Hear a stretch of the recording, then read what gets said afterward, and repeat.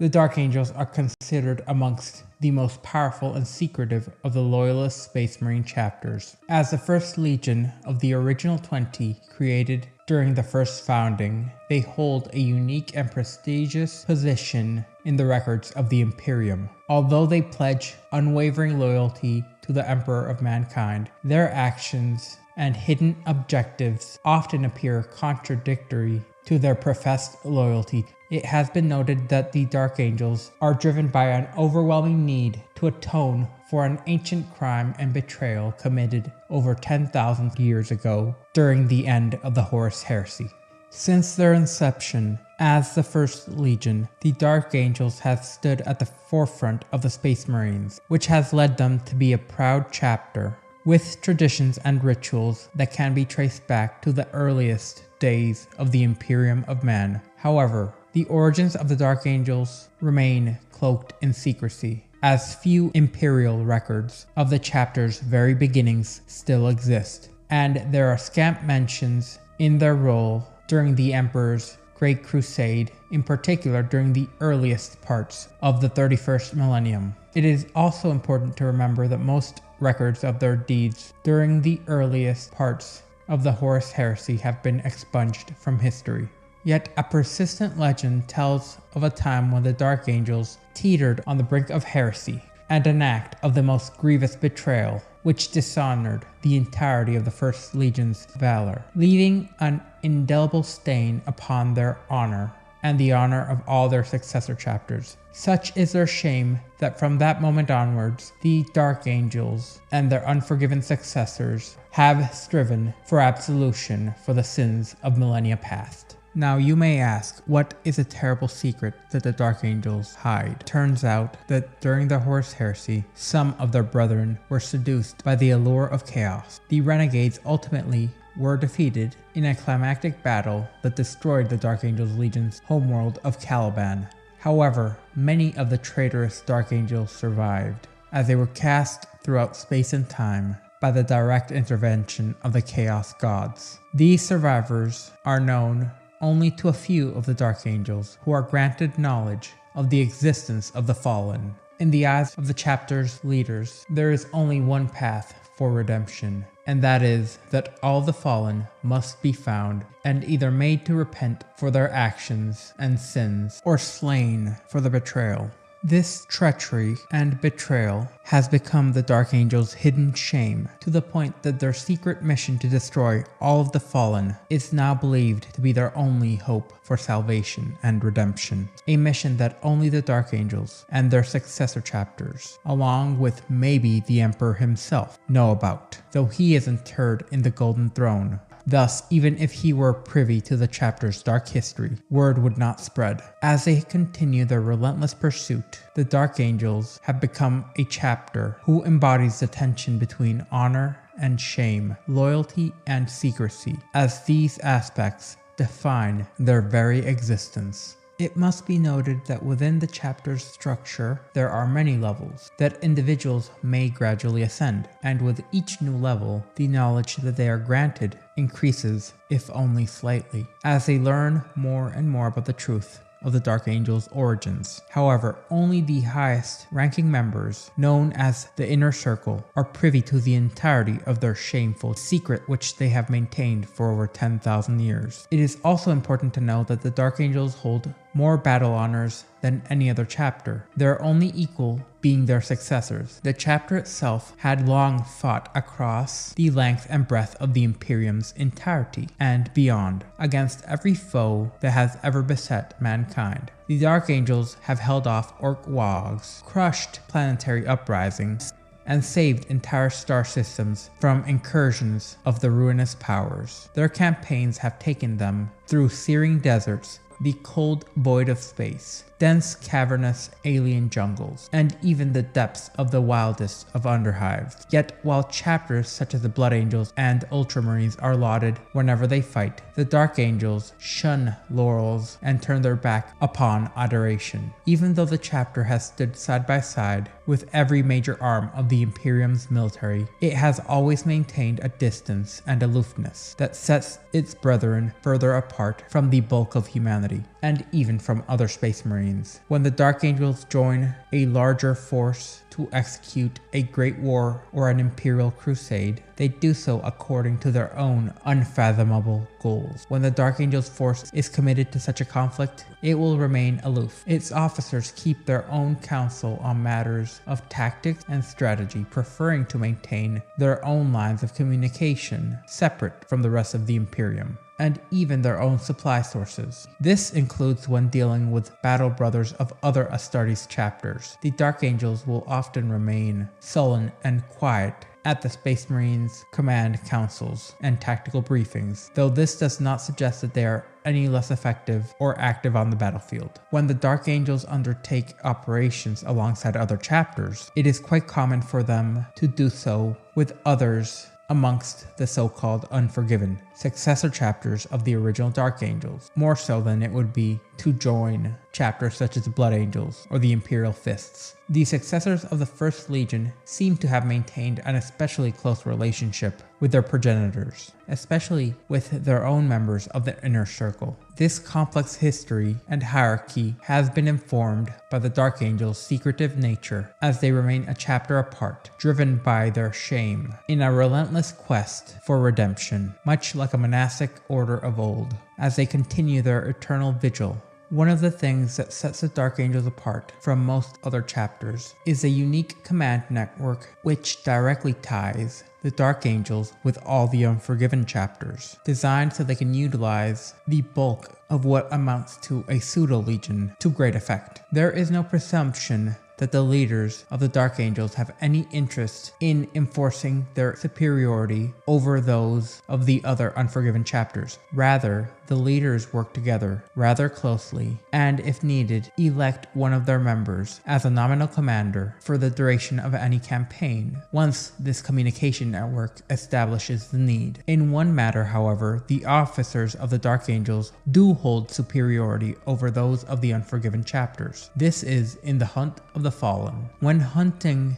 those turncoat Dark Angels who escaped the fall of Caliban, the Unforgiven operate under the auspice of the highest ranked of the Inner Circle, and the very highest of these is the Supreme Grand Master himself, Chapter Master of the Dark Angels. Currently, it's Azrael. More recently, with the return of their Primarch, it would be the Lion himself. Through the machinations of the Unforgiven's Inner Circle, its members are entirely vigilant and remain in a never-resting, never-ending hunt for the fallen. Even though the knowledge is withheld from the majority of their brethren, they will still hunt the fallen when commanded. The result of post-battle debriefings with those who should not know of the fallen's identity, even within the chapter, is post-battle psi-induced stress purges and information being fed back directly to the Inner Circle's upper echelons, as any sign of the fallen's presence is analyzed and scrutinized to an extreme degree. In addition, the Dark Angels chaplains are permanently attached to a company, allowing them to hear confessions of their battle brothers and keep a close watch for any signs of the fallen.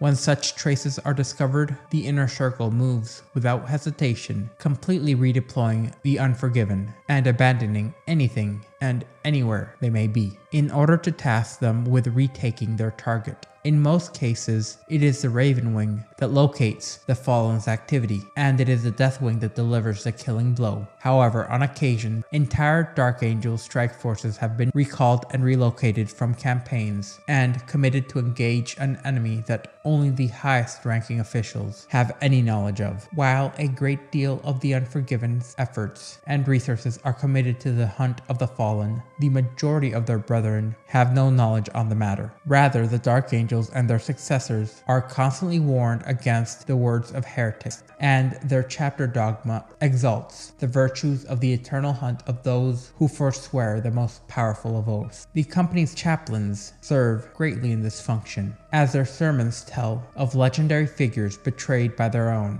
often having fought in battles far from their homes. Numerous such tales exist, and each is revealed as a part of a slow and deliberate pattern in order to have the brothers contemplate on their place in the chapter. But it is only upon the Battle Brothers' ascension to the inner circle that he is told anything approaching the truth, even though each of these tales is drawn from said truth. And even then, there are some secrets that are only known at the very highest of tiers. In particular, there is a great focus on how much the shame of the Dark Angels a battle brother may be allowed to know is completely dependent upon his station within the chapter and how far he has gone to prove himself to the agents of the inner circle. A battle brother may have fought the fallen unwittingly, believing his foe is yet another vile traitor who is worthy only of death. Perhaps their sergeant knew more, or the lieutenant, or even the captain. Certainly his company master did, but he himself will never know until he is inducted into the inner circle. Conversely, there are some higher ranked brothers who, despite exemplary service, are never inducted into the inner circle. Perhaps the chaplains harbor some small amount of doubt, or even have reason to believe the individual would not be able to bear the terrible truth of what occurred during the end of the Horus Heresy. Such Astartes, despite an exemplary record, would be unlikely to progress much further, for at the highest levels of authority, the chapter is ever engaged upon the hunt for the fallen. Now on to the origins of the Dark Angels. While their history is shrouded in mystery, they stand as the Emperor's first Space Marine Legion, forged in the crucible of war during the infancy of the Imperium, and having operated within the earliest days of the Great Crusade. They stand as the prototype for what would become the Legions Astartes. Wielding some of the most advanced archaeotech possible and plasma weapons allowed them to be set apart from other formidable warriors. Known simply as the Angels of Death or the Sixth Host back then, they were the vanguard of the Emperor's conquests, dominating the final days of the Unification Wars with unparalleled prowess. In this era, the First Legion, as they would later be known,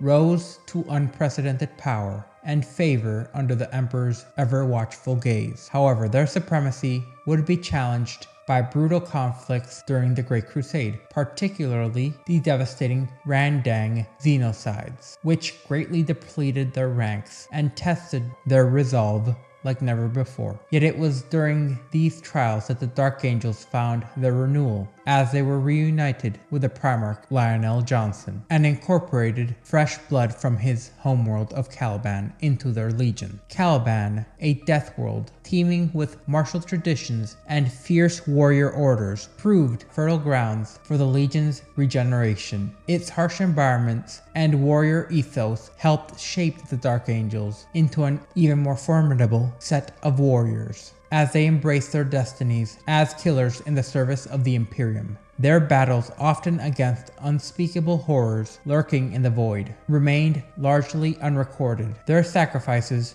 known only to those who bore witness to their valiant deeds. As it seems, the true origins of the Dark Angels and many of their practices will forever remain veiled in secrecy. However, we do assuredly know that they were the prototype that the Emperor conceived for the Space Marine Legions, and their creation laid the groundwork for the use of Primarch DNA in order to create and implant the traits necessary in the creation of these transhuman warriors. And in the process of their creation, a few stable proto-Astartes were made. These initial creations were referred to as the primordial strain and formed the foundation for the First Legion, laying the groundwork for the subsequent Space Marines. And despite the secrecy surrounding their origins, the Dark Angels stand as a testament to the Emperor's grand design and his enduring legacy, as theirs is a history etched in blood and sacrifice, a saga of duty and honor that continues to shape the very fate of humanity and the galaxy beyond.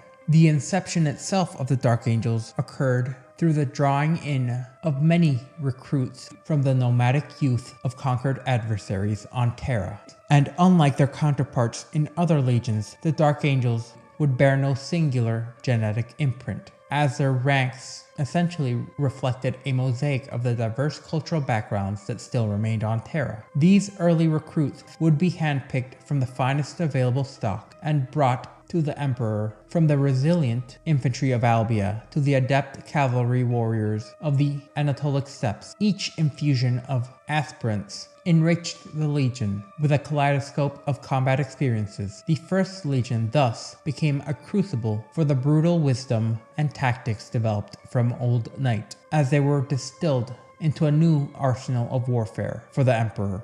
The new unity in those early years, created by the birth of the first proto-warriors of the First Legion, led them to be encouraged to leave their old names behind and embrace a new form of unity, which led to the adoption of names from ancient legends. The first roles of honor given to these proto-Astartes were names like Gilgamesh, Heracles, Trekon, Hangsit. This practice, combined with a grim aspect granted by their gene seed, quickly earned them a reputation as a band of gods, all cast from a singular potent mold. These would be the uncrowned princes. Initially, these warriors fought in small groups within the Emperor's hosts, mastering both their original skills and the new techniques taught by the Imperial Laboratories of the Biotechnical Division. They became known as the Uncrowned Princes, or simply the Crown, after a certain amount of time, a title that inspired unity and no uncertain lack of arrogance, and it reflected their place amongst the Emperor's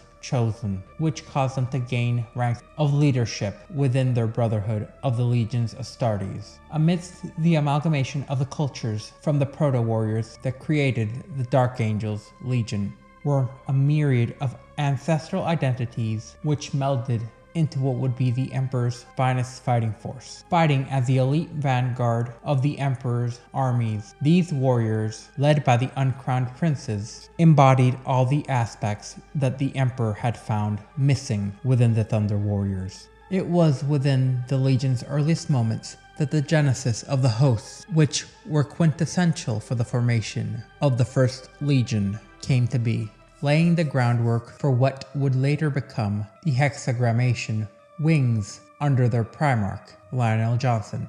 These hosts were informal groups within the early companies, which each adapted particular battle doctrines from their diverse origins in order to create cohesive cadres suitable for the Emperor's transhuman armies. Unlike traditional military structures, these hosts were not bound by company or command, and existed throughout the Legion, offering their expertise as needed.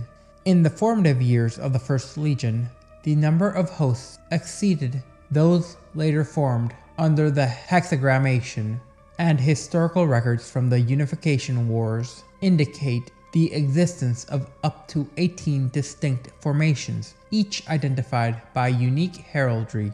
These hosts were pivotal in shaping the Legion's early tactical versatility. One notable engagement within the Third Siege of Antioch in 603 M30 saw the deployment of 9 distinct hosts from across separate companies. Despite numbering fewer than 30 warriors each, these hosts demonstrated considerable tactical overlap and versatility in their methods of combat, which were instrumental in breaching the walls of this ancient enclave. The early hosts would go on to exemplify the resilience of the First Legion, showcasing a blend of diverse martial traditions, flexibility, and the collective wisdom of warriors who had already gained an incredible amount of experience, which were key to the Emperor's campaigns, as these hosts would lay a robust foundation for the later Dark Angels and their successor chapters, as their legacy would endure as the Legion evolved under the guidance of Lionel Johnson into a highly specialized and formidable force within the Imperium. Over time, the chaotic proliferation of hosts within the First Legion would be gradually consolidated into smaller and more focused, specialized groups. In those formative years, with their brother legions still in their nascent stages, the First Legion served as a testing ground for various tactics and doctrines that would later become the Principia Bellica, which would be implemented within the other legions. As the Legion grew significantly larger in order to engage in small-scale combat actions more fluidly, some more specialized hosts became obsolete, and rendered unnecessary by the warriors who had become particularly adept in those styles of warfare. Others were eradicated by the brutal nature of the 30th millennium and the warfare encountered by those within, in particular due to the inadequacies of the methods employed. Far from weakening the Legion, this process of bloody evolution left it stronger and caused the Legion to become a refined weapon honed to perfection by the battles fought on Terra. This period of relentless combat also created a deep bond amongst the disparate warriors of the early Legion. Their sense of superiority and distinction was instilled by the Emperor's servants who had trained them and reinforced by the awe they inspired within those who they fought alongside.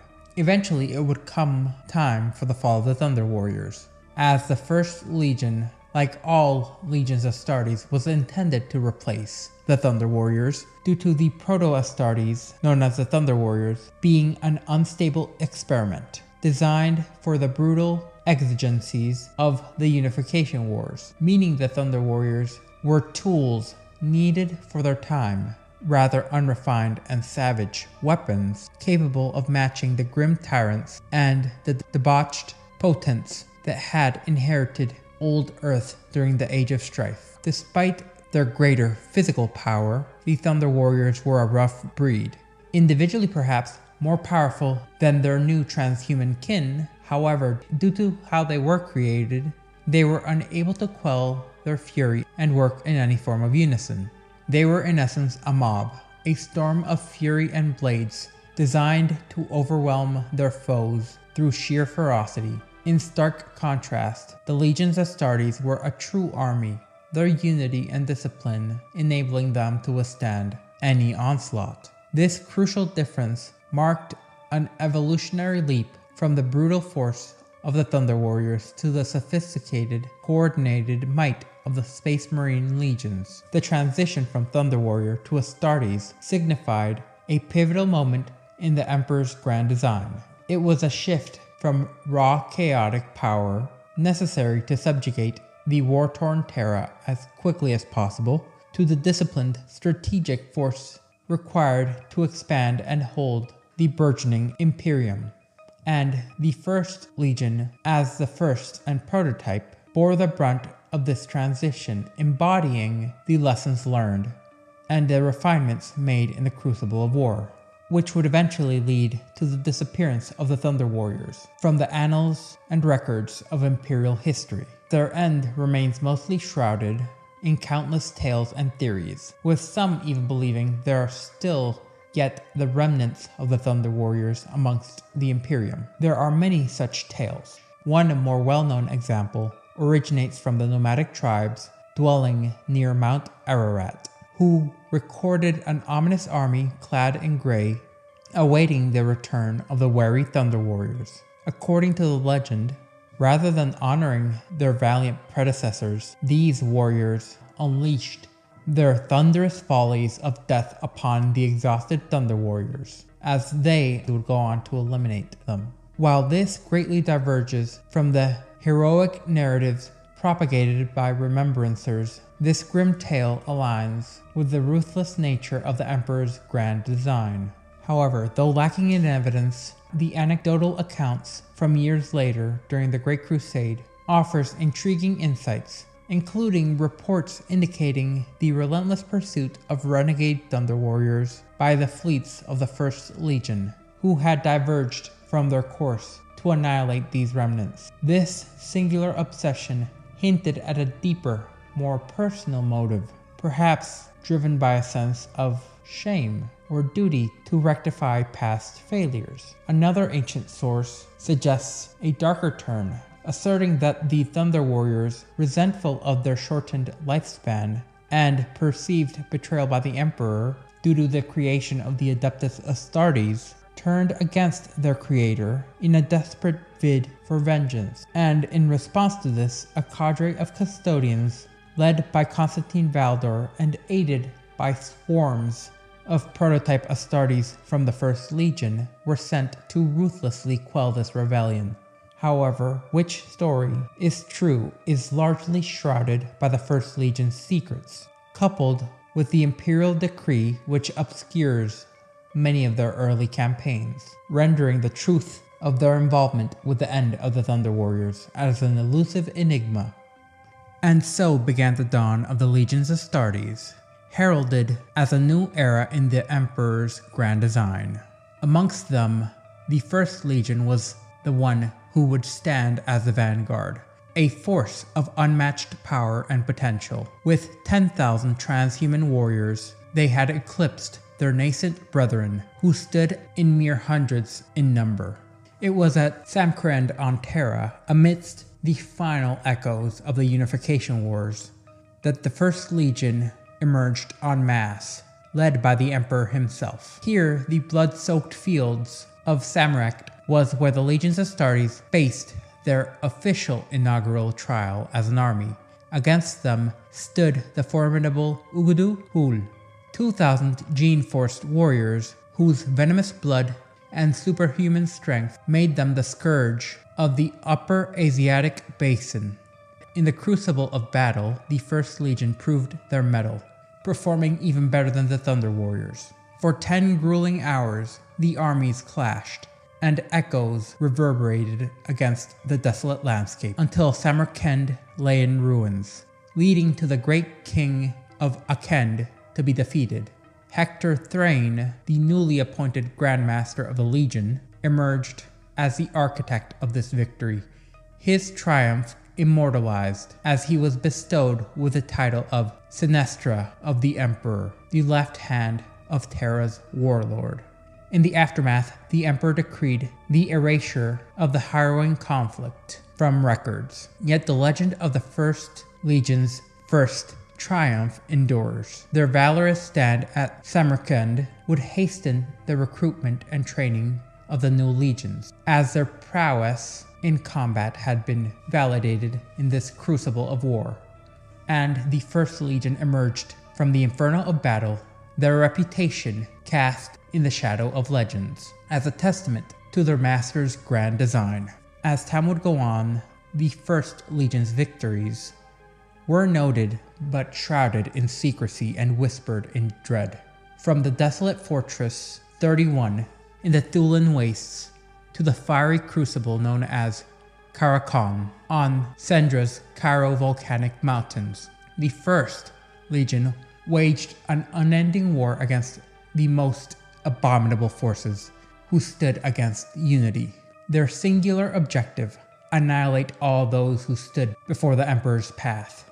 Their battles veiled in horror as they confronted Xenos nightmares and psychic aberrations that defied comprehension. Such was the terror of their adversaries that records of these conflicts are intentionally obscured and relegated to mere echoes in the histories of the Imperium. Endowed with unprecedented access to the Imperial Palace's forbidden armories, the First Legion would be renowned for wielding mankind's darkest weaponry with impunity. Under Grandmaster Hector Thrain, cities like Kundur and Malay were razed to ash, their ruins a testament to the Legion's merciless resolve. Gene-phage mutations purged from Euclidus and Saturn's moon of the vile Knave infestation. The first left barren landscapes as monuments to their grim victories. Their reputation seemed to precede them, as the first earned the morbid reverence of humanity's ranks. They were not celebrated heroes, but feared harbingers of death, rumored to even be death's own hand in the mortal realm, as superstition swelled around them due to soldiers whispering and bearing charms along with wards near them. Despite the ideals of the Imperial truth, the First Legion was viewed not as saviors or even mortals of any form, but as avatars of destruction brought into the mortal realm in order to serve the Emperor. In the shadow of their presence, fear and awe mingled, for where the First Legion tread, only death would follow, as a silent witness to their inexorable march towards victory. The First Legion's march was not without an eerie aura, one which would seem to remain even 10,000 years later, as those who have fought alongside them often met a grisly fate, their ranks torn asunder by the merciless adversaries that the Legion sought to vanquish. Some units met untimely ends, consumed by the very horrors they were meant to conquer, while others simply vanished without a trace. Yet the First Legion remained, as rumors would only be silenced once the First Legion themselves decided to speak up, ensuring that no whisper of foes reached the ears of those left behind. In response to their grim reputation, the warriors of the First would embrace the macabre image, donning the guise of death itself by adorning their armor with somber symbols of mortality. Added to this, there was the self-imposed isolation becoming tantamount to a badge of honor for the legionaries, a solemn sacrifice they viewed to shield their comrades from the unspeakable horrors they faced on the battlefield.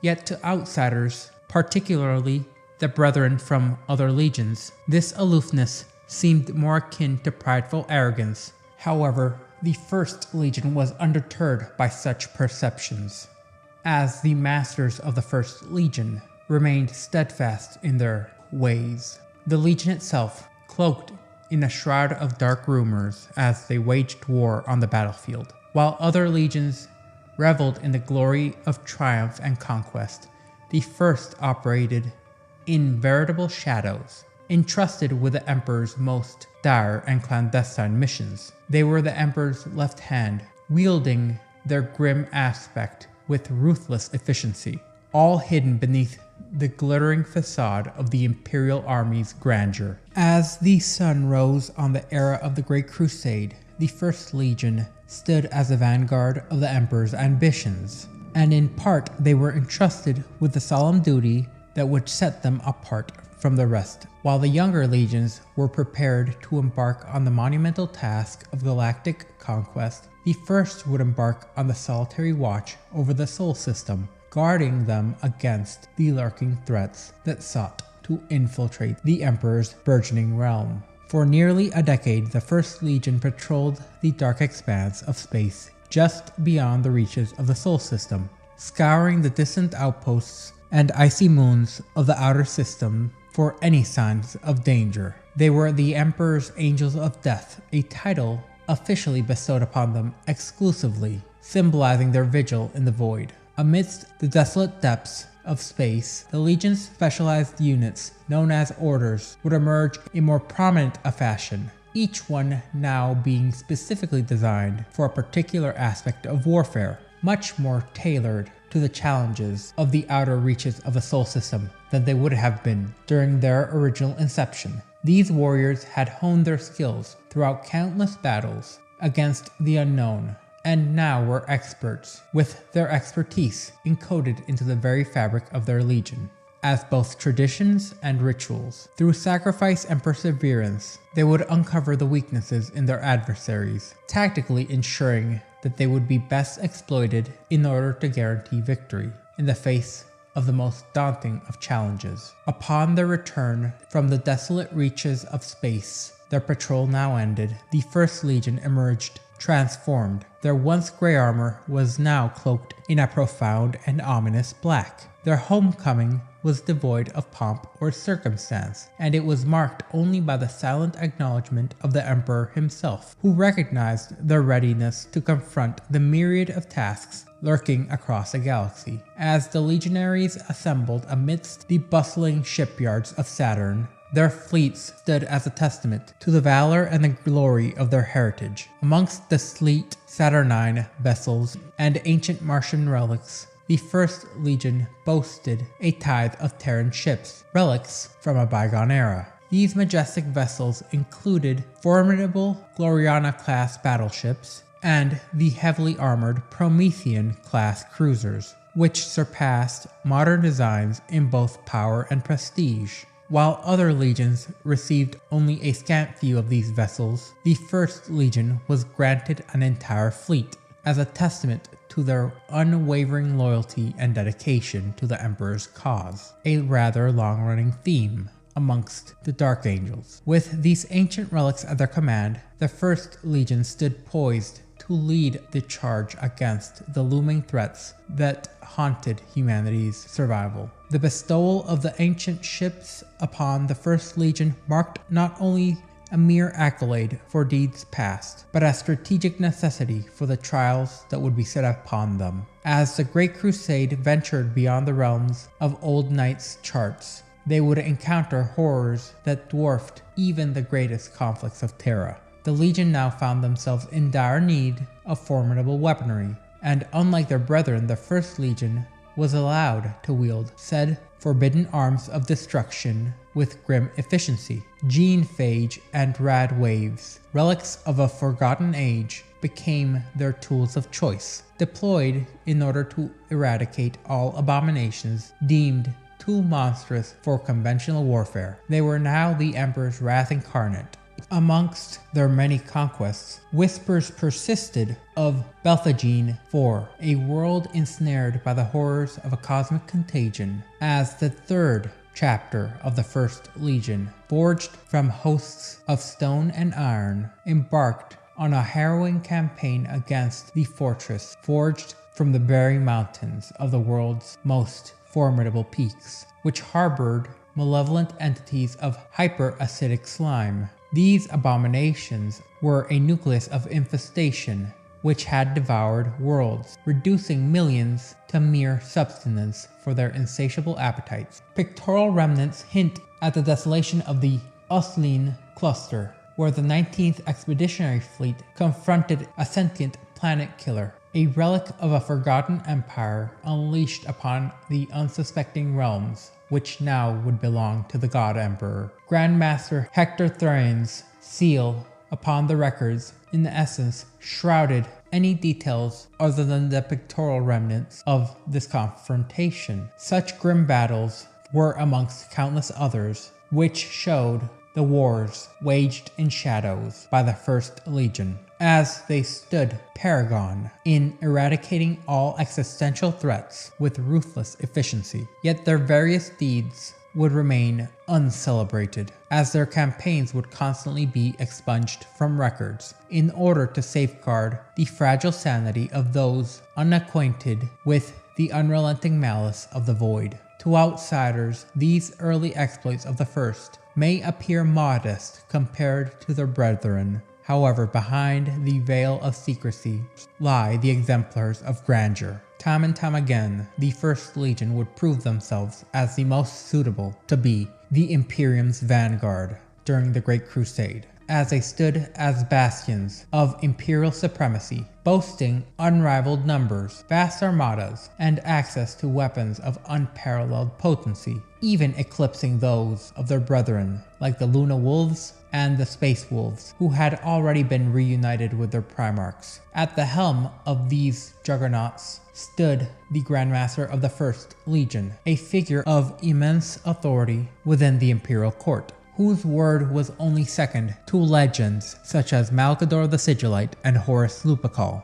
Yet, despite their covert victories, the First Legion would command universal respect and acknowledgement as the preeminent fighting forces for humanity amongst its transhuman warriors. They were the very embodiment of the Emperor's desired martial might. Yet, like the shifting sands of time, their supremacy proved transient, as they too were vulnerable to the corrosive forces of pride and arrogance. In their quest for worthy adversaries, the First Legion would become ensnared by their own hubris, disregarding lesser threats as unworthy of their attention. This would become a fatal flaw, born of overconfidence, which would sow the seeds of the Legion's eventual downfall. As with each adversary they vanquished, they would fortify themselves in an armor of arrogance, unyielding, convinced that they were the pinnacle of martial prowess, and of the glory and perfection of the hexagrammation,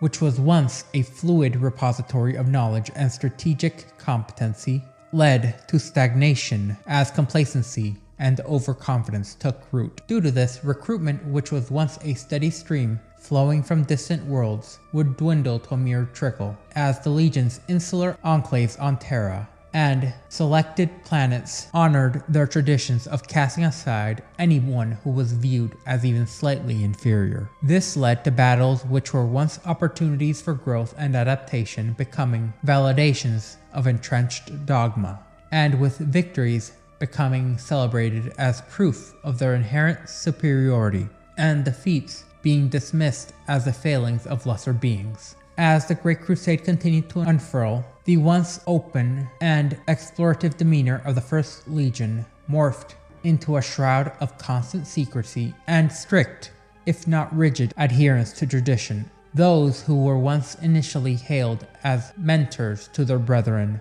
now harbored a growing resentment towards those who they had once guided, while other legions garnered acclaim for seemingly effortless conquests. The first saw their own hard-won victories overshadowed by the laurels of others. Amidst this shifting landscape of power, rivals would emerge. The Ultramarines, led by their Primarch, the illustrious Raboot Guilliman, boasted greater numbers, while the Imperial Fists under Rogel Dorn wielded formidable relics such as the Phalanx. For a legion steeped in a sense of authority, supremacy, and superiority, finding themselves merely amongst equals struck a devastating blow to their pride. Yet it was the fateful campaign at Canis Balor that delivered the final blow to the faltering confidence of the nigh invincible First. In a seemingly inconsequential star system, the First faced an adversary whose very existence had eluded the records of their orders. Despite their confidence, their relics, and their reliance on tested strategies, these Xenos of Canis Balor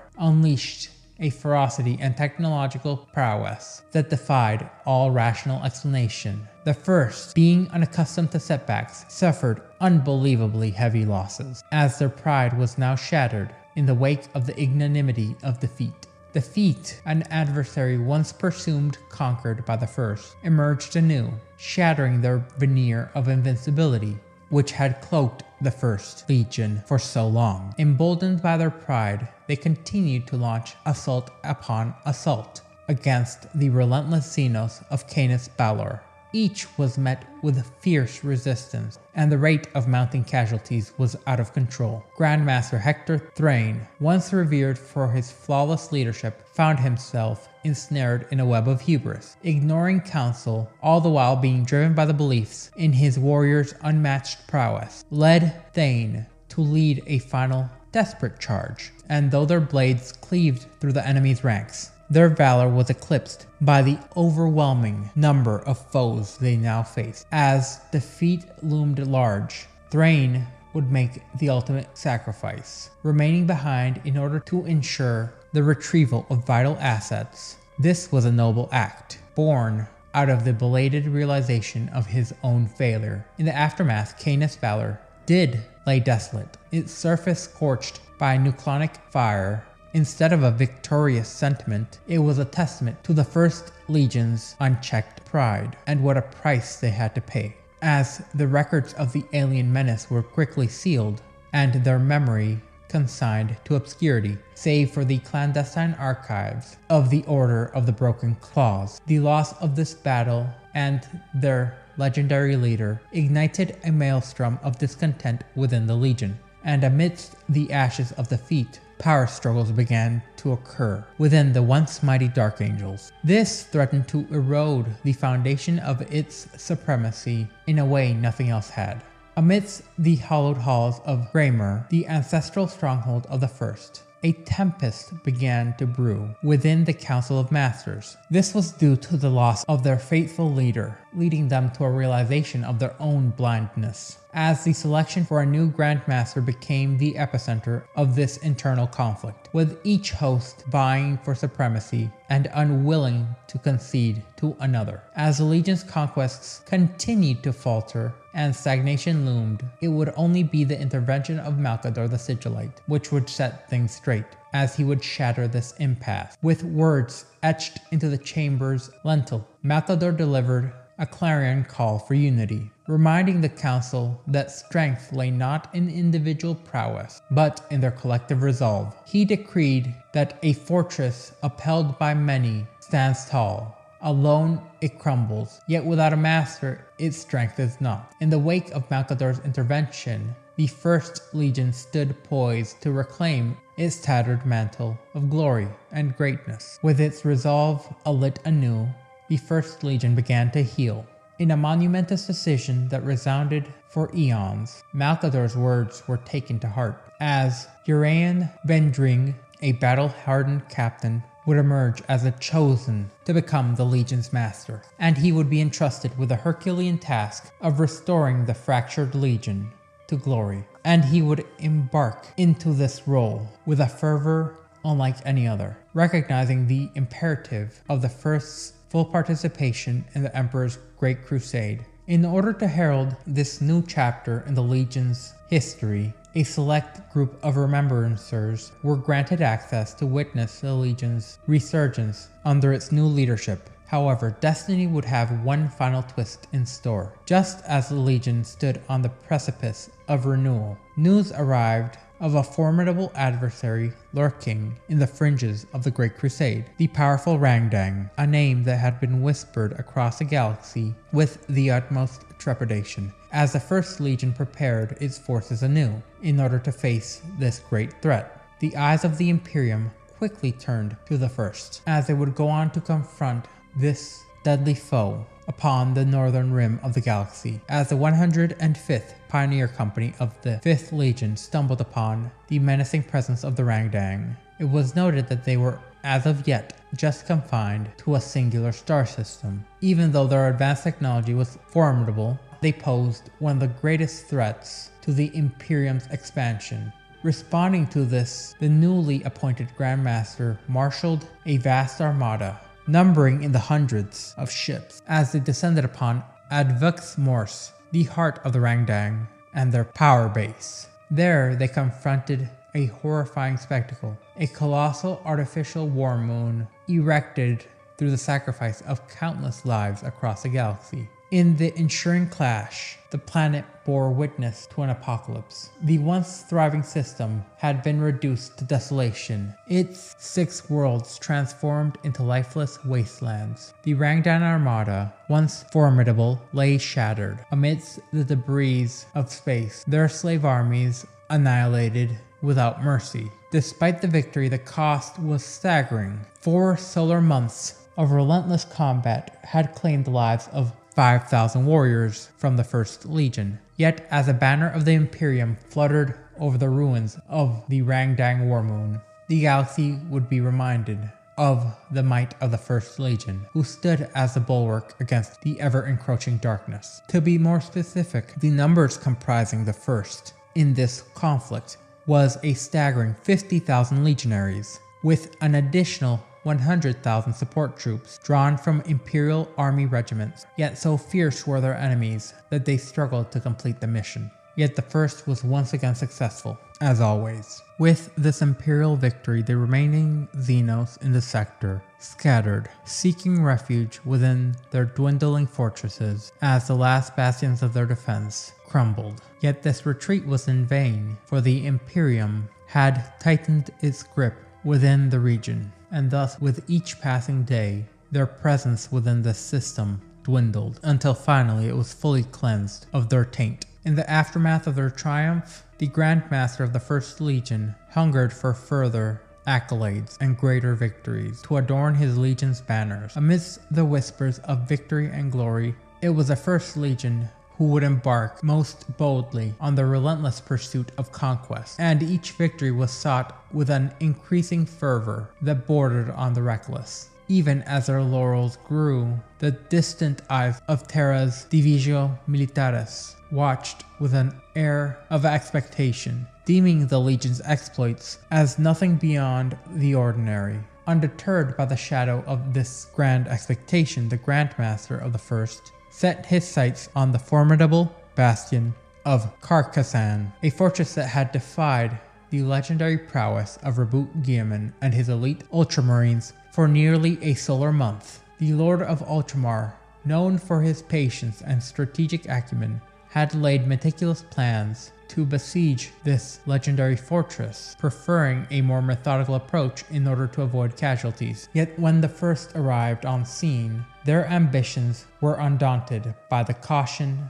or counsel set about by Rabut Guilliman. Instead of aligning with his prudent strategies, they saw an opportunity to test their mettle against the renowned Primarch himself. Forming a resolute front before the towering gates of the fortress, the warriors of the First Legion charged forward, driven by a hunger to humble a legend. As the sun dipped below the horizon, the battlefield would be cast in an eerie light, as the initial assault was met with a thunderous barrage of rampart cannons, claiming hundreds of lives instantly. Yet undeterred by the ferocity of the defenders, the black-armored first pressed on, their determination unyielding, sacrificing themselves in order to breach the formidable gates, in a furious manner reminiscent of the World Eaters. Meanwhile, the Ultramarines, under the prudent leadership of Rabut Guilliman, advanced cautiously and methodically, securing objectives with minimal loss. However, the vanguard of the First Legion surged ahead,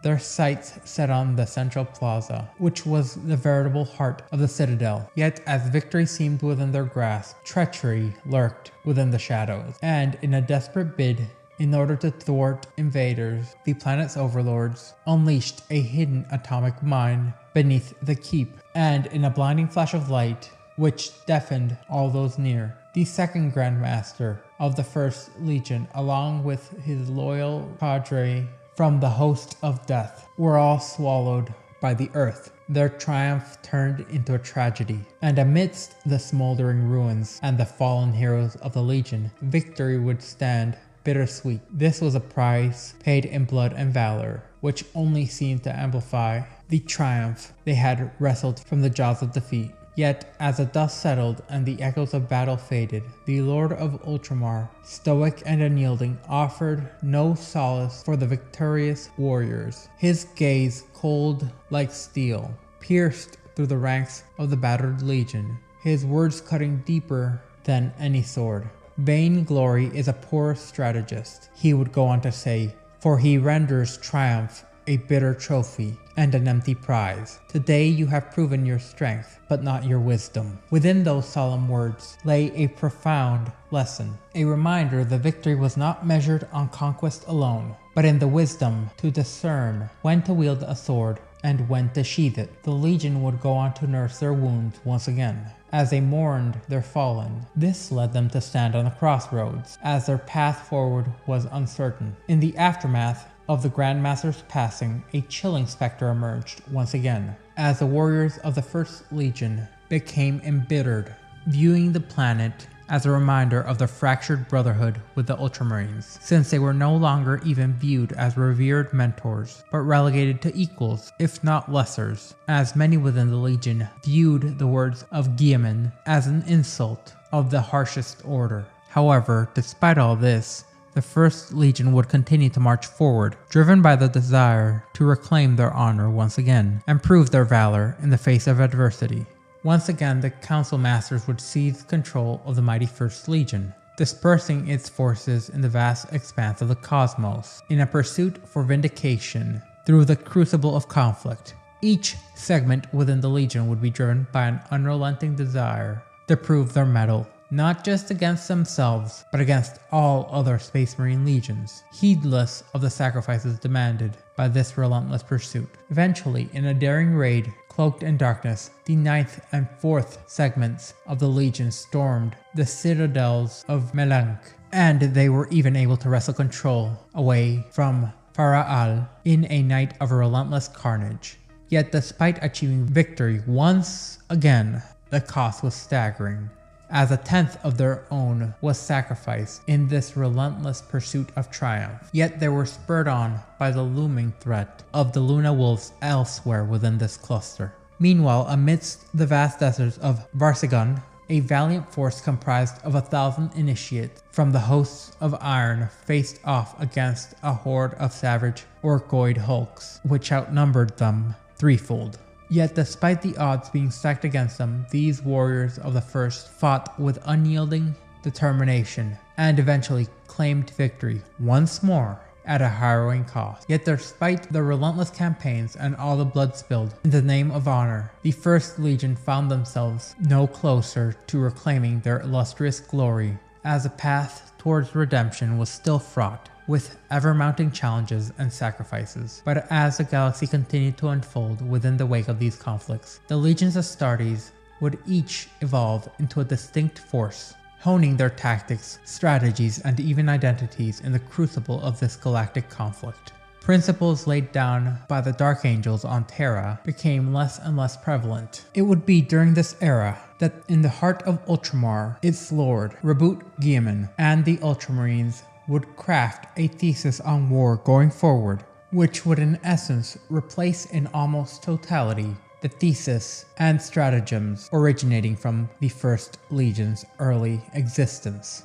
But this was no slight. It was a testament to the ceaseless quest for improvement which sight of had been lost by the First Legion. The glorious era of the First Legion's supremacy seemed to have its final death nail placed, as they had once been a bastion of the burgeoning Imperium, who had now faded into all but obscurity, their veiled secrecy being more of a detriment than a boon, as their glorious past now existed only in the memories of elder warriors and the clandestine records of the Imperial archives. It was a bitter irony that their most illustrious achievements remained entwined with their honor and held captive by the shadows of forgotten battles. Yet as the Great Crusade surged forward, due to the Emperor's relentless campaigns to unite the galaxy, the First Legion found themselves at a pivotal juncture in their saga. As their sister legions flourished and grew in strength, it seems the Angels of Death would endure another fate.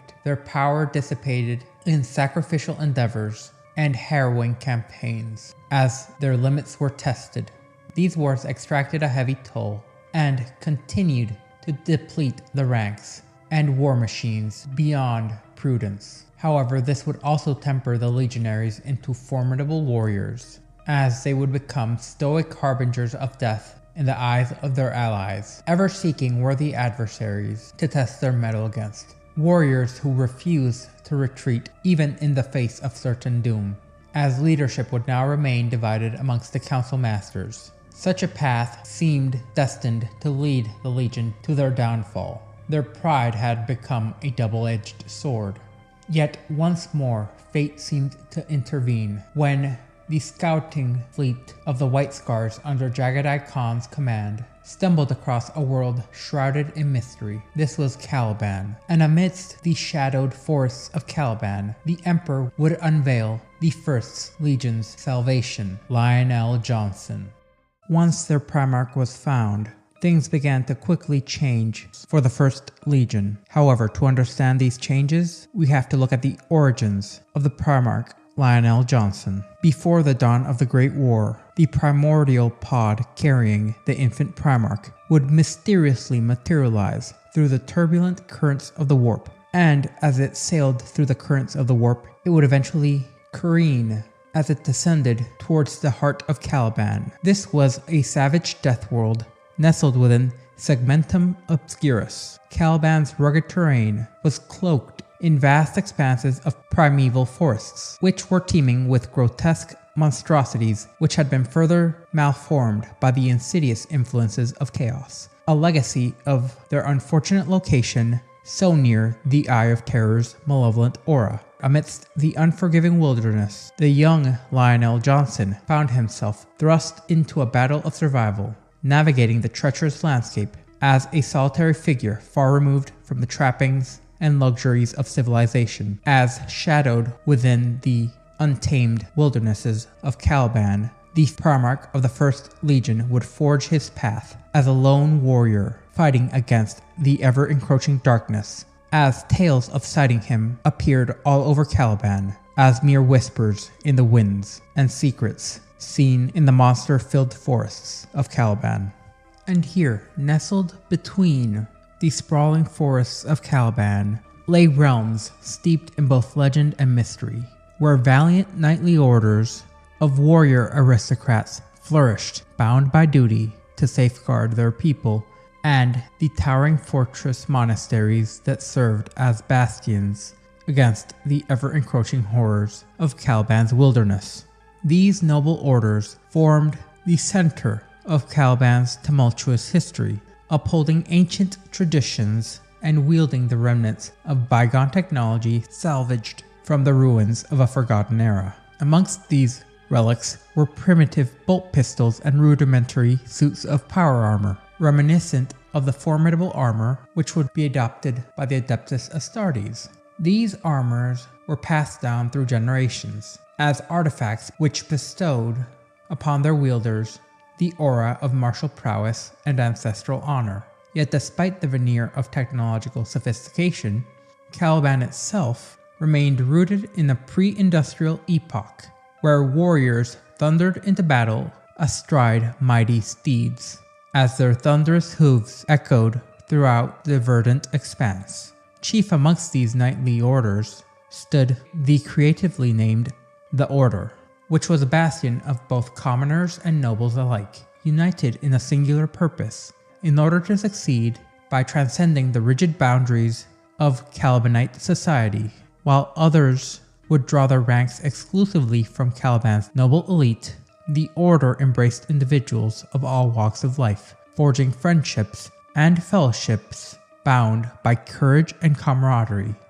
Somewhere around a century and a half would pass before the veil of time would part, revealing the long-lost Primarch, Lionel Johnson, deep within the heart of Caliban's ancient forests. Here, amidst the towering foliage, roamed beasts of legend, remnants of a forgotten era, when chimeric monstrosities stalked the land, hungering for blood and conquest. Deep within this untamed wilderness, where echoes of civilization faded into darkness, the young lion would remain a silent enigma, his origins obscured by the veil of time, as tales whispered by knightly orders spoke of a youth forged in solitude, his form untouched by the passage of years, as generations passed and the same being was witnessed time and time again.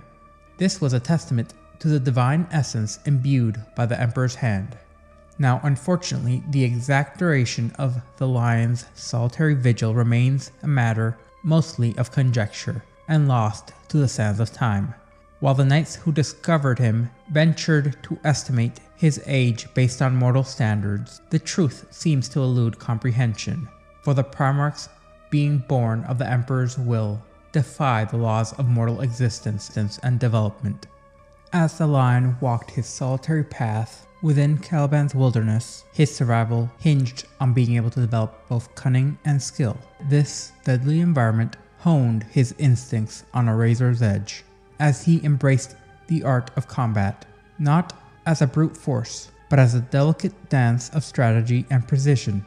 Each of his encounters became a deadly game of wits, where victory meant life and defeat spelled certain doom. With nothing but his bare hands and an iron resolve, the lion faced the horrors of Caliban's depths, his determination becoming an unyielding force, an unbeatable strength amidst the darkness. Yet he was no mindless berserker driven by primal rage, but a calculating hunter guided by logic and reason. When the knights of Caliban stumbled upon this mysterious youth, they beheld a being so formidable that some deemed him no different than the savage beasts which roamed the depths. Yet it was the fateful judgment of a lone individual named Luther that would alter the course of the lion's destiny, ushering him from the realm of beasts into the world of men. It was Luther, a stalwart defender of the realm, who discovered him and bestowed upon him the moniker Lionel Johnson, signifying his prowess and the bond with the forests itself. Under Luther's tutelage, the lion embraced the noble traditions of the order, learning to wield justice with a tempered hand and to channel his strength for the greater good. Forged in this crucible, the lion found his purpose beyond mere survival, but as a beacon of hope amidst the encroaching forest's shadows. As Caliban was constantly gripped by the relentless onslaught of the great beasts which caused humanity on the planet to stand on the brink of oblivion. Even though the valiant efforts of the Order served as a bulwark against the ever-encroaching darkness, they could only delay the inevitable as their numbers were dwindling in the face of insurmountable odds. Now that the Lion had been transported from the wilderness to the bastion of Alderbrook, he assimilated the customs and tactical acumen along with the use of the intricate Calvinite weaponry with unparalleled swiftness that left even his mentor Luther astonished. As he ascended through the ranks of the Order alongside Luther himself, emerging as formidable warriors, achieving the pinnacle of the Order's hierarchy. Propelled by the Lion's unwavering vision, the Order would embark on a crusade against the monstrous scourge that plagued Caliban's inhabitants. His call to arms echoed through the Order and beyond, igniting a fervor of liberation that could only come from a Primarch. However, his path to victory was arduous, spanning a solar decade of relentless warfare against unyielding beasts lurking within the forest steppes. And in this unending battle, Lionel Johnson revealed not only his prowess as a warrior and a tactician, but his innate ability to inspire those around him. Each triumph against the beasts seemed to only bolster the ranks of the Order, regardless if they lost warriors, constantly drawing forth new recruits who dared dream of a future beyond mere survival at the edge of existence. Even though he was known for his affinity for solitude, Lionel Johnson's actions would propel him to the forefront of Caliban's transformative crusade. His presence on the battlefield, coupled with an unwavering resolve to act decisively, would define his leadership. In a bold departure from tradition, Lionel Johnson dismantled the age-old barriers restricting ascension to the upper ranks of the Order, extending a call to arms beyond the realms of nobility, and even beyond his own realms. This audacious move swelled the Order's ranks, albeit at the expense of dissent amongst the adherents to the traditional values of the Order. Those knightly orders resistant to join Lionel Johnson's movement faced swift and decisive retribution.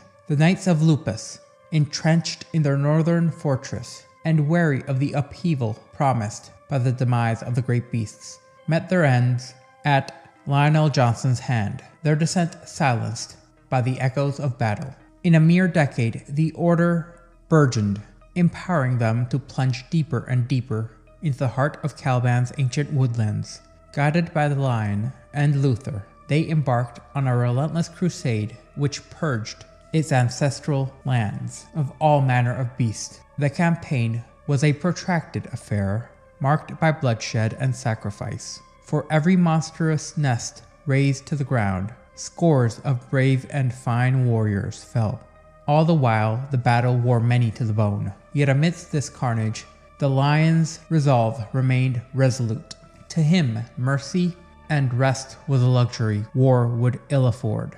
Only through the utter annihilation of their enemy could their centuries-old torment come to an end. Lionel Johnson's tactics were marked as equal parts cunning and ruthless. Ambushes while lurking in the shadow, poisoning tainted beasts' watering holes, and swaths of forest engulfed in infernal flames, all designed to drive the creatures into desperation. His warriors, in awe and trepidation, spoke of his exploits with a mixture of reverence and dread, for the Lion's prowess was only matched by the terror he instilled in his quarry, an apex predator of this deadly world. As his influence grew, so would the trepidation amongst the remaining elite, because after the Knights of Lupus were eliminated, many balked at his unyielding methods and feared the seismic shifts in tradition and leadership he had heralded.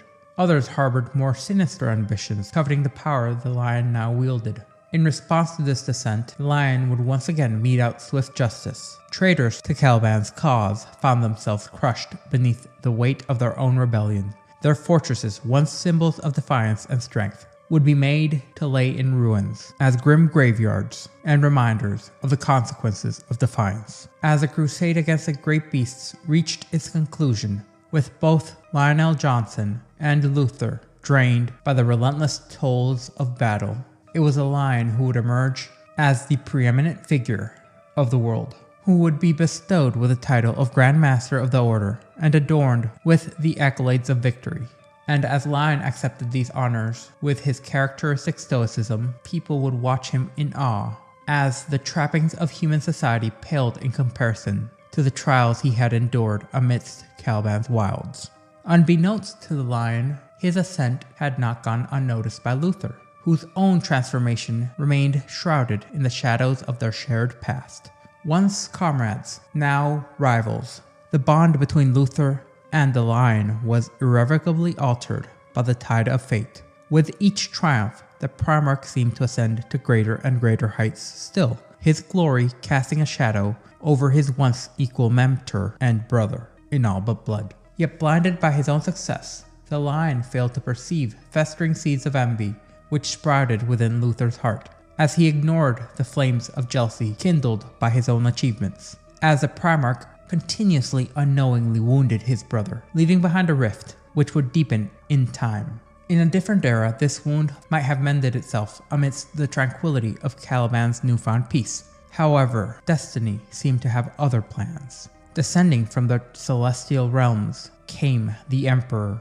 It was on 846 M30 that the Emperor of Mankind, accompanied by a select cadre of 500 Astartes, hailing from the First Legion, would descend upon Caliban, in response to the Primarch's psychic presence. From the instant of the Emperor's arrival, the connection resonated between him and Lionel Johnson, hinting at a destiny entwined in the fate of the galaxy. Recognizing the bond forged between them, Lionel Johnson would pledge his unwavering allegiance to the Master of Mankind. In reciprocity, the Emperor bestowed upon the Lion the mantle of leadership over the newly reborn First Legion, who had been crafted from the Lion's own genetic blueprint. The Emperor's grand vision in the aftermath of Old Knight's demise had manifested in the Great Crusade, a monumental endeavor aimed at reunifying humanity's scattered colonies, reasserting its dominance over the stars. The Space Marine Legions would be the instruments of the Emperor's will, spearheading his noble quest, eradicating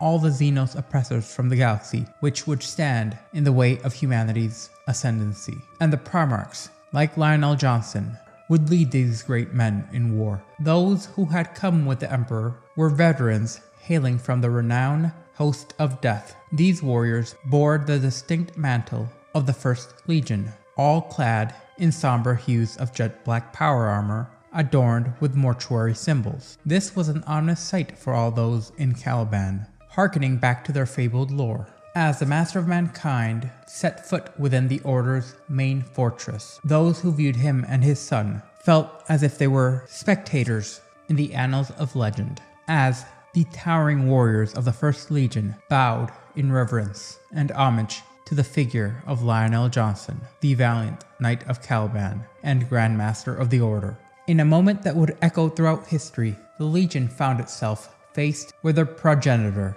and in a gesture of profound sacrifice, Lionel Johnson sought to gauge the prowess and loyalty of his newfound sons by engaging in the trial of combat with the captain of the company, who had been clad in the formidable cataphracti pattern Terminator armor. The Legion's champion would confront the Primarch, wielding a blade wreathed in crackling energy against the Lion's own rugged steel blade. As they clashed, the only thing providing any sort of edge for the captain was his weapon's pulsating power field. However, when the tumult of combat ended, it was the Primarch who emerged victorious, his opponent wounded and defeated, and this would form a bond of mutual respect between the Lion and his sons, and thus the Primarch would bestow the Astartes with the name that would ring throughout the ages, the Dark Angels, a name derived from Caliban's own historic traditions. As news of the Lion's return reached the governing council of masters in the distant Greymoor, the heart of the First Legion, a tumult of conflicting emotions surged throughout their ranks. The revelation of their Primarch's existence stirred a maelstrom of shame and pride, tearing the very fabric of their allegiance asunder. While none dared question the Emperor's decree that Lionel Johnson was their true lord, the council found themselves ensnared in a web of conflicting sentiments. Some amongst them were haunted by remorse and confronted by the stark reality of their legion's tarnished honor and the formidable burden their Primarch would inherit. Others were fueled by a fervent desire to redeem themselves and their legion's standing, yearning to embark on a crusade, seeking to present their new master with a glorious victory in his name. As across the vast expanse of the galaxy, the disparate units of the First Legion mirrored the Council's divided stance, some inspired by the prospect of restoring honor, while others plunged headlong into battle, their fervor reignited with the promise of redemption. Conversely, others sought to disengage from their ongoing campaigns, yearning to make a pilgrimage to their Primarch who at the moment was back on Terra, being trained and introduced to the complexities that the Master of Mankind would bestow upon his shoulders. There, amidst the hallowed halls of the Imperial Palace, the Primarch would be initiated into the intricate tapestry of war that awaited him. His role in shaping the destiny of the Imperium and humanity as a whole was now unveiled before his very eyes. Following the Emperor's arrival and the Lion's departure, Space Marines of the First Legion initiated a series of rigorous trials and competitions amongst the aspirants drawn from the Order and other knightly organizations within Caliban. These challenges were both physical and psychological, as they served as a litmus test for the candidates' martial prowess and character, in order to separate the wheat and the chaff, as whispers were permeated throughout the halls of Caliban, hinting at the coveted opportunity to join the ranks of the Astartes and ascend from mere humans to a higher state. Yet beneath the surface, a deeper, more clandestine purpose lay within these trials. Beyond a mere selection, it also served to scrutinize the genetic purity of Caliban's human population. For the First Legion, the stakes were twofold: identifying the most worthy candidates for the transformation into superhuman warriors, and assessing the suitability of Caliban as fertile grounds for further recruitment endeavors, all the while ascertaining if their hands would be forced in destroying their Primarch's adopted homeworld. In the wake of the Emperor's arrival and the subsequent integration of Caliban into the Imperium, a significant transformation swept across the world. While the knightly orders of Caliban had long reveled in their distinct identities, often resorting to martial conflict in order to settle disputes, the Space Marine legions stood as almost uniform bastions of unity and purpose. Led by the Lions, the Dark Angel's monumental decision was made: the dissolution of the individual knightly orders and their assimilation into the ranks of the Legion. This profound restructuring aimed to forge a singular unifying force, an identity that would serve the Emperor and the Imperium. However, such a monumentous undertaking encountered no shortage of resistance. Not all within the knightly orders were willing to relinquish their autonomy and pride. Despite the Lion's persuasive rhetoric, dissenting voices would persist, clinging to their traditions and independence in the face of change. Yet amidst the discord, the promise of glory and honor under the banner of the Emperor's cause did sway many to acquiesce to unification. As the Imperial army descended upon Caliban's surface, and dissent rippled throughout its populace, the trials of the First Legion officially commenced, as the majority of Caliban's inhabitants remained poised to join the ranks of the Imperial army, be they Astartes or otherwise. In a remarkably brief span of time, Caliban underwent a metamorphosis unlike any seen before. Once a world of untamed wilderness and ancient forests, it swiftly evolved into a hub of mortal industry.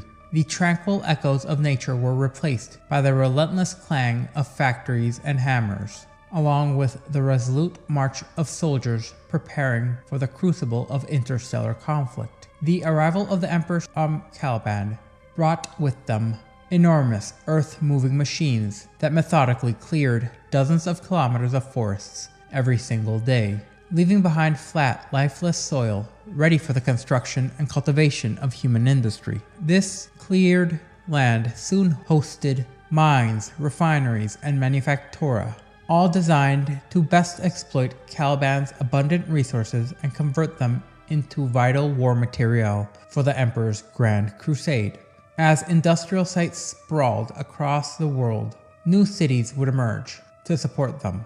These urban centers grew both upwards and outwards, with each passing terra near. Traditional villages and towns surrounding these fortress monasteries would be emptied, as their citizens were relocated better to serve the Imperium, their lives irrevocably changed by the relentless march of progress. And amidst this transition, a significant milestone would be reached. The individuals who had proven themselves would be finally deemed ready to become Astartes. The first aspirants of Caliban would be officially inducted into the First Legion, marking the culmination of Caliban's integration into the Imperium and the solidification of its role in the Emperor's vast interstellar war machine. Word would eventually arrive from Luther that the Astartes had completed their final selection for advanced training and genetic enhancements to join their ranks. As over the next several standard years, through the application of imperial science and the marvels of gene seed, these chosen aspirants were transformed into battle brothers of the newly christened Dark Angels. Luther himself had also been selected to join, like many of the Order's ranks. However, like a significant portion of the initial initiates taken from the Order and other Calibanite knightly orders, he was too old to benefit from the traditional full implantation of gene seed. In its stead, Luther and his peers underwent an extensive series of genetic, surgical, and biomechanical enhancement procedures, which greatly mirrored that of the Thunder Warriors. These modifications significantly increased their strength, stamina, and reflexes to superhuman levels, similar to that of the Astartes, and while they became taller, stronger, and quicker than any ordinary man, they would never achieve the full status of true Astartes. This delineation marked a pivotal moment within the integration of Caliban into the Imperium, as the now transformed aspirants of the Dark Angels symbolized a full blending of Caliban's martial tradition with the advanced capabilities of the Imperium, setting the stage for their future contributions. And the changes to Caliban's knightly orders was not just in physical appearance, but the very fabric of their relationships, as Luther and others were now surrounded by those who had once been their squires and junior knights, which had ascended to stations far above themselves, and as the old order was now amongst warriors who had become far more powerful than they could ever hope to be. Yet Luther would continue to serve as a lion's second within the Legion, a position which he had earned through merit and unwavering commitment to the imperial ideal, as his dedication was undeniable and his contributions significant beyond measure. Despite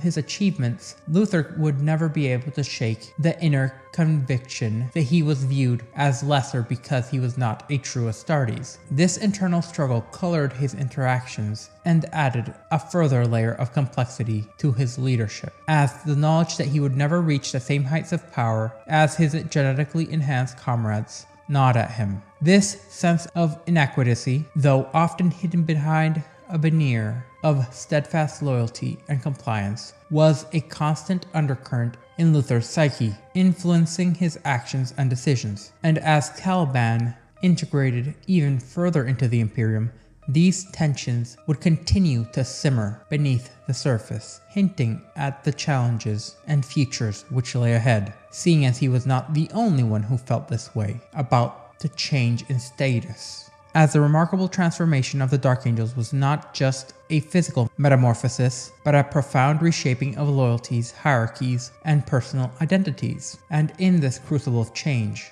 conflict would be sown, as individuals such as Luther, amongst others, struggled to reconcile their past glories with the stark reality of their present and future limitations. Eventually, Lionel Johnson and his identity would lead to him being often regarded by his brother Primarchs as a dour and morose individual, a figure of somber determination, as his demeanor was marked by moods and aversions to the counsel of others, all stemming from his stark and simple worldview. His time on Terra did teach him the harsh truth that the war waged on Caliban's monster-hunted forest was merely a prelude, a children's game, compared to the greater conflict ahead. As the galaxy teemed with monsters and his purpose was clear, he was set to destroy them. Unlike Sanguinius, who embraced the chivalric ideals, or Mortarion, who harbored arbitrary hatreds, or even Fulgrim, who was obsessed with beauty and perfection,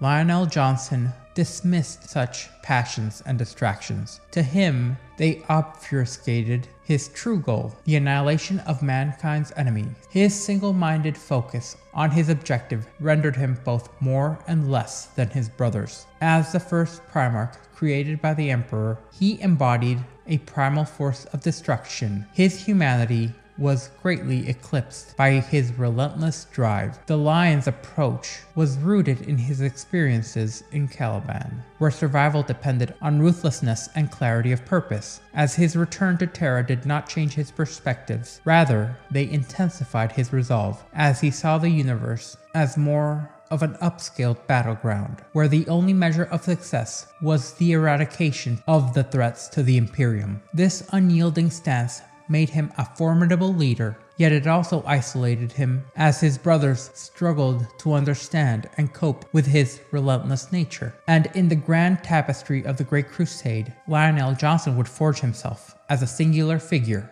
a destroyer forged by necessity and honed by purpose, as he could stand against any of his kin, match blades with Fulgrim, and even stalemate the great strategist Rabut Guilliman. And while others might surpass him in specific skills, none equaled him in the grander scope of battle. His will was marked by bloody-minded determination, as he was unmatched. His talents and the resolute confidence in himself, which some might call arrogance, won him few friends, but his prowess ensured he was placed at the head of his legion far faster than any other Primarch recovered before him. The legion he inherited, however, was in desperate need of its Primarch and a new beginning. Scattered and fractured, the First Legion remained a powerful fighting force, but one whose purpose had become obscured in the long years of the Great Crusade before the coming of the Primarch. They had been mentors, guides to the younger legions,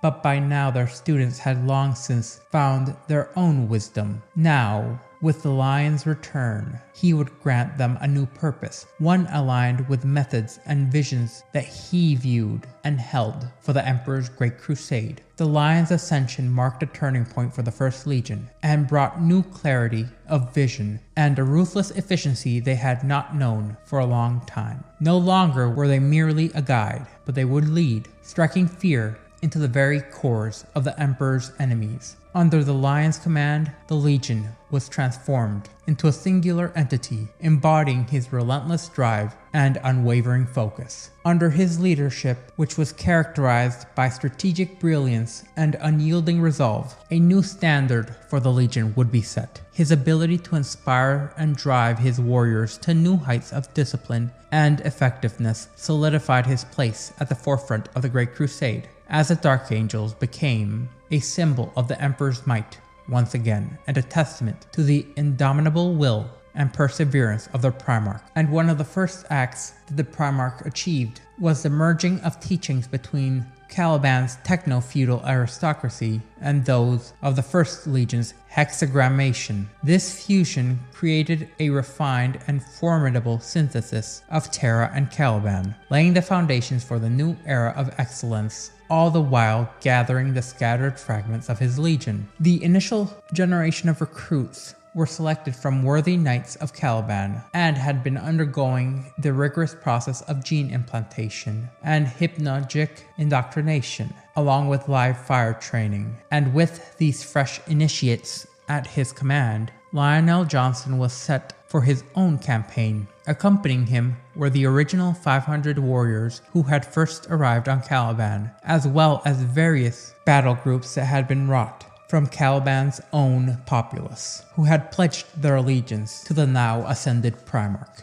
This formidable force was bolstered by auxilia companies raised to serve the Imperial Army, and a small retinue of Mechanicum Magi from the Forge World Zana II, who were all eager to court favor with the new Primarch. In total, this army numbered a full 20,000 warriors, approximately a third of the Legion. Each soldier was marked by the promise of a new beginning, all bearing the emblem of the winged sword of Lionel Johnson's Dark Angels, symbolizing their allegiance to the future rather than the grim remnants of their past. Under his guidance, the Dark Angels became more than mere warriors. They became a relentless force which would unify the galaxy under his father's vision. Lionel Johnson led his now formidable host to reunite with the scattered companies of his Gene sons, scattered across the vast expanse of the Great Crusade. Finding these warriors amidst the galaxy-spanning war involving 10 billion soldiers was no small feat. It was made possible only by the Lion's strategic genius and the technological prowess of the tech adepts from Zana II,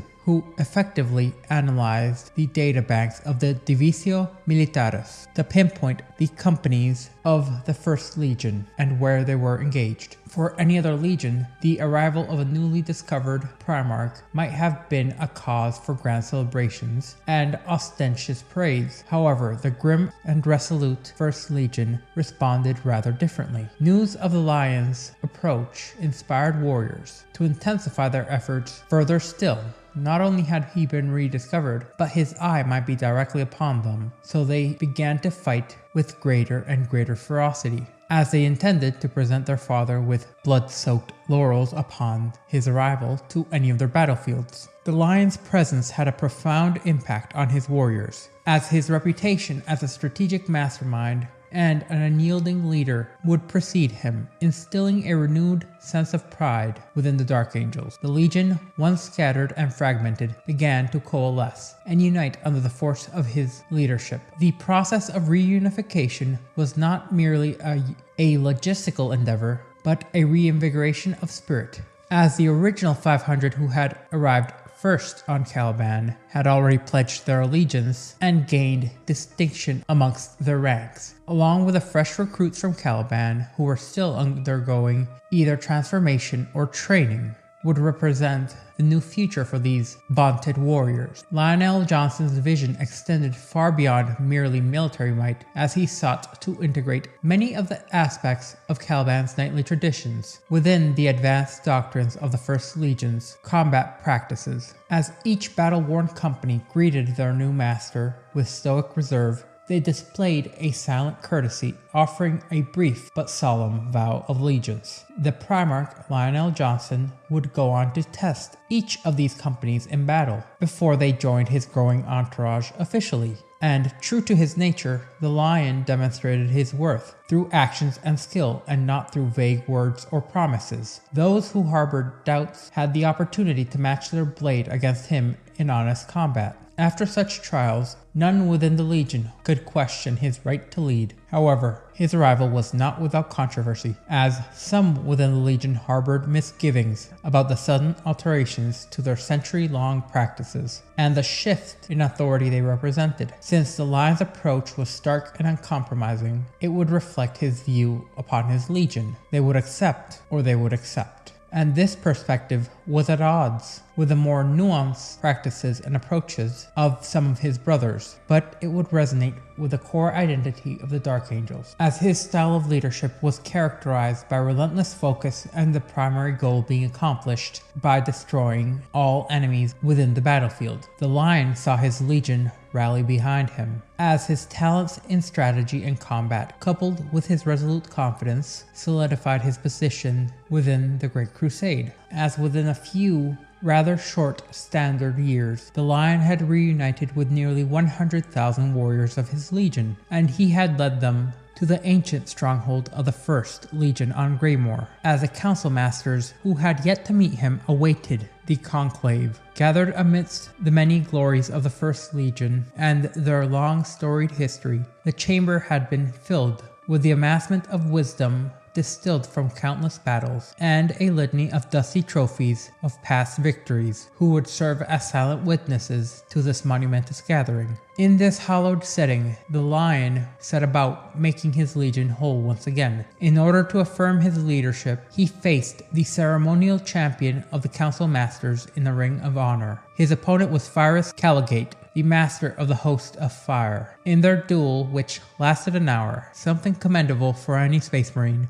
would lead to legends being formed. With this final trial completed, the Primarch accepted the title of Grand Master of the First Legion and the leader of the 6 wings of the Hexagrammation, along with the title of High Preceptor of the Orders Militant, as he became the first warrior to consolidate the leadership of an entire legion under his singular banner through combat. The Lion's leadership brought a new surge of purpose to the Dark Angels, as they had now essentially been given a rebirth, a renaissance if you will. To the assembled warriors of the Dark Angels Legion, whose oaths had been sworn through blood and sacrifice, the new Primarch made a solemn pledge. This oath would now be immortalized in the books of the Council of Masters, and it would go as follows. We are the angels of darkness. For us there is no peace, no end but war and death. We shall not walk in the golden halls of mankind's future, but stand resolute in the shadows beyond. While we yet draw breath, the Imperium will not fall, and we will not know defeat. I pledge every warrior, every drop of blood in this legion, in the name of victory, no matter the cost. This vow sealed a pact between the Primarch and his legion, uniting them under a shared destiny. As the Dark Angels, now bearing the weight of this oath, embraced their role as a bulwark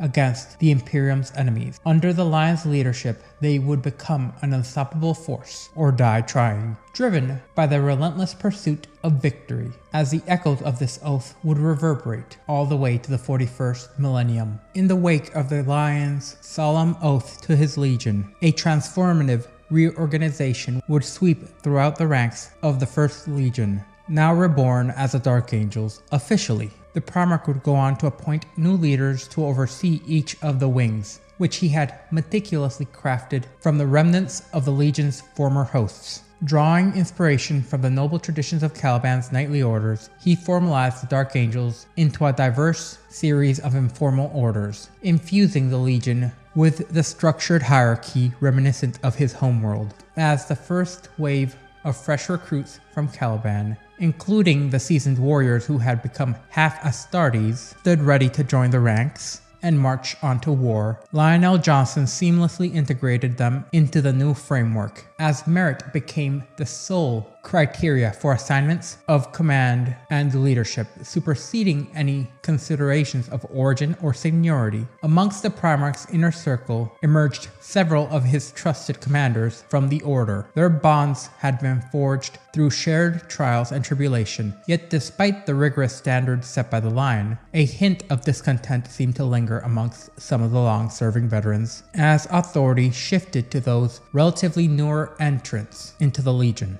The Grand Legion that once had stood on Greymoor yielded to the winds of time and change, as their large bastion was replaced by a more modest fortress designed in particular to guard the burgeoning industrial complexes on the planet of Caliban. While Caliban would retain its status as the bastion of the Legion, their true center of power would lay in the sanctum of the Primarch aboard his flagship, the venerable Gloriana-class battleship known as the Invincible Reason. Here, amidst the whispers of ancient corridors and the hum of technological marvels, Lionel Johnson plotted the course of his legion, charting a path towards the fulfillment of his sacred oath towards his father and the Imperium. As the Primarch stood aboard his flagship, it seemed that a resurgence of the Legion under the Lion was guaranteed, since he had breathed a new life into the Dark Angels, and had dispelled any lingering shadows of doubt that had clouded their ranks, shredding the burdens of the past and its former glories,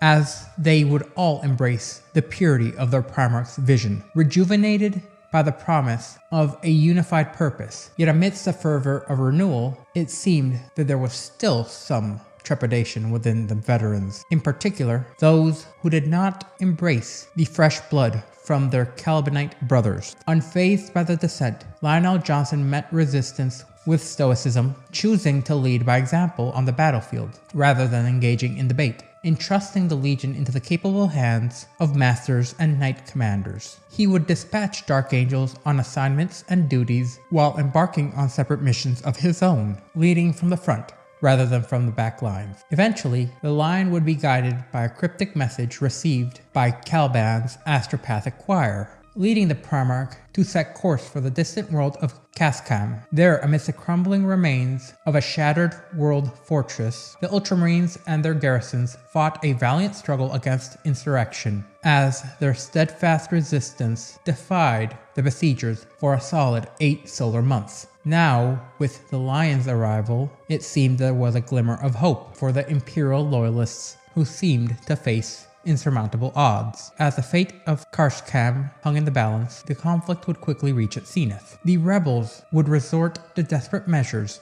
unearthing ancient vaults buried within the planet's surface, where a biogenic plague had been stored. Said plague would quickly be unleashed upon its populace, twisting them into grotesque, inhuman, bloodthirsty monstrosities, devoid of reason save for their insatiable hunger for carnage. The mutated horrors born from the virulent plague descended upon the warriors of the Ultramarines Legion with a savagery that even battle-hardened Astartes found challenging. With much of the Great Crusade's might focused elsewhere in the eastern reaches of the galaxy, relief seemed unlikely for the Ultramarines. Few would dare even entertain the notion of aid coming from the Dark Angels. Yet, as the invincible reason had materialized from the warp, its drop pods prepared for imminent deployment, it would be noted that Praetor Atron, commander of the embattled Ultramarines garrison, would momentarily abandon his own stoicism as he was unable to contain the physical reaction of elation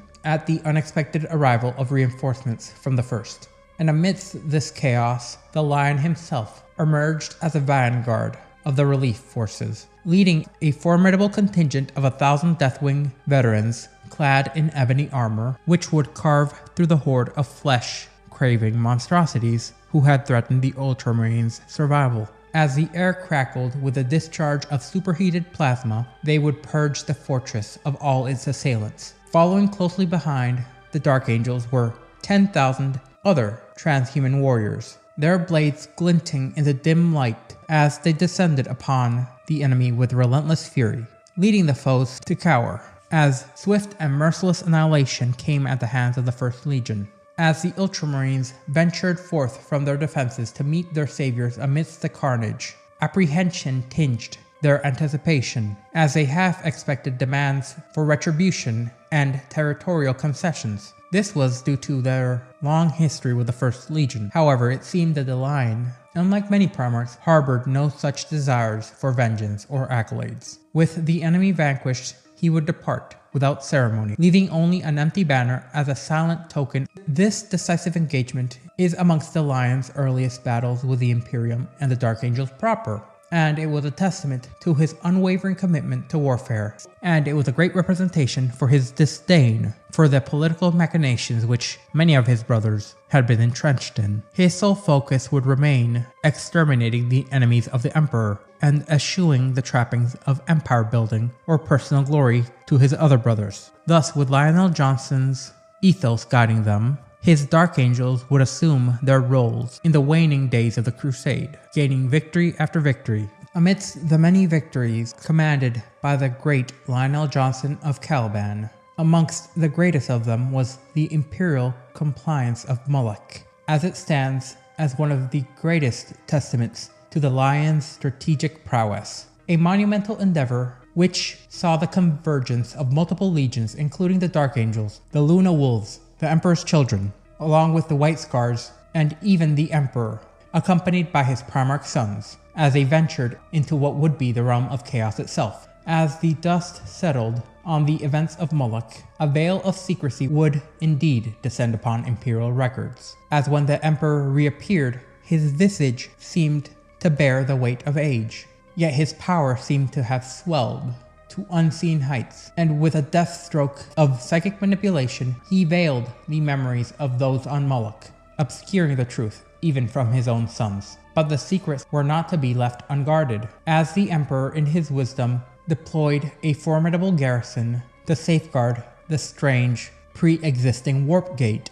Nearly 100 regiments of Imperial Auxilia stood sentinel upon this dangerous locale, their ranks fortified by the might of 3 full Legio Titanica cohorts, and amongst them At least 2 full detachments of Space Marine legionaries stood vigilant, and it is assumed that many of them were from the Dark Angels themselves, who had been entrusted with such secrets and weaponry for eons prior. Yet even as the Imperium stood poised to defend against all external threats, it seemed a shadow loomed on the horizon. The specter of a second and third Rangdang Xenocide seemed to cast a pall upon the galaxy, with a conflict of unimaginable scale and ferocity, which whispered of ancient adversaries in greater numbers than ever before. Amidst those who went to confront the Rangdang were the Dark Angels once more, their presence a beacon of hope as they became the vanguard. Them, alongside the titans of Legio Griffonicus, Legio Virtum, and Legio Kaidos, would fight against the vile Xenos scum. And they would even be bolstered by the formidable forces of Xana II's Mechanicum cohorts, as they plunged headlong into the fray to finally finish off the Rangdang Xenocides. This harrowing conflict erupted in 862 M30, as a resurgence of this ancient menace, once thought vanquished, seemed to potentially threaten the entirety of humanity. With a relentless fury, the Rangdang descended upon the galaxy in the Imperium's northern borders, their numbers eclipsing all previous imaginations. It seems that they had prepared to rush the Imperium and attempt to collapse it under waves and waves of endless numbers. For a decade, the conflict raged on, as the Rangdang descended upon the Imperium's northern borders. And even when it seemed to stretch on for an eternity, the seasoned warriors of the Dark Angels, heirs to the First Legion's legacy, stood firm against the ever-encroaching tide. Their valor was a last line of defense against the annihilation of a myriad of human worlds, both those who had officially joined the Imperium and those who had not. During these Rangdang Xenocides, the Lion would carve a path of his own, as a specter of doom and retribution, hunting each and every one of the nightmarish Xenos invaders. In those early tumultuous years, when it seemed despair threatened to engulf the Imperium, the Lion stood firm, unwavering even. Unlike the radiant Sanguinius or the charismatic Horus Lupercal, he was a stoic presence which assured those on the battlefield that there was at least a singular bastion of solitary strength in the face of such overwhelming darkness. For nearly a decade, the conflict would rage, drawing in a full 9 Space Marine legions into the maelstrom and leaving a trail of devastation across the reaches of human civilization. As the toll was heavy, with each legion bearing the scars of battle, it seems that even the Space Wolves, renowned for their ferocity, mourned the loss of thousands as they valiantly broke the siege of Xana during the Rangdang Xenocides. The Dark Angels themselves, mustering their forces once more, stood ready for battle, yet not unscathed, as they themselves had faced their own trials in this crucible of war. And here, amongst the endless corpses of Xenos mounting, the Dark Angels' new legend was built, as they combated against the scourge of Xenos, lurking beyond the halo stars, their valor reaching a pinnacle in the harrowing Third Rangdang Xenocide. Around the year 890 M30, the Dark Angels clashed in full force against the Rangdang threat, in a desperate bid to safeguard the Imperium's northern reaches from full annihilation once more. The cataclysmic battles that ensued, from the siege of Vorkask Citadel to the fierce engagements over Morkar, bore witness to the Dark Angels' incredible might, as, against overwhelming odds, they stood strong. Even though they paid a staggering price in lives lost, they were able to extract an unsurmountable toll, and winning the day even though it decimated their ranks, leaving them as a mere shadow of their former numerous glory. Rumors would swell amidst the aftermath, surrounding the Dark Angels' sacrifice in mystery. Some speculated that they sought redemption in their eyes of their new master, leading to many of them taking unnecessary risks, while others whispered of darker motives laying beneath the surface. Regardless of the truth, the legacy of the Dark Angels endured as they had conquered, and in the aftermath of the Rangdang Xenocides, the Dark Angels sought to replenish their depleted ranks, turning to their homeworld of Caliban for even more new recruits. And with the Rangdang threat pushed back, a fresh wave of new Calibanite Space Marines joined their ranks, embodying a new ethos, and with new tactics derived from their recent experience against the Rangdang Xenocides. With their new numbers, the Dark Angels re-engaged. One such fleet, under the direct command of Lionel Johnson, set its course for the world of Sarosh. Meanwhile, the Ultramarines Legion, buoyed by their upswell in numbers, stood on the verge of becoming the largest and potentially most powerful singular Space Marine Legion, with approximately 166,000 legionaries by the year 899 M30. Amidst these developments, the feud of Dulan loomed over the horizon, a shadowy conflict that seemed to test many of the Imperium's greatest warriors. As the Space Marine legions continued to expand the borders of the Imperium, each Primarch would vie for distinction in the eyes of the Emperor. Amongst them, Leman Russ, the Primarch of the Space Wolves, harbored the ambition to outshine all his brothers. Only Horace Lupercal and Lionel Johnson boasted more triumphs than Russ, and that fact seemed to gnaw at him deeply. A turning point for this came on the planet of Dulan, and this was in 870 M30, when the Space Wolves and the Dark Angels fought side by side, leading to a feud to spark, whose echoes still reverberate to this day. This was during an incident where a planetary governor by the name of Durath openly insulted Leman Russ, provoking a fury within the leader of the Space Wolves. Russ, consumed by anger, vowed to slay the man, demanding the honor of leading the assault. But Lionel Johnson, the ever meticulous strategist, had already devised a plan and was not about to yield to the command of his impulsive brother. Taking charge of the operation, the Lion would personally execute Durath, leaving Russ seething with frustration as he was denied his vengeance. Enraged, Russ would confront the Lion in a violent clash that would become legendary. For an entire solar day and night, the two Primarchs engaged in a brutal duel, their strength and agility matched in a relentless struggle. And though Russ had greater brute force, the Lion's speed and precision proved a formidable tool to equal this disparity. And eventually, their sons would mirror this duel in a tradition, a ritual if you will. For when the Dark Angels and the Space Wolves met, they would field their champions each and every time in a duel to first blood. This was a sign that even though they may fight, they were united in the solitary goal of ensuring humanity would prosper, and that no bad blood would remain between the legions. Another incident of great note would be the incident which occurred when the Dark Angels' 4th Expeditionary Fleet, once again commanded by Lionel Johnson, embarked on a crucial mission in the compliance to the colloquially known 4-3.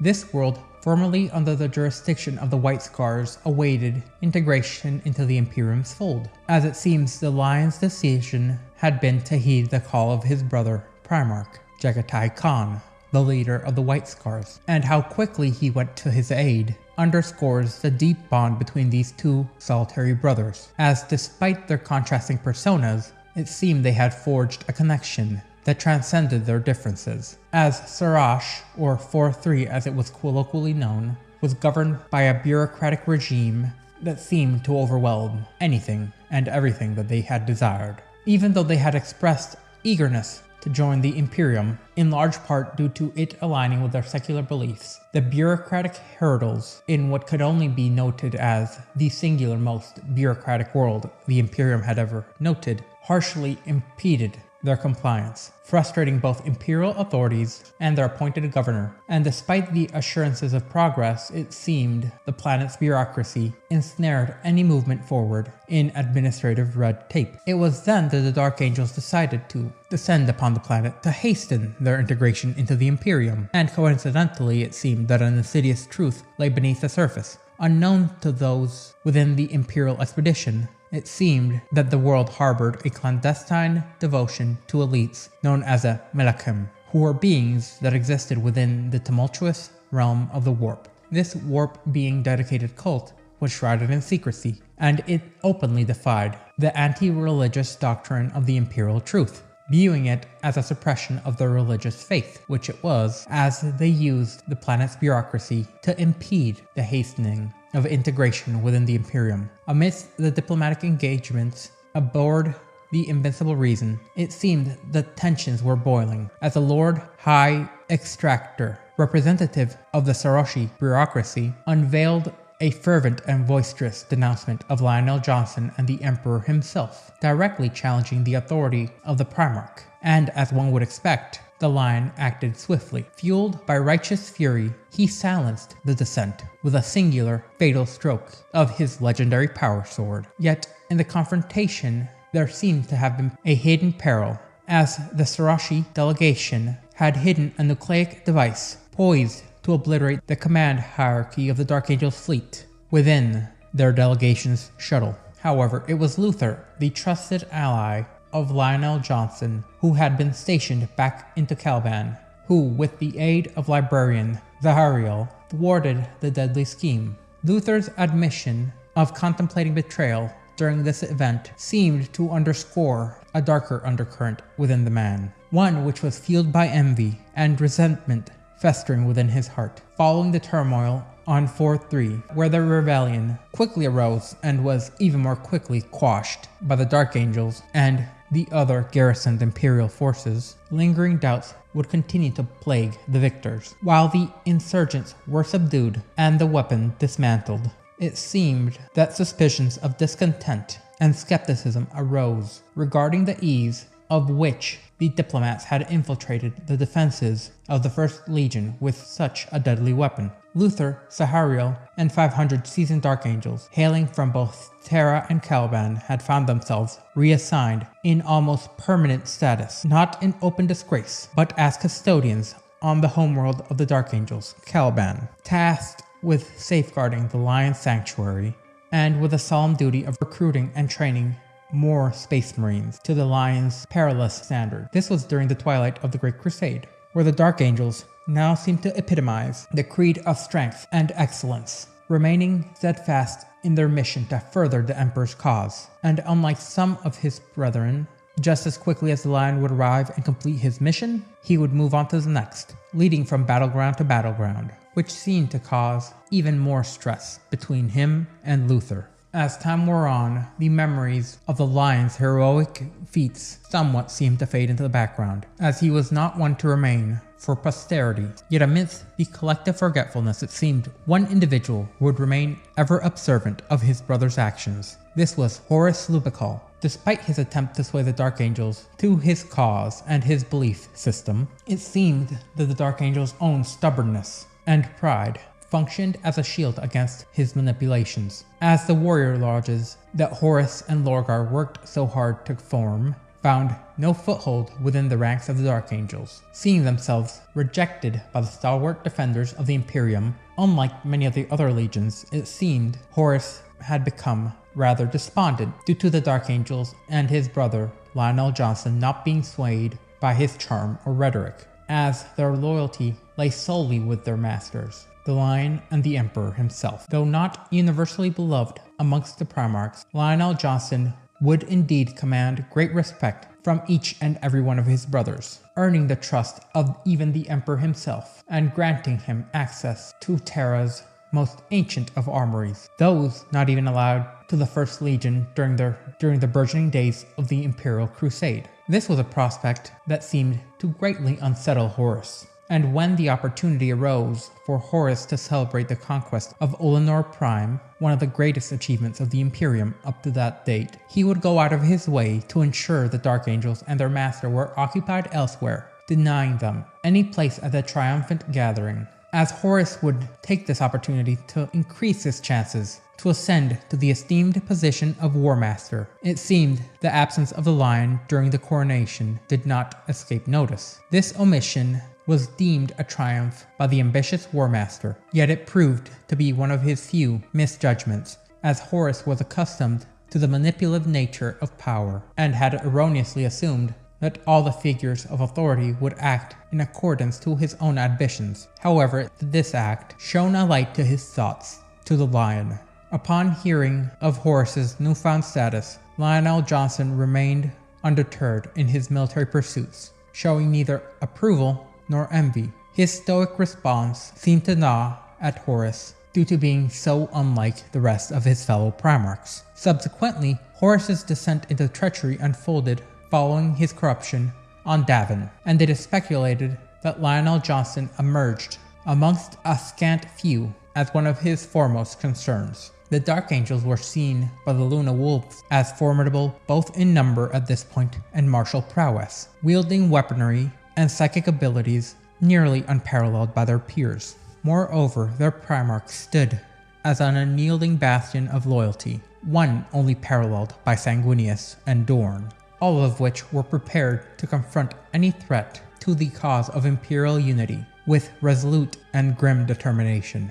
Amongst the Primarchs, the War Master harbored no ordinary fear, yet the prospect of confronting the Lion in open conflict gave him pause. Should Lionel Johnson refuse allegiance to the traitorous cause, he would become an obstacle of priority to be eliminated. 3 Space Marine legions stood in the path of Horus's treachery before its inception, and while he sought to co-opt the White Scars and to annihilate or corrupt the Blood Angels as soon as possible, his intentions toward the Dark Angels were different. Horus aimed to exile them as long as possible, ensuring that they would remain distant until his dark designs were fully fulfilled. However, it seems that fate had other plans, as he would fail on all regards. The White Scars would never join him, the Blood Angels would battle on Terra against him, and the Dark Angels would reap a furious vengeance upon the War Master's forces. And even though he had been functionally exiled to one of the furthest reaches of the Imperial front lines, the Lion would re-emerge within the Imperium, relentless and resolute,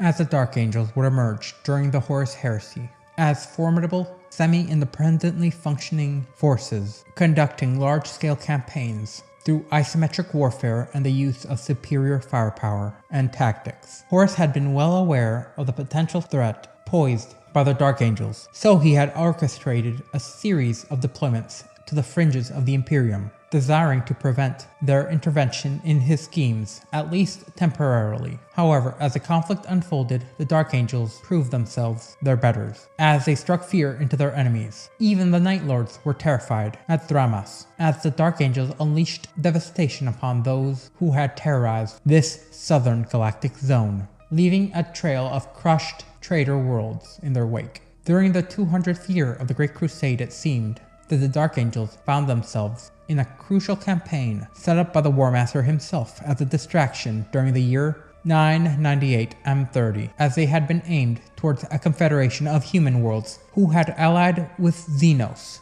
of questionable allegiance. And over the span of 7 Terran years, from 998 M30 to 05 M31, the Dark Angels had been immersed in an arduous campaign.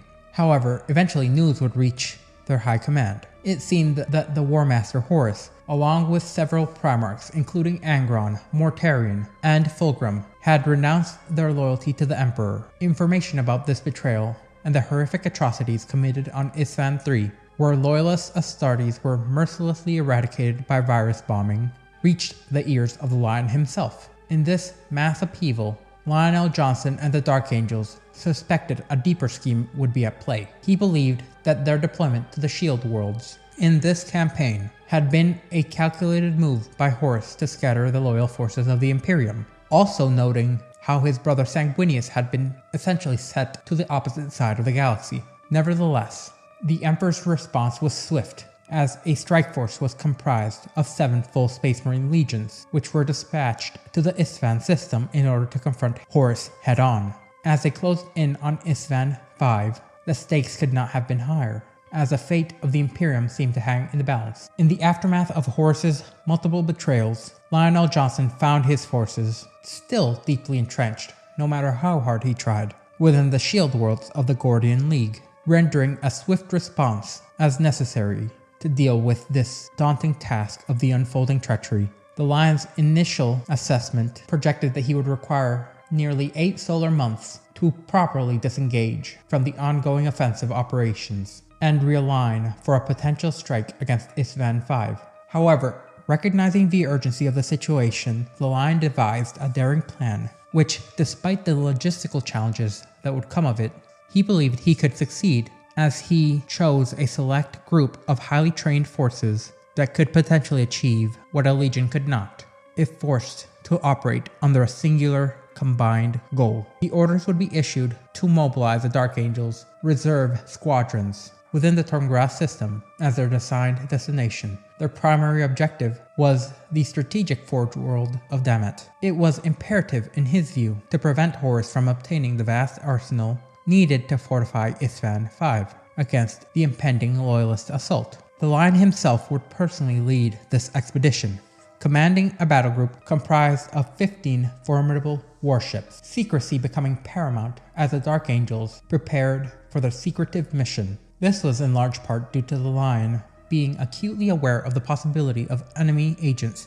tracking their movements, as the stakes were high, as within this formidable forge world lay some of the most powerful siege engines ever created, the Ordinati, capable of shattering even the most impregnable of fortifications, conceivable by Dorn himself, arriving swiftly within the system in a mere few days due to how quickly he had reacted after the Dark Angels found themselves in a pivotal encounter, decimating the forces of Horus at the Xanthus starport. The admiral of the War Master's fleets were faced with the formidable Astartes of Lionel Johnson and the Dark Angels' Primarch's cunning tactics, as they realized that there was no viable path to secure the coveted siege machines themselves, and faced with an unassailable obstacle, retreat became the only recourse. A bitter acknowledgement of their defeat and the thwarting of the War Master's plans, as it seemed, even with his brief presence on the battlefield,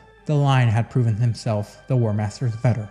It was in this wake of this tactical triumph that Lionel Johnson convened with Perturabo, the Primarch of the Iron Warriors Legion, aboard his flagship, the Invincible Reason. It seems that Perturabo had been chosen to be the bearer of grim tidings, revealing the arrival of the 4th Legion in the Isfahan system, as he was supposedly poised to confront Horus himself, as he informed the Lion of Ferrus Manus and his Iron Hands Legion surging ahead in order to meet the Emperor's children and bring retribution unto the War Master. Through this whole meeting, it seemed that Perturabo was successful in masking his true intentions, as he spun a tale of logistical necessity, feigning desire to replenish his vessel at the now raised Xanthus starport, before pressing onward into the fray. Yet it seems, with the truth, or what seemed to be the truth, laid bare, the Dark Angel's decisive actions had dashed his plans. Perturabo would proceed to probe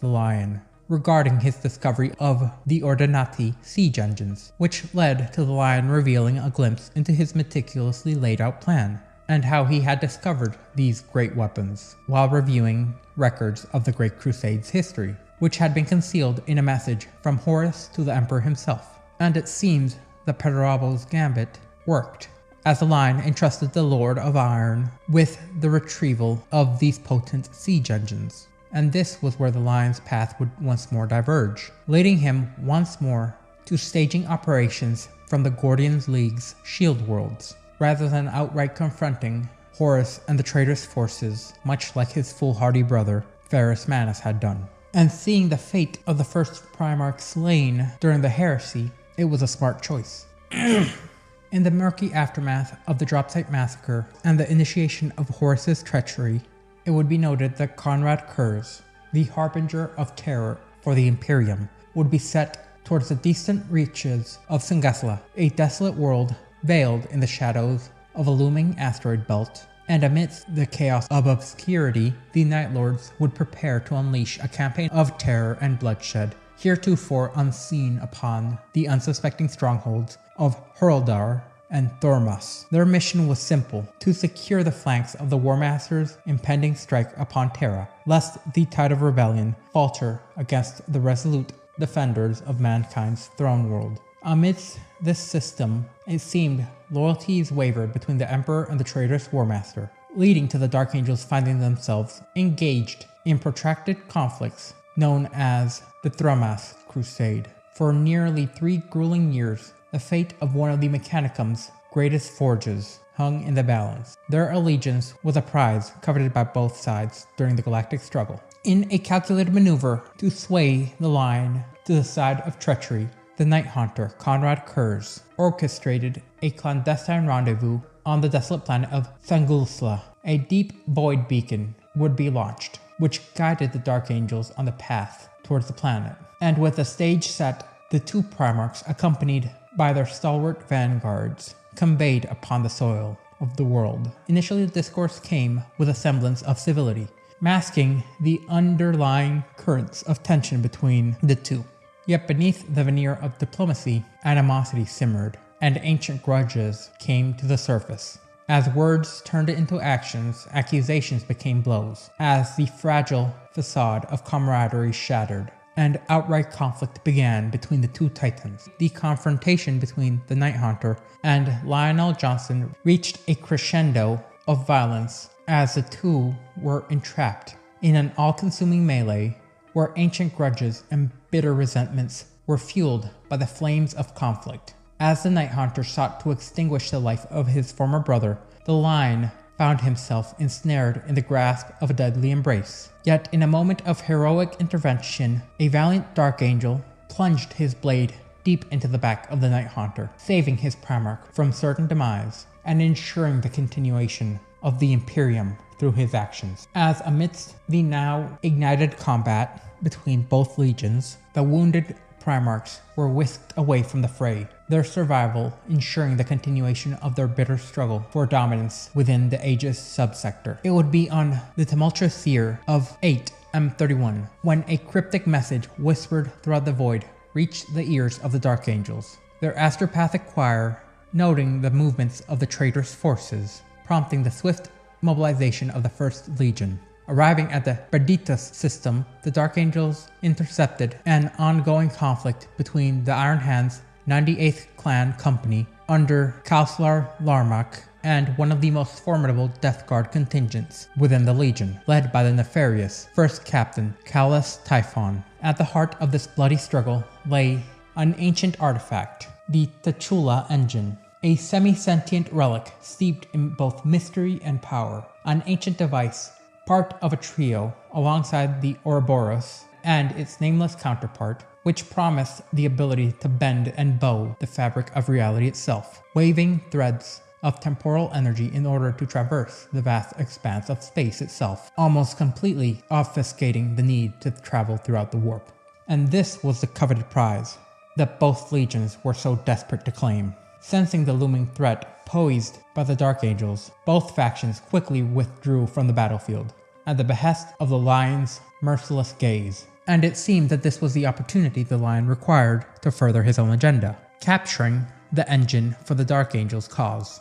In a controversial act of defiance, the Lion decreed the annihilation of Periodically, a decision met with incredulity from both friend and foe alike, as he harnessed the arcane powers of the engine to guarantee none other would threaten the Imperium with such a weapon. They embarked on a perilous journey, absconding through sectors of the warp, and essentially ignoring many of the entities lurking deep within the Immaterium. And now it seems that the Lion would break another oath. In defiance of the Emperor's decree, Lionel Johnson resurrected the Order of Librarians within his legion, commanding them to unleash their psychic powers to combat the malevolent entities that plagued the Imperium. Yet it seemed that this bold move ignited some dissent within his ranks, due to him challenging the sanctity of the Emperor's edicts. As tension boiled, the Lion, in a fit of fury, confronted and ultimately struck down Chaplain Namail, an act which underscored the tearing schism within the Legion. And eventually, the Lion would encounter a demonic entity known as Kairos Fateweaver, an emissary of Tzeentch, the architect of fate. And in a battle of will and ideologies, where the greater demons sought to ensnare the Primarch's Legion to the web of chaos, the Lion stood undeterred, unwavering in his devotion to his father. With a righteous fury burning in his eyes, he would go on to vanquish the Lord of Change, piercing its twisted form with his righteous blade. In a final contemptuous taunt, the Lion would mock the demon's supposed omniscience, challenging the fabric of fate itself, and showing that he could change his own destiny. Thus, the Lion's actions left him as a solitary beacon within the darkness of treachery. Utilizing the engine a second time, the Dark Angels executed a meticulously planned ambush on the Night Lord's fleet while it was transitioning from the subsector itself. This assault saw the Night Lords suffer a crippling defeat, that left their Primarch, Conrad Kurz, mortally wounded after facing his brother, Lionel Johnson, in brutal combat once more. Thanks to the Legion's strategic acumen and superb execution, the Night Lord's fleet was all but decimated, losing a total of a dozen capital ships and approximately 1/4 of their Legion's fleet proper to the Dark Angel's relentless assault. However, the Night Lords did manage to flee once again, with their critically injured Primarch in tow, thereby denying the Lion's satisfaction at ending Kurz's life once and for all. In the aftermath of this, as Kurz recovered, he would launch a desperate counterattack alongside his first captain, Sevatar, and an elite cadre of Atramatur Terminators, led by himself in a daring boarding action, attempting to strike at the Dark Angels within the Invincible Reason. The ferocity of this assault resulted in the deaths of over a dozen Terminators and the capture of Sevatar, along with whatever surviving remnants of Night Lords were left. This desperate move underscored the Night Lord's tendency for ruthlessness, and despite being Astartes being one of the less combat effective legions. Despite some losses, the Dark Angels emerged as fully victorious. Yet, Conrad Kurz was able to flee the Lion's wrath, evading the Dark Angels for several months as he hid within the shadows of the bowels of the Invincible Reason, within the Lion's very own flagship, all the while spreading bursts of terror upon the mortal crew, as the Night Lord's Primarch methodically killed every single hunter team dispatched by the Lion to track him down. After losing several squads of Dark Angels, the Lion took it upon himself to take up the hunt and search for his psychotic brother. Meanwhile, the remaining Night Lord captives orchestrated a daring escape, as they successfully slipped into the void, evading the Dark Angel's grip. As the galaxy had now been rent asunder due to the Ruin Storm, which was a cataclysmic warp storm that blotted out the light of the Astronomicon, rendering warp travel nearly impossible for all, splitting the Imperium in twain, all after the harrowing Battle of Calth. The Dark Angels realized that they were unable to directly return to Terra in order to aid in its defense, even with the powerful T'Chula engine at their disposal. As the Ruin Storm raged on, Loyalist forces had to adapt to a new reality, one where the Imperium was divided, as the Dark Angels were cut off from their brothers and the Emperor, faced with the daunting task of navigating the fractured galaxy while continuing their operations opposing the traitorous legions. Miraculously, the First Legion managed to lock onto a beacon of an alien device known as the Ferris, located within the world of Slotha. This beacon allowed the Dark Angels to safely navigate the warp in order to reach the capital world of the realm of Ultramar, Macragge. Upon their arrival, they were greeted by the now haggard and frustrated Primarch Reboot Guilliman and Sanguinius, whose warriors had also been guided to the realm of Ultramar via the Ferris. The convergence of the three Primarchs set the stage for a pivotal moment in the Horus Heresy, one which would largely remain unremembered. Recognizing the necessity to continue fighting against the traitors and safeguarding what remnants remained of the Emperor's vision, the three leaders formed Imperium Secundus, what would eventually become an unremembered empire, as Guilliman proclaimed Sanguinius as the rightful heir to the Emperor, declaring him the new ruler of this emergent empire. Lionel Johnson was then appointed as the Lord Protector, in essence, the equivalent of the role of War Master, making him the supreme commander of all military forces within Imperium Secundus. Unfortunately, despite the promising start and the solid foundation of Imperium Secundus, this would be marred by the actions of Conrad Kurz, who had finally escaped the Invincible Reason and began a campaign of terror across Macragge. His goal was simple: to sow as much fear and disruption as possible within the new realm. In this critical juncture, the efforts of Guilliman, Sanguinius, and the Lion to establish a bastion of hope and a final home for humanity were continuously tested by the insidious actions of their renegade brother, who, while not the best combatant, was a master of asymmetric warfare and terror tactics. Eventually, both Guilliman and the Lion confronted Kurz, yet their attempts to kill him were unsuccessful. as the Night Lord's Primarch had laid a cunning trap. He had brought down an entire chapel upon the two Primarchs through the use of a series of planted explosives, allowing him to flee the scene. The Lion and Guilliman were only saved through the direct intervention of the Loyalist Iron Warrior, Warsmith Barbarus d'Antioch, who was communicating with Guilliman at the time of their attack through a portal he had opened with the Ferris. On instinct, the Warpsmith would reach out across the portal and pull the two endangered Primarchs safely to Sotha. Feeling directly responsible for the Night Lord's rampage on Macragge, the Lion continued to obsessively haunt his wayward brother for the next 2 years. In 011 M31, the Lion finally had a slim lead on his brother's whereabouts within the Zaphas system, which had fallen to the combined efforts of the Word-Bearers and the World Eaters during their Shadow Crusade.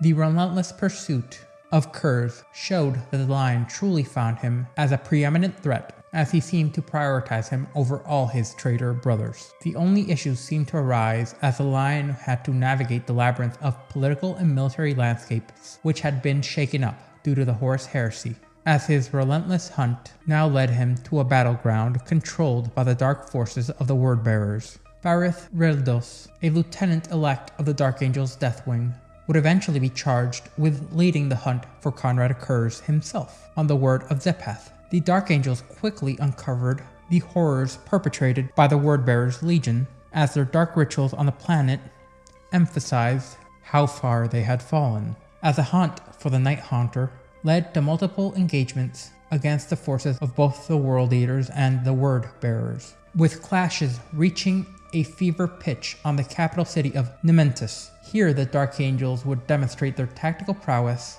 and utterly annihilate both traitor forces upon the capital, as the survivors of Nementus were left to rebuild the world on their own in the aftermath of the Dark Angels' devastating, overwhelming victory. Meanwhile, it seemed the broader campaign saw the Dark Angels divided into specialized detachments designed to target and tackle particular threats across the galaxy. Captain Ormond led one of these detachments in order to reinforce the Space Wolves against the insidious Alpha Legion in the Alexis Nebula. Another detachment, under the command of Corswain, was tasked by Lionel Johnson himself to hunt down Callus Typhon following the chaotic aftermath of the Battle of Perditus, as his obsessive hunt for Conrad Kurz drove the Lion to further and further extremes. Victories would mount, yet even the victories and the countless enemies vanquished did not leave the Lion satisfied, as his strategic acumen had been tested in war, and only wrath would stand. While pursuing the elusive Night Haunter, Lionel Johnson found himself in constant, continuous conflict with Robert Guilliman over policy decisions, particularly those regarding the security of Imperium Secundus. Their disagreements were exacerbated by the emergence of rebels on Macragge, which the Lion had been convinced were incited by the actions of Conrad Kurz. This situation would reach a critical point following the self-termination bombing on an Astartes convoy. In response to this, the Lion would implement martial law on Macragge, deploying the full might of the First Legion in order to restore order.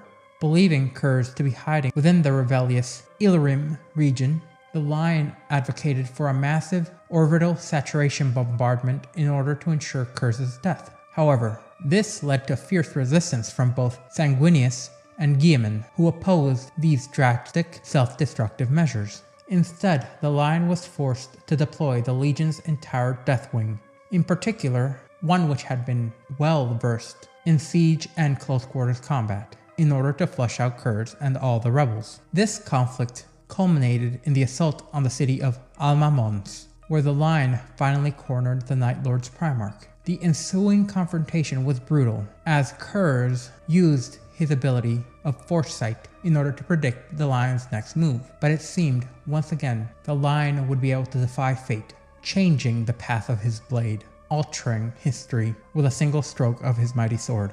After a fierce struggle, the Lion would emerge victorious. He would then directly demand to know why Kurz had turned away from the Emperor. Kurz's response met the Lion with chilling indifference. Why not? This exchange encapsulated the profound tragedy and divergence between the two Primarchs, highlighting the depths of Kur's fall. And this victory in Alma Mons showcased the Dark Angel's strategic brilliance, as even the ability to see the future was not able to overwhelm the Dark Angels. Eventually, the severely wounded Conrad Kurz was brought before both Sanguinius and Guilliman to stand trial. Their subsequent tribunal caused Kurz to only defend his actions, refusing to admit any form of guilt, as he argued that each Primarch was created with a specific purpose in mind, and he was merely following in accordance to his nature and the Emperor's design, thereby believing he had committed no crimes. Kurz would further exacerbate the tensions between Guilliman and the Lion by accusing the latter of secretly ordering orbital bombardments in direct violation of Guilliman's orders to avoid unnecessary civilian casualties. These accusations infuriated the Lion, but proved to be true, as he attempted to slay Kurz, yet was stopped by Sanguinius, and in a fit of unyielding rage, Guilliman would seize Lionel Johnson's sword and break it across his armored thigh. The trial of Kurz revealed the deep-seated divisions even within the Loyalist ranks, and as the saga concluded, Sanguinius was the one to dismiss the Lord Protector, effectively ending the triumvirate. The Lion, while enraged, accepted his brother's decree. As he was banished from Imperium Secundus, he would lead the withdrawal of the Dark Angels from Macragge only hours later, leaving behind a trail of unresolved conflict. And in the chamber of the Tachula engine, aboard the Invisible Reason, the Lion would brood over the recent events as he continued to question his actions over the last few decades, in particular the functional banishment of Luther and the death of Nemil, alongside other actions. These reflections weighed heavily on his mind. Eventually, he would order the engine to teleport himself and Hogwyn, the Deathbringer, a voted lieutenant of the Deathwing, back to Macragge. Due to having had a realization, they would arrive just as Sanguinius was preparing to execute Kurz for his crimes. Interrupting the proceedings, the Lion commanded Sanguinius to halt his actions, as troops entered the room, demanding that the Lion surrender. Ready to end the Primarch of the First Legion, Lionel Johnson explained the reason for his intrusion. He highlighted Kurz's ability to see visions of the future, and repeated the Night Lord's claim that death would one day come at the hands of an assassin sent by the Emperor. At this, the Lion reasoned that if his prophecies were true, then it served as proof that the Emperor was alive beyond the barrier of the Ruinstorm, a revelation that cast a new light on the situation they were now dealing with, meaning that the Emperor's influence could still be reached, despite the chaos of heresy. These moments did indeed bring a pause to the execution of Kurz, as Sanguinius, with his own ability for foresight, would realize the Lion's explanation and acknowledge his own continuing visions of inevitable death. When Guilliman questioned the fate of Kurz, the Lion knelt before his brothers and pledged to be Kurz's guardian, as Kurz would remain aboard the Invincible Reason as a permanent captive, where the Lion would occasionally visit him, attempting to extract information from his prophetic visions. However, the Night Hunter seldom cooperated, and in the wake of these revelations, Imperium Secundus would be officially abolished, as the three Primarchs, recognizing their unfortunate mistake, united in a new purpose, as they would lead their legions in a bold attempt to breach the Ruinstorm to reach Terra, now certain that the Emperor still lived, due to the combination of both Sanguinius's and Kurz's prophetic visions. Within the Ruinstorm, the combined Loyalist fleets encountered warp-born horrors as they heard tales of an entity called the Pilgrim, who had been spreading destruction upon the galaxy. Despite the Tachula engine, they would fail to navigate the Ruinstorm, which frustrated the Lion to no end. And during the Battle of Parian, Lionel Johnson commanded the Dark Angels Astartes with strategic precision. All the while, Sanguinius would receive a vision, revealing that they needed to return to the origin of the Horus Heresy, the world of Davin. This revelation would set the stage for the second Battle of Davin, where the Dark Angels would once again shine. In the climactic turn of events, the Loyalist forces changed their direction within the Ruined Storm. Rather than going to Terra, they went to its epicenter, Davin, where they confronted an immense demonic army on both the ground and the skies, in a historic clash. Initially hesitant, both Guilliman and the Lion harbored thoughts of obliterating the accursed world upon their arrival.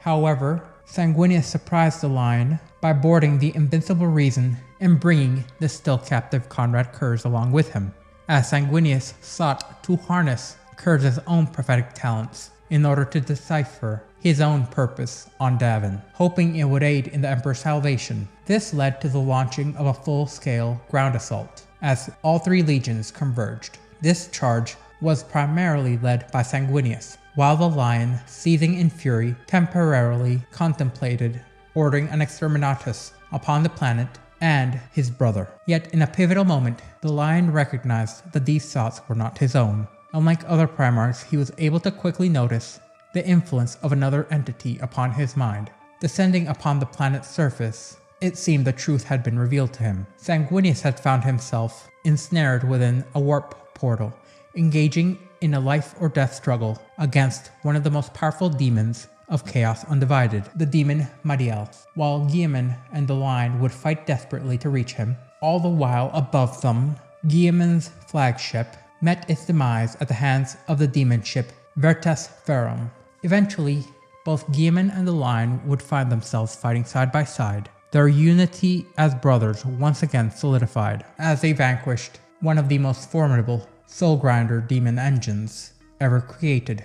After a prolonged struggle, it seemed that Sanguinius was able to defeat the demon utterly and completely in order to break free, as the Space Marines would quickly withdraw to the safety of orbit, which would lead to the decisive move to obliterate Davin by the use of cyclonic torpedoes, severing its ties to real space permanently, causing the demonic fleet to vanish utterly and completely from real space. And it seems that this was a rather fortuitous move, as the destruction caused a small fracture to open within the Ruined Storm.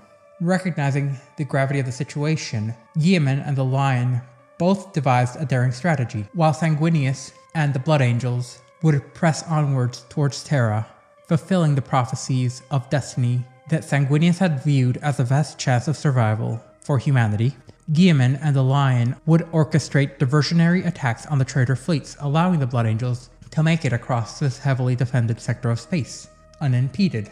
As the siege of Terra loomed on the horizon, a series of traitorous forces would be diverted by the Lion and stopped from reaching the throne world by launching key attacks on traitorous strongholds, all the while having a small cadre of Dark Angels on Terra. The Lion was able to shift the forces of the traitors from the Emperor's children to the Death Guard by attacking both Chemos and Barbarous. The Dark Angels were tasked with, in essence, disrupting and permanently scattering all signs of enemy logistics and crushing their morale, in a calculated move that, while not achieving the same glories as the others, would have significant repercussions on the enemy forces throughout the heresy. Within Terra itself, as the siege raged on, the Dark Angels on the world fought to protect one of the beacons of the Astronomicon and prevent further traitor interactions. The vast majority of the Dark Angels would be consumed by the thirst for retribution, vowing to unleash a vengeance unseen by the galaxy beforehand upon the traitors, as the majority of the Legion plunged themselves into a relentless campaign of annihilation known as the Passage of Angels, which culminated in the Lion's almost complete and total annihilation of all forces of the Death Guard upon Barbarous and the Emperor's children upon Chemos. Determined to rally all allies he could for his crusade, Lionel Johnson steered his forces towards Deliverance, the homeworld of the Raven Guard, and rendezvoused with Corvus Corax and Leman Russ. The Lion had noted the absence of Corax from the front lines of the conflict, but his concerns were assuaged by Russ, who emphasized with Corax's unfortunate situation at the time, whose forces had been vastly depleted, and was aiming to use what little he had as strategically as possible. However, they were united on their quest for vengeance, as Russ pledged his full support of the Space Wolves for the Lions campaign, deploying as many warriors as he could muster, clad in Mark VI Corvus pattern power armor. However, Corax, unable to waste what few resources he had on a campaign driven in part by emotion, dispatched only a modest contingent of Raven Guard. And despite their fervent determination and their direct attempts to reach Terra at any point, they would arrive too late, as the Emperor lay mortally wounded and the Angel slain. The fate of these two Imperial martyrs had been sealed by the hands of Horus Lupercal, and in the turbulent aftermath of the Siege of Terra, the loyal remnants of the Imperium would struggle to reclaim their shattered domain. But once again, the Dark Angels would emerge as stalwart champions in an event which would become known as the Great Scouring, with resolute and unending determination, along with no shortage of hatred and wrath. They would pursue the fleeing rebel forces, seeking to purge their taint from the galaxy. And amidst this chaos, the First Legion's path led them to Caliban, which had long been shrouded in the ruin storm, but now an opening had been made, in the dark days after Horus's betrayal had ended. However, upon their return, the Dark Angels were met with an unexpected hostility as they came under fire from their planet's own surface. Deciding to personally investigate this betrayal, Lionel Johnson uncovered a sinister plot orchestrated by his once trusted comrade and brother, Luther, who had been poisoned with the bitterness of jealousy and led astray to sow discord amongst the Dark Angels garrisoned on the planet, directly turning many of them against their Primarch, while influencing the rest to believe that their Primarch had been the one to turn traitor against them. This led to the Lion forming the devastating decision to go with what seems to be his go-to, an orbital bombardment upon the planet, shattering the defenses of Caliban in a desperate bid to root out all corruption festering within the world.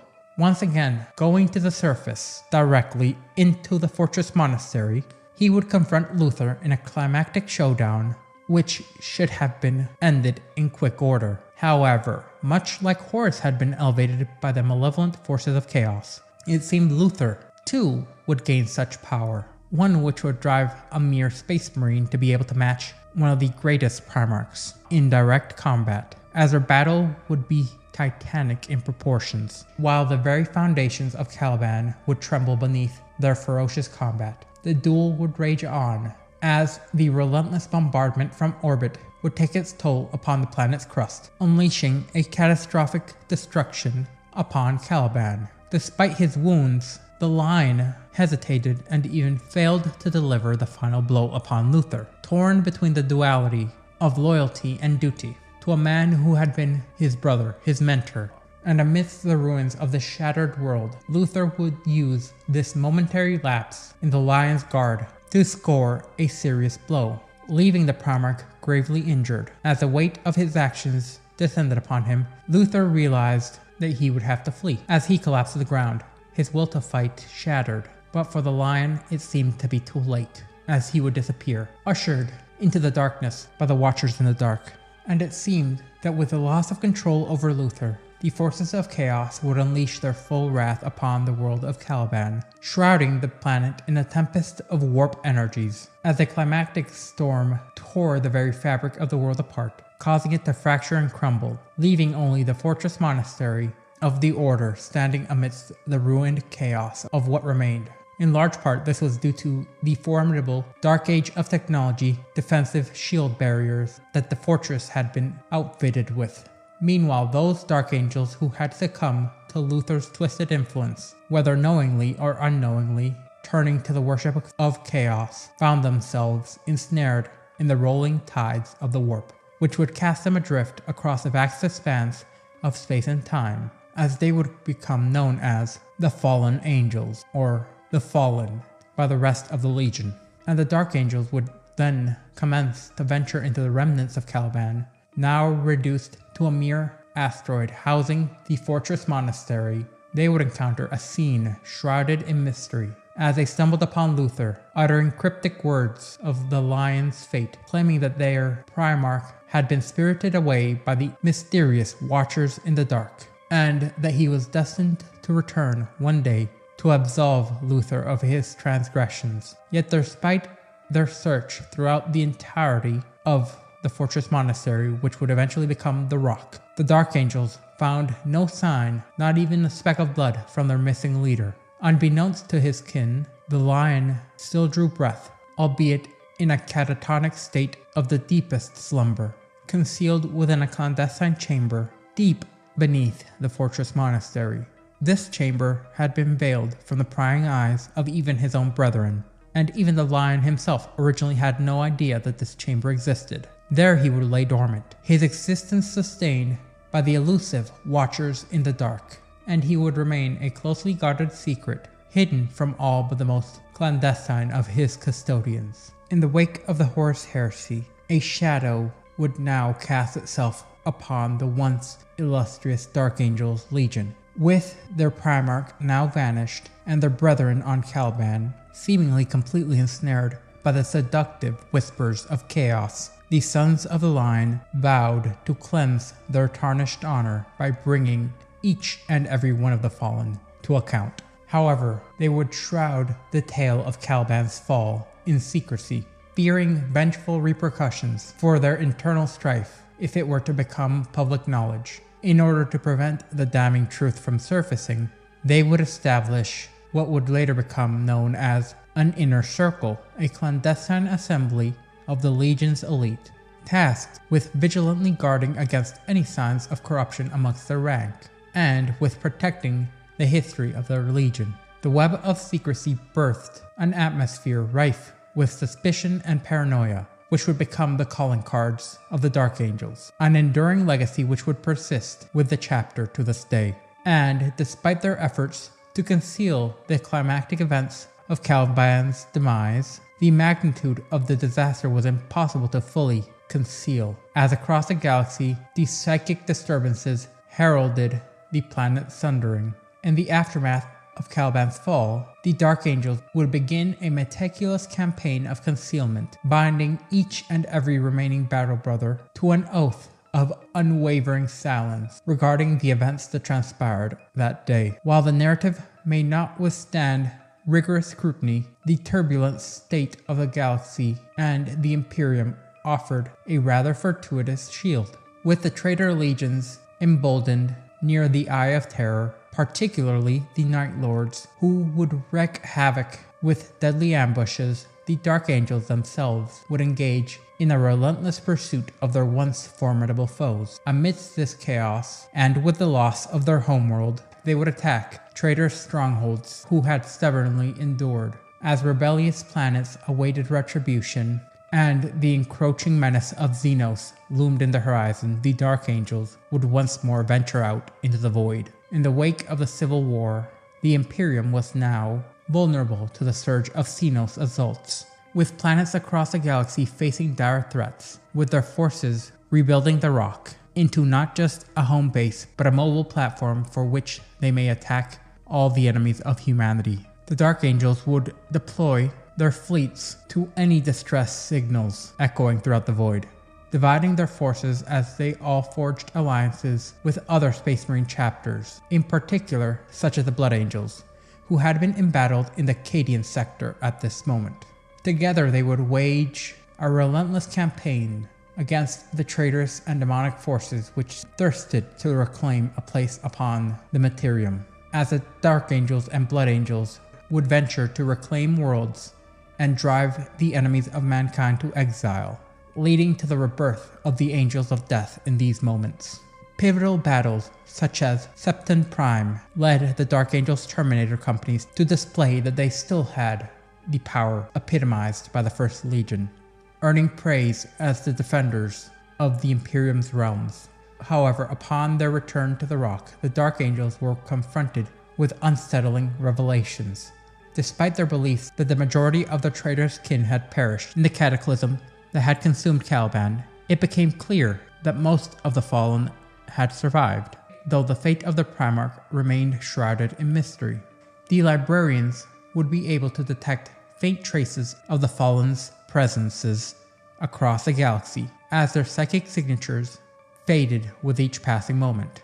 In the wake of this revelation of yet surviving fallen angels, the Masters of the First became faced with a dilemma, one that struck at the heart of their loyalty to the Imperium. On the one hand, the dreaded potential exposure of their Legion's dark past, if unveiled, could tarnish the honor of their missing father, irrevocably dismantling what little stability remained in the Imperium. Yet amidst the shadows of disgrace, a glimmer of hope emerged. The continued existence of the fallen angels presented the possibility of redemption. If the wayward brethren could all be hunted down and brought to repentance, the stain upon the Dark Angel's honor may be cleansed, and they could bear Legion numbers once again. Thus, the Grand Masters of the Inner Circle would swear oaths that would reverberate through the corridors of time. As long as a single fallen angel drew breath, unrepentant, the Dark Angels would remain bound by their oath of atonement, condemned to pursue redemption until the last of the fallen was accounted for. Thus began the clandestine crusade that would define the destiny of the Dark Angels and their successor chapters for millennia to come. Theirs became a relentless pursuit, an unyielding quest to expunge the secret shame that stained their legacy. No sacrifice was too great, no battlefield too precious, as they would wage an unending war of repentance to erase the hidden blemish. To this day, the Dark Angels and their successor chapters of the Unforgiven remain vigilant, their duty clear to capture and or eliminate the fallen, being their most sacred and solemn obligation, surpassing all others, even if it means slaying custodians and the Emperor's most loyal. Such is the weight of their brethren that they have forsaken a myriad of battlefields across the Emperor's domain, for even the faintest whisper of a fallen demands their full focus, along with their unwavering attention. The tumultuous year of 999 M41 plunged the Imperium into chaos. Responding swiftly to this unsettling development, Supreme Grandmaster Azrael initiated a daring crusade into the Fenris system, only to find it besieged by the malevolent forces of the Warp. With the Fenrisian worlds engulfed in a nightmarish demonic incursion, Azrael faced a harrowing decision. With the relentless advance of an infernal horde, he would reluctantly sanction the orbital bombardment, much like his father, of Midgardia, a world overrun by chaos. Meanwhile, aboard the Rock, a sinister presence of shape-shifting changelings was detected, and it soon became clear that the changeling had been the puppeteer orchestrating the sinister conflict between the Dark Angels and their ancient adversaries. In the Long War, as they engaged in combat to aid the Space Wolf, it soon became clear that this was merely a part of a more intricate web of deception, merely a fragment in a greater scheme. The mastermind of this great ploy was none other than Magnus the Red, the demon Primarch of the Thousand Suns. As the demonic onslaught threatened to consume the Rock itself, a fragile alliance was forged in a manner that would allow the Space Wolves to board the Rock, if necessary. Their timely intervention and a detachment of Grey Knights repelled the infernal tide. Yet despite the shared triumph, the scars of confrontation left the once tenuous relationship between the Dark Angels and the Space Wolves more strained than ever before, due to the impropriety shown to the Space Wolves. Around the twilight of 999 M41, the Imperium was plunged into chaos once again, as relentless hordes of zealots surged forth from the hellish depths of the Eye of Terror. At the helm of this climactic onslaught stood Abaddon the Despoiler, orchestrating another one of his infamous crusades. This one would be the 13th Black Crusade. Amidst the maelstrom of battle, the keen-eyed Dark Angels discerned the unmistakable presence of the Fallen, their ancient nemesis, and elsewhere brothers amongst the Chaos devotees. Sensing the opportunity to capture the Fallen, the Dark Angels boldly commanded all the Unforgiven in the area to join them in a perilous campaign against the renegade forces. As the conflict unfolded, the Dark Angels became embroiled in a series of grueling engagements across the embattled Cadian sector. Amongst these trials by fire, they would be forced to repel onslaughts by unending demonic war hosts, led by the malevolent greater demon known as Karhonk, and they were successful as they would push back the encroaching darkness of said greater demon. However, the tempestuous nature of the warp conspired to keep the fractured Imperial forces scattered and isolated, and despite the valorous efforts of the 4th Company under the esteemed Master Kahariel, they were able to properly besiege what walls had been taken by chaos in Cadia itself. Yet they could not forestall the inevitable, as Cadia would succumb to the inexorable onslaught of chaos, as Abaddon the Despoiler would careen his final remaining black stone fortress into Cadia itself. Within the rock, the librarians of the Dark Angels were besieged by ominous premonitions, and while most of the glimpses of these futures were fleeting and fragmented, one revelation seared itself onto the consciousness of Ezekiel, the esteemed Grand Master of the Librarius. In his vision, Ezekiel beheld the full extent of the fallen, whose numbers now surpassed even the darkest fears harbored by the Inner Circle, reaching near or greater than Legion numbers. It would be revealed that Luther, the once loyal brother and mentor of Lionel Johnson, had been the one to orchestrate this resurgence of almost the entirety of the 1st Legion that had turned traitor, and he had also grown their numbers through countless chaos devotees. As Ezekiel's vision unfolded, the fabric of reality itself trembled, foretelling of a looming cataclysm of unprecedented magnitude.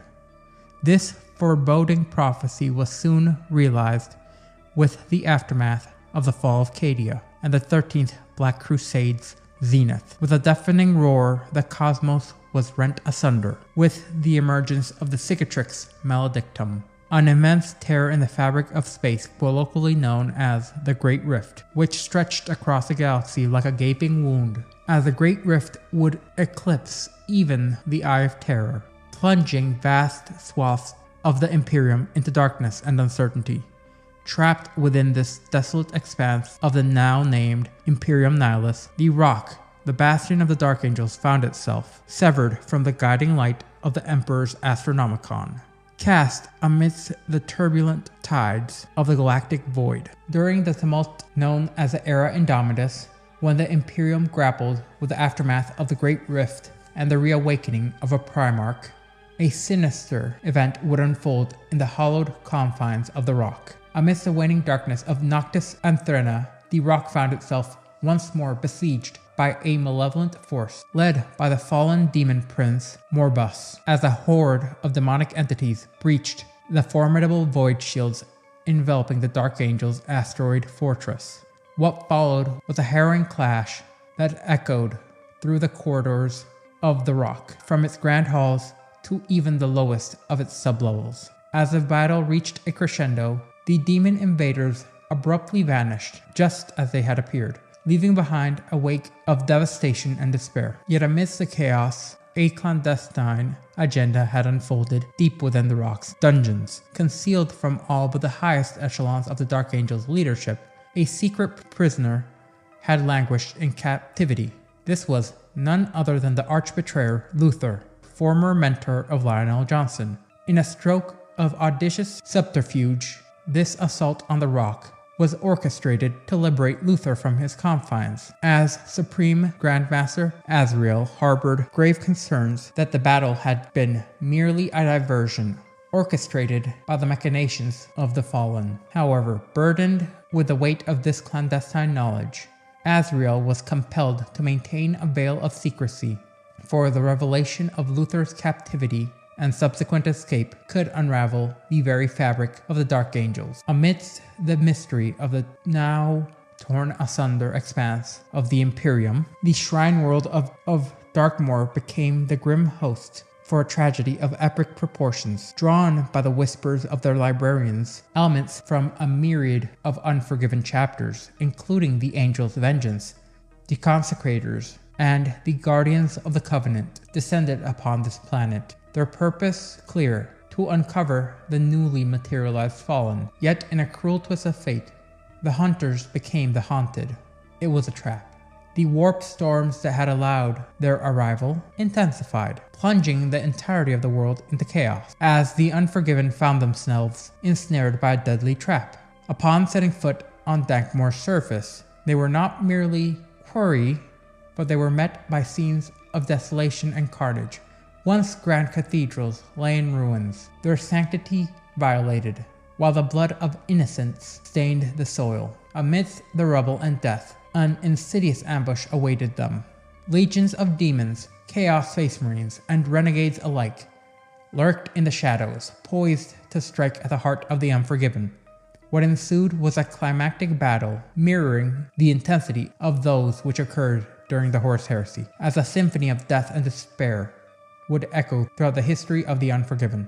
In the wake of this massacre, the Unforgiven faced their darkest hour. From a proud contingent of 8,000 Space Marines, only a scant few emerged. Their numbers had been decimated outright by the onslaught. Yet amidst this, there was some hope. In their desperate pursuit, they had found traces of Cypher, a mysterious figure intertwined with the Fallen. The surviving Space Marines stumbled upon a hidden artifact of untold power, a secret teleportation device that offered them a slender chance at escape from the clutches of utter doom. Amidst this galactic upheaval, the Imperium found itself met with a resurgence of a new breed of warrior, the Primaris Space Marines. Rabut Guilliman, the legendary Primarch of the Ultramarines, had risen from the ashes to lead the Imperium's forces during the Indominus Crusade, bringing with him the formidable Primaris Space Marines reinforcements, which would be a great boon to the beleaguered ranks of the Dark Angels and their kin amongst the Unforgiven. In the wake of the harrowing tragedies, Supreme Grandmaster Azrael of the Dark Angels convened an urgent council, summoning the Supreme Grandmasters of all the Unforgiven to the Rock. And through their efforts of their librarians, they were able to pierce the Great Rift, drawing in loyal sons of the Lion from even the most far-flung reaches of the galaxy to their ancestral stronghold. Even though not all heeded their call, many successor chapters would vanish into the abyss, while others became entangled in a myriad of conflicts that beset the Imperium from all sides. As Azrael awaited the arrival of his brethren, a new fleet appeared on the horizon. This was that of the resurrected Lord Commander of the Imperium himself, Rabut Guilliman. Fearing retribution for hidden truths of the past, Azrael grappled with a momentous decision. Should he order a withdrawal of what appeared to be a legion via the assembled Unforgiven, or should he stand defiant against Guilliman's delegation? In the end, he chose neither, allowing the Lord Commander's fleet to dock unimpeded and to refill the beleaguered forces of the Dark Angels. Guilliman's arrival heralded not condemnation, but much-needed reinforcements, and it stood as a testament to the enduring bonds of brotherhood amidst the trials of the Imperium. As the Dark Angels met their new Primaris brethren, they noticed that these warriors were indeed forged from the very essence of Lionel Johnson. As they strode forth from the depths of Archmagus Dominus Belisarius Call's immense vessel, each clad in the resplendent Mark X power armor, all adorned with the hues of the Dark Angels and their successors. Gathered within the hallowed halls of the Rock, Guilliman, the resurrected commander of the Imperium, convened a war council addressing the looming threats that besieged the Imperium. There, he unveiled his grand designs for the continuation of the Indominus Crusade and expounded upon his revisions to the sacred Codex Astartes. In a moment of solemn allegiance, Supreme Grandmaster Azrael and his brothers knelt before the Ultramarines Primarch, swearing their chapter's service to the newly reborn Imperium. With the arrival of Primaris reinforcements, the Dark Angels ventured into the shadows that lurked beyond the light of the Emperor's Astronomicon, facing off against warp storms in the galactic north. saving a myriad of uncountable isolated worlds. Azrael would assume command, orchestrating the response of the inner circle to the cries of distress that could only be answered by the Dark Angel's technological prowess, with ancient engines that allowed them to shift into space with more security than the average void vessel. As their relentless pursuit of justice echoed throughout the galaxy, the Dark Angels and their successors embarked once again on the eternal hunt for the fallen, their gaze now primarily fixated upon Cypher and the elusive demon prince Marbras, whose secrets may hold the key to the redemption of their ancient sins. Eventually, they would come into contact with a changeling who had sparked a rebellious war against many planets within the Stygius sector. In response to this, the Dark Angels and their unforgiven brethren rallied to confront the change hosts, standing shoulder to shoulder with the stalwart and glorious Mordian Iron Guard, along with the fierce Space Wolves. Together, they would wage war against the renegades of the Thousand Suns traitor legions. And despite the long-standing tensions between the Space Wolves and the Dark Angels, the dire circumstances demanded unity, and both chapters would acquiesce. And while individual skirmishes between champions would be inevitable, the focus remained on the larger battles ahead. Initial losses were swiftly replenished as the conflict would escalate, and it would become clear that victory was beyond reach. Only the timely intervention of an Aldari strike force from Craftworld Ulthwé allowed the beleaguered Space Marines to withdraw, leaving the Stygius system in the clutches of Tzeentch's minions for now. As the bonds forged in the crucible of combat led the Primaris to be more and more accepted by their firstborn counterparts, it seemed that unlike some, such as the Flesh Terrors, the Dark Angel would swiftly integrate the Primaris fully into the ranks. With each new addition, the chapter meticulously shaped these new neophytes to align with their exacting standards, ensuring that the Primaris would seamlessly integrate into the ranks of the Unforgiven. In the wake of battlefield exploits, a decisive choice loomed for the Firstborn: whether to embrace the transformative Rubicon Primaris procedure, and while some were swayed by the awe-inspiring physical capabilities displayed by the new Primaris counterparts, it seemed others staunchly clung to traditions, adamantly refusing to undergo such changes. Amidst this internal conflict, cautionary voices echoed, warning of the perilous risks involved. The procedure did at the time carry a very high mortality rate, promising only a grim possibility of significant casualties for the chapter. Yet for those forced into the transformative journey by grave injuries sustained in battle, the Rubicon Primaris became an unforeseen lifeline, offering a path back to combat readiness by the integration of Primaris organs. To ensure the chapter's continued trustworthiness, the Inner Circle decreed that their apothecarians would oversee the transition of critically wounded warriors into Primaris, ensuring they emerged fully integrated with their Primaris Space Marine organs. Despite the undeniability of power and the utility that would come from them, the lingering reservations persisted amongst the higher-ups within the Inner Circle regarding the former Grey Shields of the Unnumbered Suns, whose allegiance remained a subject of scrutiny, as they had served for much of their lives under the teachings and tutelage of Reboot Guilliman. Within this debate, swirling within the Inner Circle,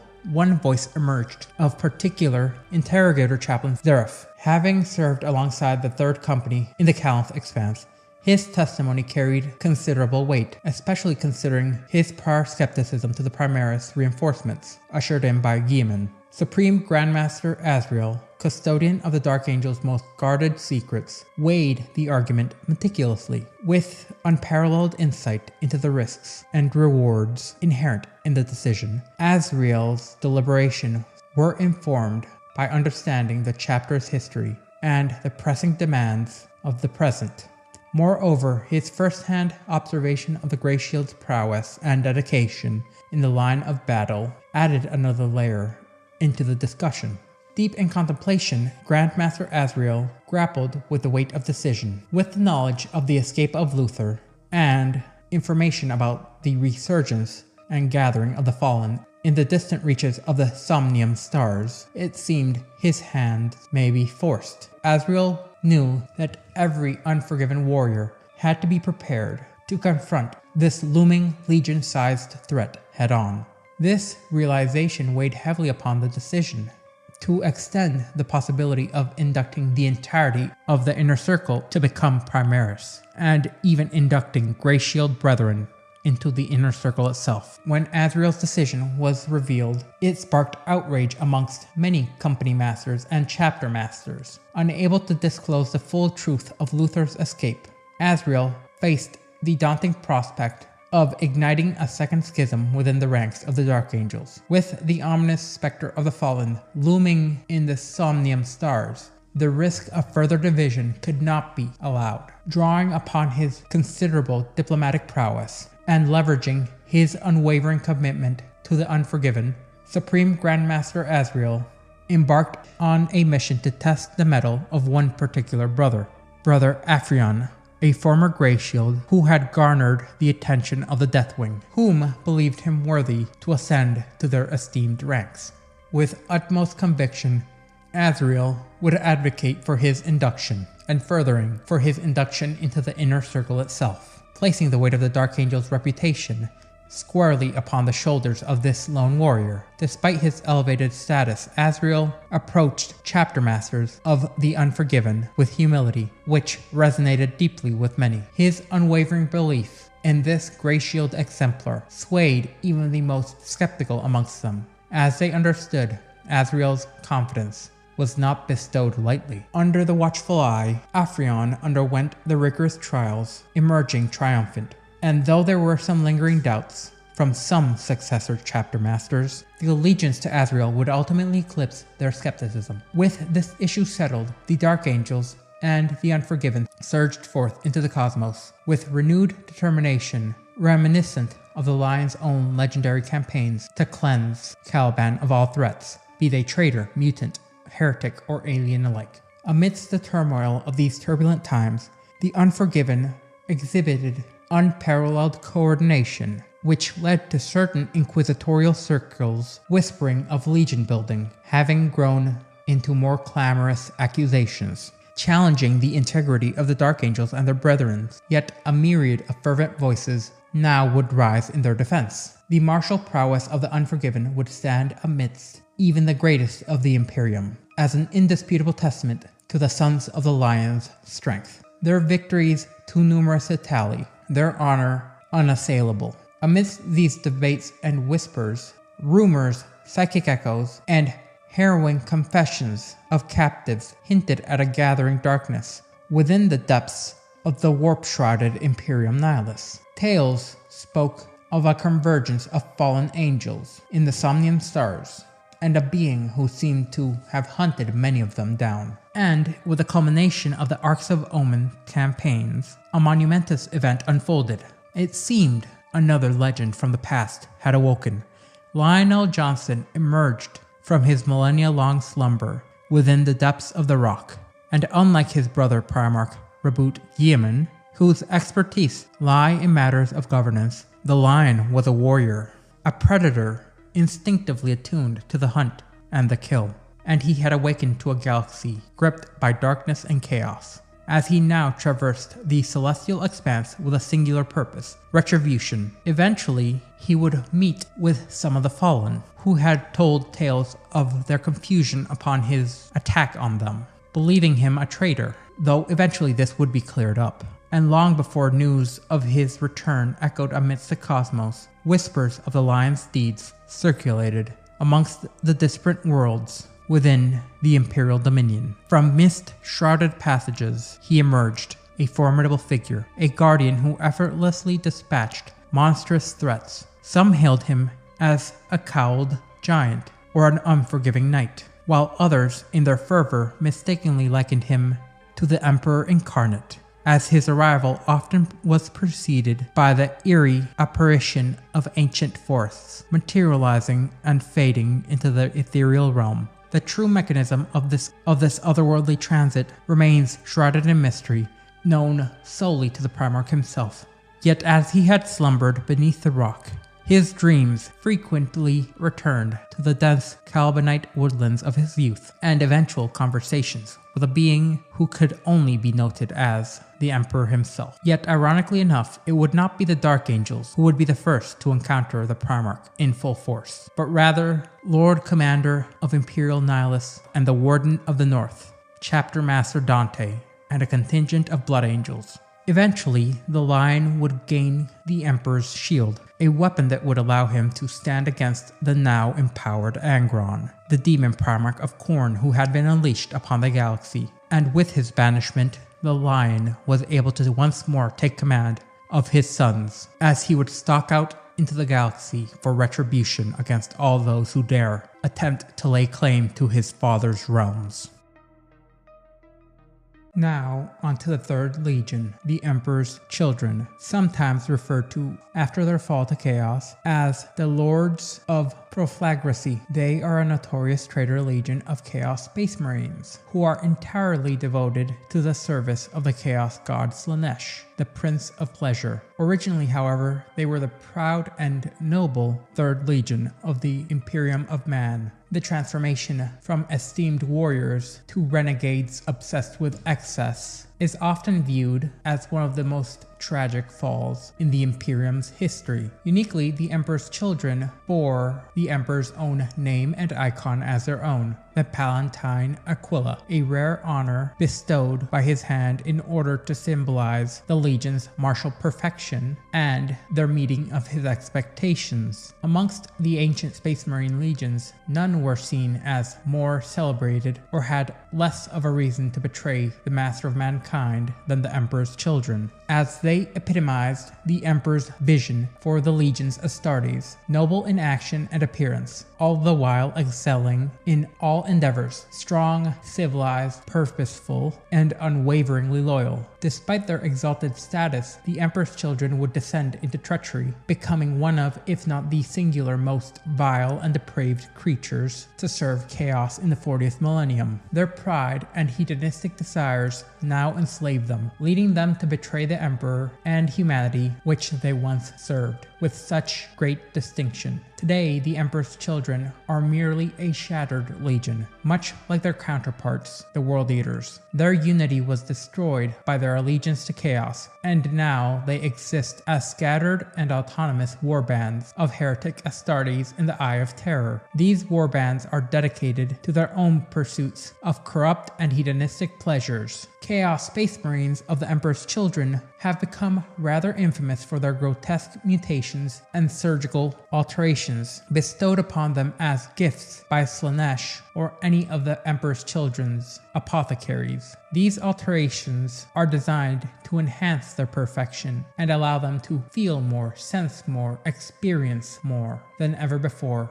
This is a blessing in the eyes of their twisted patron, further entrenching them in the service of their deviant ways. The transformation of the Emperor's Children from paragons of nigh unquestionable virtue to agents of chaos is a grim reminder of the corrupting power of pride. The Emperor's Children now exist solely to push every boundary and every experience, along with every possible sensation, to its utmost. These warriors have been entirely enthralled by Slaanesh, the Dark Prince and the youngest of the Chaos Gods. However, there was a time when the Legion was properly led by the Primarch Fulgrim, in order for all of them to seek out perfection in all that they did, which led them to be regarded as amongst the most dedicated followers of the Emperor, some even seeing them as more loyal and fervent to the cause than the Custodes. Fulgrim, the Emperor's Children's Primarch, gained this need for perfection as he grew up on the bleak and dying world of Chemos. This human mining colony had long since fallen into decay and decline, as Old Night had claimed the nigh endless domains of mankind. Isolated from the surrounding systems, Chemos Chemos industry had fallen silent, its mines replaced by reclamation plants and vapor extraction facilities that barely sustained the dwindling population. Within 50 standard years of his arrival on Chemos, Fulgrim had risen up to leadership, driven by a vision to rediscover and rebuild the wonders of long-lost ages. Yet it was only when the Emperor came to Chemos that Fulgrim could fully realize his dreams. By then, Fulgrim's ambition had extended far beyond his homeworld, as he desired to elevate all of humanity to glory yet unseen. When Fulgrim was introduced to the Space Marine Legion that shared his genetic inheritance, his sons, he did not find a resplendent host as many of his brothers did, but a mere 200 battle brothers. It seems that a catastrophic accident had befallen the nascent 3rd Legion early into their development of its gene seed, significantly hindering its growth and numbers. As a result, Fulgrim's transhuman warriors had to be in essence integrated into another legion's ranks until their numbers were sufficiently restored to fight independently under Fulgrim's leadership, and his warriors were assigned, unfortunately in the long run, to the Luna Wolves, the legion of Horus Lupercal. Under Horus's guidance, Fulgrim would master the arts of warfare to an unprecedented degree. This would set the stage for the Emperor's children's early successes and their eventual tragic downfall. The rise and fall of the Emperor's children is a tale woven in ambition and in the pursuit of the ever unattainable perfection. They were transformed from paragons of virtue to the most vile and malevolent of all chaos corrupted due to their unchecked pride and hedonism. From the earliest days of its service during the Great Crusade, long before their Primarch was discovered, the nascent 3rd Legion was renowned for its relentless pursuit of perfection in all endeavors. Its dedication, coupled with their extraordinary defense of the Emperor during the Proximan Rebellion, earned them the unique honor of bearing the Emperor's Aquila on their chest. This distinguished mark symbolized their status and their unwavering and unshakable commitment to the Emperor, which led to the early designation of their legion as the Emperor's Children, a title they retained even after the catastrophic events of the Horus Heresy. Some argue that Fulgrim's insatiable desire for perfection ultimately drove him and his legion into the service of Slaanesh. However, the exact details of Fulgrim's fall may still yet be shrouded in mystery, but it is evident that Horus must have actively appealed to Fulgrim's refined sensibilities in order to exacerbate his already disturbing quest for unattainable heights of sensation and perfection. However, his limits would come much later than those of any other mortal, as Fulgrim was gifted with the post-human physique of a Primarch, one which allowed no endeavor to seem beyond reach, despite everyone having their own limits. Every strategy and tactic of war, along with the pursuit of various artistic endeavors, from poetry to sculpture, would become almost natural once Fulgrim set his mind to it. As Fulgrim's soul became increasingly tainted by the influences of Slaanesh even before his attaining of the Layer Blade, his passions would grow darker and his desires more extreme. And eventually, acting on Horus's behest, Fulgrim would attempt to persuade his brother Primarch, Ferrus Manus, and his best friend into believing that factions within the nascent Imperium had begun to collaborate and conspire against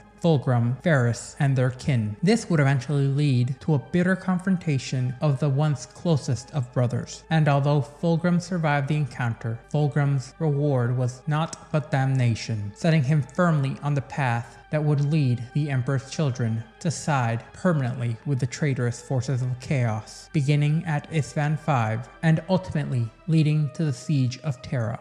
Even though the Emperor's children were present during the Siege of Terra, they would not partake in the direct assault on the formidable fortifications established by the Praetorian of Terra, Rogol Dorn, Primarch of the Imperial Fists Legion. Unlike the World Eaters and the other traitor legions who relentlessly attacked the Imperial Palace, the Emperor's children decided to indulge in their own way, wreaking havoc on the surrounding cities and outlying regions of the throne world. In a veritable conflagration of unrestrained cruelty and depravity, they would slaughter untold thousands, millions even, of the Emperor's subjects, just for the thrill of it. There are still whispers that the Emperor's children used the unprecedented violence of the Siege of Terra to harvest vital fluids from their countless victims, creating an abominable distillation which would function as a stimulant, granting them access to previously unheard heights of sensation. Ultimately, the Siege of Terra ended when the Emperor slew the arch-traitor Horus, forcing whatever remnants of the Emperor's children remained to retreat from Terra along with the other traitor legions. In their flight, the Emperor's children would leave behind a trail of desecrated worlds and violated populations, eventually joining the ranks of those traitor legions who sought refuge within the Eye of Terror. Here, they would initiate a new and devastating series of conflicts against their former allies amongst the Chaos forces, in their relentless search for more mortal and demigod slaves to serve their hedonistic desires. The post-Siege of Terra history of the Emperor's children seems to be largely obscured from many an imperial scholar, which has left one of the greatest mysteries concerning the fate of Fulgrim, who appears to have vanished after having ascended into a demon prince of chaos, though there are whispers that after his apotheosis he eventually started to return to the mortal plane. There are also claims that Fulgrim has potentially retreated and hidden within a demon world of his own, where he continues to rule, overseeing the based extremes of sensation and experiences far beyond mortal comprehension. For those who revere Slaanesh, this mythical place is considered the holiest of holies, with many dedicating their entire lives in obsessive quests to find a place that may or may not exist. Now, on to the origins of the Third Legion. The Third Legion was created alongside its brother Space Marine legions during the later phases of the Unification Wars. Many of its finest warriors were drawn exclusively from the courts and the blood of the princes and royalty from the continent of Europa. The nobles of Europa would go on to select their best youth, their heirs, offering them up to the Emperor of Mankind as both a tribute and penance for the previous defiance, following their systematic defeat by the Imperial Thunder Regiments. Amongst these offerings were the firstborn sons of each noble family, a fact which some imperial scholars believed gave them their legion's enduring name, where the Aquila would be gained later. Some European noble families contributed grudgingly, viewing these young men as little more than hostages, while others would seek to cooperate with the zeal of true converts to the imperial cause. However, the Third Legion's early developments were marked by these dualities of both honor and defiance, tribute and penance, zeal and reluctance. House Locus of Comarag, for example, reportedly sent all of its sons in order to have them transformed into Astartes upon their capitulation to imperial rule, and would continue to give their firstborn of each generation thereafter to the Third Legion willingly in subsequent solar decades. Other Terran dynasties would follow the example set by many of the nobles in Europa, filling the ranks of the Third Legion with the best-bred youth on Terra. This would create a martial brotherhood whose ancestry stretched back to the lost ages of human history. In their early conflicts, the Third Legion supported some of the most noble actions of the nascent Imperium, in particular functioning alongside the Imperial Army proper, often directly leading its troops into battle. This approach differed notably from many of the first founding Space Marine legions, which were typically deployed as unified commands en masse, serving as shock troops who were only supported by heavy war machinery. The integration of these noble youths into the Third Legion not only strengthened its ranks, but it infused the legions with a unique blend of aristocratic honor and martial prowess, differentiating their combat techniques from those of the other legions Astartes, creating an identity solely unique and unparalleled within their brother transhumans. Not even the noble Custodes could boast of such genetic lineage, as the Third Legion possessed a profound understanding of the strengths and myriad weaknesses of the diverse armies serving the Emperor, as they drew from Terra's rich military traditions in order to command with authority and purpose. During the Unification Wars, notable campaigns such as the Antarctic clearance served as a testament to the Third Legion's strategic power, using limited resources to accomplish something that would have left many other legions struggling for much longer. And while history credits Army Group Antilles with the victory, a closer examination will reveal that it was actually the Third Legion that crafted the tactics and directed the campaign to its successful conclusion. Similarly, the Bronze Host conquest of Naridan and the Fifth Rising of Jove Sat II were largely orchestrated by the Third Legion. Despite this honor roll being extensive during the Unification War, they did not bear the Third Legion's names proper. These examples would underscore the Legion's exceptional ability to not only execute military operations to far surpass the Emperor's expectations in warfare. It seems their coordination with what some Astartes viewed as lesser troops came naturally to the former aristocrats of the Third Legion, as they possessed a profound understanding of the human mind and the duties of leadership. Even though it would become a point of derision by other legions, they would continue on with this tradition for long into the Great Crusade. It would only be after the Proximian betrayal during the Great Crusade that the Third Legion would earn a singular distinction that would last throughout the entirety of the Great Crusade: the right to bear the Palatine Aquila. This was the God Emperor's personal standard, and they got to use it within their heraldry. This great honor was one that was not shared between the legions. That was until the tumultuous events that were the Horus Heresy, which prompted this symbol's adoption by all loyalist legions. This honor was not one that was bestowed lightly, but one which was earned through great valor and sacrifice. During the imperial compliance ceremonies of Proxima, one of the Third Legion's most noble of cohorts was serving as the Emperor's honor guard, and they stood fast against an insurrectionist surprise attack. They, alongside the Legio Custodes, fought fiercely against significantly greater numbers, and held their ground in order to protect the wounded Emperor from an ambush involving the devastating and deadly vortex weapons. Their heroic sacrifice allowed the Emperor crucial moments to recover so he could lead a mighty counteroffensive. In recognition for this unwavering loyalty and bravery, the Emperor himself would proclaim that they had the right to the Palatine Aquila as the standard of the Third Legion Astartes. This revered testament to their deeds became a symbol of unique honor amongst those loyal to the Imperium. It also granted them the solemn duty to enact a complete and total exterminatus upon Proxima, ensuring justice for their fallen and sealing their legacy as the first legion to be granted such a sacred emblem directly by the Emperor. Not even the noble First Legion would have such an honor. The Palatine Aquila, with its profound significance representing both the Imperium and humanity, would become the most enduring of emblems for the Third Legion, one which some could argue would push them further and further in their attempts to reach perfection, potentially being part of what led them to their fall to Slanesh. From then on, in times of peril and utmost danger, the Emperor would entrust members of his newly renamed Emperor's Children with pivotal roles as his personal aquilifers and equerries, roles that would otherwise be served by the Custodes. These Astartes bore the revered Palatine standard as a symbol that marked their equality with the Emperor's personal bodyguard. In battle, they would command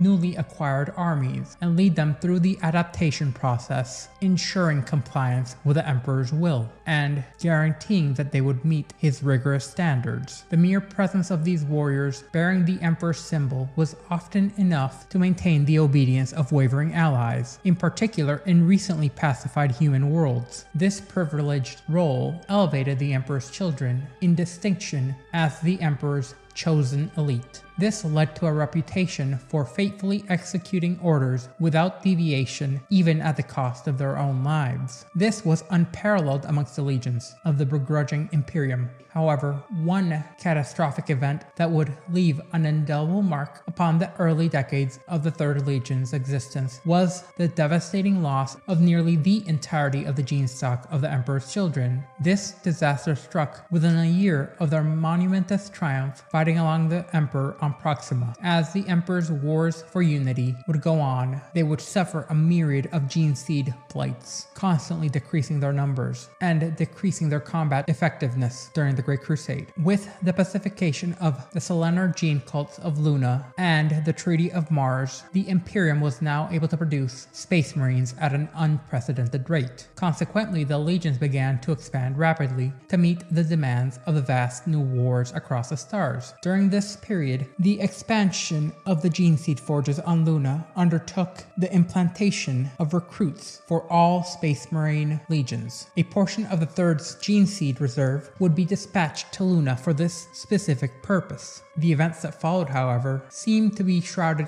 in no lesser amount of secrecy, as there are several conflicting accounts regarding the fate of these gene seed supplements. Some sources claim that the remnants of the subdued Celestine cults, still resistant to the Imperium's rule and the Imperial truth, hijacked a defense laser and destroyed the ship carrying a large majority of the Third Legion's precious cargo. Other accounts suggest that the ship lost control and crashed while attempting to dock, yet some stories assert that the vessel simply vanished without a trace, never to be found again. This tragedy, whichever version is true, was a major turning point for the Third Legion, as it profoundly impeded their ability to regenerate their ranks, leaving a long-lasting shadow over their early history, as not only a logistical setback, but a blow to morale and the future of the Emperor's children, leading to the necessity of implantation techniques that would cause further flaws in the gene seed, leading to less and less Astartes being successfully made with each implantation attempt. However, it would not endanger the survival of the Legion as a whole, if not for a second calamity which occurred in quick succession. Like all legions, the Third had created rituals to recover the progenoid gland from their fallen warriors. From these organs, a fresh set of gene seed implants could be grown, allowing for new Astartes to replace the fallen. This system, however, was far from perfect. The nature of battle and the manner upon which the legionaries died did not always allow for such recovery. To ensure a constant supply of organs for new aspirants, a reserve of gene seed of every legion was kept safe on Terra. This emergency reserve should have ensured the Third Legion's continued survival and growth regardless of what had happened on Luna, but within a single night, that hope would be obliterated. It was discovered that a fast-acting viral blight had suddenly infected several gene seed vaults on Terra.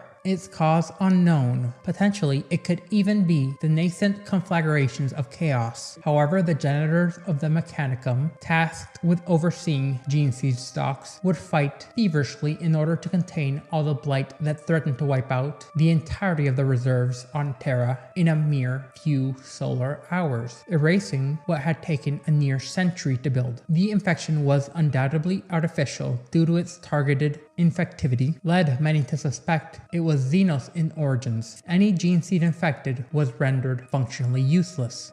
While many legions suffered losses from this biological attack, the blight seemed to destroy the entirety of the reserves of the Third Legion's gene seed stock. From that moment on, the Third Legion began to face an existential crisis. Their ability to regenerate their ranks was drastically and severely compromised, leaving them ever cloaked by the shadow of extinction looming just over them. This catastrophic event not only impacted their immediate future, but it also left a lasting scar on their history, as they would question why had they been cursed so cruelly, while other legions swelled in numbers unending, regardless of the setback, such as the Ninth Legion, who would constantly be set on missions which they were expected to become extinct, only to come back in greater numbers. It seems that while other legions grew in size and glory during the Great Crusade, gathering momentum, the Third Legion would only wither. The only means they had of replenishing their losses was through the use of their progenoid glands, harvested harvested from their fallen. Without their Primarch to serve as a template for rapid replication, the Emperor and his gene rights of the Biotechnical Division could only rebuild the Third Legion's gene seed stocks at painstaking slow rates, meaning that they would likely be extinct if they were not careful within a fortnight of any conflict. As this laborious process unfolded, the Third Legion's strength and glory dwindled with each passing battle. It became evident that the Legion would fall far below effective strength, long before their gene seed stocks could be replenished. This was the doom of the Legion, and it seemed inevitable. Yet, just as hope seemed lost, the rediscovery of their Primarch, Fulgrim, transformed their fate, giving them a renewed hope. Known as a Phoenician, Fulgrim's return heralded a new era for the Emperor's children. This monumental event reinvigorated the Legion like no other, providing not only the genetic template they needed, but a charismatic leader to rally behind, to lift their spirits to further perfection. His presence alone inspired a resurgence, turning the tide of their fortunes. The once dwindling Third Legion would find new strength and purpose, their legacy forever altered by the return of their Primarch. After being taken from the Emperor of Mankind's gene laboratories beneath the Himalayan mountains of Terra, it seemed that Fulgrim's gestation capsule landed him on the mining world known as Chemos. And Chemos was a bleak and unforgiving planet, warmed by a small binary star cluster and perpetually shrouded in twilight by a thick nebula dust cloud. This desolate world had been settled by humanity during the Dark Age of technology and had become isolated from its neighbors due to the great warp storms which marked the Age of Strife. However, even as they struggled for existence, Chemos' resources were dwindling greatly as its people struggled to produce enough food to meet their basic needs, only surviving due to a network of fortress factories undertaking the Herculean task of sustaining the entire planet's population. The inhabitants of Chemos would work incessantly and endlessly, maintaining the vapor mines and synthesizers, forsaking any form of recreation, art, and or leisure in order to ensure their survival. This was in large part due to the planet's dependence early on during the Dark Age of technology on interstellar commerce for food in particular. As the warp storms made it exceedingly difficult for traders to reach Chemos, it seemed that Chemos would be doomed, despite their strict food rationing and their efforts to improvise nutrient solutions, and due to this it seemed Chemos was faced with a slow and inevitable decline. Their relentless labor was just not enough to stave off the inevitable shortages and hardships that would be imposed by their isolated existence. However, this would all change with the arrival of Fulgrim on this disparate world, as he would eventually alter it, creating a planet which had no shortage of art and grandeur. Such a task Fulgrim would undertake.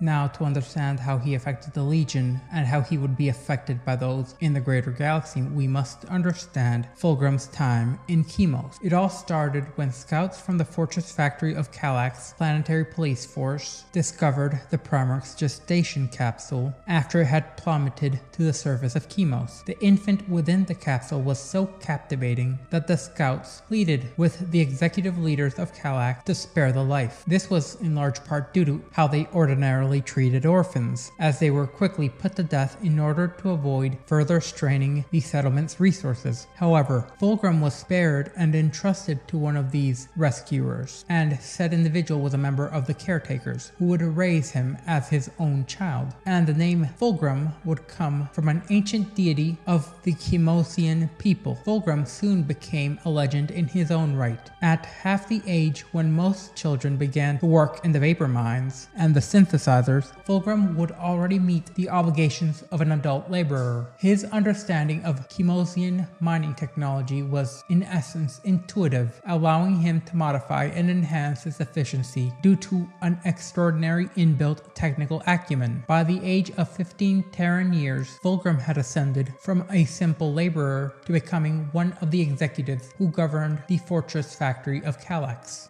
As a leader, Fulgrim grasped the dire plight facing Kallax and other settlements on Chemos. The population and their technology were in a gradual state of decline due to the severe resource shortages they faced. Fulgrim's rise to leadership and his subsequent contributions would mark the beginning of a transformation upon Chemos, and ultimately a transformation for the Third Legion itself once they reconnected with their father. Under Fulgrim's visionary leadership, teams of engineers embarked on ambitious expeditions beyond Kallax and beyond the other fortress factories. Without him, this would be a death knell to all those who exited, but thanks to him and his great leadership, they reclaimed and restored many of Chemos' ancient mining outposts, some of which had produced supplies for the first time in more than solar decades. This allowed for the creation of a surplus, something which had not been known long since prior, and this surplus allowed Chemos to purchase food and other essential materials from what appeared to be interstellar traders, which allowed the planet to finally be lifted from its prolonged state of scarcity. Recognized as a planetary leader, Fulgrim also championed the revival of Chemosian art and culture, seeing it as a vital element of human life that had been long forsaken due to the planet's relentless resource shortages and grueling labor demands. This cultural renaissance was a rather significant turning point for Chemos, as it began to thrive under Fulgrim's guidance. Here would begin the tradition of Fulgrim marrying mortal women, but due to his exceedingly long lifespan, he would suffer as he saw them slowly fade away due to the imperfections of humanity, leading him to further try to perfect all aspects of humanity to an obsessive degree. At first, it would be remarked that he did in fact love some of them, but as time would go on, he would become numbed to their presences, the constant deaths, the constant loss. To many, this marked Fulgrim as indeed eternally bound by suffering derived from human imperfection. Not long after the monumental achievement of Chemos' renaissance, its isolation would come to an abrupt end, as descending from the perpetually twilight sky, a formation of Stormbird dropships would appear, their heavily armored, battle-scarred hulls emblazoned with the Palatine Aquila, the personal insignia of the Emperor of Mankind, and the insignia of the Emperor's children. This sight of the Aquila seemed to stir long-buried memories within Fulgrim. Though Chemos lacked a former military, the caretakers had formed a planetary police of sorts, a force which would function dual roles as police and protectors of the fortress cities from any and all raiders. It seemed that these men had seen the Stormbird's landing as a potential threat, so they quickly surrounded them and prepared to fire upon them. However, Fulgrim would quickly command the caretakers to welcome their visitors and escort them to Kallax for an audience with him. In his private quarters, Fulgrim encountered what appeared to be heavily armored warriors from the stars. These were the Astartes, and they represented a true civilization which embodied the culture and refinement that he aspired to restore in Chemos. Emerging from their ranks was a resplendent figure, the radiant Emperor of Mankind. Upon seeing the Emperor, Fulgrim was overwhelmed by recognition and reverence, as he silently knelt before his father and offered his sword in his service. From that moment on, Fulgrim would vow to dedicate himself entirely to the Emperor of Mankind and his Imperium. From here, the Emperor would enlighten his son about Terra and the Great Crusade, and the grand army that he would lead. His endeavor was one that resonated deeply within Fulgrim, as the Emperor told him that he desired to reunite the fragmented worlds of humanity under a single rule, and that it was this unity which was crucial to prevent humanity's potential extinction at the hands of the galaxy's numerous threats, and to establish humanity as the preeminent intelligent species within the Milky Way. Seeing the state of the planet that he had originally landed on, Fulgrim's beliefs and ideologies greatly resonated with this. While imperial records do not specify an exact date for this pivotal meeting, they do note that Fulgrim's flagship, the Pride of the Emperor, was completed by the Mechanicum of Mars 160 years before the onset of the Horus Heresy in the early 31st millennium. It would be then that Fulgrim would return to Terra with the Emperor in order to meet with the Third Legion, those sons crafted from his own genome. To his horror, he learned that a series of calamities had nearly annihilated the entirety of the Legion, leaving the majority of their gene seed stock cultivated from his DNA in in rather severe straits. The combination of the initial accident, the subsequent viral blight, and the Emperor's children's dogmatic following of the Emperor's orders had greatly cost the Legion. Without the access to their Primarch, replenishing their gene siege stocks had been an arduous and slow process. However, before Fulgrim on Terra stood 200 transhuman warriors, which represented the entirety of the Third Legion's remaining strength. These Astartes bore banners of companies which had now been reduced to mere handfuls or entirely perished. Despite their reduced numbers, they stood unbowed, unbroken, and proud, embodying a defiance of fate that perhaps mirrored Fulgrim's own struggles on Chemos. In a solemn address, Fulgrim entrusted them with a sacred mission to bring the Emperor's wisdom to these stars, stating, "You are the Emperor's chosen, his heralds, his warriors, his children, for this is only the beginning." The Emperor would then be so moved by Fulgrim's words and the steadfastness of the Legion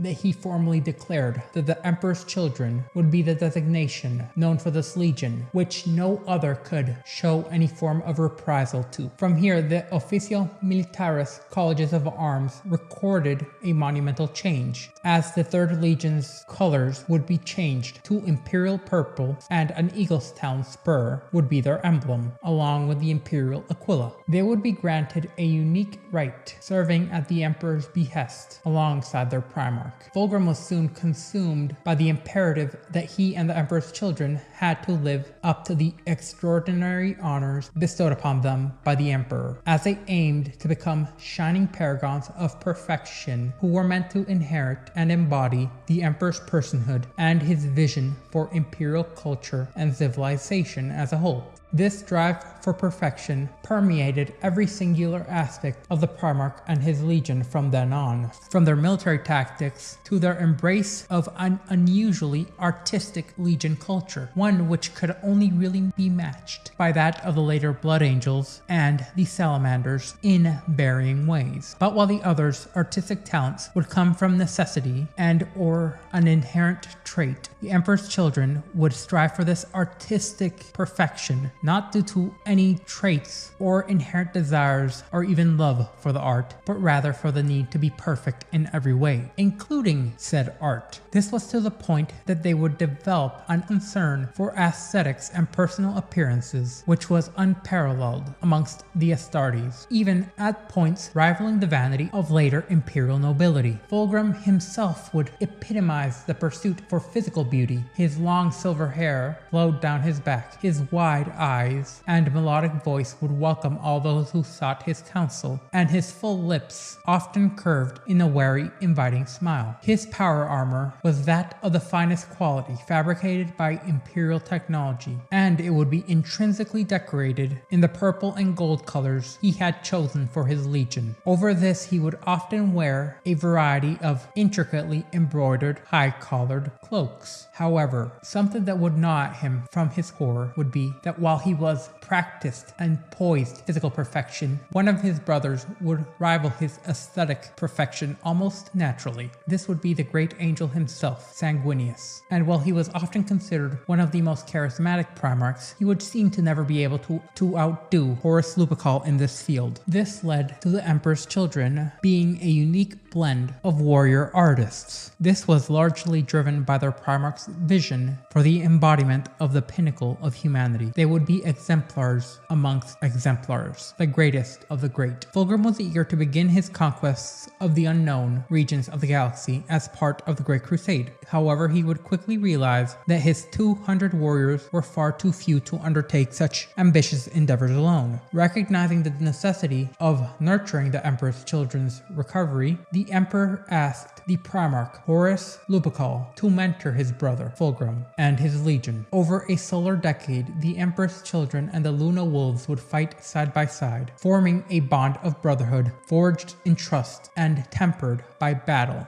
Despite their differences, Horus and Fulgrim created an unbreakable bond. The two legions grew incredibly close, as they complemented each other in many ways. While Horus was swift and intuitive, Fulgrim was patient and considered. While the Luna Wolves were direct and brutal, the Emperor's children were flexible and subtle. When the Emperor's children eventually stood on their own, they had become oath brothers with the Luna Wolves, a bond that treachery would one day twist into a chain which would shackle their souls eternally. Over the course of several decades, the Emperor's children's ranks swelled with new Astartes recruited from both Terra and Chemos. This was where the Legion had established its fortress monastery, in particular in the old factory fortress of Calax. And due to this, they had grown at a significant rate, marking an expansion amongst their ranks, allowing them to fully participate in the Emperor's vision for the Great Crusade. Through their shared experiences and with the guiding hand of Horus, the Emperor's children evolved from a formidable force embodying the ideals of perfection and excellence to one which actively was the ideal of perfection and excellence that Fulgrim so passionately pursued. When the Emperor's children reached an appropriate size, Fulgrim would assume command of the 28th Expeditionary Fleet of the Great Crusade, embarking on a campaign that reclaimed numerous human-settled worlds for the Imperium. And amongst these conquests, they would unfortunately run into an advanced Xenos world where Fulgrim's destiny would take a fatal turn. Here we must deviate from the timeline to note the importance of the bond between Primarchs Fulgrim, known as a Phoenician, and his brother Ferrus Manus, known as the Gorgon. This was a connection that was profound and renowned throughout the Imperium during the Great Crusade, only really rivaled by the connection between Horus and Sanguinius. Their profound connection was forged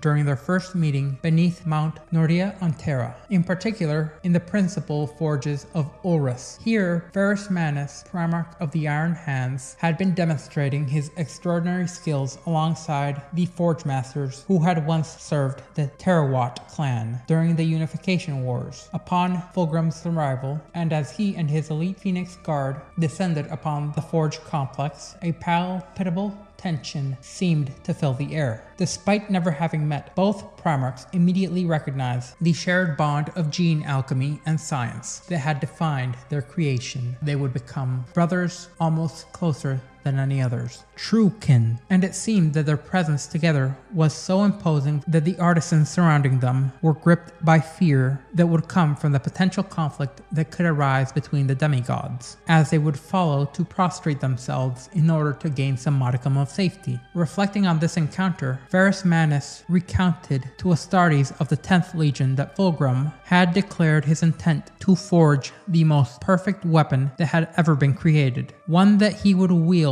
in the forthcoming Great Crusade. This declaration marked a pivotal moment in the unfolding saga of not just the Emperor's children and their Primarch, but of the Iron Hands Legion and the Imperium as a whole. The rivalry between Fulgrim and Ferrus Manus would be a rather great one, but not one of enmity, rather one of mutual respect and friendly competition. Where Fulgrim boasted of forging the most perfect weapon ever created, Ferrus Manus, famed for his living metal hands, jovially scoffed at the idea of anything crafted by Fulgrim's pasty hands rivaling any of his creations. Undeterred by the jest, Fulgrim accepted this challenge with both dignity and grace, as the two Primarchs stripped to their waists and embarked on a marathon of craftsmanship within the echoing confines of the Mountain Forge. For 3 intense solar months, the forges resounded with the relentless clanging of hammers and the hiss of cooling metal. All the while, the brothers would banter as the two demigods vied to outdo each other in every regard. At the culmination of their labor, each presented their masterpiece. Fulgrim presented the unrivaled Forgebreaker, an exquisite warhammer capable of cleaving mountains in a single blow. Meanwhile, Ferrus Manus revealed the Fireblade, a golden-bladed sword which was perpetually aflame with the forge's essence. Both weapons surpassed any other previously wrought by human hands, and in a rare moment of humanity, each Primarch declared the other's creation superior. Fulgrim likened the Fireblade to the legendary sword of Nuada Silverhand, while Ferris proclaimed Forgebreaker worthy of the thunder god of Nordic lore. Without hesitation, each exchanged weapons, cementing their eternal bond of friendship through their shared craftsmanship. And indeed, Forgebreaker was a marvel to behold. Its weight would be unmanageable, save for the Emperor's Astartes, but to a Primarch, it would be swung like a mere toy, weightless even. Its ebony haft was adorned with threads of gold and silver, forming a beautiful and intricately crafted lightning bolt, as the hammer's head culminated in the shape of a majestic eagle, its beak poised to strike and its wings outstretched in formidable glory. Those who gazed upon it sensed its profound excellence and the very Primarch-like essence infused within the weapon. It was truly a testament not just of skill, but of love, honor, and loyalty, which should have ensured the bond between the two brothers. After having forged the great hammer given to Ferrus Manus, the Emperor's Children's Primarch, Fulgrim, would continue to grow a closer and closer bond with his brother, to the point that legends have it that Ferrus Manus earned his legendary moniker, the Gorgon, a title that would echo throughout the galaxy for generations, drawing parallels to an ancient creature from myth and legend, not from a great action or a legendary battle, but as a joke by his beloved brother Fulgrim, the Primarch of the Emperor's Children. As the tale goes, Ferrus Manus's epitaph dates back to their first meeting on Terra, and unlike Fulgrim, who reveled in art, architecture, culture, and music, Ferrus was driven by the singular purpose of conquest and lacked interest in little else, seeing these luxuries as wastes of time. This divergence would become even more apparent when the great angel, the Primarch Sanguinius, Lord of the Blood Angels Legion, arrived at the Imperial Palace bearing gifts of exquisite beauty and craftsmanship from Baal. Statues carved from glowing rock, rare gemstones, and artifacts of agrogranite, opal, and tourmaline. Fulgrim would quickly be enchanted by these great treasures, seeing the gifts as things to be delighted in and having a new avenue of kinship with a brother, one who also admired the beauty that could be created by mankind. On the other hand, Ferrus Manus would dismiss these displays as frivolous distractions, insisting that their true and only purpose lay in reclaiming the galaxy for the God Emperor. In response to this, Fulgrim would playfully jest and call him a terrible Gorgon, implying that without an appreciation for beauty, they risked missing the grandeur of the stars they sought to reclaim for their father. From that moment on, the nickname would supposedly stick, as Ferrus Manus would not even rebuff the title given to him by such a close brother. This incident would not just show the contrast in personalities that would go so far as to even be represented amongst these two Primarchs' legions, but it also foreshadowed a diverging path that would eventually lead two of the closest men in the galaxy down a dark and tragic road.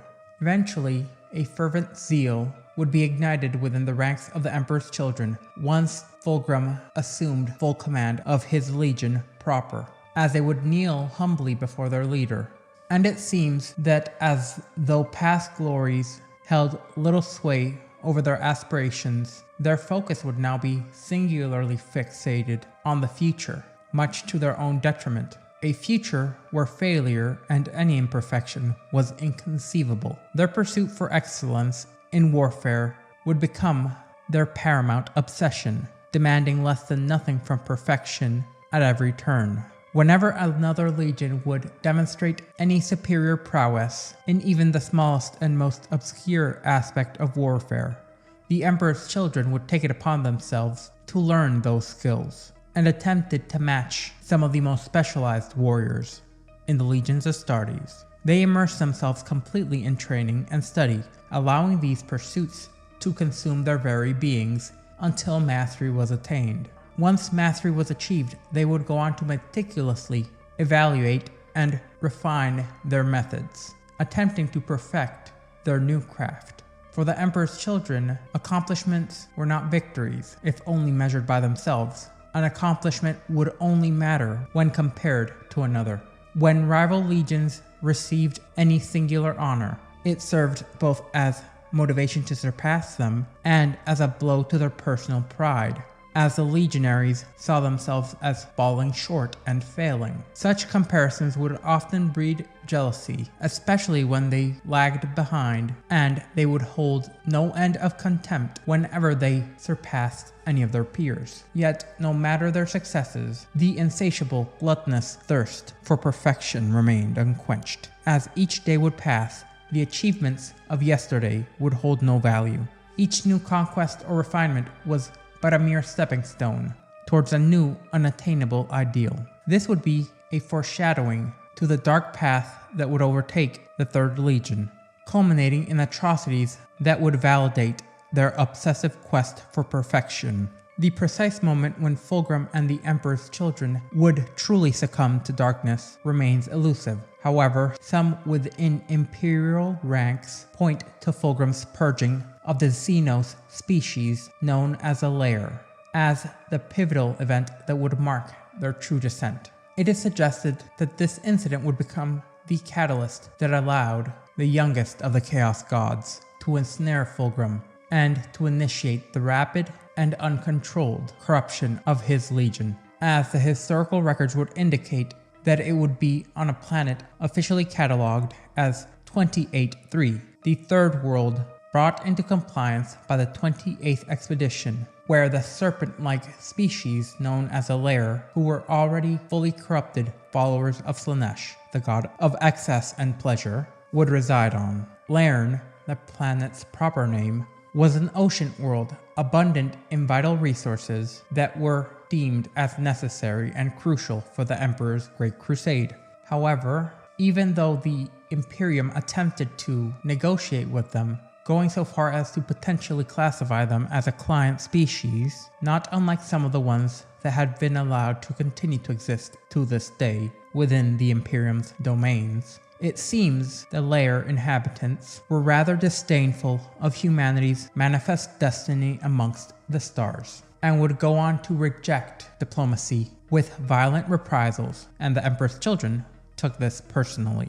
In response to this, they met aggression with unbridled force, escalating the tensions into an inevitable conflict that would lead to much bloodshed and the extinction of a species, one that would set in motion the downfall of the Third Legion, as within the planet, it seems the allure of power and the whispers of chaos were ever present, and began to influence the Legion as a whole. During the campaign on Lair, another incident that would forever shake the Legion occurred. Chief Apothecary Fabius Bile of the Third Legion made a startling discovery. While examining the corpses of the Lair, he found evidence of extensive genetic engineering amongst the serpentine-like species, with different castes each being tailored through genetic manipulation in order to fulfill specific roles in Lair society. This would be so surprising that he would go on to present his findings to Fulgrim. This was due to Fabius drawing parallels between the Lair's pursuit for biological perfection and the Emperor's children's own quest for excellence. Fabius boldly proposed that while the Emperor's creation of the Astartes was indeed remarkable, it might represent just the beginning of a greater evolutionary path for humanity. He would continue to suggest that by studying and refining their own genetic material, they could surpass their current states and achieve new heights of perfection. Though his frankness could have been perceived as heresy, Fabius was able to argue that the potential benefits would outweigh the risks by a wide margin. In response to this, Fulgrim would consider the apothecary's audacious suggestions, thinking to himself, could they indeed improve upon their own gene seed, that which created the Astartes and made them so formidable? Could the Emperor's creation be improved upon? He believed that striving for perfection was imperative in order to avoid failing the Emperor, so he was easily convinced by Fabius's convictions,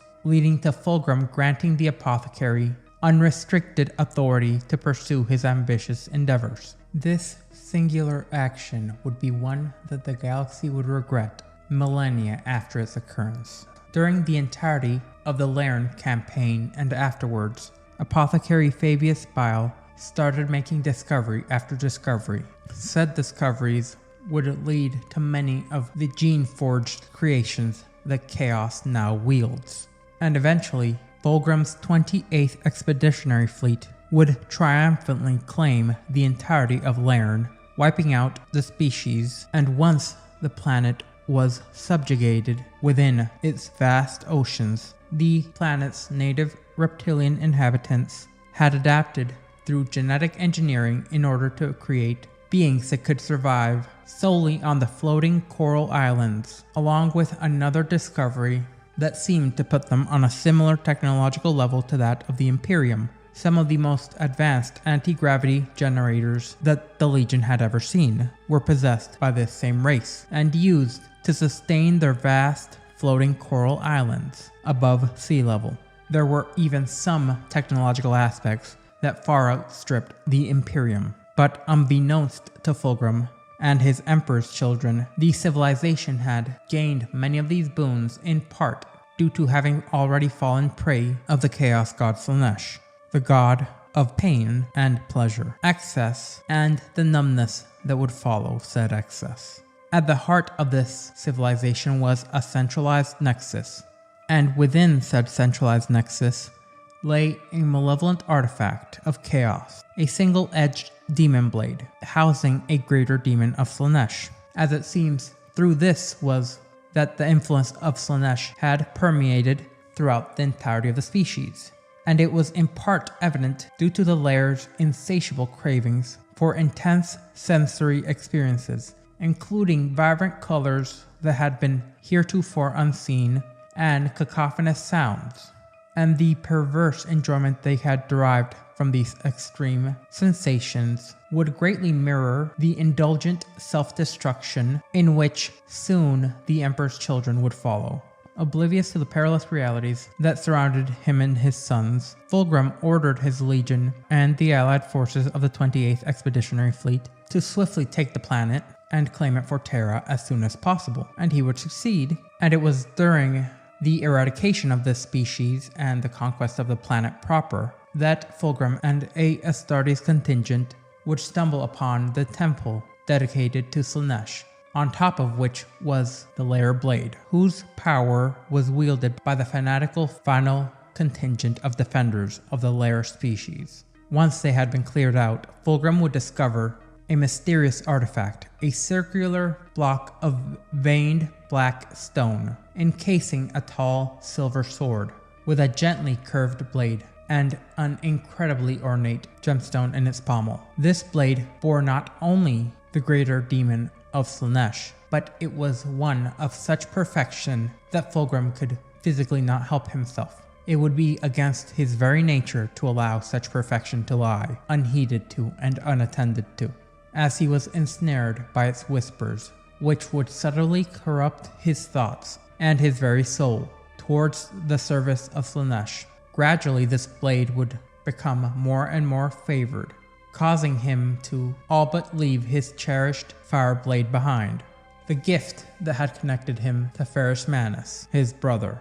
Though initially, Fulgrim would dismiss the whispers as a reflection of his own strained psyche, Fulgrim would eventually realize that he had been unwittingly seduced by its promises of power. And the way that he would eventually discover this and the corruption of the blade itself was after persistent entries from his corrupted brother Horus, who himself was being influenced by the ruinous powers following his injury on Davin's moon. Fulgrim would also fall to chaos in short order, as he found his allegiance falling in line with that of the Prince of Pleasure, who promised Fulgrim and his Astartes the path to ultimate perfection, unfettered by the limits and restraints of morality, and allowing them to endlessly indulge in self-obsession. Following the conclusion of the conflicts on Laren, casualties in all the Third Legion's campaigns would significantly lessen, allowing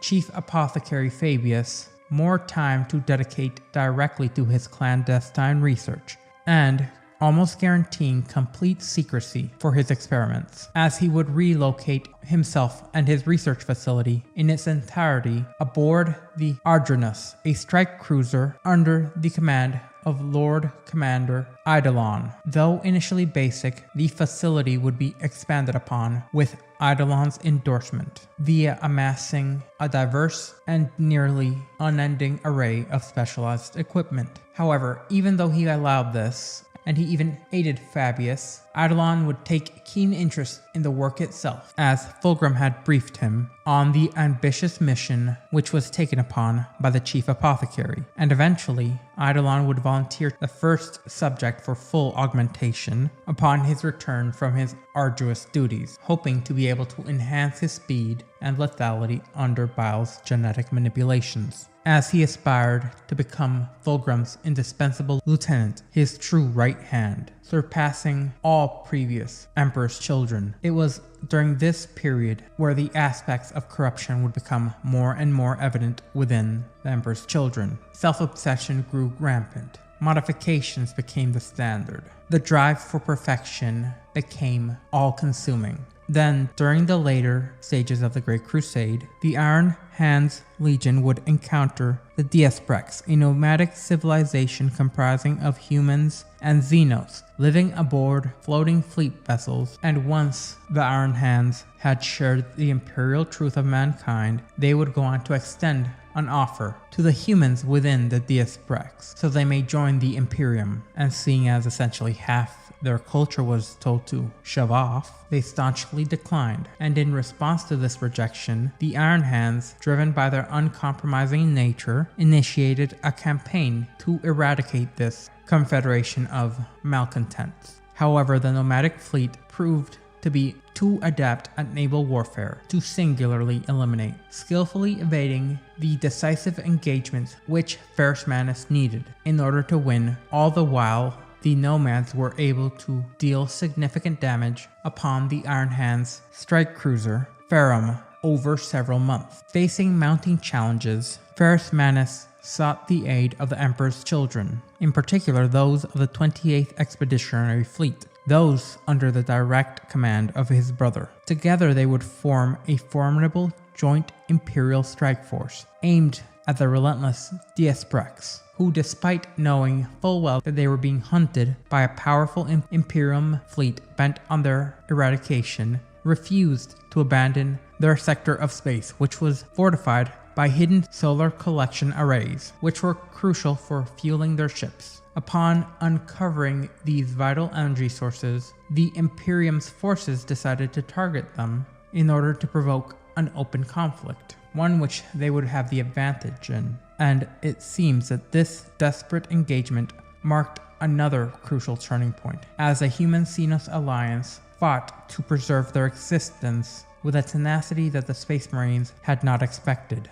During the tumultuous naval battle, Fulgrim's personal gunship, Firebird, would come under severe fire and found itself in dire straits. Responding swiftly to his brother's distress, Ferrus Manus' flagship battle barge, Fist of Iron, rushed to aid his favorite brother in his hour of need. In a daring display of both camaraderie and skill, Ferrus would personally lead a decisive boarding action alongside the Emperor's children, unleashing a torrent of unstoppable devastation upon the Diasprex troops aboard their vessel. However, amidst the chaos of battle, and despite having the fresher troops' greater numbers, victory slipped from Fulgrim's grasp when one of his commanders would seize control of the enemy ship's bridge, rather than himself. This unexpected turn of events left Fulgrim embittered towards Ferrus Manus, because it was due to his actions that he had been delayed, and that it was his son, not Fulgrim, who claimed the bridge of the ship. Unable to grasp that Ferrus's intent was selfless, due to his worry that his brother may be in danger, rather than any form of pride. It seems that Fulgrim only saw this as an unnecessary loss of both face for himself and lives for his legion. This was in no small part influenced by the insidious demon within the lair blade, twisting his thoughts, as Fulgrim interpreted Ferrus's actions through a lens of personal ambition rather than brotherly sacrifice and affection. What Fulgrim had perceived as Ferris's critical remarks and jests aimed at deflating the Phoenician's own ego were in truth gestures in order to preserve humility and present an olive branch of camaraderie and brotherhood. And as Chaos had already tightened its grip on Fulgrim, transforming his noble ambitions into self-serving desires, he would fail to recognize the genuine camaraderie and brotherly love that had defined Ferrus Manus' actions on that day.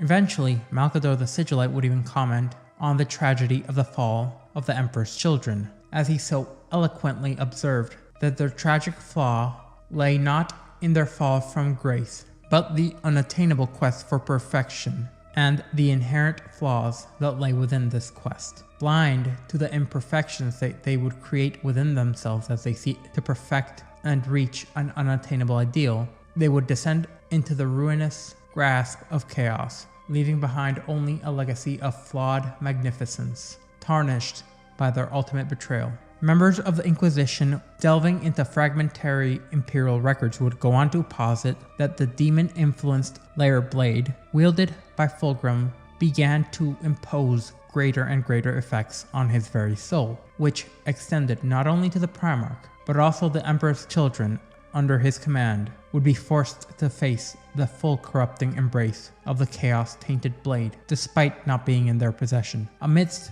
those Primarchs grappling with corruption, Fulgrim would find himself unwittingly drawn to the tragedy of the Horus heresy, in particular during an encounter with Eldrad Ulthwain, a venerable Eldar Farseer from Craftworld Ulthwé on the Maiden World of Tarsus. Eldrad had sought to warn Fulgrim about Horus's dire predicament, as he had been wounded by the Kinbrach Anathame, which was wielded by Eugene Temba, the planetary governor of Davin, who had been already in the influence of the plague god Nurgle, the chaos god of decay and pestilence. Horus's injury had provided an opening for the chaos gods to ensnare the War Master's very soul, in a similar way to that which was being unknowingly done to Fulgrim. However, Fulgrim's close bond with Horus, due to the years that he had served alongside him when his legion was attempting to recover,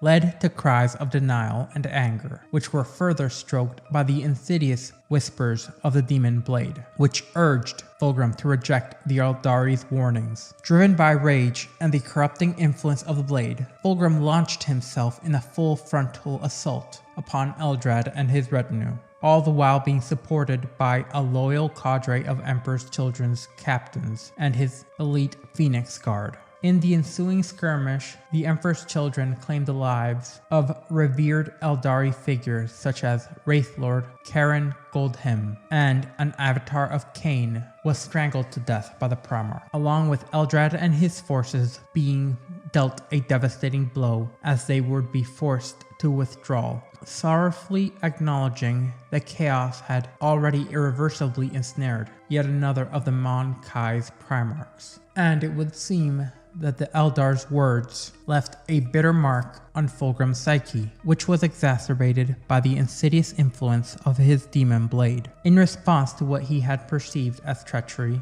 and swayed by his growing darkness, Fulgrim would command the 28th Expeditionary Fleet to deploy devastating virus bombs on several exquisite Eldar Maiden worlds, in a ruthless act that was in essence illogical, and driven almost completely due to the paranoia that the blade had been instilling in Fulgrim. Shortly thereafter, Fulgrim would attempt to confront Horus in person, seeking an explanation to the accusations laid by the Eldar regarding Horus's allegiance to chaos. However, as Fulgrim had taken some precautions after witnessing the Eldar's warnings, he had actually been going with Fireblade to meet Horus. Unfortunately, one of his sons had seen this as a potential mistake by his father, and chosen nobly to bring him his apparent favorite sword. Once he was again in the influence of the blade, he would not be able to let go. And it was due to this that when he confronted Horus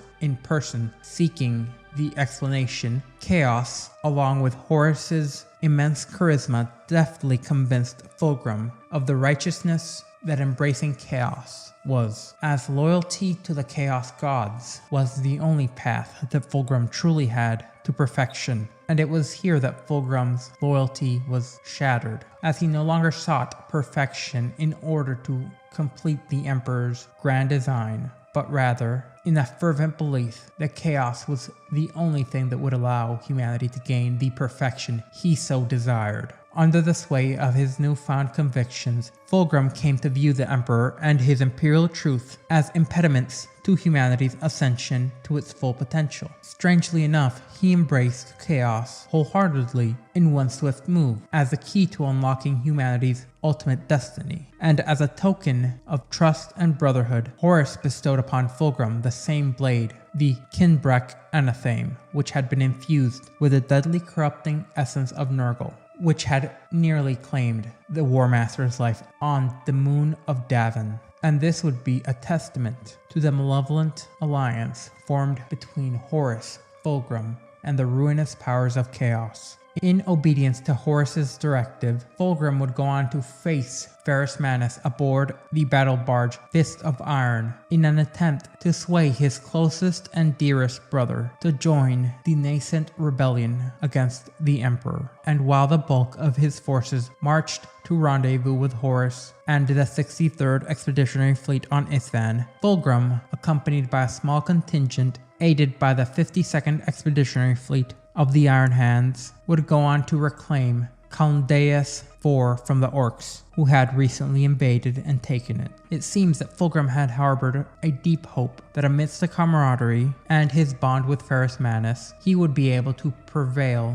despite their ideological differences and bring Ferrus into the fold. However, the encounter upon Ferrus's sanctum within the flagship led tensions to escalate swiftly into violence, as Ferrus, wielding his silvery necrodermis hands, clashed with Fulgrim, shattering the gift that he had given him, Fireblade, in a ferocious exchange. But unfortunately, the explosive aftermath led to Ferrus being unconscious and teetering on the brink of death. Driven by the insidious whispers of the Demon Blade, Fulgrim sought to end his brother's opposition with Forgebreaker, the formidable warhammer that had been gifted to him by Fulgrim. Yet in a moment where the true Fulgrim shone, the Primarch faltered, and he would be unable to strike down his oldest brother and friend, despite the demon's relentless urgings and desperate pleas. Fulgrim would then emerge from Ferrus's inner sanctum as he signaled his Phoenix Guard, who had ruthlessly executed Ferrus Manus's loyal Morlock Terminators and severed the Iron Hands Primarch from his last line of defense, to follow him. And even though this was a rather tragic encounter, it must be noted that it indeed showed that some of the original Fulgrim was still there, fighting to be freed from the Demon Blade's influence. And during the aftermath of the tumultuous confrontation aboard the Fist of Iron, the Emperor's children, under Fulgrim's increasingly corrupt leadership, would go on to nearly claim the life of the Iron Hand's first captain, Gabriel Santor. However, the tides would be turned, as in a daring escape, Fulgrim fled aboard his personal assault craft, the Firebird, all the while orchestrating a surprise assault from his personal flagship, the battle barge Pride of the Emperor, and its escort vessels. This sudden and full-out betrayal would go on to cripple the Iron Hands' 52nd Expeditionary Fleet, allowing the 3rd Legion to slip into the warp bound for the Isfahan system, where Horus and the traitor legions awaited. With their allegiance against the Emperor fully sealed, the insidious corruption of chaos spread like a contagion,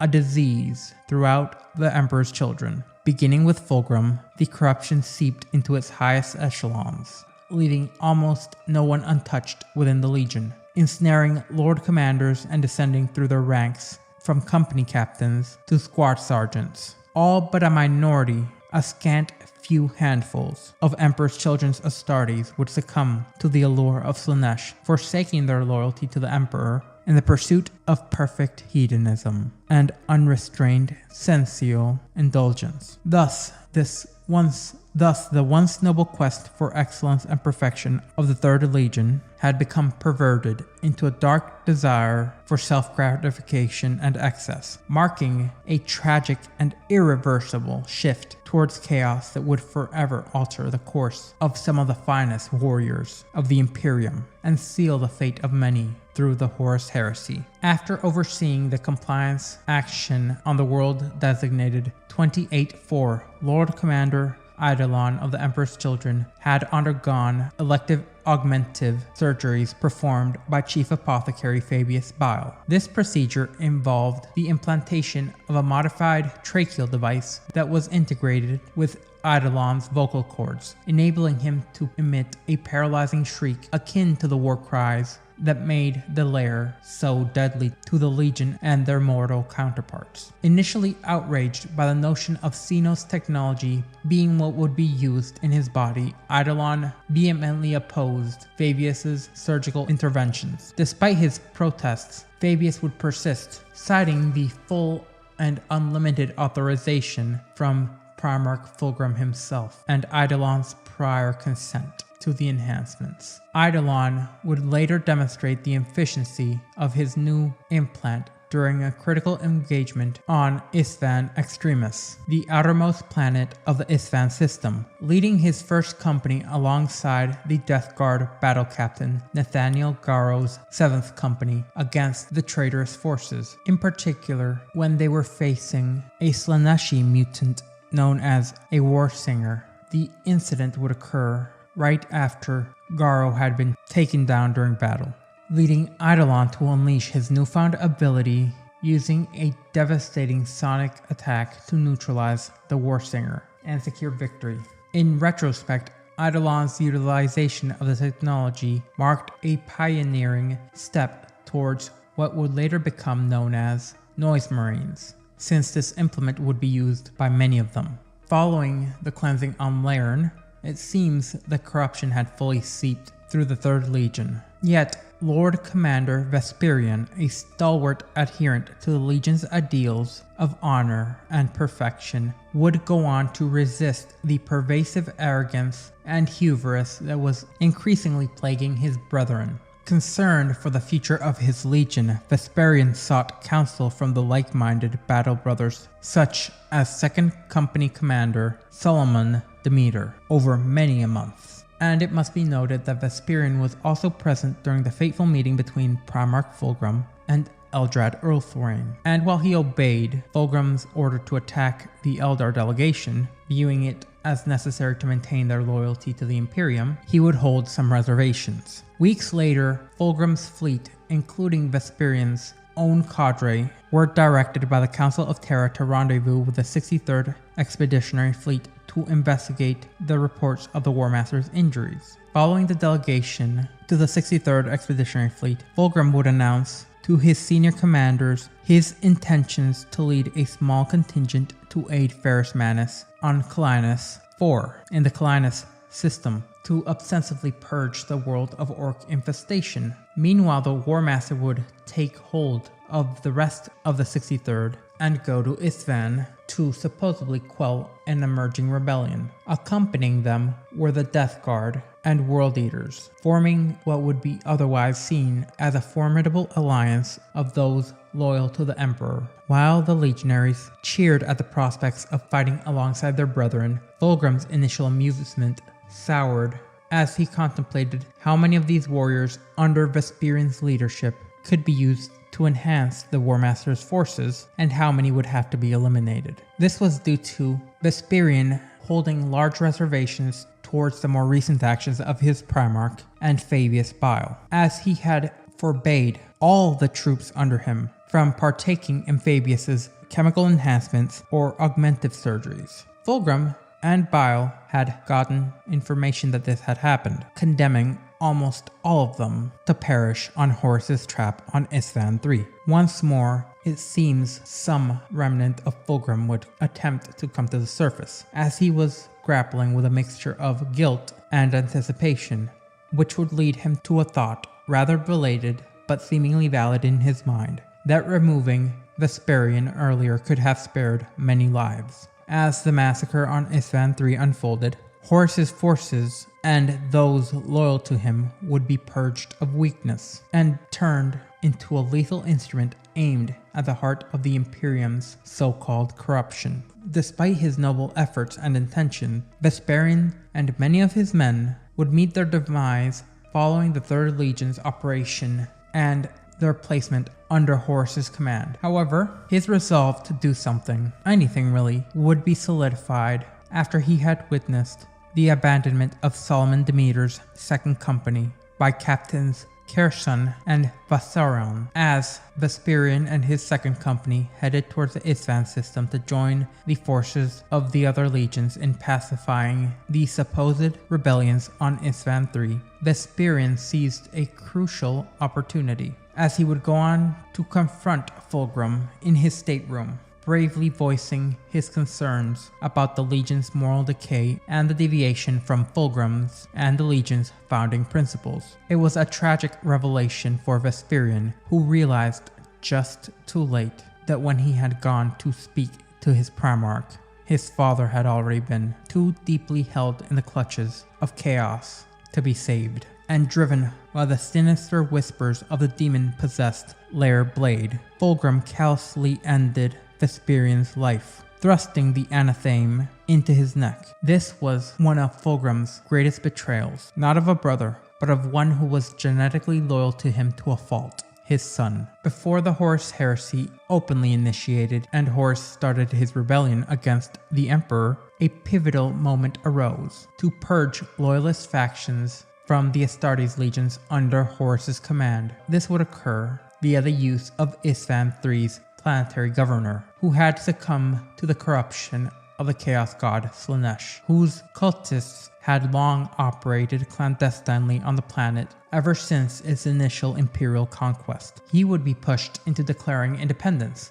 giving Horus carte blanche to conduct a large-scale military operation in order to reclaim the world, in particular its capital city. And even though the order came from the Council of Terra, it was almost entirely influenced by Horus's own treacherous ambitions. Although the legions under his direct control, the Sons of Horus, the World Eaters, the Death Guard, and the Emperor's children, had already largely turned traitor and embraced chaos, it seemed a significant portion of each legion had remained loyal. These segments of still loyal Astartes were mainly Terran-born Space Marines, initially recruited and having served directly under the Emperor himself. Under the guise of restoring imperial order, Horus had created a strategy that would put those who would feel most enthused about serving with each other, once again, those loyalists born from Terra, together on the planet. After subjecting Isvan III to a prolonged orbital bombardment, Horus would dispatch all the known loyalists to the planet's surface in order to secure its compliance, which realistically, such numbers for a singular, already crippled capital should have keyed off many of the great minds within the Legion, in particular those of the Third, who prided themselves on excelling in all aspects of warfare. Yet, at the moment of what appeared to be their penultimate triumph, the capture of the Coral City, the Loyalists found themselves betrayed. From orbit, Horus would unleash the devastating and vile Life-Eater virus bombs upon the Astartes in order to annihilate them. Amidst this betrayal, Captain Saul Tarvitz of the Emperor's Children aboard the strike cruiser Andronius uncovered the genocidal plot against the Loyalists, working with Death Guard Battle Captain Nathaniel Garrow aboard the Eisenstein. Tarvitz would go on to defy the pursuit and descend directly upon Isvan III. There he courageously would go on to warn as many Loyalist Space Marines from all 4 legions that he could find. And through this act of sacrifice, he enabled many of them to seek shelter before the virus bombs struck, allowing them to survive and mount some amount of resistance to the traitors. However, the entirety of the civilian population of Isvan found themselves unprotected from this onslaught, as the Life-Eater virus bombs were designed to dissolve all flesh upon contact. As they had been unleashed without discrimination, they would quickly claim the lives of 12 billion inhabitants in what would be a horrifying instance, leading the planet to be engulfed in a psychic wave of death, which momentarily disrupted all warp-based technology, including momentarily causing a large flicker and disruption of the powerful Astronomicon beacon across the warp. In the aftermath of this, the Primarch of the World Eaters Legion, Angron, recognizing that the virus bombs had ostensibly failed in wiping out the Loyalists in their totality, was enraged beyond measure. Seeing this as a failure, Angron abandoned all restraints and decided to completely ignore Horus, leading 50 companies of World Eater trader marines in a frenzied assault upon the planet's surface. Driven purely by lust and by an unknown devotion to the blood god Khorne, the traitorous World Eaters descended in a savage orgy of violence, disregarding all conventional tactics and strategies, becoming merely Khorne berserkers. Horus, despite his initial frustrations at Angron's impulsiveness, which seemed to jeopardize his carefully laid out plans, seized the opportunity to turn this chaotic situation to his advantage. He would go on to swiftly reinforce Angron's berserk forces with additional troops from the Sons of Horus, the Death Guard, and the Emperor's Children, transforming what could have been a lopsided slaughter of the traitor World Eaters and a major setback for Horus's forces into a victory. As even with the warnings of Soul Tarvitz, the remains of the legions could not take that many fresh troops. Fortunately, a brave contingent of loyalists, led by Battle Captain Garo aboard the damaged frigate Eisenstein, managed to escape the cataclysm of Isstvan III. Their harrowing flight of the Eisenstein aimed to reach Terra, where they intended to warn the Emperor of Horus's treachery. Meanwhile, on the embattled planet, Loyalist resistance from Captain Tarvitz, Gavriel Loken, and Tariq Torgaradon valiantly resisted the traitorous forces, and despite the initial successes that delayed Horus's plans by 3 crucial months, the remains of the Loyalists were forced to face truly insurmountable odds, due to their lack of support, Titan firepower, ammunition, and having to face Primarchs. During the fierce conflict, another tragic betrayal would occur, this time within the Sons of Horus, where Captains Ezekiel Abaddon and Horus Aximund, once brothers in arms with Logan and Torgaradon in the Mournival, turned against them. Aximund ended Torgaradon's life in combat, while Abaddon's attempts on Loken's life would be thwarted by a collapsing building, which allowed Loken to witness the devastating orbital bombardment that sealed the Loyalists' fates. Amidst this grim betrayal, and within the Emperor's Children's Legion, further treachery would unfold as Captain Lucius of the 13th Company, later to be known as Lucius the Eternal, turned against his former comrades, led by Tarvitz and Demeter. Driven by an insane jealousy and desire to prove himself to Lord Commander Eidolon and Fulgrim, Lucius slaughtered those once he had fought alongside, those he knew as brothers, earning himself a preeminent place amongst the traitors. As the Loyalists dwindled to a mere few hundred defenders, Horus begrudgingly would prolong the conflict, ordering their annihilation as the Coral City was their last bastion, would be reduced to dust by a final devastating orbital bombardment, marking the tragic end of the Isstvan III atrocity and the deaths of many of the remaining Loyalist Emperor's children. Amidst the gathering storm of the Horus heresy, a dark symphony echoed, which would change the destiny of the Emperor's Children's Legion forevermore. At its heart was Barika Kinska, a celebrated composer from Terra, whose insatiable quest for new sensations drew her unwittingly into the clutches of Slaanesh. As a remembrancer aboard Fulgrim's flagship, the Pride of the Emperor, she was captivated by the corrupting allure of the Xenos world of Lurin and its temple dedicated to the god of excess and pleasure. There, amidst the tainted echoes of the warp, she conceived the Maravigia, a symphony intended to capture the sublime, malevolent essence she had encountered upon the world. Within the opulent theater known as the La Fience aboard the flagship, she unleashed her creation upon an audience that included not only Astartes and the Primarch himself, but many of the mortals serving within the vessel. Crafted with new instruments of her personal design, imbued with both sonic prowess and dark sorceries. Her composition transcended mere music. Its cacophony acted as a conduit, bridging the realms of reality and the warp, allowing the sinister energies of Slaanesh to permeate through the gathering. The effects of this performance were both profound and disturbing, including disorientation, heightened sensations and awareness of said sensations in some cases, and lethal impulses amongst many of the audience. This composition marked the genesis of the first true Noise Marines, and the first of the first was Marius Virsin, and so the Emperor's Children would gain one of their most signature military units, one that would persist to this day within almost every Emperor's Children's warband. Many warriors of the Emperor's Children would be corrupted by this musical symphony, never to be able to return to what they once were. And amidst the haunting echoes of her symphony, more transformations would occur aboard the Pride of the Emperor. As the symphony swelled with its dark intent, chaos mutations seized the audience. Both Astartes and mortal alike were plunged into a maelstrom of hedonistic indulgence and savage violence. It was a spectacle where the uncontrollable emotions of all humanity collided with their basest of instincts, creating a true orgy of sensation and murder.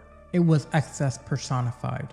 In the throes of this chaotic crescendo, the very fabric of reality grew even thinner, allowing 5 lesser demons of Slaanesh, demonettes, to materialize, as they seized upon and possessed the bodies of Kinsia and her singer, allowing them to add their own perverse energies to the unfolding carnage, and forever marking them as chaos possessed. Amidst the figurative and literal chaos, some of the Emperor's Children's Astartes moved to take the instruments for their own, and even in their untrained hands, the arcane devices unleashed waves of destructive power upon the audience, becoming the first full band of Noise Marines. Eventually, on Isstvan V, these Noise Marines would be organized as the Cacophony under the command of First Captain Julius Kerson, and they would wield their infernal weaponry with deadly precision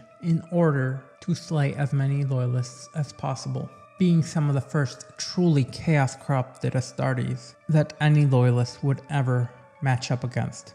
Amidst the carnage of the Dropsite Massacre on Isstvan V, during the Horus Heresy, a rather climactic clash would unfold, one which would echo throughout the galaxy forevermore. As the Loyalists, Salamanders, Raven Guard, and Iron Hands would descend upon Isstvan V, eager to confront Horus's traitor legions, the Emperor's Children would join the fray with so much glee that it was palpable to the other legions. The battlefield became their theater of devastation as thousands of drop pods and stormbirds thundered down onto the planet's surface, disgorging warriors ready to spill blood in the name of their respective loyalties. Leading the charge for the Loyalists was Ferrus Manus of the Iron Hands, who was accompanied by the Salamanders and the Raven Guard, each commanding their own legions with precision and ferocity.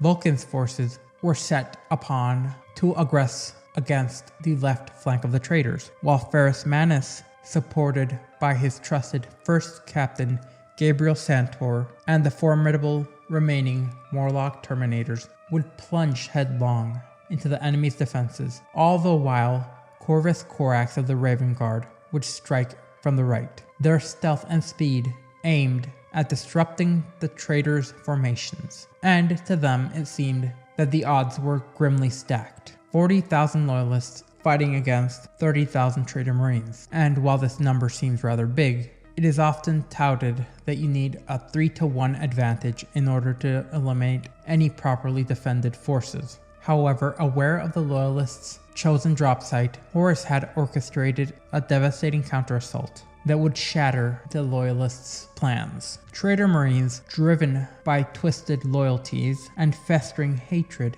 engaged their former comrades in a brutal dance of betrayal. The once pristine battlefield would devolve into a nightmarish, Machiavellian play of death and destruction. Massive Titan war engines, embodiments of the machine god's wrath, would stride across the terrain, leaving trails of death and devastation in their wake. Amidst the chaos, the hooded adepts of the Dark Mechanicum would unleash arcane horrors of stolen and forbidden technology, further tipping the scales towards the traitors' favor. As unending rivers of blood covered much of the world, heroes and traitors alike would fall, their names etched into the grim gravestone that would be Isstvan V.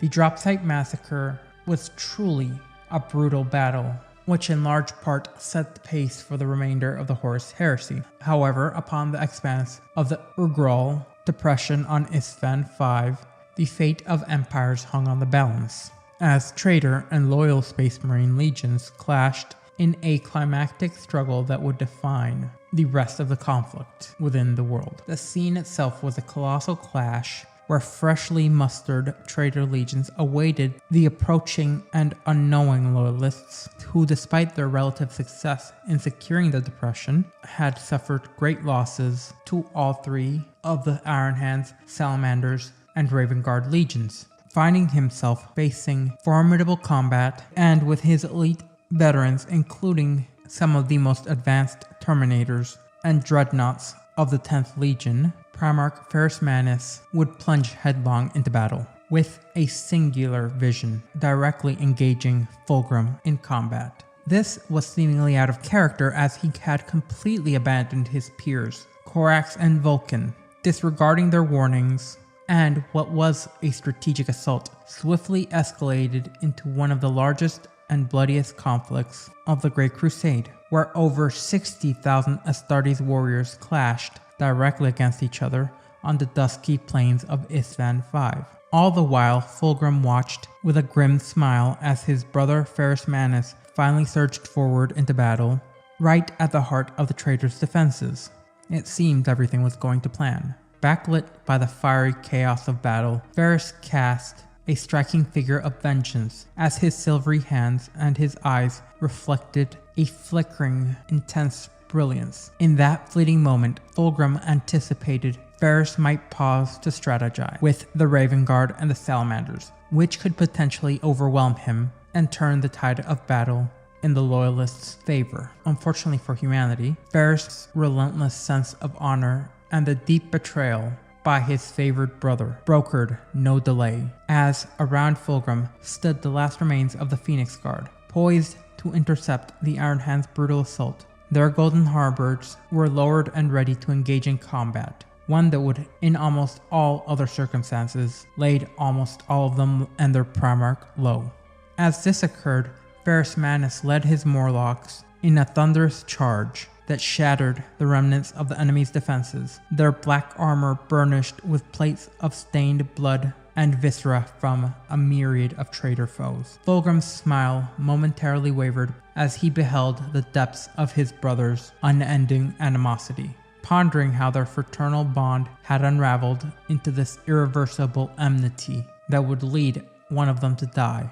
As it seemed, he had hoped for some mere shred, a possibility of reconciliation, but even that too had faded, as only death would now settle their feud. As the Iron Hands advanced relentlessly, their massive Terminators, some of the most advanced in the entire galaxy, were in essence unstoppable, and lightning crackled from their clawed gauntlets. The Phoenix Guard's own practiced perfection allowed them to meet the charge with a thunderous battle cry, as amidst the chaos of halberds and lightning claws and the deafening sounds of concussive blasts, Fulgrim, the Primarch of the Emperor's Children, stood poised, observing the carnage. As he readied himself for the inevitable direct confrontation which was mere moments away between him and Ferrus Manus, and as the Dropsite Massacre would set the stage for the battle between Primarchs Fulgrim and Ferrus Manus, Ferrus would taunt Fulgrim for his betrayal and his arrogance in thinking that he and his brothers could succeed against the Emperor's might. Convinced of his brother's madness, Ferrus believed, erroneously, that the War Master's forces were on the brink of defeat, with the intermittent arrival of 4 more Loyalist legions who were poised to crush the rebellion. Fulgrim, now essentially another being altogether, was unable to contain his anticipation as he savored the moment of ultimate betrayal. Shaking his head, here he would reveal to Fulgrim the true nature of his predicament. Pointing to the northern edge of the Urgal Depression, Fulgrim showed Ferris that it was the Loyalists who had been trapped, that Fulgrim himself was mere bait for Ferris Manus. As Ferris saw a force larger than the initial assault wave assembled at the landing zone he, Corax, and Vulcan had created, all ready for battle. And as the battle raged on, Corax and Vulcan would attempt to lead their forces back to the drop site, struggling to drag their wounded and dead behind them, as they sought to regroup with the newly arrived brother Primarchs and the fresh legions of the second wave in order to share in the glory of defeating Horus. However, much to their surprise, despite voicing requests for medical aid and supplies, the lines of the Astartes atop the northern ridge remained eerily silent as the exhausted and battered Raven Guard and Salamanders approached within 100 meters of their supposed allies. A crucial moment occurred. Horus would unveil the full depths of the treachery. From within the black fortress that served as his lair upon the planet, a lone flare shot skyward, exploding in a hellish glow that illuminated the battlefield. The fire of betrayal would erupt as the barrels of thousands of guns of the freshly arrived second wave revealed their true loyalties. The traitorous legions turned their weapon upon their unsuspecting brothers, sealing the fate of the loyalist forces on Isvan. As Ferris Manus looked on in stunned horror, Fulgrim, now irrecognizable, laughed at the expression in his brother's face. The forces that were supposed to be his allies, his assurance of victory, had turned, unleashing a devastating barrage on the Salamanders and the Raven Guard. In the fury of the first few moments, both Ferris Manus and Fulgrim recognized that hundreds were killed, and more would follow as volley after volley of bolter fire and missiles would tear through the formerly unsuspecting ranks. The terrifying carnage unfolded as the retreating forces of the War Master once again turned their weapons against the warriors who had believed themselves mere moments from being victorious. The World Eaters, the Sons of Horus, and the Death Guard fell upon the veteran companies of the Iron Hands, and despite their gallant resistance, the warriors of the 10th Legion were hopelessly outnumbered and faced inevitable annihilation in almost every front. This led Ferris Manus to bare his teeth with the same volcanic fury of his homeworld. As he turned to Fulgrim, the two Primarchs would leap at each other in a titanic clash, Ferris wielding the now reconstructed Fireblade, and Fulgrim holding Forgebreaker. These weapons, once forged in brotherhood, now clashed in vengeance, and met in a blazing plume of energy as they traded blows with their monstrously powerful weapons. Ferris delivering fiery slashes with his formidable blade. Unfortunately for him, each blow was countered by Fulgrim's ebony-hafted hammer. In short order, their armor became dented and damaged, torn and blackened by the ferocity of their struggle. As the battle raged on, both Primarchs inflicted deep and devastating wounds upon each other. Ferris, pushing himself to his feet, would stagger towards the wounded Fulgrim, crying out as he brought the flaming blade down towards his brother's neck. But it seemed that this too was a ploy, as Fulgrim drew the single-edged, demonically possessed and empowered sword, the Lair Blade, and blocked the descending weapon. The undiluted power of chaos would stream from the blade, flooding Fulgrim's limbs with diabolical, previously unknown strength. As he felt his brother's surprise at the resistance, Fulgrim would manage to surge to his feet, and with a vicious strike, the silver blade dug deep into his brother's breastplate. This would lead to the Primarch of the Iron Hands to cry out, falling to his knees once again, as the weight of betrayal and the power of chaos bore down upon him. Ferris Manus looked on in stunned horror as Fulgrim laughed at the expression on his brother's face. The forces of their supposed allies had turned, unleashing devastation upon Vulcan's and Corax's forces. In the first few moments, all the calculations that Ferrus Manus had done were thrown out the window.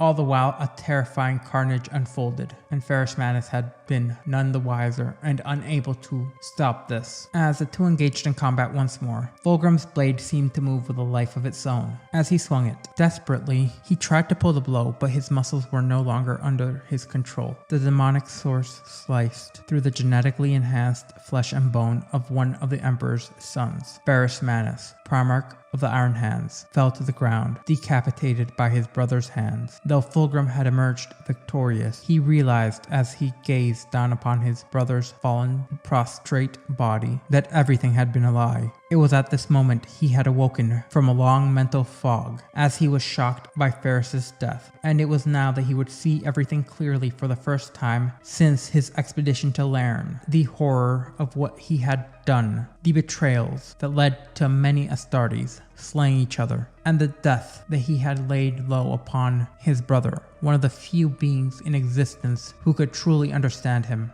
fell upon him. Consumed by grief, Fulgrim succumbed to a moment of weakness, as he foolishly heeded the demon's whispers, which promised release in oblivion, and in that instance, the greater demon of Slaanesh was freed from the sword, and fully possessed Fulgrim's body, claiming it for its own, as Fulgrim's consciousness would be trapped within a psychic prison formed within his own mind, which would then be symbolically represented as a painting of the Primarch, which would be placed in a position of honor in La Fianza, the theater of the 3rd Legion's flagship, the Pride of the Emperor. Following the traitor's victory at Isstvan V, Fulgrim would request a private audience with Horus, pleased with his brother's accomplishments, anticipating the presentation of a ghastly trophy, the severed head of Ferrus Manus as promised, and gloating over his significant triumph. At this, Horus wished to share this moment. However, the Primarch of the Emperor's children would reveal to him something unexpected, something which momentarily shook the Primarch. Fulgrim admitted that he lacked the fortitude to fulfill his oath to Horus, and had not killed Ferrus Manus himself. Instead, he had allowed another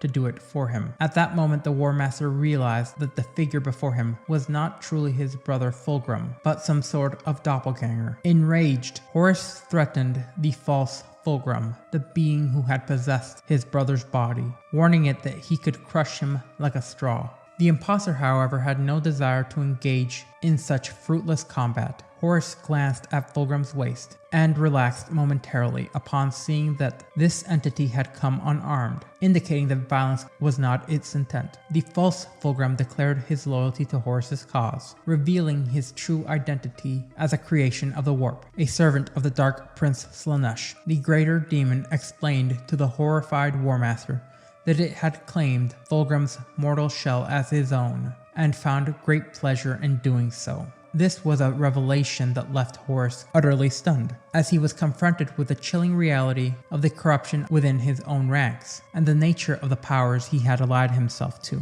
and those who irrevocably owned his soul. For his meeting with Fulgrim, or the thing that was in control of Fulgrim's body, Horus had his mind racing with conflicting emotions, as he would go on to further inquire upon the fate of his brother. To this, the demon, now in possession of the body, would assure him that Fulgrim was indeed safe, though he was trapped within his own form, as this greater demon controlled his every movement, while Fulgrim, conscious of his predicament, could do nothing but bear witness to the demon's activities. His cries of anguish would only serve as a perverse comfort for the malefic entity now residing within the body. Upon hearing this, Horus was deeply appalled, but chose to remain silent, calculating the implications of the disturbing turn of events. Despite his horror, the demon Fulgrim would pledge his allegiance to Horus's cause, along with granting its warp-based powers to the war effort, whose grandeur were in essence immutable. In this moment, Horus would recognize the strategic necessity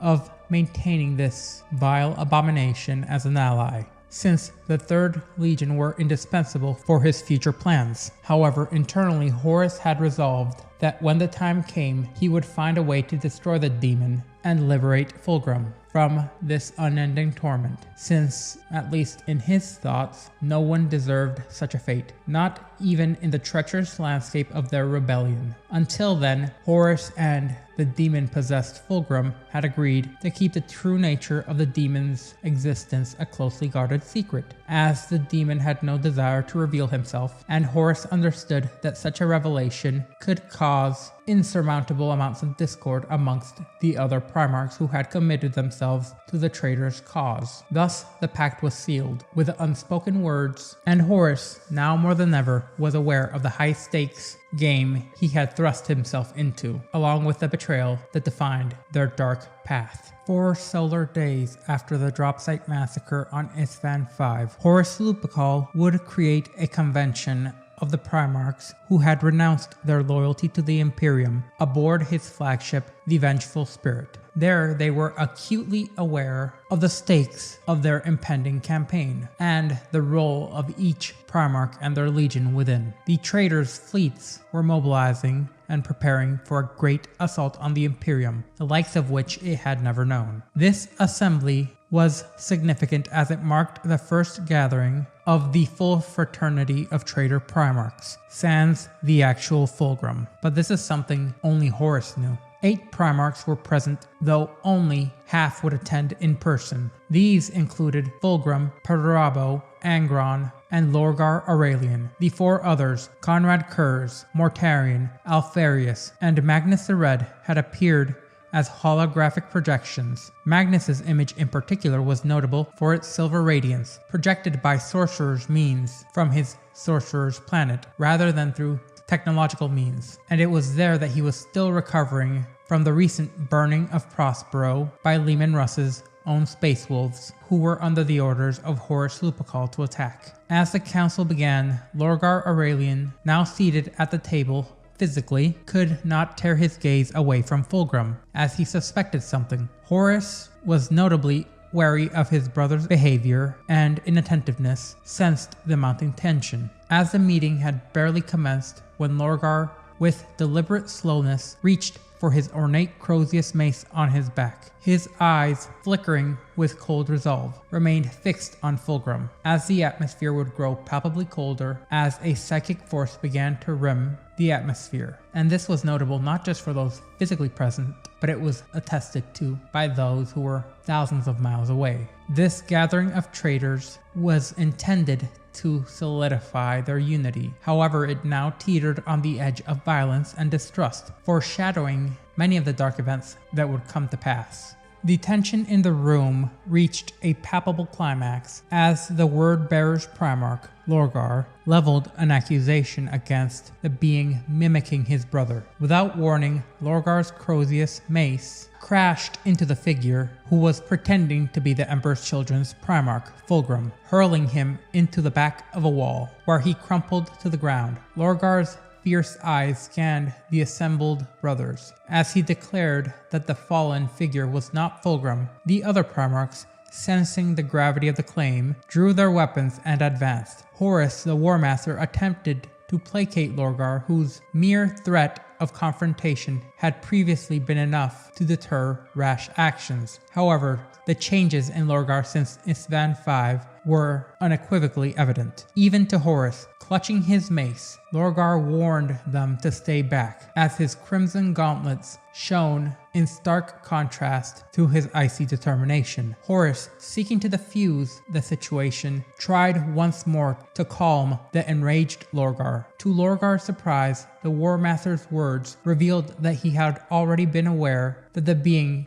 before them was not truly Fulgrim. Horus then informed them that he would personally handle the matter. Then he dismissed them from his chamber, with the exception of Lorgar. The word-bearer's Primarch could see the truth. This creature was a demon of chaos, puppeteering the hollow shell of their brother. Lorgar, confused and enraged, questioned how this had come to pass and why Horus had continued to protect such a dark secret. The War Master would go on to explain that he had not orchestrated Fulgrim's demise, and that he was merely contending and containing the aftermath. Horus's admission revealed a grim reality. The demon that now inhabited Fulgrim's body was a powerful warp entity, and that Horus deemed it necessary to keep the creature as an ally for the time being. However, he secretly resolved to destroy the demon and rescue Fulgrim, and it appears that Lorgar had similar thoughts. Thus, the stage was set for the new phase in the heresy, where loyalty and deception would be intertwined, and the true cost of rebellion now made itself evident, as it was far darker than that which they had previously imagined.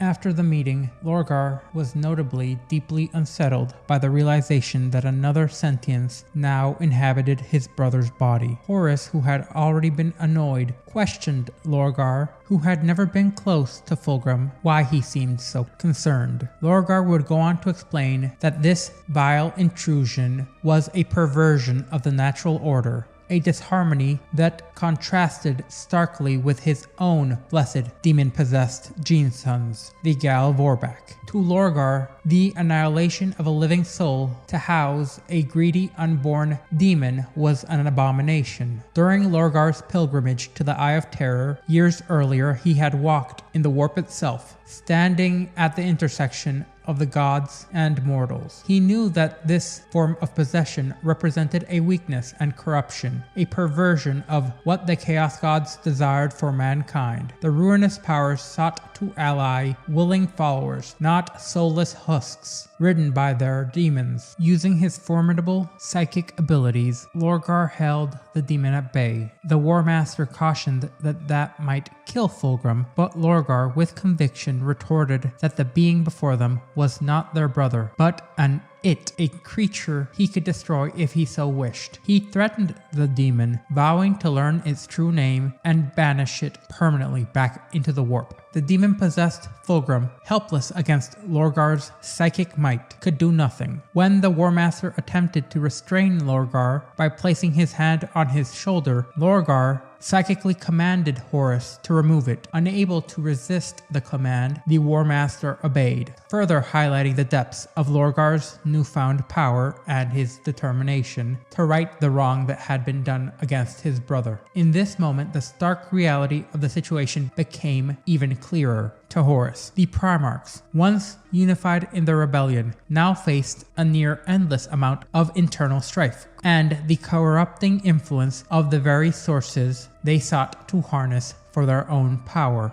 The battle for the future of the galaxy was now not only against the Emperor, but against the insidious corruption within their own ranks. As he withdrew his hand from Lorgar's shoulder, his fingers trembled, and the War Master's steely eyes betrayed the palpable tension within the room, as Lorgar stormed away from the council chambers in a fit of rather uncharacteristic rage.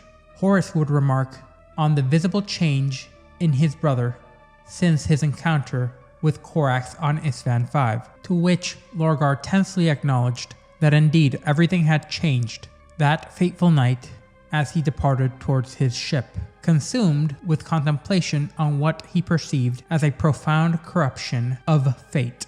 Unbeknownst to the rank and file of the Third Legion, their Primarch struggled fruitlessly against the chains of his own mind and body. Among them, only Captain Lucius of the 13th Company sensed that something was amiss within Fulgrim, though he chose to keep his suspicions to himself. The demon Fulgrim, sensing the latent warp-touched potential in Lucius, presented him with the silver demon blade, which once bound the essence of the lair demon. Now wielding the more potent Kinnerbrak anatheme bestowed upon him by Horus, the demon Fulgrim channeled its residual power, foreseeing Lucius's pivotal role in the tumultuous years to come ahead. After the conclave aboard Horus's flagship, the demon Fulgrim and the Emperor's Children's Legion received orders from the War Master to support the coming civil war within the Mechanicum on Mars. However, driven by his increasingly erratic nature, the demon Fulgrim defied these orders. Instead, he commanded his legion to launch a brazen assault on Prismicta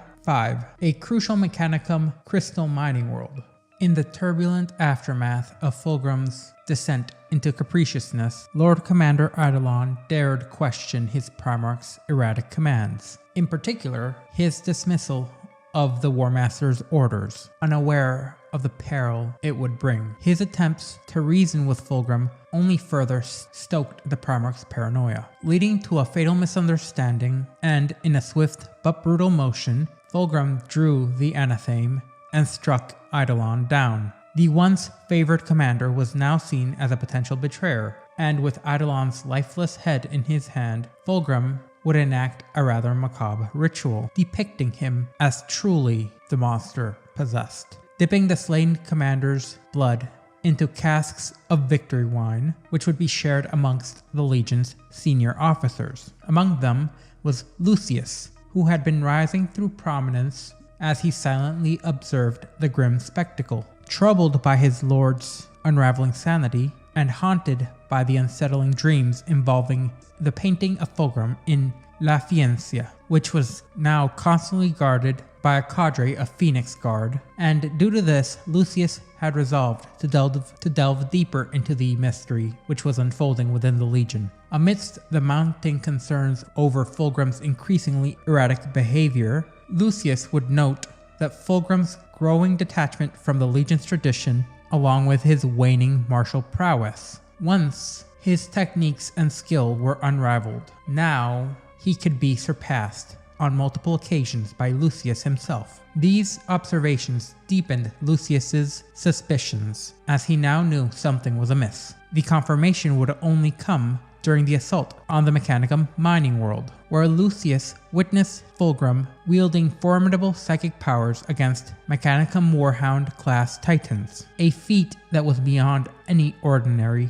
Astartes. Compounding his unease were the recurring dreams compelling Lucius to defy the orders and investigate La Fience aboard the Pride of the Emperor, where Slaanesh's influence over the Emperor's children had taken root. Eventually, his Primarch's uncharacteristic use of psychic powers led him to deciding to explore the desolate chambers. There, Lucius stumbled upon a grand portrait over the shattered stage. Even in ruin, its splendor captivated him. A regal Fulgrim adorned in resplendent purple and golden armor, framed by the flaming wings of a phoenix, a symbol of the Legion's pride. This painting radiated an aura of unnatural majesty, capturing Fulgrim in his prime, bathed in a fiery glow of a mythic symbol. The portrait of Fulgrim was meticulously crafted and exuded a truly unparalleled depiction of grandeur and charisma, which his father was known for, a testament to the artistic mastery that had resonated with awe-inspiring beauty. Yet within those painted eyes, Lucius discerned a haunting anguish that transcended mortal artistry. The agony etched in the portrait seemed almost alive, haunting Lucius with a chilling realization. His Primarch's essence had been ensnared within the painting, while an impostor was masquerading as the Legion's leader. Driven by an unwavering dedication to liberate Fulgrim, Lucius clandestinely rallied the Brotherhood of the Phoenix, a secretive warrior lodge restricted only to the highest-ranking officers within the Legion. Aware of the perilous implications, Lucius navigated the treacherous waters of the Legion's politics, where senior officers, corrupted by their desires and disdain for him, posed a formidable obstacle. With persuasive eloquence, which he had inherited from Fulgrim, Lucius convinced his brethren that there was an impostor deceiving them all, challenging their egos and rallying them to seize their Primarch.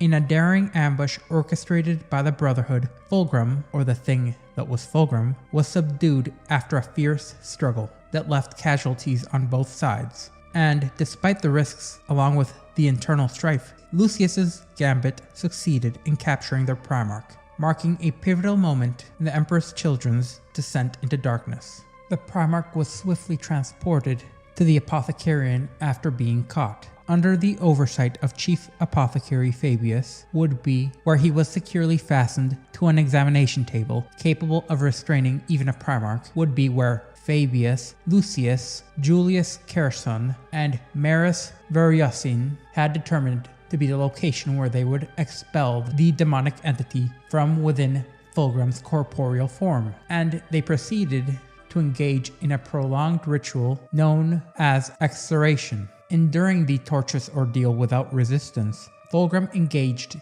his captors in discussions about his perceptions of reality, escalating the influence of chaos across the galaxy and the envisioned future for his legion. In the midst of this agonizing process, Lucius suddenly comprehended their grave error. They had been deceived by their Primarch. Acknowledging their folly, Lucius immediately humbled himself before Fulgrim, realizing that the entity that they sought to expel was not a mere possession, but the true essence of their lord. Freed from his bounds, Fulgrim forgave his loyal sons, understanding their intentions and the lessons learned from their misguided efforts. With a profound revelation, Fulgrim disclosed to Lucius the intricate truth behind his elaborate deception. He admitted to being host to a demonic entity for an extended period of time, during which his disembodied spirit had been ensnared within the portrait. But rather than succumbing to despair, Fulgrim had utilized his confinement to master the arcane arts of the warp, and to deepen his understanding of demonkind's inscrutable ways. He eventually mastered these arcane insights sufficiently enough to expel the demon from his mortal form. Executing a daring maneuver, he swapped his consciousness with the malevolent entity, imprisoning it eternally within the portrait. It became evident that the demon had been communicating with Lucius through haunting dreams, in an attempt to engineer its release from captivity. To further educate his trusted champion in the arcane ways of chaos, Fulgrim deliberately feigned incompetence in swordsmanship to goad Lucius into confrontation. Expanding his revelations, Fulgrim clarified that his erratic behavior and solitary pursuits were not mere whims, but part of his transformative journey towards achieving the ultimate perfection under Slaanesh's guidance. He articulated his aspirations to explore the boundaries of reality through sensual experience, not for power alone, but for the profound journey itself, a journey that he invited his sons to join. Fulgrim disclosed that his directive to assault the mining world was driven by his desire to claim the Mechanicum's crystals in order to construct a magnificent city of mirrors, dedicated to the pursuit of sensual pleasure and self-enlightenment through sensory exploration. However, the next crucial step for the Emperor's children and their path towards enlightenment through chaos would involve a rendezvous with Primarch Perturabo and his Iron Warriors Legion. Amidst the ongoing tumult of Horus's rebellion, the Iron Warriors seized the moment to assert their dominance over their long-standing rivals, the Imperial Fists, on the newly compliant world of Hydra Cordatus. Victorious, Perturabo received word that Fulgrim and his Emperor's children sought a meeting to discuss matters of significant import. Though Fulgrim remained cryptic about the purpose of his visit, he assured his brother of its wondrous nature. Perturabo, known for his pragmatic approach, noted that Fulgrim's panache for drama had only intensified since the Third Legion's pledging of allegiance to Horus. While not close friends, their shared pursuit for perfection once forged a bond between the two Primarchs. Despite their contrasting methods, Fulgrim's pursuit through constant refinement and Perturabo's pursuit through disciplined planning mirrored each other. However, Perturabo suspected Fulgrim's visit was linked to the impending campaign against Mars. Securing the Martian dominion was crucial before advancing towards Terra, and Fulgrim likely sought the Iron Warriors' aid in breaching the Mechanicum's formidable Forge cities. Prepared for any eventuality, Perturabo readied his legion to devise a strategy to achieve this pivotal objective. That is, until further orders arrived, and Perturabo entertained his brother's visit with cautious curiosity. Amidst the preparations for the impending campaigns, news arrived that the Emperor's children had descended upon Hydra Cordatus unannounced. Over 300 drop craft touched down beyond the mouth of the valley where the Iron Warriors had established their encampment. The Iron Warriors swiftly organized to greet their guests, forming a vanguard to welcome the Third Legion. Tens of thousands of Imperial Army troops stood in rigid ranks alongside 200 grand battalions of Iron Warriors, 50,000 warriors clad in armor dust, burnished warplate. It was a spectacle of martial might, and a magnificence unseen since the horrors of Isstvan V. Yet Fulgrim and the Emperor's children emerged from the drop sites into the valley. Perturabo and his senior officers were struck not by admiration, but by bewilderment. The once honorable warriors of the 3rd Legion had transformed into a garish parade of noise, color, and spectacle. Something profound had seemed to have changed within the Emperor's children, evident in the disfigurements and the degradation of their warriors, which were now proudly shown off as adornments. Perturabo pondered the purpose behind such ostentatiousness, unable to fathom the motives driving these alarming transformations. Fulgrim's eventual clandestine meeting with Perturabo unfolded within the secure confines of the Lord of Iron's command bunker, where he was presented with an irresistible proposition, a promise to fulfill Perturabo's deepest desires without disappointment or failure, offering an alliance that could tip the scales of the War Master's rebellion. Despite Perturabo's suspicions, he entertained the possibility that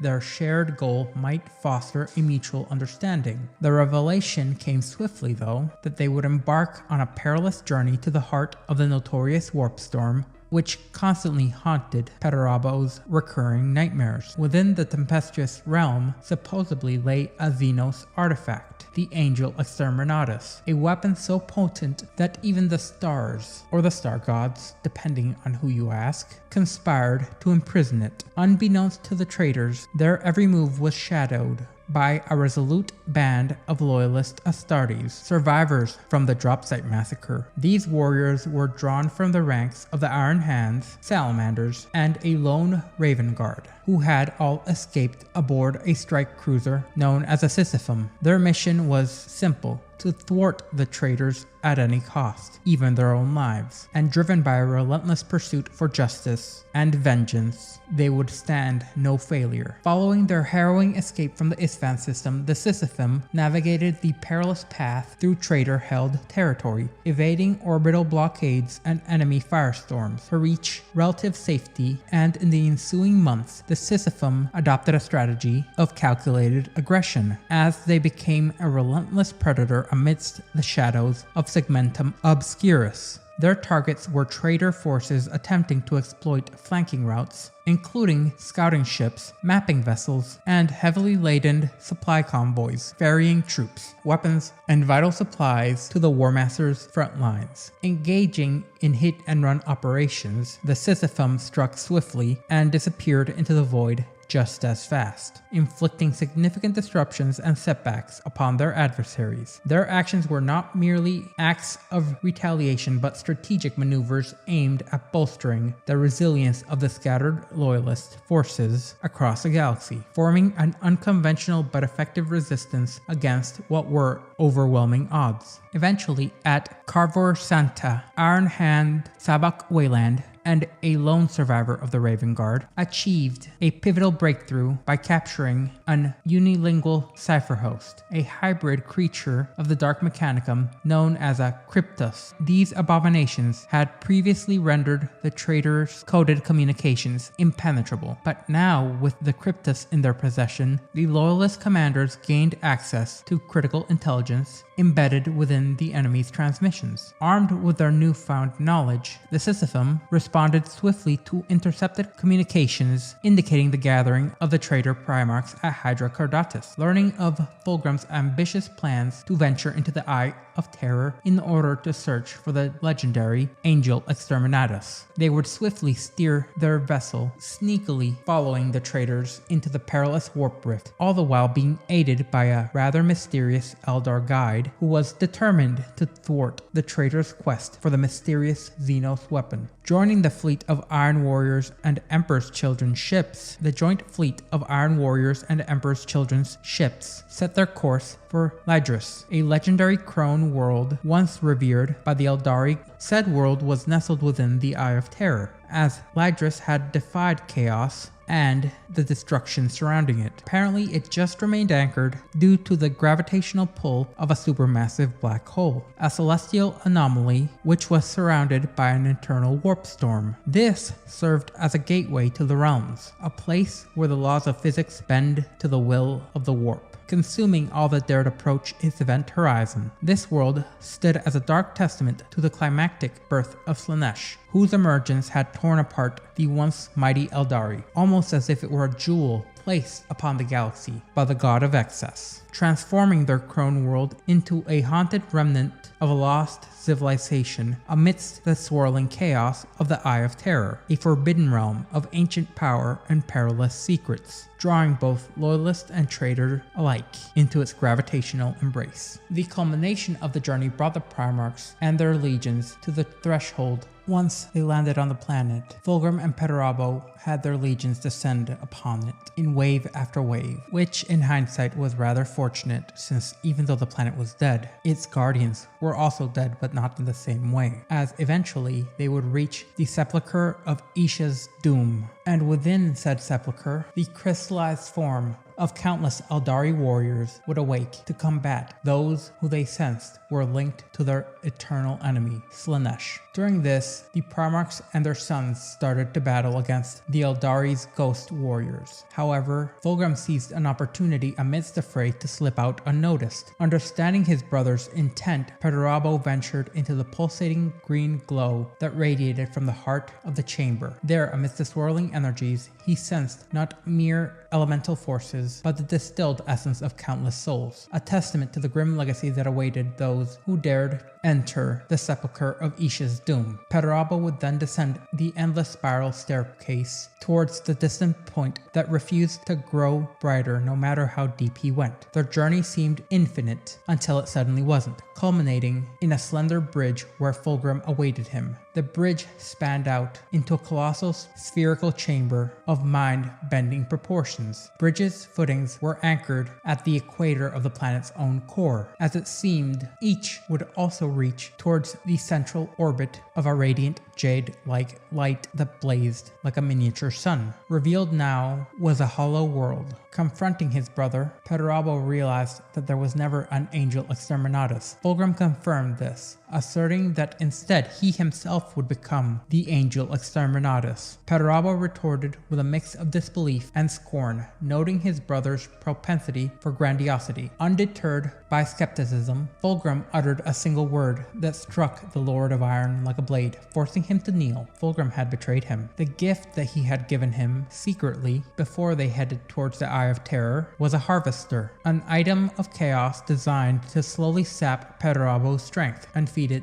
to Fulgrim so he may ascend to godhood. With Perturabo being his unwitting sacrifice, Fulgrim believed that he could achieve apotheosis. With a forceful gesture, the Primarch of the Emperor's Children flung Perturabo aside, causing him to tumble in a languid arc, until he crashed with a resounding crunch of metal near the edge of the shaft. Every Astartes in the chamber turned their attention towards the event. Fulgrim was no longer the same being who descended into the core of the world, as he now hovered above the shaft where the green torrent of energy had now dwindled into a fading glow. Fulgrim's armor would shimmer with ethereal vitality, seeming to contain the light of countless suns, striving to burst forth all at once. His eyes, once vibrant with life, now appeared as twin black voids, offering glimpses into the realms of experience and sensation. Just as Fulgrim approached the culmination of his apotheosis, Perturabo summoned the last of his remaining strength and rose to his feet, clutching the harvester firmly in his hand. As he advanced towards Fulgrim, his gaze searching for any flicker of remorse or regret hidden behind his brother's eyes, a sign, perhaps, of redemption. He found none, and Perturabo's heart sank with the realization that Fulgrim was truly lost. Confronting Fulgrim, Perturabo denounced his brother's quest for godhood, asserting that humanity had long since surpassed the need for such aspirations. Disgusted by Fulgrim's Fulgrim's ambition, Perturabo hurled the Harvester Stone into the depths of the shaft, symbolically rejecting his brother. Suddenly, the chamber erupted in a barrage of bolter fired, as the Iron Tenth, remnants of the Iron Hands, swiftly engaged the Emperor's children and Iron Warriors in battle, turning the Sepulchre into a battleground where loyalty and treachery clashed amidst ancient conflicts. The battlefield would then tighten its grip upon the Primarchs at its center. Perturabo kneeling with exertion and Fulgrim hovering just above him as if tethered to his brother by unseen bounds. However, amidst this tumult, a loyalist Astartes, the Raven Guard known as Sarrokin, seized upon the falling Harvester, intuitively sensing the danger it would pose if it were back in Fulgrim's hands. Sarrokin would then take aim with a bolter and fire upon the stone, shattering it into shards, releasing the energy and revitalizing Perturabo. Fulgrim too felt the reverberating energy caused by the stone's destruction, for it held not just the stolen strength, but a fusion of their essences, a potent force capable of fueling a cataclysm beyond mortal comprehension. Fulgrim's gilded armor quickly dissolved into golden flakes, revealing a grotesquely swollen form, bathed in a furnace-like heat. The ethereal flames that covered him grew an iridescent pink and flickered a sickly purple hungrily around him, awaiting for even the faintest falter in his concentration. With a determined effort, Perturabo rose to his feet, lifting Forgebreaker into his shoulder. Fulgrim, sensing this impending doom, grinned knowingly that his brother would strike with all his might. Aware of the inevitability of this confrontation, without hesitation, Fulgrim accepted the blow from Perturabo's swing, which cleaved his body open in a rain of gore and viscera. Thus would end the tragic saga of betrayal and divine delusion amidst the clashes of echoing traitors and loyalists upon a dead world. That would be the end if Fulgrim had not planned for this. His body had ruptured beneath the impact of the Warhammer, and then there was a sudden, resultant cry, which echoed like a primordial birth scream. All the while, a surge of purple energy exploded outwards from the Phoenician's shattered form, bathing the chamber in a blinding light all too intense to directly behold, yet too mesmerizing to ignore. Like a birth of a new sun, the radiant brilliance became the focal point of everybody in the room. The aftermath of Fulgrim's transformation into the demon Primarch he would be forevermore with a scene of cosmic significance. As Perturabo stood amidst the wreckage of his brother's mortal form, he beheld a surreal metamorphosis. Fulgrim's body elongated and morphed, his legs merging into a serpentine tail, armored with scales and chitinous plates, a form reminiscent of beings of ancient myths and nightmarish visions. This new incarnation of his brother was not merely physical, but spiritual, an ethereal avatar fueled by the warp, embodying the desires and the essences of its creators. Fulgrim's countenance was now a blend of agonizing torment and ecstatic bliss, which bore witness to the transformation, as horns sprouted from his brow, crowning him as a demon prince of Slaanesh, the youngest of the gods of chaos. With a mysterious message, Fulgrim would depart into the Empyrean, leaving behind a swirling vortex of arcane energy as he whisked away his Chaos Space Marine retinue. The sudden absence of the energy that sustained the planet caused it to begin to fall into the supermassive black hole at the heart of the Eye of Terror. As the planet trembled in the brink of annihilation, the Iron Hands, who had stayed and currently had a clear shot at the weakened Primarch Perturabo, decided to retreat back to their vessel. Shortly after this, Perturabo marshaled his forces and retreated from the crumbling citadel, boarding the safety of his flagship, the Iron Blood. From this vantage point, the Primarch witnessed the death of those still on the planet, as the Crone world succumbed to the relentless gravitational pull of the black hole near the heart of the Eye of Terror. As his flagship, the Iron Blood, strained against the gravitational forces threatening to ensnare it, smaller vessels of the Iron Warrior's fleet had already succumbed. However, much to his commander's disbelief, Perturabo's mind came to a single conclusion. Unlike them, he was unshaken by the conclusion. He knew their path lay ahead, at the heart of the black hole, not fleeing from it. With grim resolve, the Iron Warriors plunged deeper into the Eye of Terror's swirling abyss, their fate entwined with the tides of chaos and destiny. Eventually, after the apotheosis of the Emperor's Children's Primarch,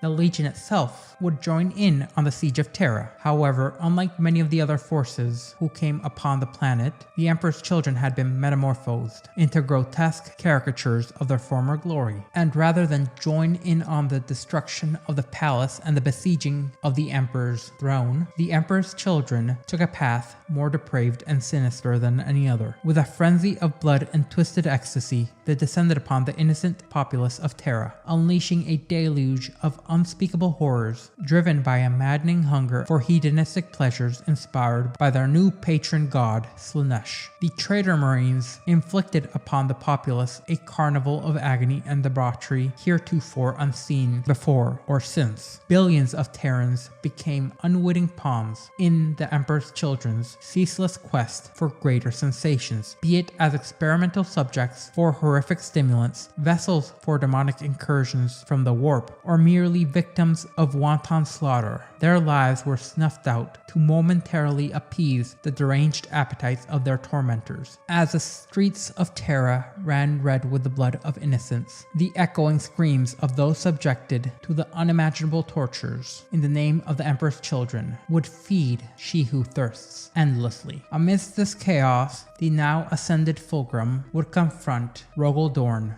and eventually leave with his legion out of his own volition, abandoning the siege of Terra and the war altogether. In the tumultuous aftermath of the Horus Heresy, the Emperor's Children, once exemplars of martial prowess and artistic refinement, descended into a frenzy of unrestrained debauchery and violence. Following their retreat into the Eye of Terror, they embarked on a campaign of terror and plunder across Imperial worlds, leaving devastation and destruction in their wake. Their insatiable thirst for excess led them to capture not only Imperial citizens, but also slaves from other traitor legions, which incited conflicts within the realms of the Eye of Terror. Amidst these dark times, their Primarch, Fulgrim, vanished, reportedly withdrawing to a planet of indulgence bestowed upon him by Slaanesh, the Chaos God whom they had pledged their allegiance to. Left leaderless, the remaining Emperor's Children congregated at the Canticle City, a formidable fortress on the demon world of Harmony, under the command of Fabius Bile, the former chief apothecary of the Emperor's Children. Bile,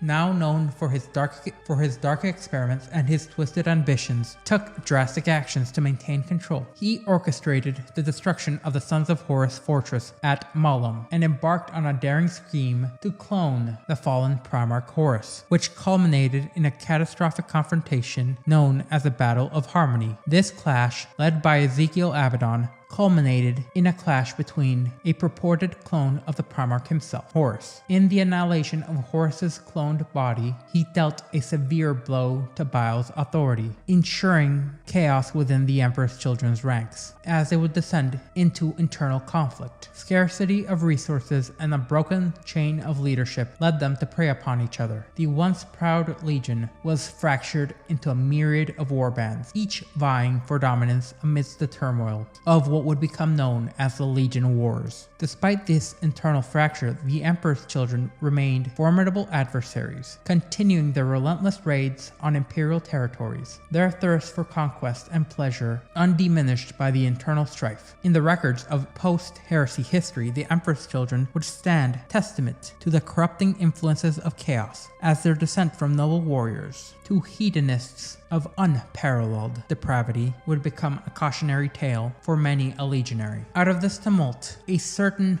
warband would coalesce into what was known as the Phoenix Conclave, which was an attempt to unify the fractured Emperor's Children under the banner of the once again revived Lord Commander Primus Eidolon. Their goal was simple: to reclaim their former glory and the unity of their legion. Despite these efforts, the Emperor's Children would remain fractured and rather volatile, and in the aftermath of the Eye of Terror's slave wars, they would dissolve into individual warbands once more. war, devoid of any cohesion or discipline. The title of Sordar would emerge amongst the leaders of these warbands as a remnant of the fragmented hierarchy which used to exist. Today, the Emperor's children are synonymous with hedonism in excess, uncontrolled and barely guided by anything other than their own pursuits for sensation and pleasure, as they have cast aside their old traditions only to be replaced by the grotesque and lavish adornments of their armor, shimmering skulls, gilded chains, and sensuous designs that reflect their corrupted souls. Blessed by Slaanesh, their armor not only protects them, but enhances their experience of pain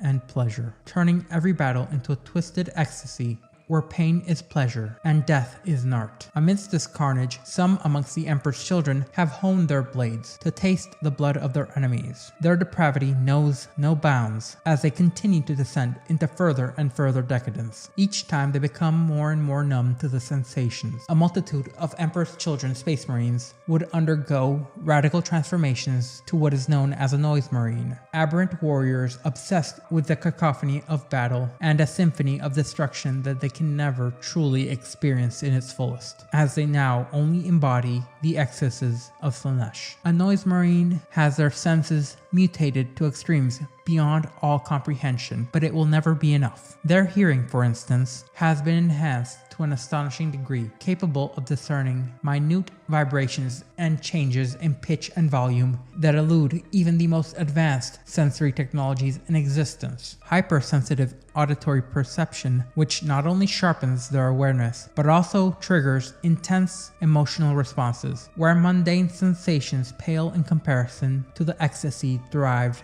from discordant noises, leaving them addicted to sound. The crescendo of battle and shrieks of agony, along with the explosive thunder of weapons, are the only sources of solace they have left. Named for their affinity for sonic weaponry, the now rather commonplace noise marines wield their instruments as weapons. Tools such as the Blastmaster, a rifle that unleashes devastating frequencies capable of rendering flesh from bone and overwhelming the senses of even the hardiest of warrior. The Doom Siren, which is integrated into their very bodies, amplifies their screams into sonic blasts, which can repel even the strongest of adversaries. Additionally, they possess a chilling ability known as a warp scream, a gift from their god, a psychic shriek that disrupts and disorients those unfortunate enough to be within its range. Much later, in a bold stroke that reverberated across the Eye of Terror, as the galaxy navigates the treacherous waters of the 41st millennium, the scarcity of Emperor's Children warbands offers a fleeting reprieve from the horrors they embody, though facing them in battle remains a harrowing fate, one only surpassed by the relentless cruelty of the Drukhari, especially since the destruction of Cadia has allowed Chaos Space Marines a new foothold into the material world. However, the enigma surrounding the Primarch Fulgrim persists as one of the greatest mysteries of the chaos-tinted cosmos. According to arcane lore, it is believed that the Dark Prince Slaanesh bestowed him with the ultimate gift upon his apotheosis. His new countenance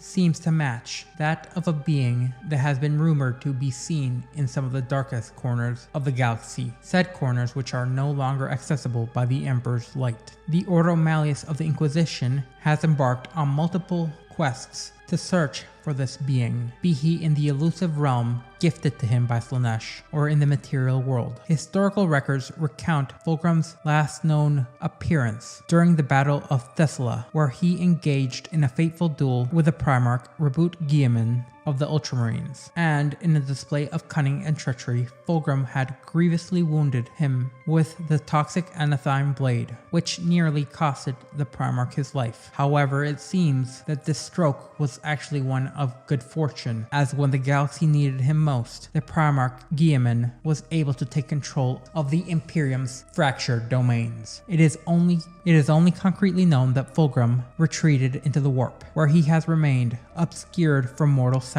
That is until the era of the Great Rift, where the rumors once again popped up where he had allegedly been leading forces of the Emperor's children and other Slaaneshi adherents against the resurgent Imperium. Whether Fulgrim has truly emerged from the warp to resume his campaign against the Imperial remnants in the darkened half of the Imperium, known as Imperium Nihilus, is a matter of speculation and dreaded anticipation amongst scholars and strategists alike, as Imperial scholars delving into the annals of history fraught with heresy and betrayal. The enigma of Fulgrim stands as a testament to the enduring shadow that was cast by the traitor legions, whether he still lurks within the darkest recesses of the warp or has returned to sow chaos anew amongst the stars. The specter of Fulgrim serves as a stark reminder of the ever-present threat posed by one who once pledged loyalty to the Emperor. His tale, now intertwined with the warp-spawned horrors of Slaanesh, continues to captivate and terrify as a cautionary tale for those who seek to understand the depths of forbidden knowledge and the price of hubris in the Imperium's tumultuous history.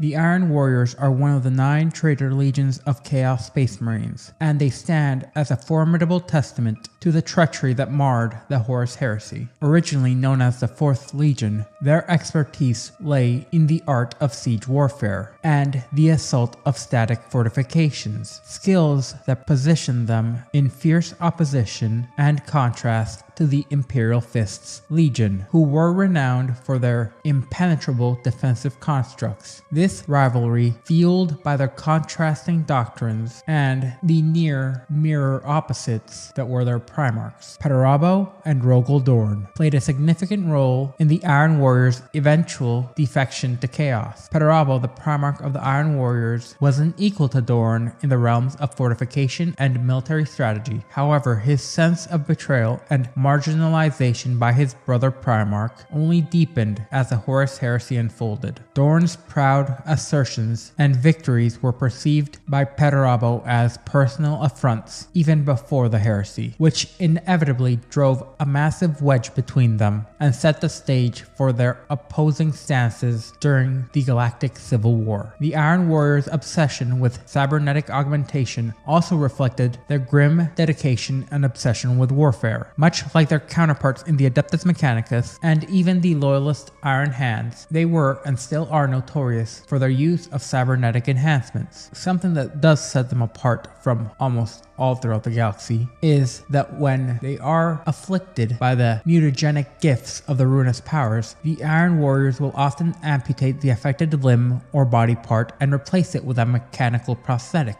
a practice that underscores their commitment to functionality over aesthetics and control over raw, undiluted power. Perturabo's early life on the planet known as Olympia would be marked by relentless warfare between city-states, which would profoundly shape his approach to siege warfare. Discovered as an infant by the agents of Damikos, the so-called Tyrant of Lokos, Perturabo would be raised in an environment which bred coldness and mistrust. Despite his detached demeanor, he had mastered the art of siegecraft through his relentless exposure to Olympia's brutal and unending conflicts. These formative experiences equipped him with a deep understanding of both the theoretical and the practical aspects of siege warfare, thereby cementing his reputation as a master strategist and setting the stage for his eventual rise and fall in the annals of galactic history, along with his legion's own fall. When the Great Crusade reached Olympia in 849 M30 and Perturabo himself had the revelation of his cosmic destiny, a pivotal moment would occur. With the Emperor's acknowledging of Perturabo's prowess, he designated him as a Primarch of the Iron Warriors Legion, a declaration that led to the displacement of Perturabo's adopted father, Dakamos, and the integration of Olympia's most capable individuals into the 4th Legion. Under Perturabo's command, the Iron Warriors emerged as the preeminent siege specialists within the Emperor's forces. Perturabo's intellect was characterized by a cold and calculating demeanor, which was ideally suited for the intricacies of siege warfare. His proficiency extended not only to siege warfare, but to the knowledge of advanced technology, allowing him to engage in intricate discourse with the highest echelons of the ancient Mechanicum. Later, training on Mars would further hone the Iron Warriors' expertise, elevating them to the level of proficiency matched only by the Imperial Fists of Rogel Dorn. The Iron Warriors' methodical approach to warfare would prove to be devastatingly effective. Worlds that had previously resisted the Emperor's vision would succumb to their relentless siege tactics, which were employed expertly by Perturabo's Legion. The strategic mastery of siege warfare, which they exemplified, ensured the submission of numerous worlds to Imperial compliance, sparing them from the ravages of prolonged warfare in fruitless conflicts. Despite these advancements, Perturabo's sense of dissatisfaction and resentment grew greater and greater still. In an apparent bid to outshine Rogel Dorn and his other brother Primarchs, he would undertake increasingly demanding missions. These endeavors, while showcasing the Legion's formidable capabilities, exacted a harsh toll on the Iron Warriors. The relentless application of force, though efficient,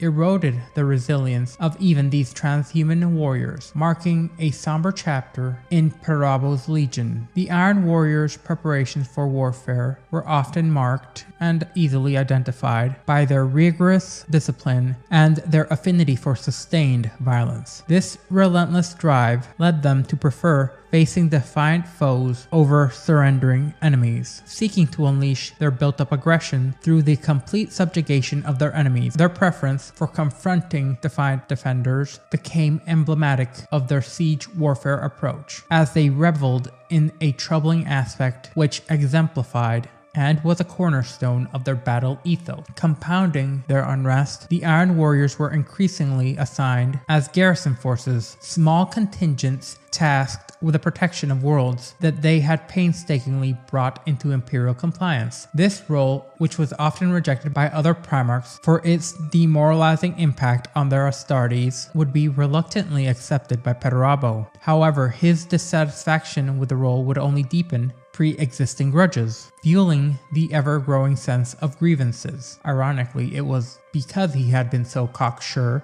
in taking so many of the more difficult missions that he was assigned these more difficult missions, which caused both an emotional and a psychological turmoil within Perturabo. As the Horus heresy loomed, Perturabo's frustrations had reached a boiling point, his mounting bitterness exacerbated by what some speculate were the manipulations of the War Master. It is suggested that Horus, not the Emperor, orchestrated the events and the deployments in order to rile up Perturabo's frustrations further. The situation reached a tragic climax when the death of Damikos, Perturabo's adopted father, triggered a rebellion on Olympia. Perturabo's response was one of unrestrained fury. Upon returning to his homeworld, he would extract a brutal retribution, resulting in the slaughter of countless innocents and the incineration of entire cities. The scale of his vengeance left Perturabo in a perpetual state of profound despair, struggling to grapple with the enormity of his actions. Before he could address the devastation that he had wrought, Perturabo was summoned to confront rebel forces following the War Master's virus bombing on Isstvan III. The Iron Warriors were commanded to enforce justice, a directive that marked their definitive turn to the cause of the traitors. The precise machinations by which Horus manipulated the Lord of Iron remained somewhat obscured by the sands of time, but the outcome was clear. The Iron Warriors were now irrevocably aligned with a traitorous cause. With their participation in the drop site massacre on Isstvan V, their fates were sealed. Once liberated from the constraints that had previously restrained him, Perturabo unleashed his destructive tendencies with a vengeance, laying waste to world after world in the service of the War Master. Under his command, the Iron Warriors carved out an empire of iron around Olympia and its neighboring star systems, while a fraction of the 4th Legion applied their formidable skills to the siege of Terra. This epic confrontation allowed Perturabo's Gene-Sons to measure their prowess against those of Rogel Dorn. The outcome of the clash between the Iron Warriors and Dorn's masterfully designed defenses remains shrouded in hearsay, as the War Master's death precluded the final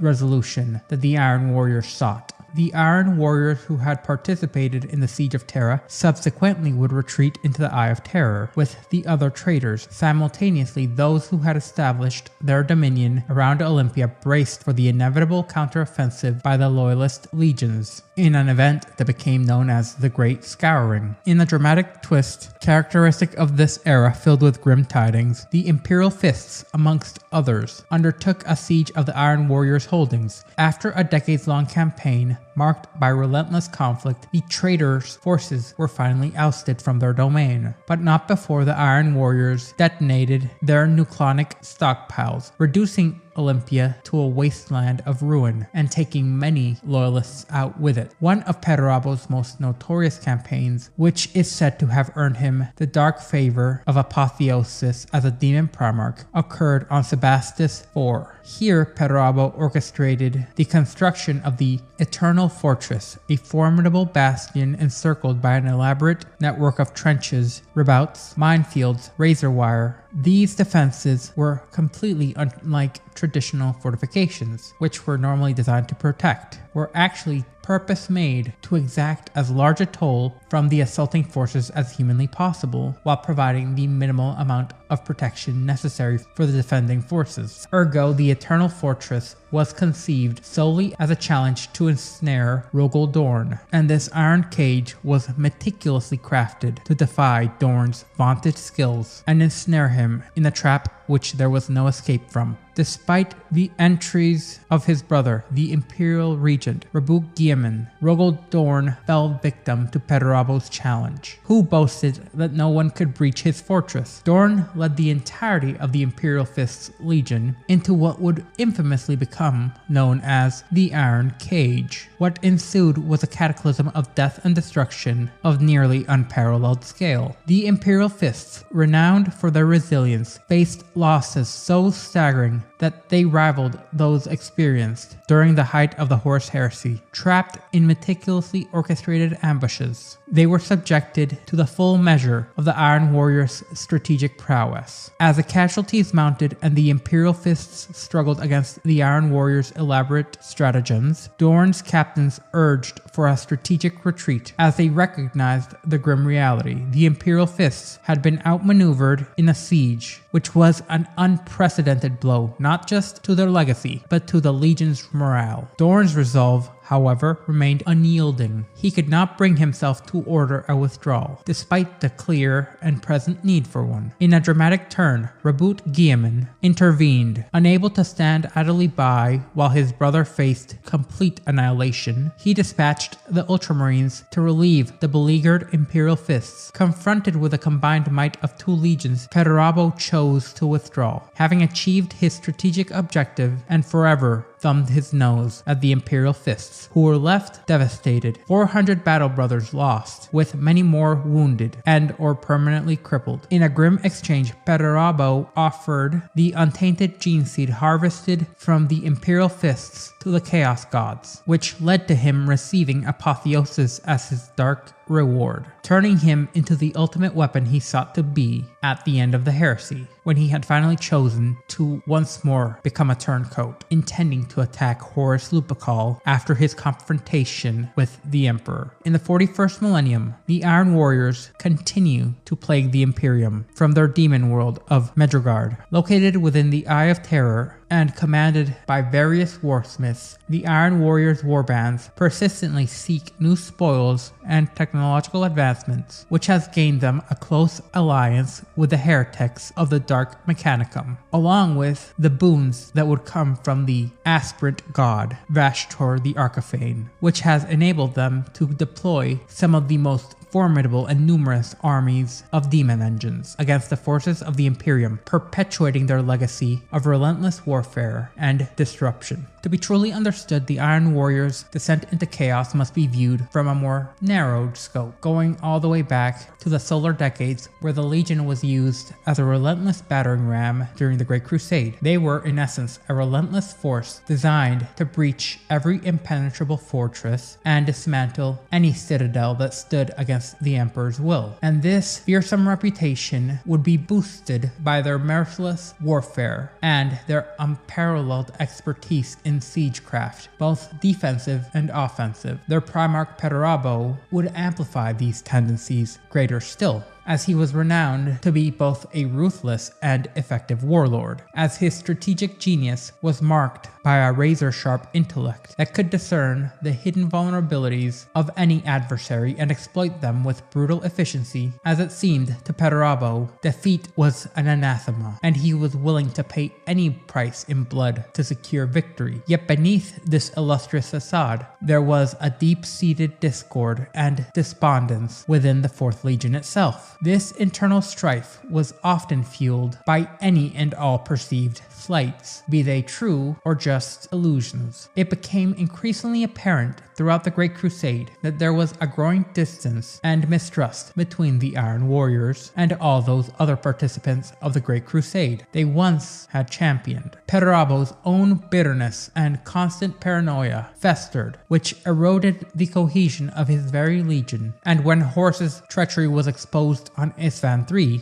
the Iron Warriors' legion was already in crisis, as they had been scattered across the galaxy and were still reeling from a brutal suppression of their own homeworld of Olympia. They were nonetheless quick to answer the call to confront the traitors, many of the legionaries believing that this would truly prove to the Emperor who they were. However, when Perturabo led the bulk of his legion to Isstvan V, their wrath was not directed at the traitors, but rather at those who remained loyal to the Emperor. The festering discontent within the legion would finally be reached, as the Iron Warriors' betrayal marked the culmination of their internal decay, and in the years that followed, billions would suffer for their dark turn. The 4th Legion, known as the Iron Warriors, had historically remained steadfast in adherence to their organizational structures, combat methods, and the equipment established for the Legion's Astartes, all the way back to the dawn of the Great Crusade. Remarkably, for many Terran years, the Legion did not incorporate any new cultural influences from their interactions with a Primarch. As a consequence, the Legion's approach to warfare remained largely static, as the Iron Warriors relied on their tried and true methods of relentless and meticulous applied force, overcoming obstacles with sheer brute strength rather than any innovative stratagems or dramatic heroics. This unwavering adherence to their original combat doctrine increasingly set them apart from their brother legions. By this stage of the Great Crusade, most other Space Marine legions had diverged significantly from their foundational Terran template, often displaying distinct and sometimes extreme traits in both character and warfare, whether or not they had been united with their Primarch. Two great examples of this would be the Revenant Legion, eventually to become known as the Blood Angels, and the Dusk Raiders, eventually to be known as the Death Guard. In stark contrast, the 4th Legion's consistency and pragmatism were seen by some as markers of their unimaginative and mechanistic nature. This perception of the Iron Warriors as being honorless and rigid was particularly evident in the eyes of their peers, including Horus himself, who nonetheless saw them within the higher echelons of the Great Crusade's own command structure, where these very traits were regarded as assets. The 4th Legion's reliability and willingness to adhere to the commands from outside of their own ranks made them a rather dependable force, especially when compared to the more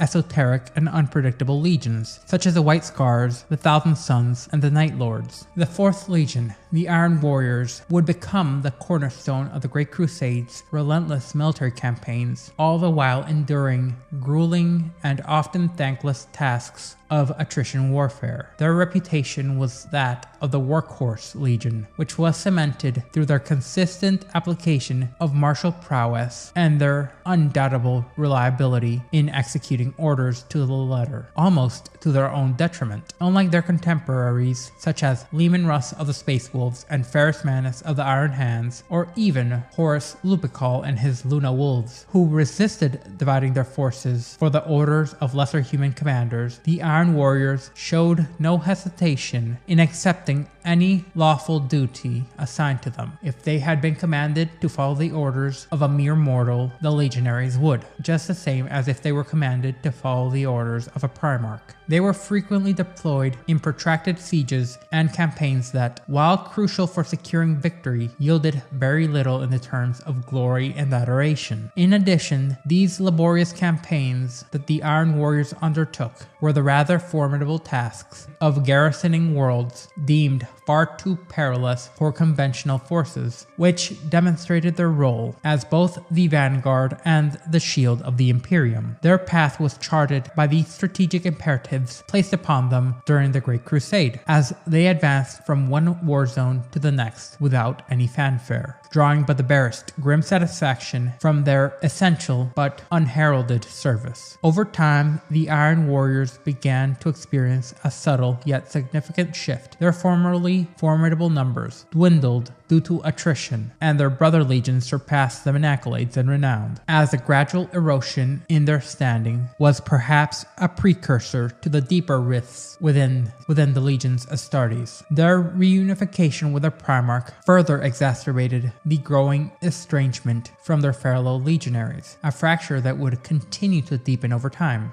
From its inception, the Iron Warriors operated as a disciplined and relentless force, embodying steadfast resilience as their name would later symbolize. Renowned for their technological aptitude, they were amongst the most proficient of legions in integrating the technology and weapons provided to them by the Imperium. Although the 10th, the Iron Hands, often overshadowed them in the early years of the Great Crusade, the Iron Warriors' tactical preference was to strike from a position of overwhelming superiority and applying the maximum force directly against their enemies, which set them greatly apart from other similar legions. As the 4th Legion solidified its role as a primary fighting force, their methods would evolve to emphasize detailed pre-battle planning and the use of massive, sustained bombardments to soften up enemy positions before an assault. The Iron Warriors excelled in calculating continuous fields of fire, employing high-intensity shelling, along with deploying heavy armor and mechanized units to spearhead their attacks. This led to the development of one of their most formidable weapons, the artillery trains, which have lost use since the Great Crusade. Despite their cerebral and pragmatic approach to warfare, the Iron Warriors' stubbornness was equally pronounced. Once engaged, they would not relent unless commanded directly to withdraw by the highest authority, even in the face of severe setbacks or staggering casualties. This unwavering resolve would become a point of pride within the Legion, driving them to achieve victory through sheer discipline and firepower, regardless of the human cost. The Legion's most glaring demonstration of this paradox was the protracted and grueling campaign to liberate the Forge world of Encaldalon between 842 and 843 M30. Despite their victory, the campaign resulted in a near annihilation of the 8th Expeditionary Fleet's frontline forces, raising concerns amongst the Imperial Court and Primarchs. Critics would speculate that the Iron Warriors had deliberately courted defeat to showcase their determination and ability to complete their mission no matter what the odds. In part, this was because during this campaign, the Iron Warriors refused to withdraw, despite their initial assault unraveling due to an unprecedented enemy counterattack. They would, despite this, continue to adhere to their flawed and already failed battle plan, resulting in nearly 29,000 of their numbers falling in a single engagement. This battle proved to be one of the cruelest and most costly of the Imperium yet, with significant losses amongst the Legion's veteran units and the slaughter of over 2 million Imperial Army soldiers under their command. By the end of the decade, the 4th Legion had fallen from favor, their star dimmed as other legions rose to prominence. The successful yet costly campaign had marred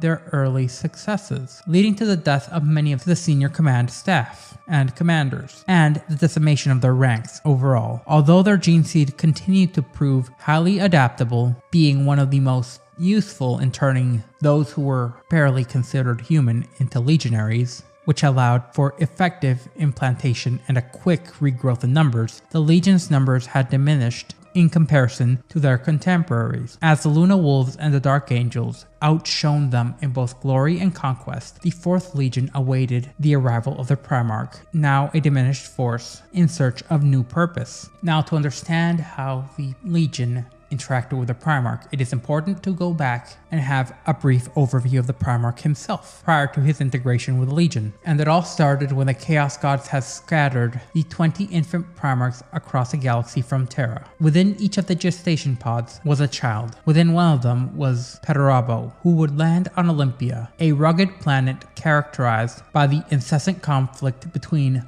multiple human states. The infant was eventually discovered by the forces of Damikos, the formidable tyrant of Lokos, while clinging to sheer cliffs beneath the city-state of Lokos. Intrigued by the child's apparent resilience and inherent skills, Damikos had the child brought before him. Eventually, in what mirrors the Greek and Roman tradition, the tyrant adopted the boy as his own, as he sought to nurture and educate Perturabo. Despite this, the child remained distant and unresponsive. Regardless of Damikos' efforts, Perturabo's interactions were marked by an unmistakable aloofness, reflecting the cold and meticulous, melancholic demeanor of the Primarch. However, his sharp intellect and formidable mind did not go unnoticed, as Perturabo quickly mastered every art, including the art of siege warfare, which was a discipline crucial to Olympia's warring states, which would provide ample opportunities for both practical and theoretical learning. Perturabo eventually would become close to his sister, the only one who he truly felt a kinship to. However, his brother was another story. His adopted brother was an artist in and of himself, filled with incredible talent for a mortal, but in comparison to Perturabo, he would often and almost exclusively fall short, much to the Primarch's glee. However, in one instance, said brother was challenged by Perturabo himself to create a great statue, and while Perturabo's statue itself was of unparalleled mechanical perfection, even Perturabo had to admit that his brother had outdone him, since his creation had a spark to it. This would enrage Perturabo, leading to a distancing from his family. However, his sister would continue to be a crucial part of his life. This would lead to her being the only one to be able to refer to him by a nickname, and eventually it would be the same sister who would join in on the rebellion on the planet. Eventually, Perturabo would take part in the Great Crusade. The transition was notably swift and rather seamless, in stark contrast to the often protracted assimilations of other Primarchs. It is probable that Damikos was rather keen to align Olympia with the emergent Imperium, saw the release of Perturabo as a minor but beneficial concession. Perturabo, for his part, had already contemplated his own nature as an artificially created being, and awaited the eventual revelation of his creation, and to witness his creator. His understanding, though abstract, was confirmed when the Emperor arrived in 849 M30 to reclaim his lost son and integrate him into the Imperium. Upon his initial integration, Perturabo had in essence decimated his own legion. But despite this, his intellectual prowess would be immediately recognized upon any of his remarks. While each of the Emperor's Primarchs exhibited an extraordinary capacity for learning and adaptation beyond that of any unmodified human, Perturabo's abilities were particularly notable even amongst his brothers, as he was quickly acknowledged as the most scientifically and technologically gifted of the Emperor's sons, with a ravenous intellect that set him apart from all others. However, Perturabo's brilliance was often turned inwards. From the outset, he was perceived as a rather detached and calculating figure, showing little interest in social interactions or in elucidating his actions and intentions. This guarded demeanor extended to even his own fellow Primarchs, his brothers, with whom he interacted with a particular and notable coldness and indifference. Despite these personality quirks, the Emperor saw in Perturabo a valuable asset, a formidable strategist, and a general whose relentless efficiency was matched only by his intellectual acumen. For Perturabo, warfare was a complex problem to dissect and solve, and it was not long before his formidable mind would unleash its full potential upon the enemies of mankind, demonstrating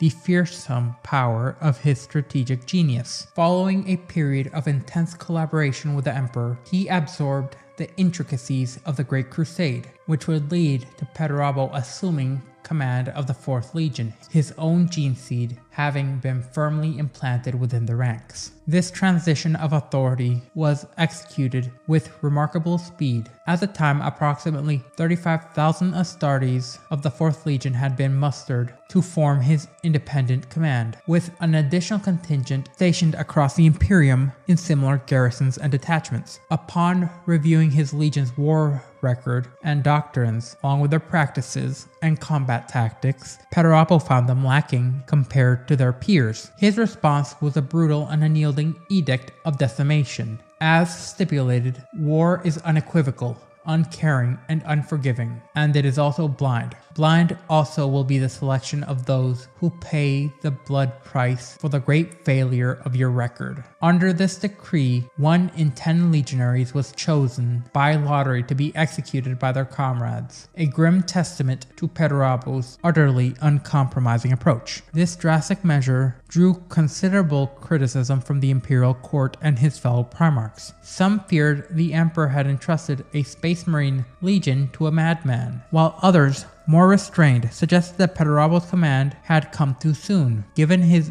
inexperience with the Imperium's ways. Rabut Guillemin, the Primarch of the Ultramarines, was amongst the most vocal of detractors. He condemned the execution of valiant Astartes who had fought alongside his own legion, and this clash of opinions created a lasting rift between the two Primarchs, one that would simmer beneath the surface for decades later. Despite these objections, the Emperor's decision stood. The survivors of Perturabo's ruthless purge were left with a stark lesson. Under his rule, failure was met with death, and war was viewed as a binary equation. Perturabo's intolerance for mediocrity meant that simply being superior was inefficient. The Legion was expected to be unparalleled, perfect even. The irony of this would not be lost on those who would later view the kinship between the 4th and the 3rd. His goal was to transform the 4th Legion into an unrivaled instrument of war, and he would set about this task with a relentless determination that had characterized him so. His first test of this newly forged weapon would be against the forces of the Murata cluster, where the Olympia Majoris star system was situated on the periphery. The 4th Legion's first significant trial under Perturabo's command came with a confrontation that would test their resolve like no other. Their campaign to integrate the Murata cluster into imperial compliance. As he was now leading this newly assembled expeditionary fleet, Perturabo charted a course directly into the heart of this cluster, targeting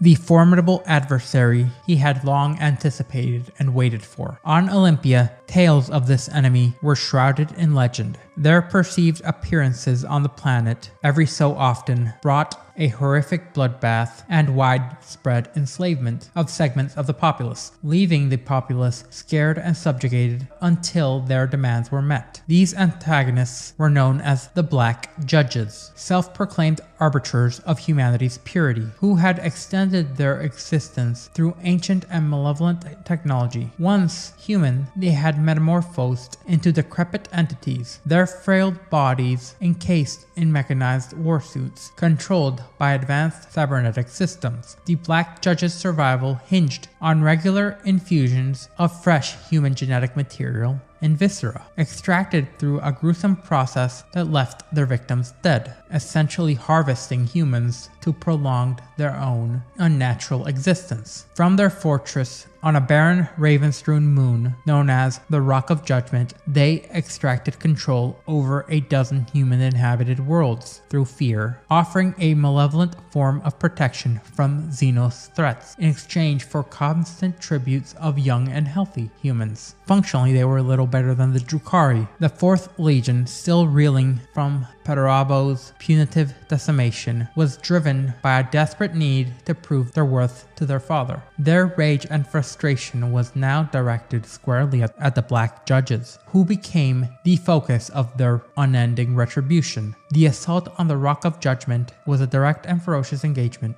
The moon had been heavily fortified, with defense laser batteries and swarms of fighter drones which were akin to the technology used in the Dark Age of technology. That, along with the Black Judge's own warp-capable battleships, rendered this fortress a formidable bastion which had withstood countless assaults over the millennia. Yet, the unrelenting fury of the entirety of the 4th Legion proved overwhelming, and despite the Rock's staunch defenses, it fell before the relentless assault of the Iron Warriors, marking a decisive victory and creating the first in the brutal testaments to the Legion's wrath and determination. The Black Judges had been beings sustained by arcane and malevolent technologies, and they were truly formidable warriors. Each one had been encased in armor that was a form of life support, which were virtually impervious to bolter fire, and armed with razor scourges and ray cannons, akin to that of dreadnoughts, which allowed them to match firepower with the Astartes' most devastating tools,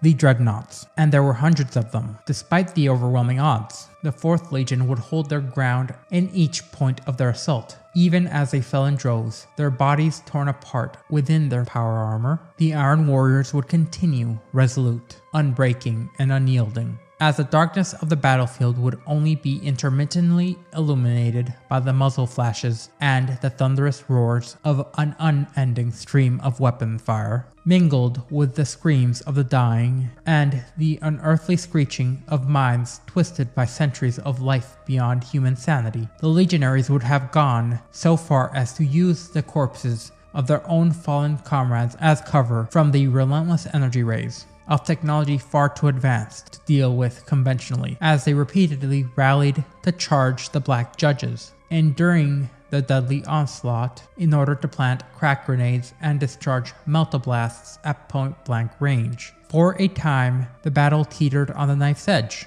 In the confined vaults and corridors of their defensive strongholds, the Black Judges obviously had an upper hand. For every one that fell, a dozen Astartes would pay the price. It was in this dire moment that Perturabo made a decisive move. Observing the battle with superhuman intellect, Perturabo discerned the patterns and vulnerabilities within the chaos.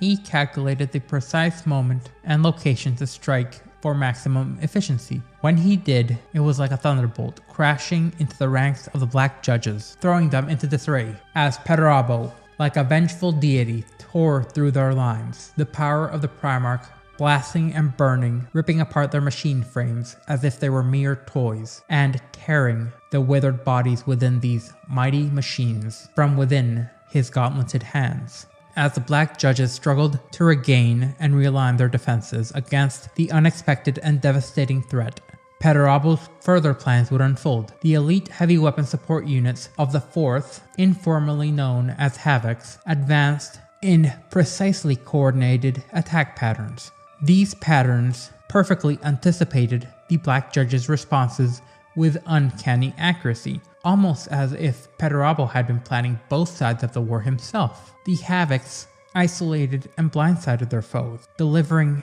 a relentless crossfire of autocannon shells and plasma bolts, ending the Black Judges' tyrannical rule with merciless efficiency. By Perturabo's design, the enemy was annihilated without mercy, as the dominions of the Black Judges were stripped of every valuable resource and technology. Spoils of war, including wreckage and weapons, would be transported to Olympia. The secrets long guarded by the Black Judges would be shared with the Mechanicum in exchange for their technical and mechanical support. Within the Rock of Judgment, stripped of its resources, was an ancient orbital shipyard, which would be repurposed. These relics of humanity's long-lost interstellar conquest would be set in orbit around Olympia. Under Perturabo's direction, they would begin to construct a new and much more powerful generation of warships, combining the technology of old with the modern under the direction of the Iron Warriors.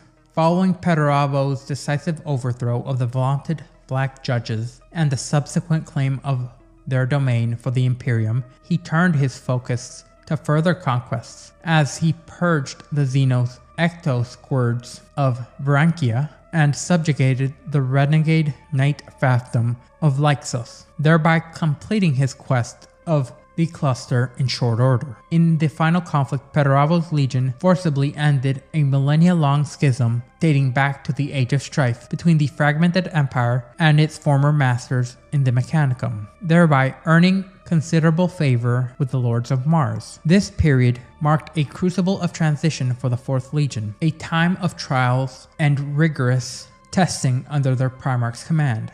With calculated precision and savage experimentation, Perturabo reshaped his legion to mirror his own bleak and unflinching, ruthless psyche. By the end of the Murata Cluster campaign, the old 4th Legion was no more, as it had been reborn as the Iron Warriors who were forged in blood and fire. In essence, they would be iron within and iron without. Upon returning to Olympia with his newly renamed force, the Iron Warriors, Perturabo's machinations were well underway. In alliance with the Mechanicum, the newly placed orbital shipyards and foundries blazed with frenetic activity. Some of these had been repurposed from the dead orbits around conquered stars, and they had been completely and utterly dragged and refitted, along with being repurposed to serve the Legion's needs, making them significantly more self-sufficient than many other legions. The worlds of the Merida cluster now would pay a tribute in flesh and blood to the Lord of Iron, rather than to the Black Judges.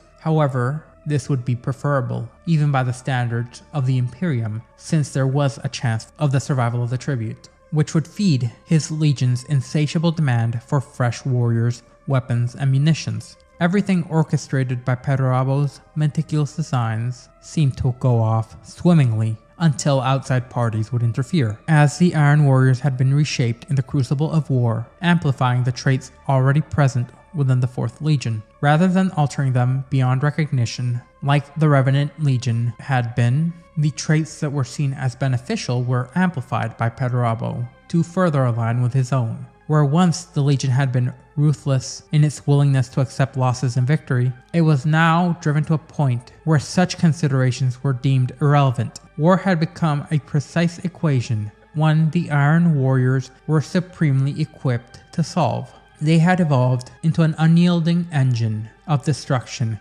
capable of sweeping worlds clean and devouring entire armies. At the head of the newly constituted 125th Expeditionary Fleet, Perturabo would command a force that quickly became known as the battering ram of the Great Crusade. As they fought alongside their fellow legions, in turn they earned an unmatched reputation for their brutal efficiency, a mastery of armored warfare, and their perilous artillery skills. It was said that no fortress built by human or Xenos could withstand the Iron Warriors' relentless assaults. No stronghold they could not storm. No army they could not drown in a torrent of shot and shell. As time passed, a wedge would be driven between the Iron Warriors and other Space Marine legions, which only would deepen, fostering resentment, pride, and paranoia within the 4th Legion, much like that of their own Primarch. Through his grim methods and savage example, Perturabo had instilled in his warriors a reflection of his own darkened soul. His suspicions and malevolent distrust,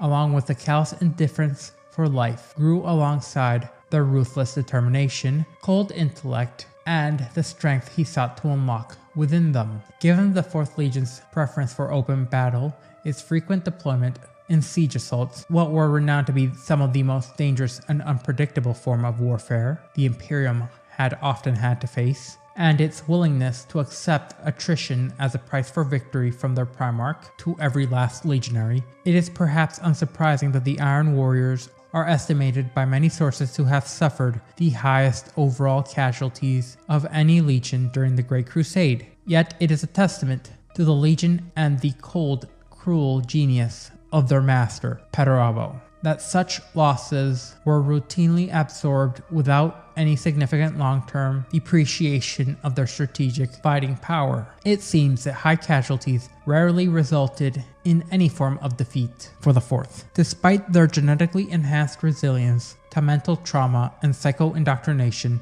the continuous exposure to loss and destruction wrought a slow and bitter corruption of the Legion's psyche. Perturabo and his Iron Warriors sought no friends or allies amongst those who served with them, save perhaps for the Mechanicum agents who aided them in their quest for ever more powerful and effective means of waging war. In their fellow legions, they saw weakness bred by self-deceit, a lack of discipline, false mysticism, and vanity. They perceived all this as personal insults and slights towards them, both real and imagined. Even the many factions of the Mechanicum who marveled at Perturabo's technological intellect did not fully trust him or his legion, as the Iron Warriors' dangerous self-sufficiency and adeptness, coupled with their ignorance of the Omnissiah's doctrines, only fueled their distrust. This was to the point that Perturabo brazenly insulted a Mechanicum's tech priest's beliefs and questions about his adherence and his knowledge of the Omnissiah, directly calling their faith into question. To the forces of the Exarchus Imperialis, the host of the Imperial Army and its auxiliaries, the Iron Warriors' reputation was dark indeed. More than any other legion, the Iron Warriors were seen as willing to use the lives of mere humans and the auxiliaries as a strategic resource, expending them as cannon fodder to deplete the enemy's firepower. They would send sacrificial waves by the thousands to draw out their foes from their defensive positions and to gauge the enemy's strength by observing how quickly they would annihilate these forces. The repeated instances of this only served to further taint the Iron Warriors with their hated epithet of the corpse grinders amongst the common soldiers of the Great Crusade. Open mutinies were predictably and constantly suppressed through slaughter, would continuously grow more increasingly frequent in war zones where the Auxilia was under the command of the Iron Warriors. To mitigate this corrosive effect on morale, War Master Horus issued a standing order to ensure that the bulk of such troops assigned to the Iron Warriors were indentured criminals or enslaved non-compliants. By the last solar decades of the Great Crusade, rivalries and simmering disdain characterized the Iron Warriors' relationships with other legions, notably the apathy between the Iron Warriors and the Raven Guards, sparked by frictions during the Iskander War, and an increasingly bitter rivalry with the Imperial Fists underscored these tensions. Even when fighting successfully alongside other legions, such as the critical war against Mashhog, the Iron Warriors' contributions were often met with indifference or guarded disdain, despite Overdog Mashhog vast orbital fortifications repelling the repeated attacks from the Space Wolves and the White Scars. Perturabo's plan succeeded in breaking the line, allowing the orcs to be slaughtered. Yet the contemporary chronicles of his brother's legions, Perturabo is recorded as merely another nameless comrade in arms. This growing schism, perhaps more apparent in hindsight, was further exacerbated by the War Master's Machiavellian machinations, as he would often both goad Perturabo by reassigning him to different deployments on the Great Crusade by essentially making them seem like issuances and directives, along with disposition orders from Terra, in essence bleeding the Iron Warriors and scattering its strength across a myriad of splinter and expeditionary fleets, thankless sieges, and garrison positionings in the more dangerous and isolated corners of the Imperium. All the while, the War Master would massage Perturabo's ego while talking him down to the other eventual traitors. Meanwhile, Perturabo's own 125th Expeditionary Fleet faced deadly foe after deadly foe, neither asking nor receiving reinforcement or additional resources, save for those it could generate and or acquire itself. Bitter but steadfast, Perturabo complied, demonstrating the iron will that was both within and without his legion. In retrospect, such events only served to foment and amplify the resentment and discord within the 4th Legion, further alienating it from the Imperium it served. This growing divide began to drain its warriors as they faced some of the worst horrors in the Great Crusade. Indeed, it is plausible that this was Horus's planning all along, wearing down Perturabo and essentially guaranteeing that one of his brothers would be an outcast that he could easily pluck into his service with a few words to stroke his ego. As the Great Crusade progressed, numerous Iron Warriors' citadels were established on liberated worlds, ensuring that secure lines of communication were maintained, and Imperial forces would be able to use these as both bastions and as relay stations for sensitive information. Small units of Iron Warriors would be garrisoned in these new fortifications, often in absurdly small numbers. One often cited example was Iron Keep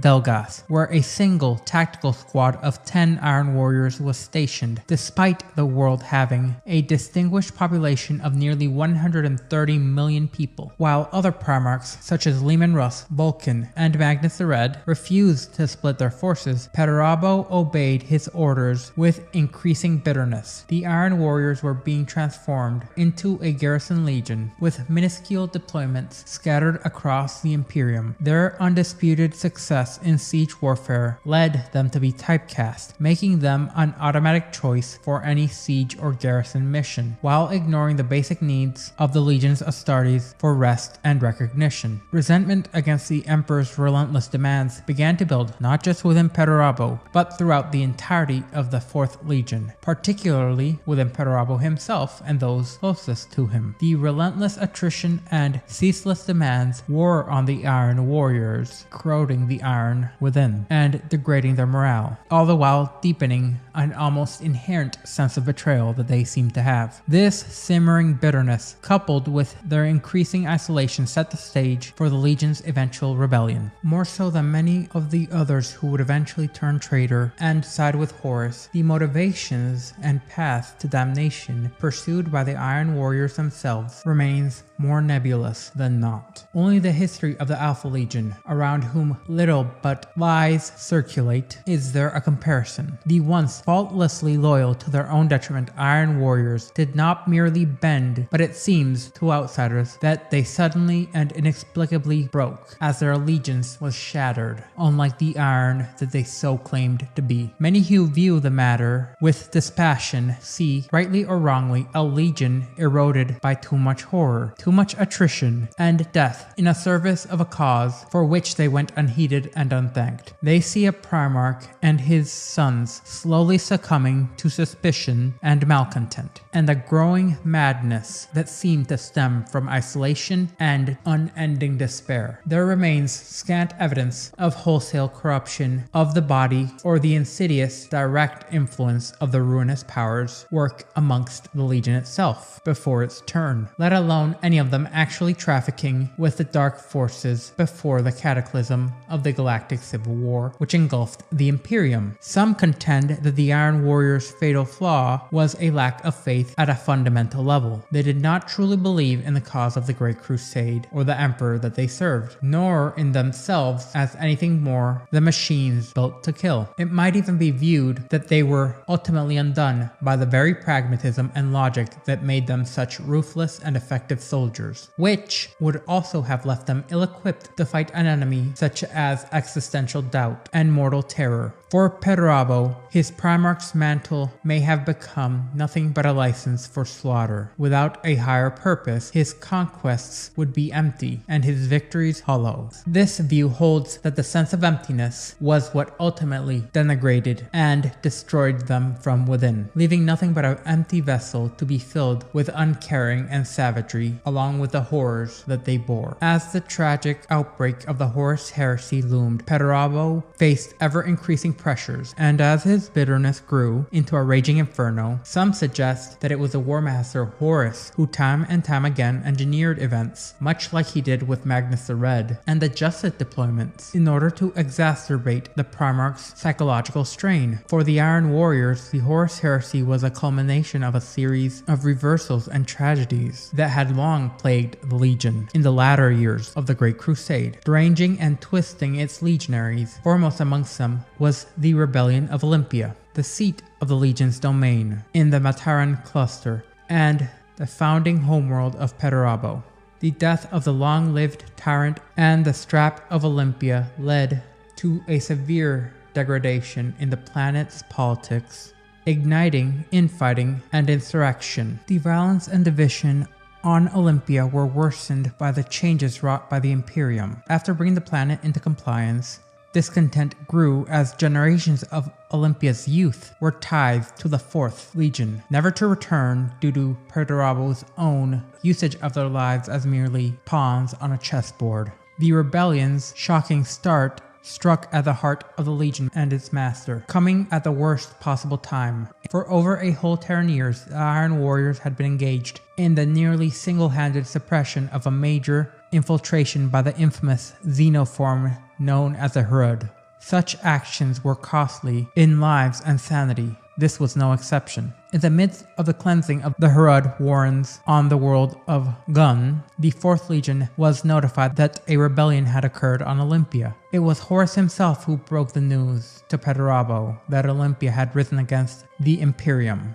and that Demachos had died, along with that the population, fueled by years of anti-imperial propaganda, had taken up arms. By this time, Perdurabo was already weary of repeatedly having to prove his worth. The thought of being a Primarch of the only Space Marine Legion unable to hold his own homeworld appalled him greatly. As Horus begged Perdurabo to return to Olympia and presented him with a power hammer known as Forgebreaker, which some Imperial scholars believe acted as a conduit through which the ruinous powers could manipulate the Iron Warrior's Primarch. Upon his return to Olympia, Perdurabo's long-repressed anger finally was unleashed, as the Primarch enacted a fearsome vengeance resulting in the wholesale slaughter of countless innocents and the burning of entire cities. Perdurabo and the Iron Warriors would brutally suppress this rebellion, culminating in his confronting of his sister and the last and only person he truly seemed to care for. For his sister told him that people cannot be forced to live to an ideal. They must be led. People are messy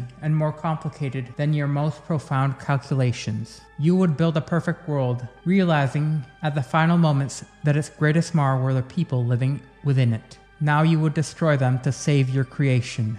You are a memorable god, Bo, a tomb lord. You cannot achieve the impossible, so you rage like a child. And now you have unleashed horror upon us because you cannot accept compromise. Perdurabo would reply by telling her that the people do not listen, they do not know what's good for them. And she in turn would state, people do not bow to you without love, without respect. Great tyrants rule with the blessing of their people, effective ones through fear, but no tyrant ever achieved anything through indifference. You have sulked your way to damnation. You refused to accept the love of the people. You were given the approbation of a god and an army to conquer the stars, and your first act was to decimate your legion. Perdurabo would then reply, they had failed. And angrily she contested him. Failed to do what? Be the best? You waste your men to prove a point that needs no proof, and then grow angry when no one notices and praises your self-sacrifice. Your petulance has cost the planet whole generations of youth, bringing your legion up to strength again and again. You have been an absent king. You have not seen the empty schools, the haunted mothers, the husbandless women.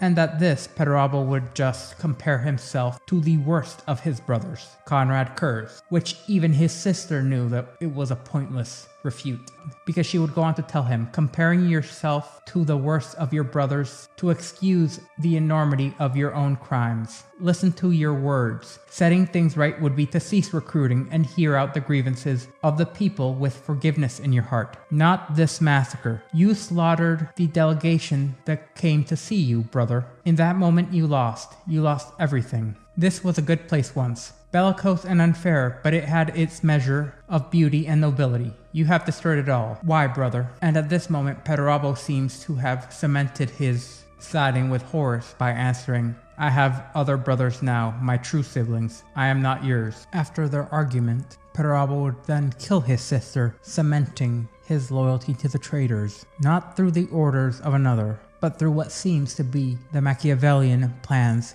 of Horus Lupercal. In the massacre at Olympia, no one was spared. The Iron Warriors adhered to the principle of surrender or no quarter given, which they had grown accustomed to granting to none. Perdurabo watched as the Olympian fortifications, which he once held in such high regards, would be overwhelmed. By the time the massacre concluded, Olympia had been reduced to slavery, as 5 million civilians lay dead. As the pyres burned through the long Olympian night, the Iron Warriors slowly grasped the magnitude of their actions. One moment they were humanity's heroes, assaulting the hideous aliens known as the Hurud. The next, they were committing genocide against their own people. In the aftermath of this vengeance, Perturabo, who was consumed by utter despair, was barely able to comprehend the crimes he had committed in his petulant rage. He knew that the Emperor could never forgive him for his deeds. This tragedy drove the 4th Legion further into a private world of stark violence and bitter paranoia. The Iron Warriors' brutality would then intensify as things would go on, as they suppressed the worlds they garrisoned with renewed savagery, unleashing genocidal force at the first hints of open rebellion. Be they true or be they paranoia mattered not to the Legion. Many of their commanders grew increasingly unhinged and isolated from the Imperium they had once served. Before Perturabo could contemplate atoning for his terrible actions, word would arrive of Horus's virus bombing of the remaining loyalists on Isstvan III, and the Emperor's ordering of the Iron Warriors to confront the traitors and bring them to justice.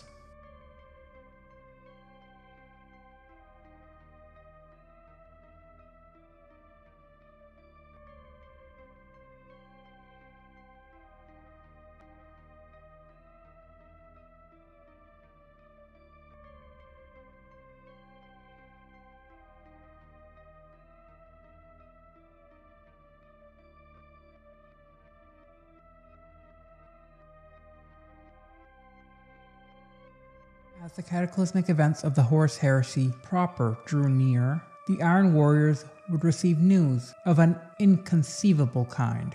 Astartes had slain Astartes. This revelation would have been devastating under normal circumstances, but amidst the ruins of a world thick with the stench of corpses and dead, it was apocalyptic. As soon as word arrived that Leman Russ had led his Space Wolves in a ferocious attack upon Magnus the Red and the Thousand Suns on their homeworld of Prospero, a consequence of Magnus's continued violations of the Edicts of Nicaea, the galaxy would be thrown into further turmoil as it was revealed that Horus had turned traitor. Along with his sons, the Sons of Horus Legion, Angron of the World Eaters, and Mortarion of the Death Guard had also joined the ranks of the traitors. It seems that Fulgrim and the Emperor's children had also declared their allegiance with Horus and Chaos, while the renegade Primarch's unsuccessful attempts to sway Ferrus Manus of the Iron Hands to join in worship of the ruinous powers. In response to this, the Iron Warriors would be ordered to join 5 other loyalist legions in a task force aimed at crushing the burgeoning rebellion against Imperial rule in the Isstvan system. Between their bitter rivalry with the Imperial Fists and the guilt derived from their butchery on Olympia, it was, in hindsight, no surprise that Perturabo and his legion turned traitor to the Imperium. Historical records offer scant details of the machinations Horus must have employed to properly sway the ever-bitter Perturabo to the traitor's cause. But whatever the truth, the Iron Warriors turned upon their brothers at the Dropsite Massacre on Isstvan V, sealing their damnation and allegiance to the ruinous powers. On Isstvan V, the Iron Warriors, along with the Night Lords, the Word Bearers, and the Alpha Legion, were held in reserve. Meanwhile, Ferrus Manus and the Iron Hands, alongside the Raven Guard and the Salamanders, would be the first wave of the assault against the traitorous positions on the heavily defended planet. As Horus's rebellion progressed, the Iron Warriors seized this opportunity to humiliate their great adversaries, the Imperial Fists, on the isolated world of Hydra Cordatus, recently brought under Imperial rule by the Sons of Dorn. The Iron Warriors would make planetfall following a saturation bombardment that reduced the valley containing the planet's sole formidable fortress, the Cadmean Citadel, and the surrounding agri-settlements to ash. Magma bombs and mass drivers obliterated the rivers and transformed fertile soil into dust. Remarkably, the citadel remained nigh untouched.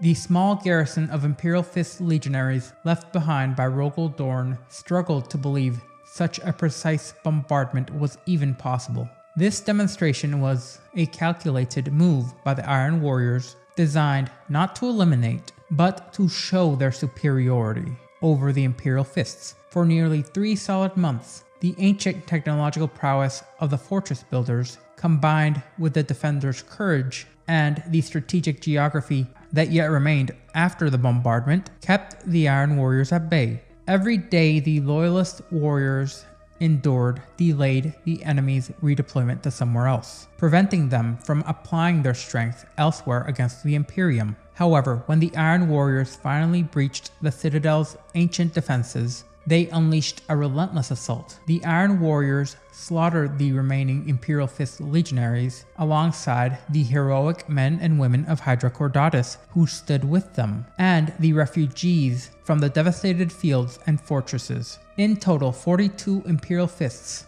and around 13,000 men, women, and children would be condemned to death within the Citadel's walls. The Lord of Iron himself led the audacious final assault, personally slaughtering over 30 Imperial Fists Astartes within minutes. The defenders of the Citadel were utterly annihilated, and the surviving mortal refugees would be enslaved by the Iron Warriors before they moved on to their next objective, as a testament to the Traitor Legion's ruthlessness. In the aftermath of the Drop Site Massacre, the Iron Warriors would establish what would become known as the Empire of Iron. Across Olympia and the surrounding star systems, on dozens of worlds, warsmiths of the 4th Legion supplanted loyalist imperial planetary governors, and under the shadow of heavily fortified battlements, these new rulers imposed their authority and extracted tithes from the subjugated populace. The Iron Warriors' next significant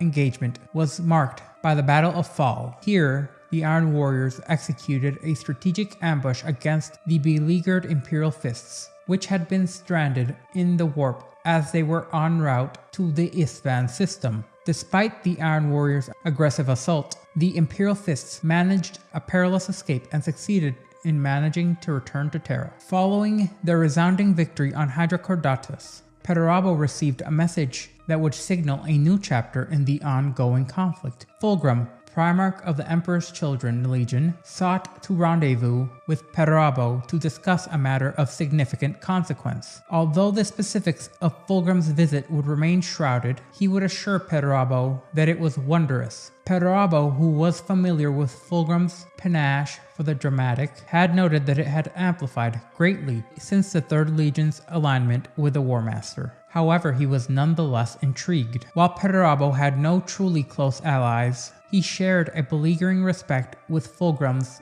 desire for perfection. Their mutual pursuit for said perfection, though differing in means, had once fostered camaraderie, if not some manner of affection between the brothers. Perturabo speculated that Fulgrim's visit might pertain to the impending campaign against Mars, with the War Master's forces needing to secure the Martian Forge cities before advancing on Terra. Perturabo would then surmise that Fulgrim's objective was to seek the Iron Warriors' assistance in breaching the Mechanicum's formidable defenses. Until further instructions arrived, Perturabo was resolved to entertain Fulgrim's visit. However, as Perturabo prepared for the anticipated campaign, he received news that the Emperor's children had arrived on Hydra Cordatus, and that over 300 drop craft had descended upon the surface, landing beyond the valley where the Iron Warriors had established their encampment. The Iron Warriors would swiftly mobilize to greet their visitors, assembling a grand display of military might. Tens of thousands of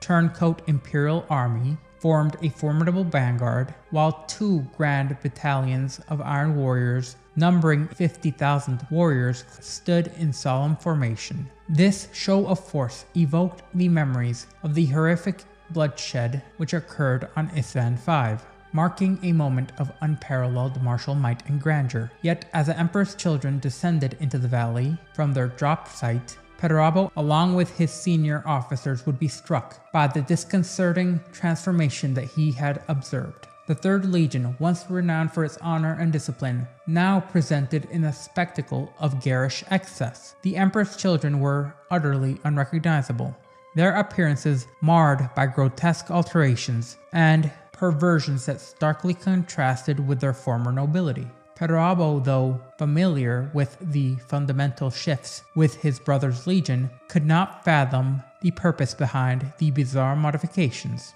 Later, in the private confines of his command bunker, Fulgrim made an enticing offer to Perturabo. He proposed a formal alliance in a campaign of monumental significance, one that promised to fulfill Perturabo's deepest aspiration, and to ensure that every ambition that they had would be realized without disappointment. This campaign, Fulgrim suggested, could potentially alter the course of the War Master's rebellion altogether. Despite his suspicions regarding Fulgrim's motives, Perturabo realized the potential of this joint venture, as Fulgrim disclosed their objective: to journey into the very warp rift that had haunted Perturabo's dreams as far back as he could remember. And being a Primarch, that's pretty far back. For as long as he could remember it, the rift was an ancient and forbidden sight, and within it there was an even older, dangerous Xenos weapon, which Fulgrim referred to as the Angel Exterminatus. This weapon, supposedly shrouded in mystery and dread, was said to be so potent that the stars themselves had conspired to imprison it. This potential weapon, along with the gift that Fulgrim had brought his brother, convinced him to join.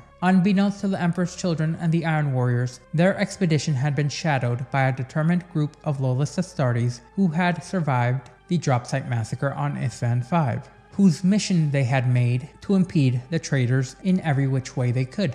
Their vessel was the Iron Hands strike cruiser known as the Sisyphum. The Sisyphum was primarily manned by Iron Hands Astartes and their mortal serfs, but it also carried a cadre of surviving salamanders and a lone Raven Guard. After they narrowly escaped the Isstvan system, the ship had endured a rather harrowing journey, fraught with perilous evasions of the traitors' blockades. Their escape had required a desperate dash to an area known as the Mandeville Point, where they narrowly avoided being ensnared by the gravitational pull of a star. In the months that followed, the Sisyphum would continue to conduct a relentless series of hit-and-run operations on the traitor forces along the northern reaches of the galaxy, acting like a solitary predator in the expanse. It struck traitor scouts, cartograph vessels, and supply hulks, creating chaos and disrupting enemy operations. Their vessel's strategy was not to engage in direct confrontation, but to harass and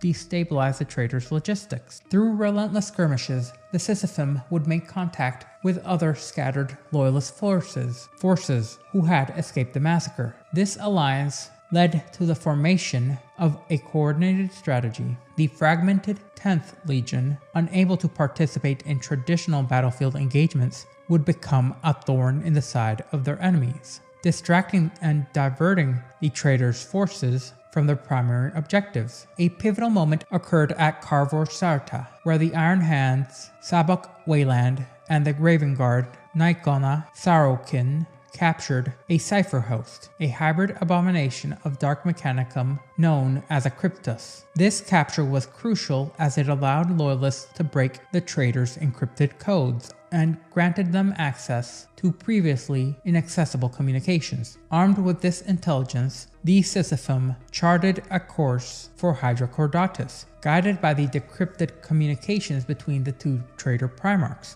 and later they would discover Fulgrim's intentions to venture into the Eye of Terror in order to recover the weapon known as the Angel's Exterminatus. With this information, the Sisyphum prepared to intercept and thwart the traitorous Bile scheme. Their journey was further aided by a mysterious Eldar figure who decided to become their guide, further increasing their chances of preventing the traitors from gaining access to this dreaded Xenos weapon. Eventually, the combined forces of the Iron Warriors and the Emperor's children would set course for the lost Eldari world of Lydris. Lydris was one of the fabled Crone worlds, and in essence the world itself was a relic of the ancient Eldari Empire.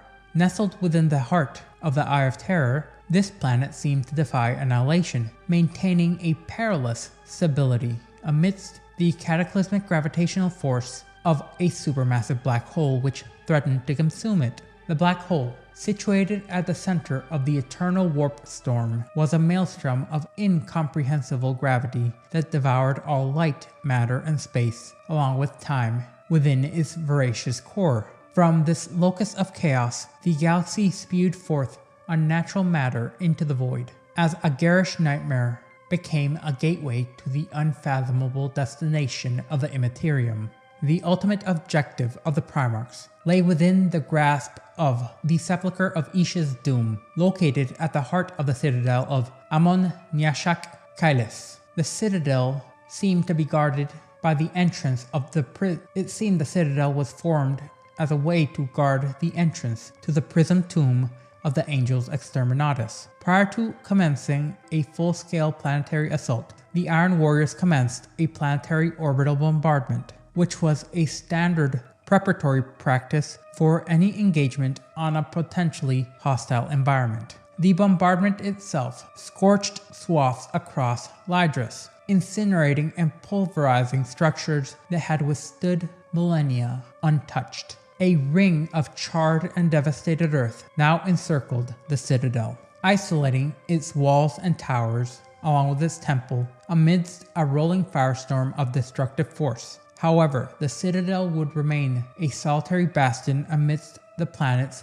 shattered remnants. Following the mass orbital bombardment, a multitude of Thunderhawks, Stormbirds, Warhawks, and heavy planetary landers surged from the fleet's embarkation decks, as bulk tenders descended into low orbit, deploying thousands of troop carriers, armor lifters, and supply barges. Massive, gravity-cushioned mass landers were moved with deliberate grandeur as two titans of Legio Mortis would take the field. This would merely be the vanguard for the invasion, as 8 subsequent waves were planned to ensure the combined might of 2 entire Space Marine legions and their Imperial Army auxiliaries would achieve complete planetary control as soon as humanly possible. Amidst the grim tableau of war, Fulgrim observed from a distance as his Emperor's children, alongside Pederabo's Iron Warriors, engaged a relentless army of Eldari revenants within the Sepulchre of Isha's Doom, at the heart of the citadel. The assault commenced after 5 solar hours. However, the initial breach into the citadel appeared to be unguarded and unobstructed. Suspicious of the seemingly absent defenders, Pederabo ordered his men to fortify their positions as they established a meticulously arranged system of barricades, a defensive formation that was designed to safeguard the traitor legion's lines of retreat. Fulgrim's forces, on the other hand, much to Pederabo's confoundment, fragmented into multiple warbands. These groups of varied sizes would be anything between 100 warriors to nearly 1,000, would each be led by one of the captains, whose ranks would be obscured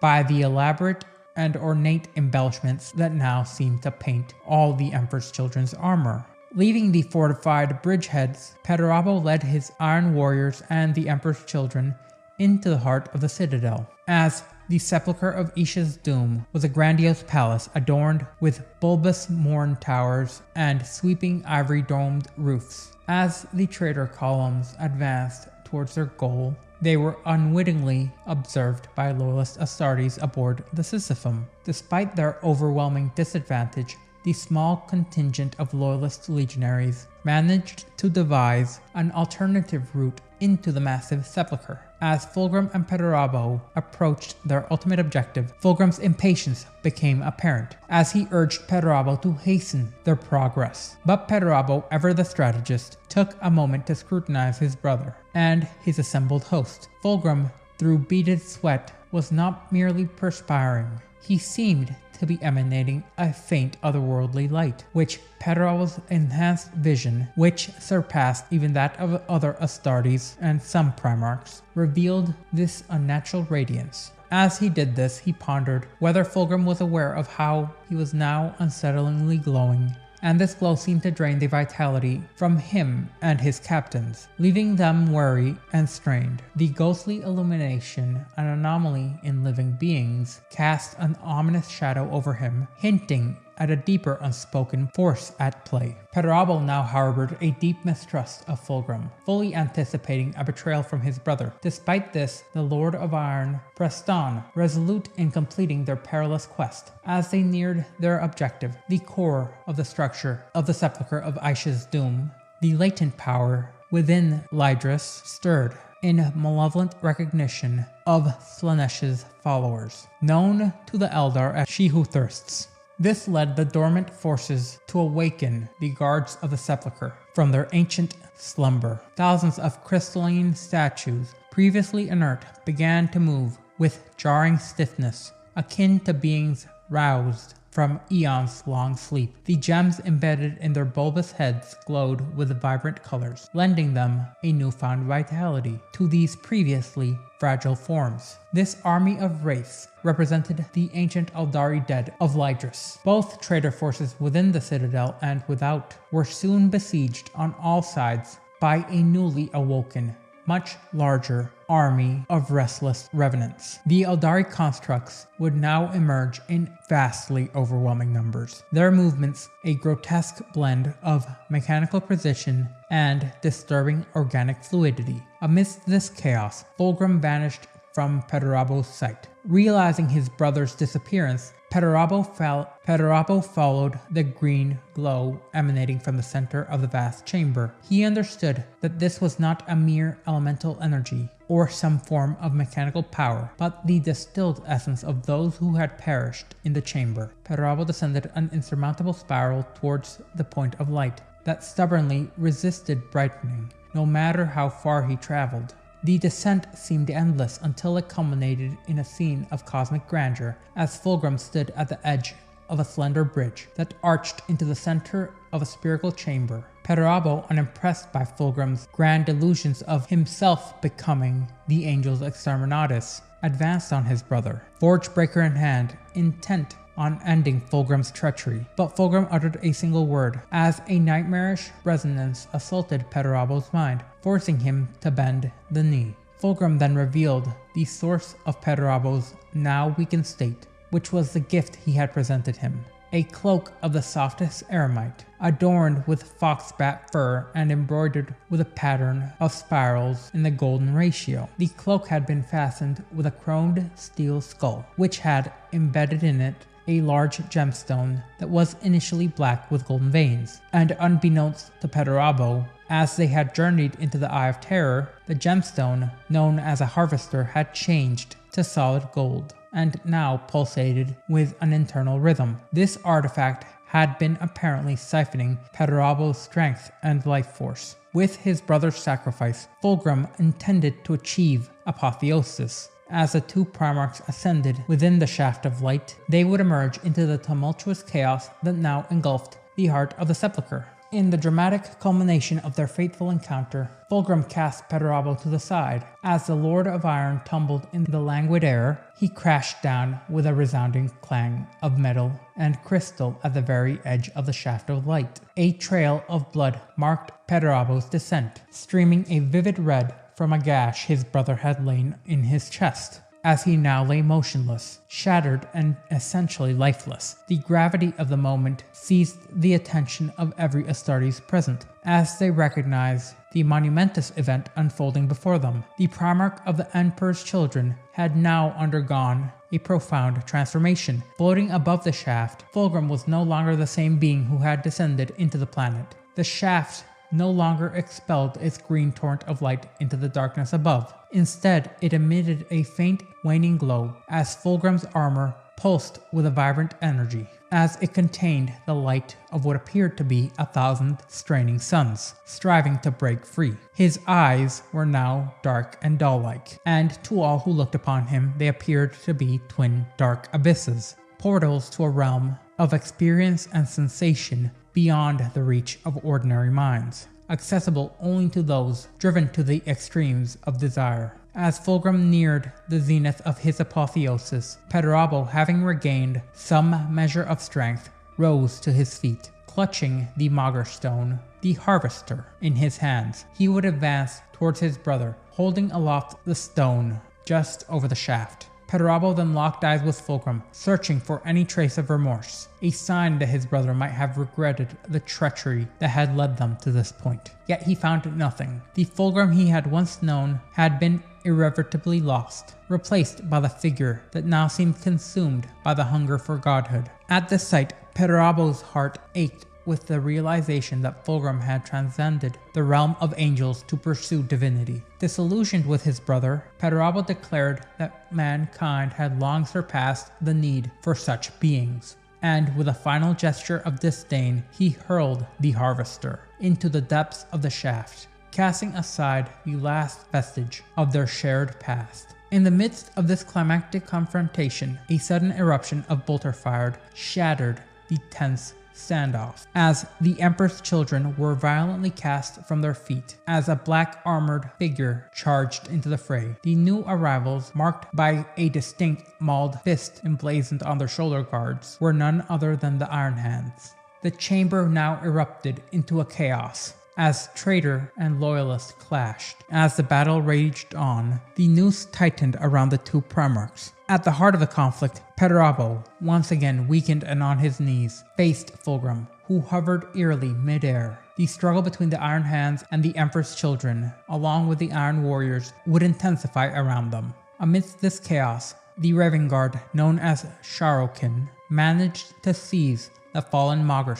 Understanding the significance of the relic, Shadowkin concluded that its destruction was paramount, and with determination he took a bolter from a slain Emperor's Children warrior, aimed carefully at the strange stone, and fired. The impact of the stone's destruction was immediate, as Perturabo, who had been weakened by the stone's draining effects, felt a surge of renewed strength as the Chaos Relic's influence departed. Fulgrim's body reacted with a resonant intensity, as the Maugre had not only siphoned Perturabo's vitality, but had also merged their essences into a singular potent force. This amalgamation of power was pivotal to Fulgrim's brutal ascension. At this moment, Fulgrim's armor disintegrated from his body, flaking away like gold in a dust storm, leaving him exposed. His flesh burned with a furnace-like heat, surrounded by spectral flames of shimmering pink and purple. These flames danced around him, ravenous, as if it were a fire who was attempting to consume him. Perturabo now regained his full strength and rose, hefting his mighty warhammer onto his shoulder. Fulgrim perceived his impending demise in Perturabo's eyes at that very moment, and grinned with a chilling sense of inevitability. With a grim determination, Perturabo swung Forgebreaker in an arc, as a hammer cleaved clean through the air and split Fulgrim's body wide. In that decisive moment, the culmination of their brutal conflict had been achieved. The impact of Perturabo's warhammer was cataclysmic, as Fulgrim's body would not only disintegrate, but in essence it would explode with a raw force, a release that seemed to echo a primordial scream of creation. At this moment, the chamber, which was once filled with the cacophonous din of the ongoing battle, was now awash in a blinding radiance, too intense for even the most stalwart of eyes to look away. This eruption resembled the light of a newborn sun, its fiery brilliance heralding both destruction and rebirth. In this overwhelming illumination, every eye was drawn to the spectacle, as the intensity threatened to blind or drive the observers mad. Through squinted eyes and shimmering reflections, the survivors of this initial clash beheld a vision of both magnificence and a terrifying nightmare, a fusion of agonizing death and violent rebirth. Amidst the shining light, a figure materialized, gradually becoming discernible, and to Perturabo's horror and disbelief, he recognized this figure. It was Fulgrim, now stripped of the grotesque adornments that had once marred his form. The Primarch stood pristine, as immaculate as the day he had been created by the Emperor. Yet this perfection was short-lived, as Fulgrim's body would now undergo a grotesque transformation. His back arched violently, as his bones cracking like gunshots. All the while, his flesh shifted fluidly under his skin, reshaping under some unseen force. His legs would elongate and merge into a singular serpentine tail, covered in thick reptilian scales and chitinous armor. This metamorphosis was both mesmerizing and horrifying, and a sharp contrast to the being that Fulgrim had once been. Perturabo, observing this transformation, was filled with despair. He had destroyed Fulgrim's mortal shell only to witness the emergence of an immaterial entity, a being of light and energy and will. Fulgrim's face at that moment contorted into a mask of ecstasy and agony, remaining hauntingly pristine, and would now be crowned by two obsidian horns which curved over his skull, perverting its former perfection. Fulgrim had transcended his mortal limitations and become a demon prince, an exalted champion of Slaanesh, the first traitor Primarch to achieve such a demonic apotheosis, and his departure was marked by a cryptic message that he would one day reunite with Perturabo and renew their fraternal bond. With a dramatic flourish, Fulgrim raised his arms, and a shimmering curtain of light enveloped him and his retinue of Emperor's children, Space Marines, in a final flare of arcane energy as they vanished from the chamber, leaving Perturabo alone amidst the fading echoes of their once shared destiny. As the Emperor's children now vanished, the Crone world began to unravel. The force that had sustained and protected the planet, a nexus of Eldari life force, was no longer present. Without its stabilizing power, Lydris was left vulnerable to the colossal gravitational pull of the supermassive black hole at the heart of the Eye of Terror. Across the widening chasms of the world, the Iron Hands collected their wounded and retreated from the planet's surface as it was torn apart by ever-growing fissures. As they left, their eyes, filled with loathing, remained fixated on the stunned Perturabo. But rather than vainly attempting to end him, the harsh reality set in. They could not confront the Lord of Iron and hope to survive. They could not even hope to hold him off long enough for the planet to kill him along with them. The Iron Hands would now make their way off-world, leaving Perturabo to his fate, be it survival or death. Perturabo, unmoved by their departure, led his own warriors out of the collapsing citadel. Once aboard his flagship, the Iron Blood, he observed the final catastrophic events of the now dead Eldari Crone world. The planet's disintegration was a spectacle of cosmic forces, with Lydris falling victim to the gravitational power of the endless abyss. The Iron Blood strained to break free from the planet's orbit, but the black hole's grip on reality was growing more insistent by the second. Many of the smaller Iron Warrior ships had already succumbed to the black hole's perilous pull and disappeared into its depths. Only the larger capital ships with their powerful engines managed to stave off the void's pull, though they could only seemingly delay the inevitable. Surrounded by his triarchs, Perturabo stood resolute, as he declared with unwavering resolve to advance and never to retreat. Despite this apparent self-destructive mission, he was determined to heed Fulgrim's promise that the brothers would one day reunite.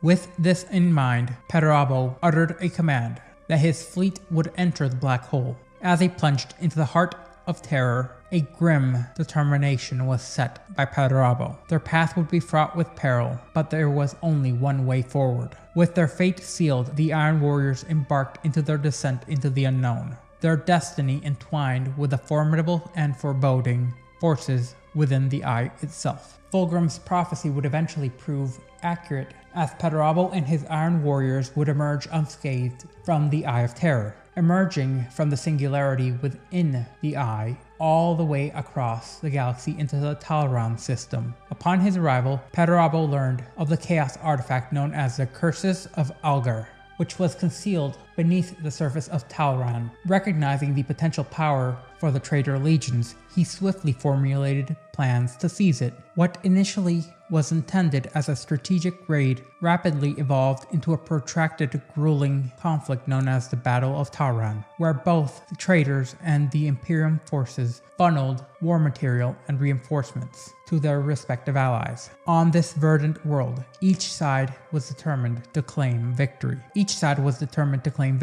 The Iron Warriors responded to the stalemate with devastating virus bomb attacks, transforming the once rich, forested world of Talran into one of the harshest deserts. The climactic change set the stage for what would become known as one of the largest tank battles in Imperial history, with over 1 million armored vehicles clashing at any one time across the newly formed desert. Despite their efforts, the Iron Warriors would be forced to ultimately retreat without securing the relic. Following the withdrawal from Talran, the Iron Warriors were assigned to defend worlds situated behind Horus's front lines. These worlds were crucial for the trader's supply chain and had become increasingly vulnerable due to the weakening of the Ruin Storm after the Second Battle of Davin. The Iron Warriors, alongside other trader forces, fought fiercely for control of Yarant and the Forge world of Vanheim during this tumultuous period. As the heresy progressed into the final stages, the Iron Warriors found themselves overextended and inadequately supplied, engaging in relentless and thankless sieges once again, but this time against the ever-advancing Ultramarines led by Reboot Guilliman. And in these conflicts, they suffered severe losses, as the Iron Warriors' roles would now become eerily reminiscent, fighting piecemeal engagements across the galaxy. The irony that they had been assigned this role once again by Horus would not be lost on Perturabo, as it would be eventually part of what led to his plans to turn traitor once again and usurp Horus, who he hoped would be wounded enough for him to take after the Siege of Terra. This arduous phase came to a halt when Perturabo received orders to rendezvous with his brother Primarch Angron of the World Eaters on Ulnor. In preparation for the Siege of Terra, despite the necessity of abandoning the sacrifices made by his legion on various worlds and ensuring a significant loss of forces during the retreat, the redeployments were deemed necessary by the War Master, and Perturabo would obey. After 7 years of civil war following the Dropsite Massacre, Perturabo, accompanied by a substantial contingent of the Iron Warriors, finally arrived at Ulnor, as he joined Angron of the World Eaters in their march towards Terra, eventually having to force the Demon Primarch into a nigh endless maze in order to transport him so Angron may play his pivotal role during the Siege of Terra, in particular during the siege of the Imperial Palace. This battle allowed Perturabo to feel an immense perverse satisfaction, in particular in dismantling the Imperium's mighty fortifications as an insult to Dorn. After the failure of the War Master, the ultimate fate of Perturabo's Iron Warriors would remain generally unclear, for the devastating clash of their siege warfare against the Imperium was cut short by Horus's death at the hands of the Emperor aboard his battleship in orbit over Terra. In the wake of this pivotal moment, the Iron Warriors and the remaining traitor legions almost en masse retreated into the Eye of Terror. However, their escape was not without consequence, as the Iron Warriors would be engaged in a protracted rearguard action during the Great Scouring, as Perturabo strove to retain their foothold in the surrounding systems of Olympia. It was during this turbulent period that Perturabo sought to assert the might of his legion and finally test their mettle against his long-standing rivals of the Imperial Fists and his brother Rogel Dorn.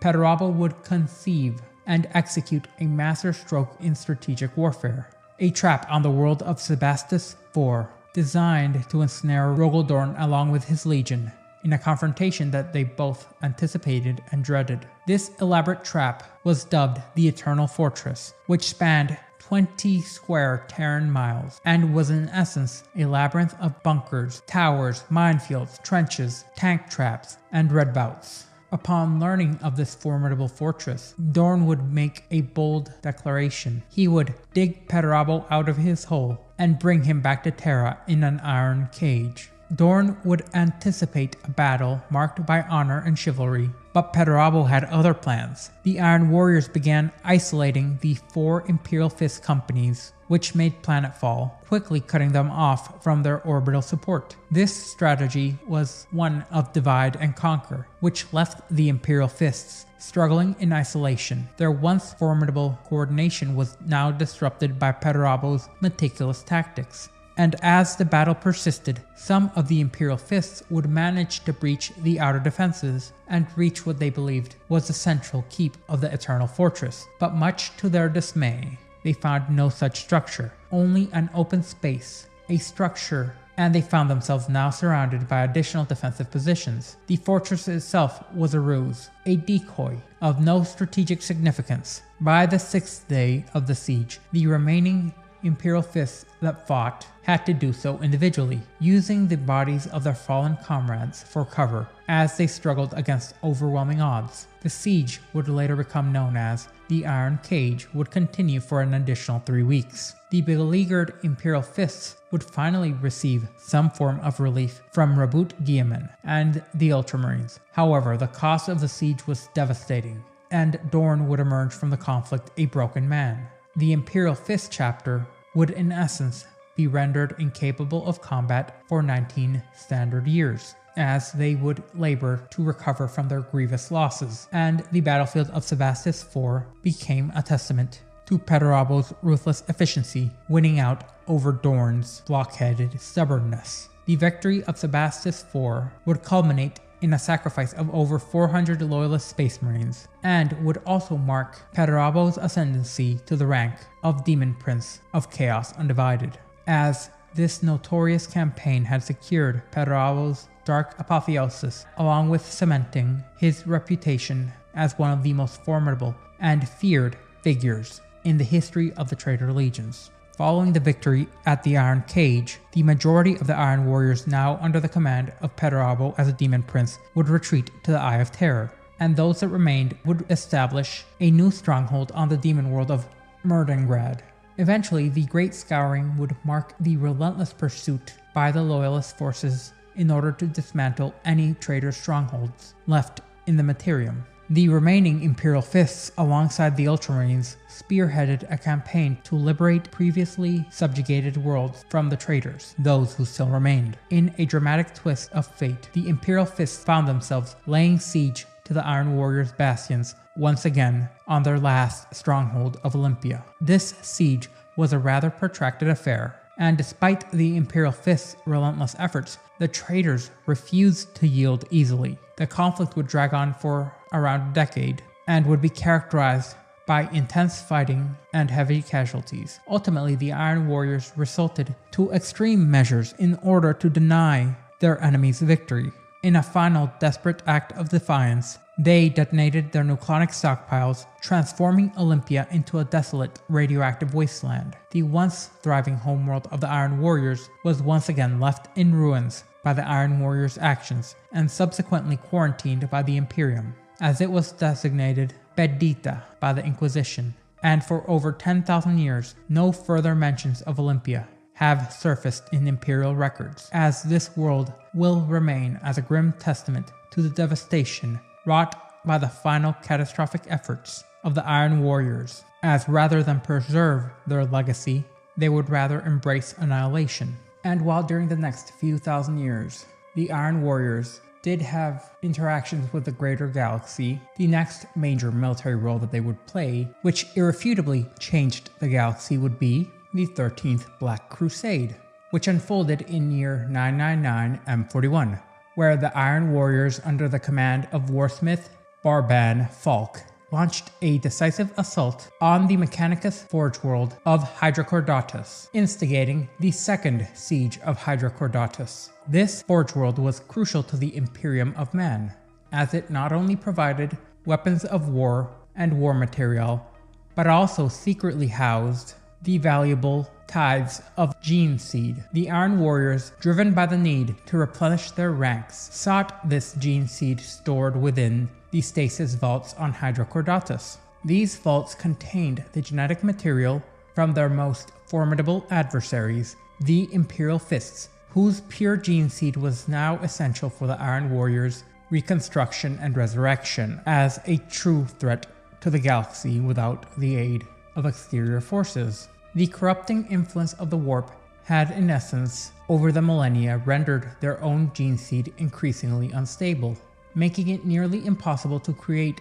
new Space Marines without the sought-after pure gene seed stock. Warsmith Falk for this endeavor would be accompanied by his chief rivals of Forix and Kroger of the First and Second Grand Companies, respectively, along with Hansu, a prominent champion amongst the Iron Warriors. Their target was the formidable citadel and the Manufactorum in particular, which was known as Tor Christo. This stronghold, guarded by a substantial garrison of Astra Militarum troops and a small detachment of Titans from Legio Ignitum, were the keystone in the Imperium's defenses of the Imperial Fist's genetic legacy.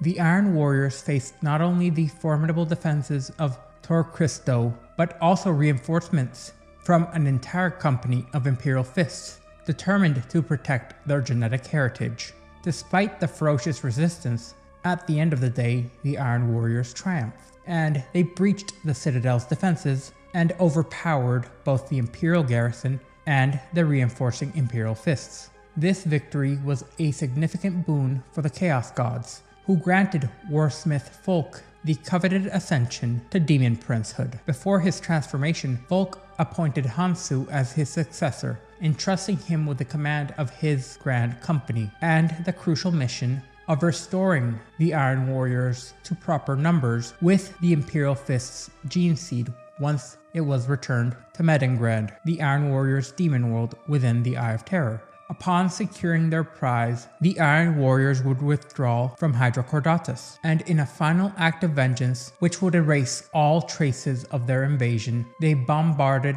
the remains of the Citadel into dust. The only survivor left behind was a singular Imperial witness, who would become the sole bearer of the grim tale of the Iron Warriors' devastating victory.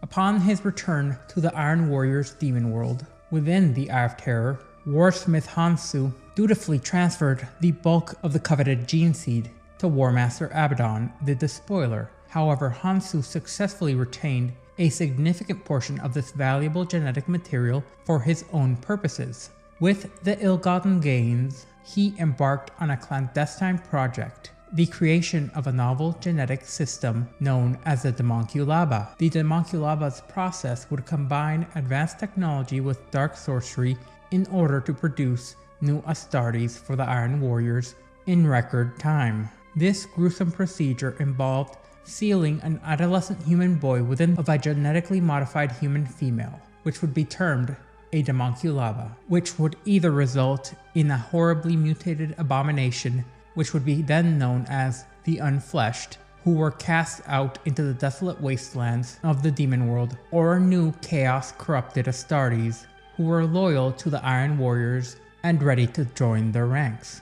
These Demonculaba hosts would be kept within Hansu's fortress, Kalan Gol, in defiance of his predecessor's promise to distribute the gene seed amongst his fellow Iron Warriors commanders. Hansu plunged his forces into a brutal civil war against his two rival warsmiths, Lord Toramino, along with the Chaos Dreadnought, Berossus. During this intricate conflict, Captain Uriel Ventress and his comrade, veteran Sergeant Passianus Lysis, both of the Ultramarines, embarked on a perilous mission. Recently exiled from their chapter for breaching the Codex Astartes, these warriors were recently tasked with a death oath sworn by chapter master Marnius Calgar. Ventress and Lysan would travel aboard the ancient demon engine of Famulus Demanus into the Eye of Terror and infiltrate the Iron Warriors' demon world in order to seek out and destroy these Demonculaba, which could potentially allow the traitors to create Space Marines at a rate that could not be contended with. Upon his arrival at Kalan Gol, Captain Uriel Ventress would be entombed within the womb of a Demonculaba. A harrowing fate would then occur to Ventress's comrade, Lysan, as Warsmith Hansu was intrigued by the bionic arm made out of living metal that had replaced Lionsin's, which he had decided to appropriate for himself. The arm, which was composed of necrodermis, the living metal intrinsic to the Necrons and their Catan shards, was removed and then attached onto Hansu, sparking Lysan's fury against the savage morticians responsible for the procedure. Despite this, Uriel managed a miraculous escape, slipping free from the chaos-corrupted womb and making his way to safety via the sewage chute. The conflict within Kalan Gul intensified. The forces of Broseros, the Iron Warriors' chaos leader, launched an assault on Hansu's citadel. A colossal duel between the two rival warsmiths ensued. and despite the ferocity of battle, Hansu, with the aid of his demonically possessed bodyguard, ultimately triumphed. The death of the dreadnought Warsmith led to a significant shift in alliance, as his surviving forces, cowardly as they were, decided to join with Hansu, as they would now struggle against Warsmith Tormanio. Uriel Ventris, undeterred by the previous setbacks, returned to Kalan Ghul with a cadre of unfleshed mutants. His mission was simple: to destroy the Demonculaba and liberate the Heart of Blood, a powerful demonic avatar of Khorne, as the Heart of Blood had been imprisoned by the Iron Warriors and forced to maintain an unbreakable psychic barrier around Kalan Ghul for over 10 millennia. Once freed, the Heart of Blood's release would shatter the psychic barriers, allowing Tormino to launch a psychic assault against Hansu's citadel, and turning the ire of Khorne's forces against the Iron Warriors as a whole. In the ensuing chaos, Hansu and his retinue cornered Uriel and the now retrieved Lysagne, intending to execute them. However, the Unfleshed, now a rather angry force of their own, who had allied with the Ultramarines, intervened, attacking the Iron Warriors and dismembering them. In the midst of this upheaval, Captain Ventress caught up to Hansu and delivered a fatal blow to the head with his bolter. Having fulfilled his death oath, Uriel and Lysagne returned to the chapter on Macragge. Yet against all odds, it seemed Hansu would somehow survive his fatal wound, as the battered Warsmith would now find the exhausted Heart of Blood amidst the ruins of Kalan Ghul, collapsed upon the citadel floor. Utilizing the formidable power of the Heart of Blood, Hansu unleashed unprecedented devastation upon his last remaining rival's forces. The ensuing slaughter was cataclysmic to say the least, with the ancient fury of the Heart of Blood laying waste to everything within its path. The skies above the Iron Warriors' demon world was now scorched by its black sun, and the skies were filled with souls released into oblivion, marking the Citadel's final ruinous descent into utter chaos. Despite emerging victorious from this brutal conflict between the Iron Warriors, Warsmiths, Hansu's triumph rang hollow. The intricate war had left his forces and the Iron Warriors as a whole decimated, with many of his soldiers and all of the Demonculaba reduced to rubble. Undeterred, Hansu began the formidable task of rebuilding his army, drawing upon the ranks of the surviving Chaos Renegades. Amongst these were the notorious Chaos Space Marines Aradik Vanas and Cardanas Gendral, as well as a vile abomination known as the Newborn, a genetic clone of Captain Uriel Ventress created by the Demonculaba just prior to its destruction. The destruction of Kalan Ghul and the defeat inflicted upon him by Uriel Ventress ignited a fierce rage and hatred within Hansu, as his quest for vengeance against the Ultramarines and their captain would become the driving obsession which would keep him alive for many years. Hansu sought to extract a grievous retribution which would lead him to target Defense Platform Ultra 9, a key Imperial space station orbiting above Terrace Ultra, the site of Ventress's celebrated victory over the Tyranids. Hansu's warband would then seize control of the station and, in a display of ruthlessness, slaughtered all aboard, as they commandeered the station's formidable missile array system to launch a devastating assault. A volley of 16 orbital torpedoes surged from the platform's launch base, followed by additional salvos, leading to a total of 3 being fired, depleting the entire payload of missiles upon the station. Each missile was directed towards the planet's surface, where upon reaching a predetermined altitude, they would unleash their deadly cargo, the Hereticlos viral strain, an experimental pathogen which would be dispersed into Tarsis Ultra's atmosphere. This virulent rain caused catastrophic damage as insidious microbes began to ravage the planet's indigenous and Xenos vegetation. Tarsis Ultra, which had already been scarred by the Xenos known as the Tyranids, now faced further devastation. The alien flora left behind by the Tyranids had already tainted the planet's ecology and left it barely standing. Towering spears of grotesque alien vegetation had choked the natural landscape, and its invasive flora was spreading uncontrollably. This invasive plant life consumed the nutrients from their soil and generated hyper-fertile spores, which would further the Tyranids' deadly plans even if there were no Tyranids left on the planet proper. And this horrible viral alien contamination would be made worse by the experimental virus released by Hansu. The Hereticus virus, a biological agent conceived from the fragmented researches of Magos Hereticus of the Adeptus Mechanicus, was originally designed to revolutionize agriculture on Agri-Worlds by exponentially increasing the crop yield. However, in the context of Hansu's wrath, this agent became an unprecedented tool of devastation. Upon its release into the atmosphere, this strain catalyzed and immediately led to an uncontrollable response from the plant life and the existing flora. Alien growths surged uncontrollably across the planet, expanding by kilometers within seconds. The rapid proliferation of mutant plant life drained the nutrients from the soil and emitted excessive heat, causing the planet's ambient temperature to quickly soar. As this viral strain accelerated the growth of the monstrous plants, spore chimneys would emerge, voraciously consuming the oxygen on the planet and progressively stripping away the planet's atmospheric layers. Unlike the swift obliteration of an exterminatus, this was a protracted ecological annihilation on a global scale. Despite the distress signals that were broadcasted into the Immaterium, only the wealthy, influential, or the cunning would be able to manage to escape on makeshift starcraft. In the wake of this catastrophic assault, billions were left behind, and within weeks, the planet's atmosphere was depleted by the voracious alien flora. The resulting exposure to the hard stellar radiation would extinguish all remaining life, and the scorched, desolate remains of the surface became permanently barren.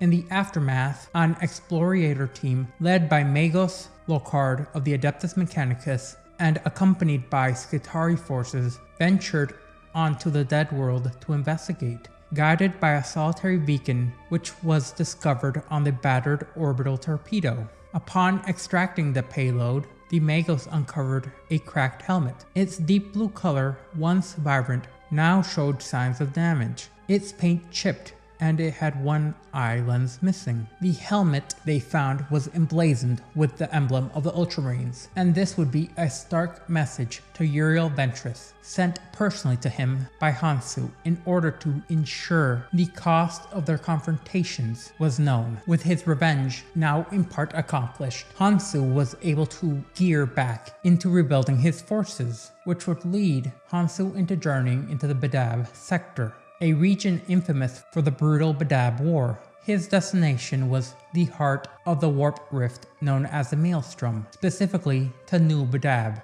the homeworld of Huron Blackheart, the notorious tyrant of Badab and the leader of the Red Corsairs. Here Hansu sought to participate in the Skull Harvest, a savage contest orchestrated by Blackheart himself. The Skull Harvest was a ruthless competition where Chaos warbands clashed in a bid for supremacy. The victorious would absorb the ranks and resources of the defeated, solidifying their power within the Maelstrom.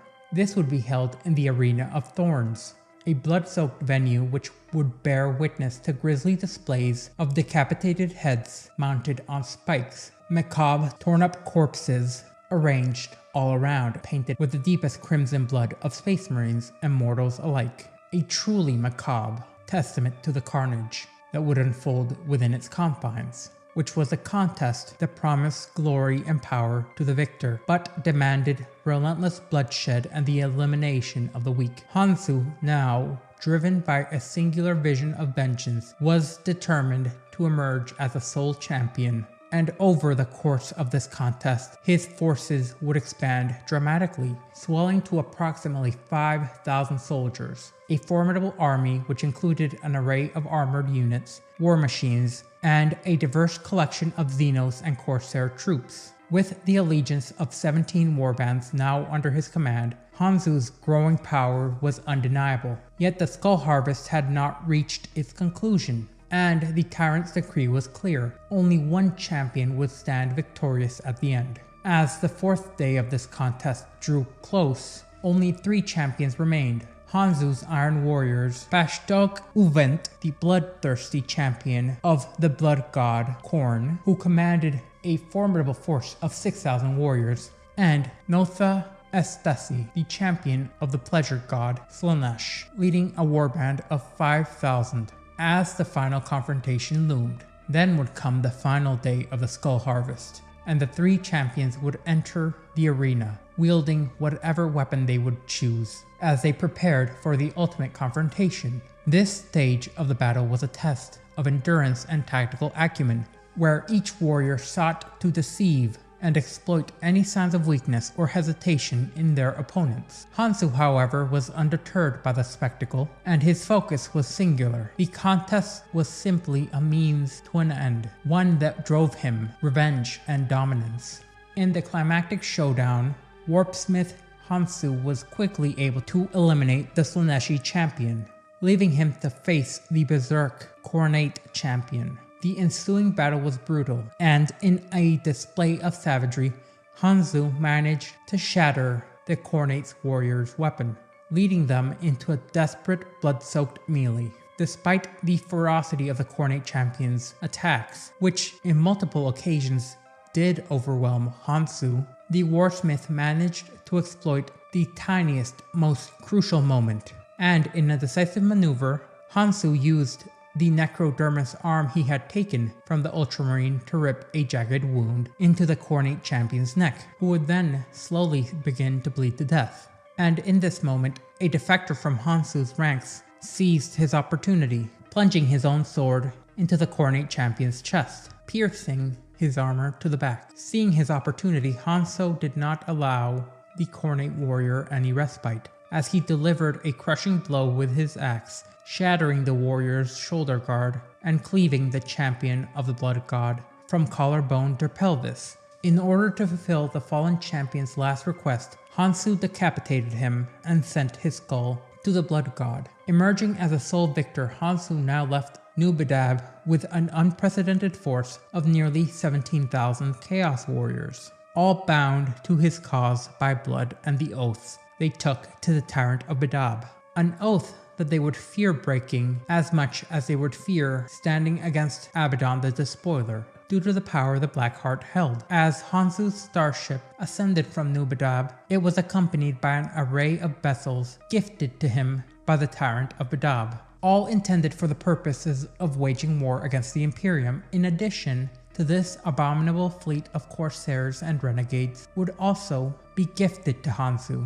With his forces now bolstered and his fleet expanded, it appeared that the Iron Warriors under Warsmith Hansu would set their course for the eastern fringe of the realms of Ultramar, prepared to extract his vengeance upon his sworn enemies. Assembling his forces with meticulous precision, Warsmith Hansu prepared to enact his plan with a vengeance, targeting Captain Uriel Ventress by initiating the catastrophic invasion of Ultramar in 999 M41. At the heart of this audacious campaign was the formidable demon prince Makar the Reborn, a being of malevolent power who had once been Malag Kartoth, a dark apostle of the Word-Bearers during the Horus Heresy. Hansu capitalized on Makar's deep-seated animosity towards the Ultramarines in order to secure the assistance of Abaddon the Despoiler's seer, Morginia. This alliance would facilitate the liberation of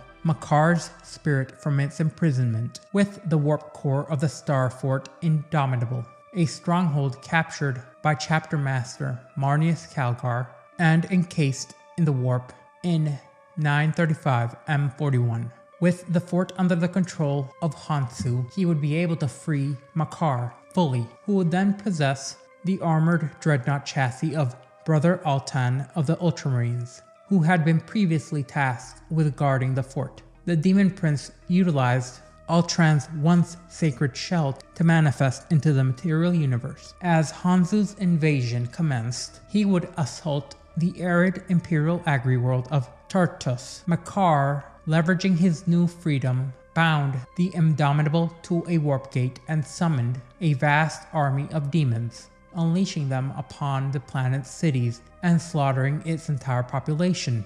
In a strategic maneuver, Hansu lured the Ultramarines into a deadly trap, the capital city of Axum, nearly obliterating Captain Muriel Ventress's entire 4th Company. Following their victory on Tartarus, Hansu's fortress turned their attention to the imperial ocean world of Talasar, as Makar swiftly assumed the position of shared commander of the Chaos Army, leading the initial strike as the vicious Chaos champions contended for supremacy. The Demon Prince designated Hansu's forces as Bloodborne, a term that only fueled the Warsmith's resentment. Under Makar's command, the Chaos forces were assigned various strategic targets. Makar's influence then directed Hansu to Calth, Ventress's homeworld, with the explicit orders to annihilate the tomb of Venatus. Venatus was a revered Ultramarines captain who had previously slain Makar when the Demon Prince was still a mortal Dark Apostle. The tomb's sanctity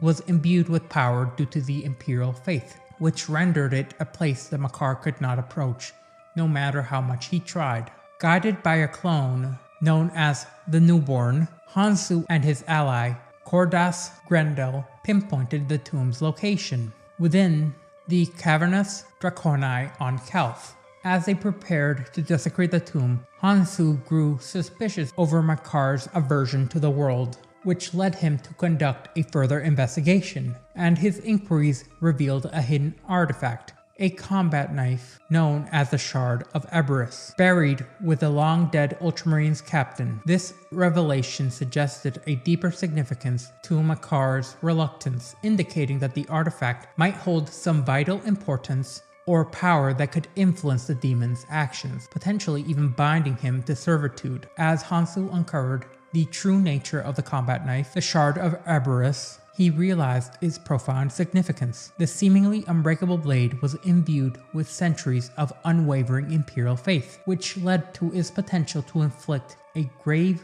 and permanent wound upon Demon Prince Makar. However, before the Warsmith could even leverage his newfound asset, the situation deteriorated dramatically. Captain Muriel Ventress and a command squad of Ultramarines arrived at the scene and launched a determined assault against Hansu's forces. Tasked with eliminating Ventress, the Newborn, Hansu's corrupted clone of Ventress, engaged in combat against his Ultramarine counterpart. Despite his efforts, Ventress would prevail over the Newborn in a fierce confrontation. As the battle raged, Hansu's forces found themselves besieged, not only by Ultramarines, but also by what appeared to be the spectral manifestations of Captain Venatus and other revived Ultramarines who were rising from their tombs. Overwhelmed and facing the collapse of his revenge-driven campaign, Hansu would resort to a drastic maneuver. He activated the explosives intended to obliterate the tomb, which triggered a massive explosion and buried Ventress along with his squad under tons of rubble.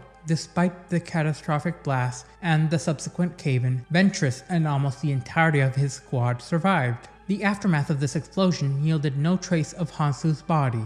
However, circumstantial evidence suggested that the elusive Iron Warrior might have escaped yet again, as a drill machine employed by the Iron Warriors to access the tomb's complex had also vanished, further supporting the theory that Hansu had evaded demise by the skin of his teeth. Meanwhile, Makar, though having survived the imminent fallout, was ultimately confronted by Marneus Calgar on the planet Talsus. The Demon Prince's fate was sealed when Marneus Calgar, wielding the Shard of Eberus, obliterated Makar's essence, erasing him from existence. This was a grim retribution for the Demon Prince's actions, who had originally been slain by the very same blade during the Horus Heresy.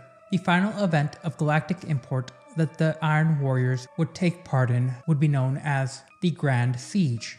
Having meticulously analyzed the defenses of Segmentum Obscurus through a combination of advanced remote scrying and relentless interrogations of captured loyalists, along with the vast network of technocultist informants Perturabo amassed a comprehensive understanding and analysis of the strengths and vulnerabilities of Segmentum Obscurus. When Cadia succumbed to the might of Warmaster Abaddon during the 13th Black Crusade, and the Cicatrix Maledictum rent the galaxy asunder, Perturabo seized his opportunity to execute a grand, multifaceted strategy, mobilizing the vast armies that were strictly loyal to him, numbering in the thousands. Perturabo orchestrated a campaign of unprecedented scale and ferocity. His plan was to use his Iron Warriors to set in motion a massive blockade of the Imperium. Iron Warriors, augmented by fearsome demon engines and formidable artillery batteries, would embark on a series of sieges against Imperial worlds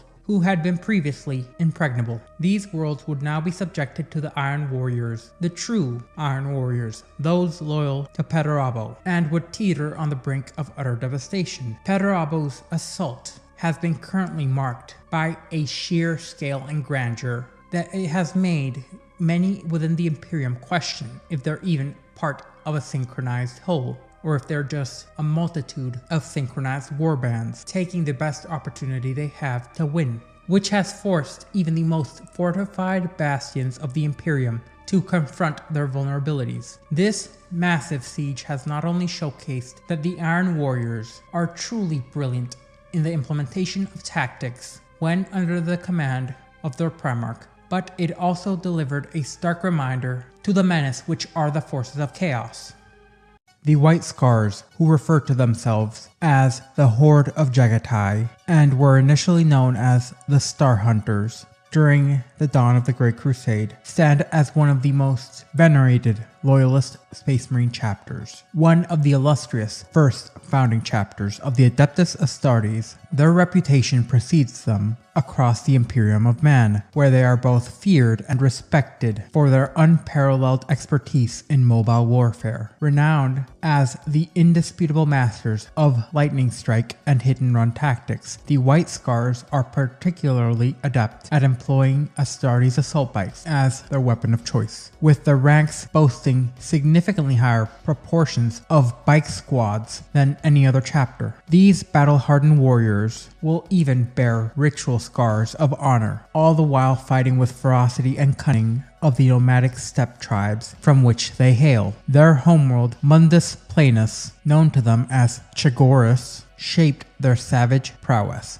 Their White Scars will descend upon their enemies with a terrifying speed, delivering relentless and ruthless strikes with an efficiency few dare match within the Imperium. As the successors of the official 5th Space Marine Legion, the White Scars draw their recruits from the most savage nomad tribes of Chagorus. Emulating the warlike spirits of the steppes, they employ swift and devastating assaults, using the fastest vehicles at their disposal. With hearts ablaze, they sally forth into battle with a cry of "For the Emperor" and the Khan on their lips, as they employ assaults with the fury of the storm. The Primarch of the White Scars is the formidable Jagatai Khan, a warrior of unmatched prowess, and one of, if not the single fastest Primarch. And he would be noted as the only leader capable of uniting the wild tribes of the Chagoran steppes under a single banner. Before the Great Crusade reached Chagorus, Jagatai had already forged a rather powerful kingdom, bringing all the nomadic tribes together against their city-dwelling oppressors of the Palatine Empire. The steppes would run red with blood of those who dared wrong them, as Jagatai and his warriors united under black horsehair banners as they extracted their pound of flesh as vengeance. As the cities of Chagorus fell, their armies would be decimated, and the tribes would claim the land as their own. When the Great Crusade finally arrived, Jagatai recognized in the Emperor a kindred spirit, one who shared his vision of unifying humanity. In that moment, he realized that the reunification of all mankind was the greatest prize he could ever seek. The 5th Legion would then swell with the ranks of Jagatai's fiercest warriors, and the traditions of the Chagoran steppe would become deeply ingrained within the Legion. The savagery of the tribes would be infused into the Legion's gene seed, yet it would be tempered by the unwavering sense of honor and justice that Jagatai so perfectly embodied. The White Scars are a chapter deeply rooted in the teachings of their Primarch, as Jagatai Khan would notably hold a distinct set of beliefs that set himself and his legion apart within the Imperium of Man, as they revere the Emperor not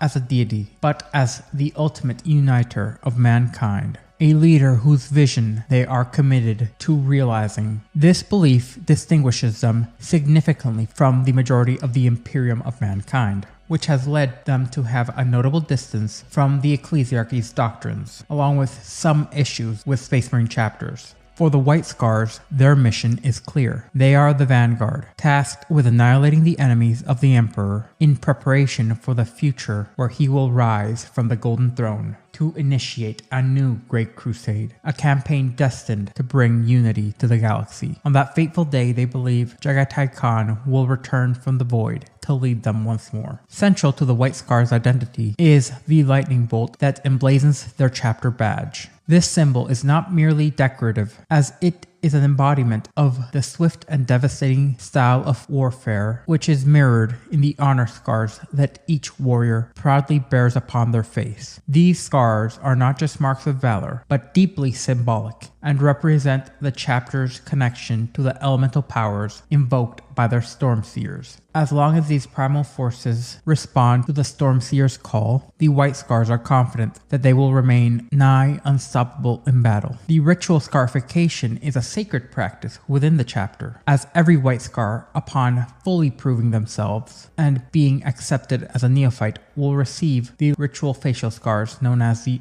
Honor Scar. This mark is a rite of passage within the chapter, signifying the warrior's full integration into the White Scars and the acceptance of its values and traditions. However, one of the most profound aspects of White Scars' culture is their notable distaste and aversion of dreadnoughts. While other chapters may view these mighty cybernetic constructs as symbols of honor and resilience, the White Scars see them as prisons for the soul. To them, death should allow a warrior's soul to roam free in the afterlife, unshackled by the confines of a mechanical body. And the mere idea of being entombed within a dreadnought is anathema, a fate that contradicts their beliefs in a soul's journey across the vast plains of the netherworld. In essence, the White Scars are warriors who embrace both the physical and spiritual aspects of their heritage, blending the savagery of the steppes with a deep sense of honor and duty, as they remain ever vigilant, ready to unleash their fury upon the enemies of mankind, all the while holding fast to the belief that one day their father will return to lead them in the ultimate battle for humanity's fate. In the shadows of the long night and the turmoil of the Age of Strife, the Emperor of Mankind had embarked on a mission to unite humanity under a single banner. The horrors of the interhuman conflict and the ever-looming threat of chaos, along with hostile Xenos and the frailty of human nature, necessitated a bold and unyielding response. This response took shape in the form of the Emperor's grand vision to ensure humanity's dominance over the Milky Way galaxy. As a part of this vision, the Emperor raised new armies from the forces he had already unified in Terra during the brutal unification wars in the late 30th millennium. Amongst these forces were the Space Marine Legions, genetically enhanced superhuman soldiers created to be the spearhead of the Great Crusade, a campaign that would begin proper around 798.M30, with the goal of reuniting the scattered colonies of mankind under a single banner of the Imperium of Mankind. Each legion would be endowed with the unique genetic traits of their Primarch, which shaped their role in the Great Crusade. The 5th Legion, later known as the White Scars, in essence found themselves to be pathfinders of this epic conquest. These warriors were often the first to venture into uncharted territories, far from the bounds of the expanding Imperium, and they would be organized into small mobile units, leading the 5th to move swiftly and silently, probing the weaknesses of their enemies and delivering sudden and deadly strikes.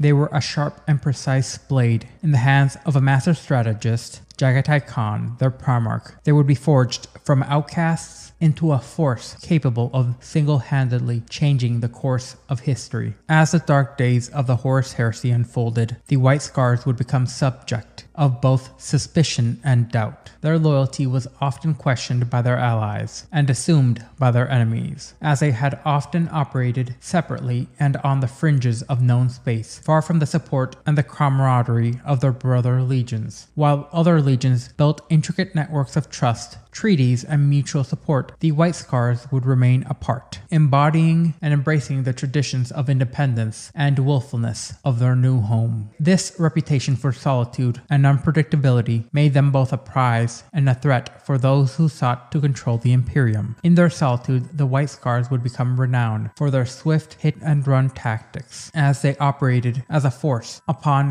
whom the outcome of the Horus Heresy would depend. Yet this very nature made them a legion to be either courted or crushed by those who aspired for the throne, especially after the galaxy descended into civil war. With the overview now done, we will focus in on the history proper of the White Scars. In the annals of history, the origins and early campaigns of the Fifth, known as the White Scars, would remain shrouded in secrecy and obscurity, as their legacy was often overlooked and has been veiled by mystery due to the passage of time, the bloodshed of war, and the inherent secrecy of the Legion itself. Yet within these early days lies the blueprint of what the Legion would ultimately become, a force feared and misunderstood from their very inception. The Fifth Legion was set apart from their brethren legions, seldom seen amongst the massed ranks during the Unification Wars. However, despite their relative isolation, they were amongst the first to draw blood in the Emperor's name. The initial ranks of the Fifth Legion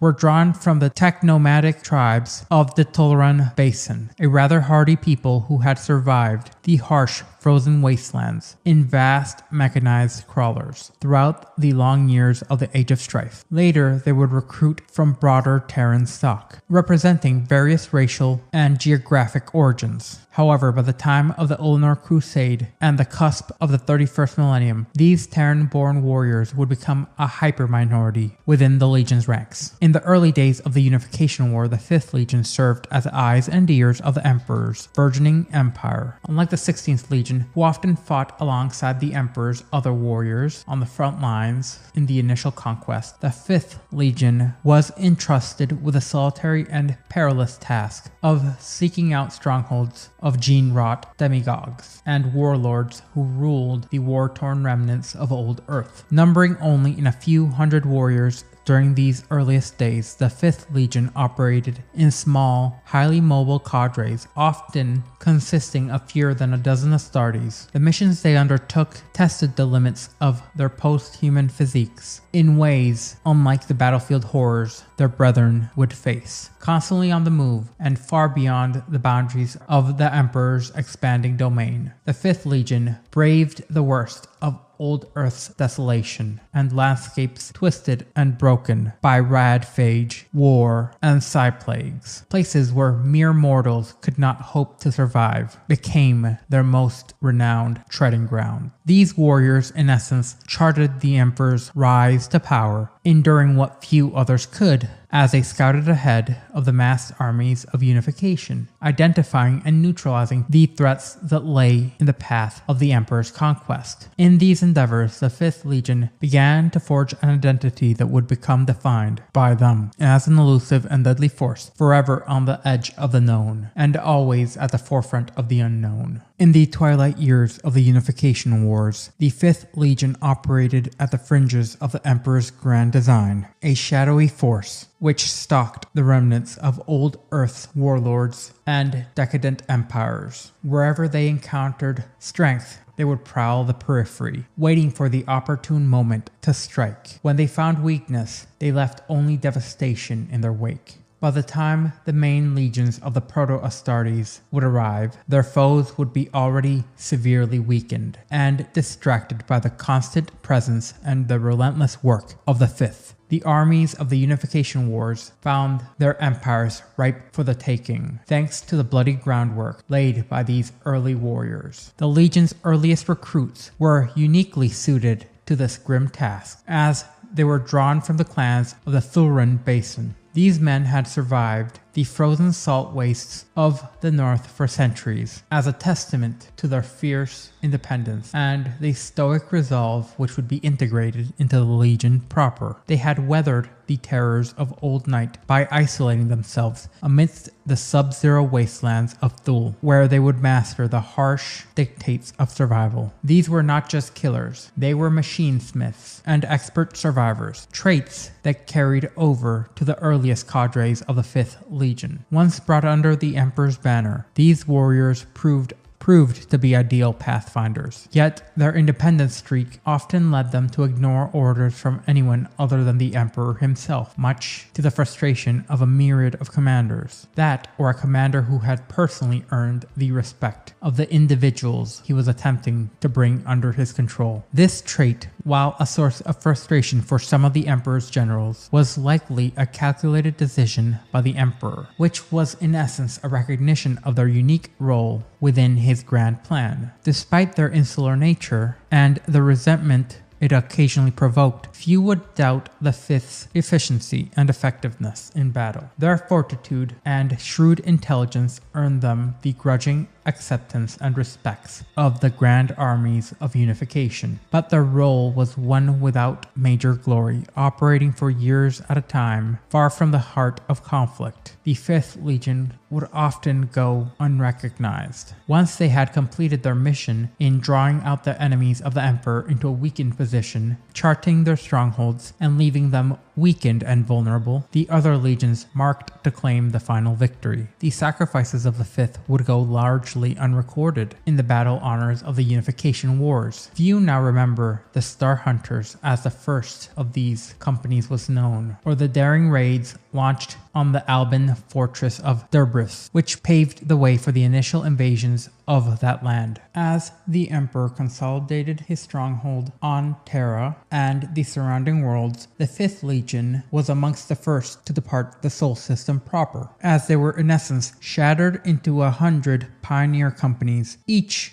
operating as a tiny legion in its own right. One such pioneer company was led by Captain Cornelius Dürer, as it ventured along a warp current known only to the few who dared travel far beyond Terra's influence. It was this first company who surveyed the mining world of Chthoniya, submitting the now infamous report describing it as a nest of serpents coiling in the dark that we would be better to destroy. Horus, the future War Master, is said to have remarked on this report with humor, recognizing the grim truth of it all, as he would go on to favor Captain Dürer and his company, often requesting their services as pathfinders for his own fleet. Amongst the greater generals of that age, Horus alone made a point of recognizing the pioneer companies of the 5th. In return, the Terran veterans of the 5th Legion accorded Horus a respect few others were granted. For over half a Terran century, the 5th Legion waged what amounted to a solitary fragmented campaign, each of its companies separated by vast distances, leading to their sense of unity slowly fading into the void. Their heroics performed beyond the borders of the Emperor's ever-expanding domains would go largely unnoticed by the lords of the Imperium. In these forgotten years, the foundation of the White Scar's mastery of hit-and-run warfare was laid, born from the stark necessity of their mission. Rarely numbering more than 1,000, they stood against the dark empires that loomed beyond the edges of known space, a brave few facing the terror of the outer darkness, with no hope of aid or reinforcement, as they struck without warning, raiding and killing with ruthless efficiency, drawing out their foes and testing their strengths and weaknesses, learning their tactics as they would be ever vigilant, observant as they learned, then broadcasting this hard-won knowledge, paid with the blood of their brothers, so that larger expeditionary fleets could deliver the Emperor's wrath upon the enemies of mankind more efficiently. In those early days, the 5th Legion lived by a single creed. Each new day is a victory. Survival against impossible odds was the challenge that they faced, a challenge that they would meet with pragmatism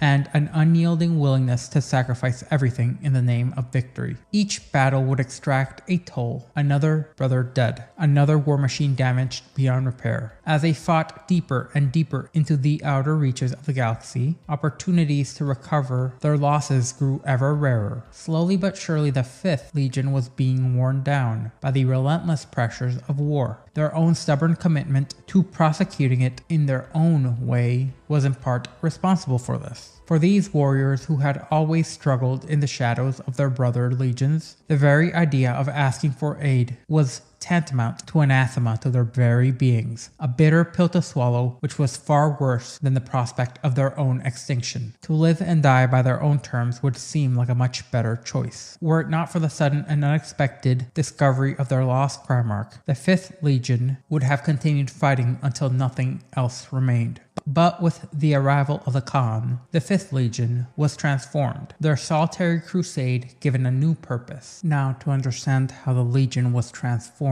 by their Primarch, we must go into the Primarch's own history. Jaghatai Khan, Primarch of the White Scars, and the Khan of Khans, carved out a reputation during both the Great Crusade and subsequent Horus Heresy. Unwaveringly loyal, his Legion would mirror his restless nature and that of the Berkuts, the great raptors of the plains of Chagoris. As the Primarchs were scattered across the galaxy thanks to the warp by the malevolent machinations of the ruinous powers of chaos, along with the worst mother in history, Jaghatai Khan's gestation capsule would land on the vast steppe lands of the feudal world known in older imperial charts as Mundus Planus. This world, which would later be identified as Chagoris, was the home of a society that had managed to largely recover from the great ravages of the Age of Strife up to a level of pre-industrial development. By the late 30th millennium, Chagoris had evolved technologically to a Renaissance-like state, recently rediscovering the integration of gunpowder into their weaponry. The dominant culture was organized under a feudal aristocracy ruled by a monarch known as the Palatine. Jaghatai was discovered as an infant by Ong Khan, the chieftain of the Talks, a nomadic tribe on Chagoris. Ong Khan, recognizing the infant's extraordinary potential, would adopt him as his own, anticipating that he would grow into a warrior of unparalleled greatness. Tragically, Ong Khan and his Kashing would later be slain by the rival Kurvad tribe in an act that demanded vengeance according to Chagoran customs. Despite his youth, Jaghatai already was the finest warrior of his tribe, and he led his people in retaliation against the slayers of his kin. In stark contrast to traditional revenge raids, which typically involved small-scale skirmishes or the theft of livestock, Jaghatai launched a single divisive campaign. Over the course of one night, he obliterated this tribe, slaughtering every inhabitant to their last, along with taking the chieftain's head as a grim trophy. This brutal act effectively ended the feud and solidified Jaghatai's reputation as a formidable leader and a ruthless warrior. Following this victory, Jaghatai was elected as a Khan of his tribe, as he pledged to unite the tribes of the steppe and eradicate the cycle of eternal warfare that had long plagued their existence. Jaghatai Khan, now the young and dynamic leader of the Talsarks, embarked on a relentless campaign to subjugate the disparate tribes of Chagoris. His strategy was both straightforward and brutal. Every tribe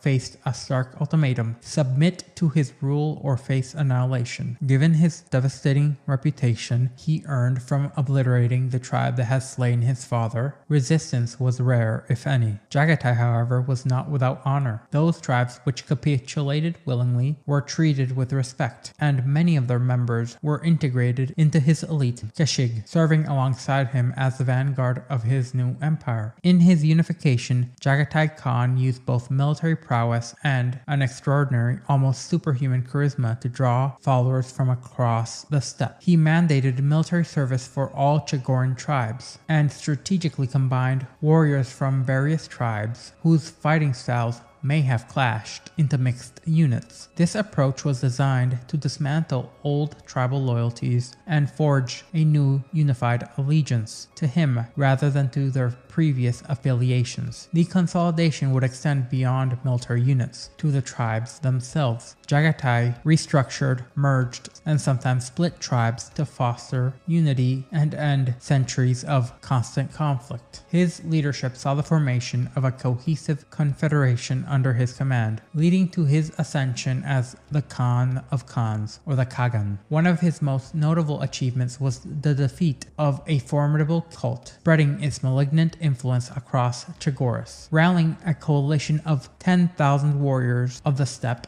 Jagatai led a dramatic cavalry charge against the cultists and the rudimentary black power weapons. Despite suffering rather heavy casualties, the tribe's charge was victorious, and they pursued the fleeing cultists with a relentless tenacity that would leave no enemy alive. Throughout the age-old history of Chagoris, the lands of the steppe tribes had remained largely unnoticed by the advanced Eastern Empire, which had controlled vast regions of their continent. This empire, with its towering cities and powerful princes, had viewed the barren lands of the steppe primarily as a venue for sport and hunting. After a decade of unifying the empty quarter, Jagatai's campaign faced a dramatic twist. He was ensnared in an avalanche, a cruel twist of fate that led to his discovery by the son of the Palatine, the emperor of the great Eastern Empire. This nobleman indulged in the sport of hunting empty quarter tribesmen, and unfortunately for himself, he had stumbled upon Jagatai in the mountain, marking the beginning for a new and unexpected chapter in the Primarch's storied life. The exact sequence of the events which led to this are not known in precise detail, but historical accounts tell of a lone survivor from a hunting party who returned bearing the severed head of the empire's leader's son, along with a message saying, "The people of the steppe are yours no longer." Outraged by this affront, this imperial leader mustered his forces and marched westward with his elite heavy infantry and armored lancers to confront the rebellious tribes of the empty quarter. What followed was a clash that raged for a full day and night, culminating in a decisive defeat for these imperial forces. The empire's forces, clad in heavy mail plate and armor, were accustomed to close combat with heavy cavalry and infantry, supported by light infantry. However, they were ill prepared for the swift and mobile tactics of Jagatai's forces, the Khan of Khans employing the same agility and relentless bowfire which had characterized his own tribe's tactics, and they successfully routed the heavily armored troops of the Palatine. The Palatine, barely escaping capture, was eventually killed as Jagatai's forces surged into the territories previously controlled by the Eastern Empire's nobility. This victory was a significant milestone on Jagatai's path to dominance, paving the way for his eventual coronation as a true ruler of all of Chagoris. Employing strategies similar to his earlier campaigns amongst the horse tribes, Jagatai expanded his control across the entirety of the continent. To every city, his armies offered a stark choice: submit to his rule or face annihilation. His reign was marked by a combination of cruelty and generosity, both openly displayed. To enforce his will and consolidate his power, in less than 20 standard years, Jagatai's empire stretched across Chagoris, ending the protracted conflicts that had plagued the planet. His rule established a period of relative peace that was maintained through the fear of total destruction for those who defied his laws. However, the world that Jagatai might have shaped in isolation from the broader currents of civilization would be abruptly altered when the Emperor of Mankind arrived. His intervention marked the beginning of a new chapter in Jagatai Khan's storied life, one that would forever reshape his destiny and the future of the White Scars. As it seems, Jagatai Khan's campaign of global conquest drew to a close less than 6 solar months before the Emperor's arrival on Chagoris in 865 M30.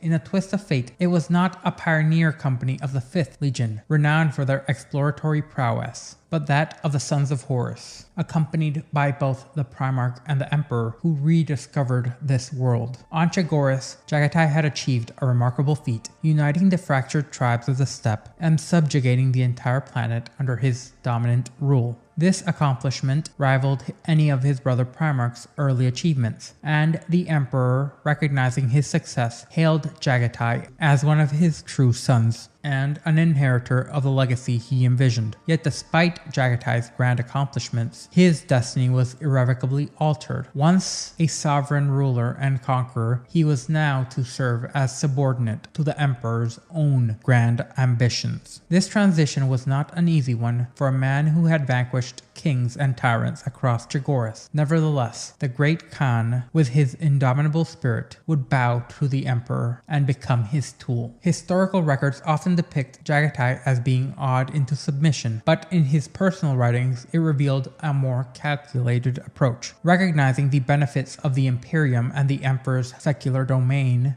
Jagatai understood the strategic advantages of allying with the Emperor. His decision mirrored the very ultimatum he had once offered the tribes and the cities of Chagoris: submit and thrive, or resist and perish. Thus, Jagatai negotiated terms that would ensure the protection of his people and a defined role within the burgeoning Imperium. From here, he would embrace the new challenges with a sense of private satisfaction, relishing the opportunity to escape the drudgery of governance and return to the battlefield once more as a conqueror. Despite his mastery of conquest on Chagoris, Jagatai Khan faced a steep learning curve with the advanced weaponries and war machines of the Imperium. As conflicts across the galaxy intensified, there was little time for lengthy introductions in Terran court etiquette or imperial history. The Emperor's forces were stretched thin at this point, with increasingly formidable Xenos realms and cultures, along with the hidden remnants of fallen human civilizations. Although the Emperor and many Primarchs viewed the conquest of Chagoris as a testament to Jagatai's martial prowess, not all were satisfied with the brief introduction he received. Both Reboot Guilliman and Rogel Dorn voiced their concerns that the lack of comprehensive training in the Imperium's foundations would hinder Jagatai's ability to integrate effectively with its complex factions and politics. Their concerns, however, were largely unheeded. Regardless of this, Jagatai Khan was formally invested with the full authority of the 5th Legion, bearing the title of Khan amongst his peers and Kagan, the Khan of Khans, amongst his people.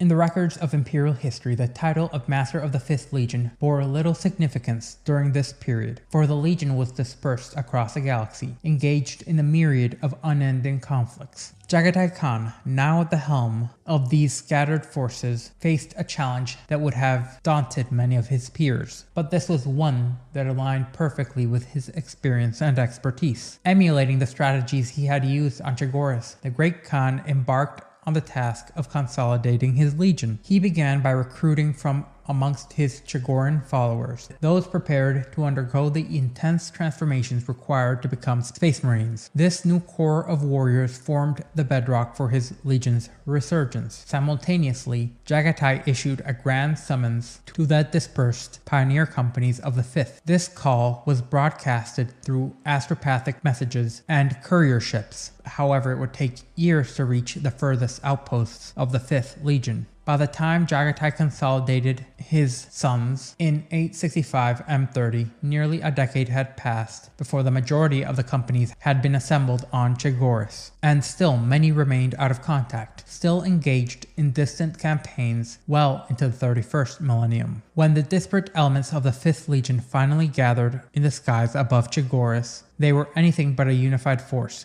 Each company had maintained its own identity and developed its own distinct culture, viewing the others with both suspicion and disdain. The assembly was a consolidation of isolated groups, each marked by distinct heraldries and traditions, gathered together in a foreign land by a man they knew very little about. On the vast plains of the empty quarter, Jagatai Khan witnessed this eclectic assembly, 1,000 different symbols and warriors from countless worlds, bound only by their shared genetic heritage. To forge unity, he integrated them into the Chagoran customs, combining said customs with the Legion's own culture. Through rituals and traditions of the Chagoran steppe tribes, Jagatai transformed the 5th Legion, the Star Hunters into the White Scars. This process was marked by trials of blood, pain, and ritual scarification, which cemented their loyalty both to the Kagan and to each other. A pivotal ceremony within these was known as the Bloodening or the Ascension, which was used to mark the Legion's official reformation. This ritual was adopted from Chigoran traditions and was comprised of two main parts: a cut and a new name. In the expansive fields of the Empty Quarter, over 50,000 warriors participate, each carving a distinctive scar upon their faces. These marks varied in size and pattern, each symbolizing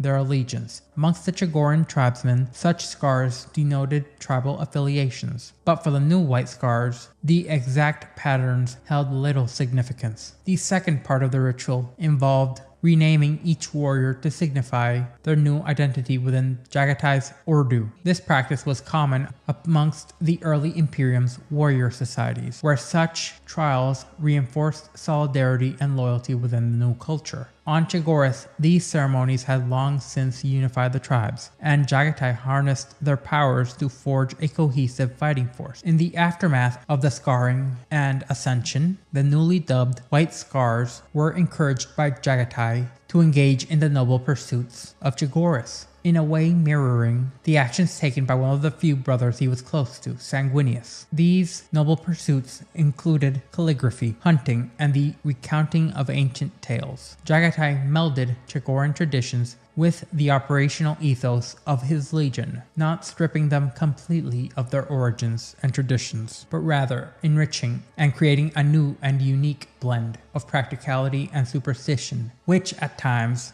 would be noted as conflicting with the imperial truth and their secular doctrines. Jagatai's reluctance to fully align his legion with the principles of the imperial truth created no lack of friction between him and some of his fellow Primarchs, particularly Lorgar and Rabut Guilliman. His discord highlighted the ongoing tensions between the Great Khan's distinct cultural identity and the Imperium's unified secular identity and vision. Following the grand ceremonies on Chigoris, the Great Khan led his now unified White Scars into their inaugural campaign. This pivotal operation marked their first collective engagement since departing Terra. The chosen battleground was that of the tumultuous Corlean Circle, a region notorious for its lawless and volatile nature. Decades earlier, the 103rd Pioneer Company, known as the Soul Hunters, had surveyed this region, and they had reported that it was a haven for renegade factions and hostile Xenos entities,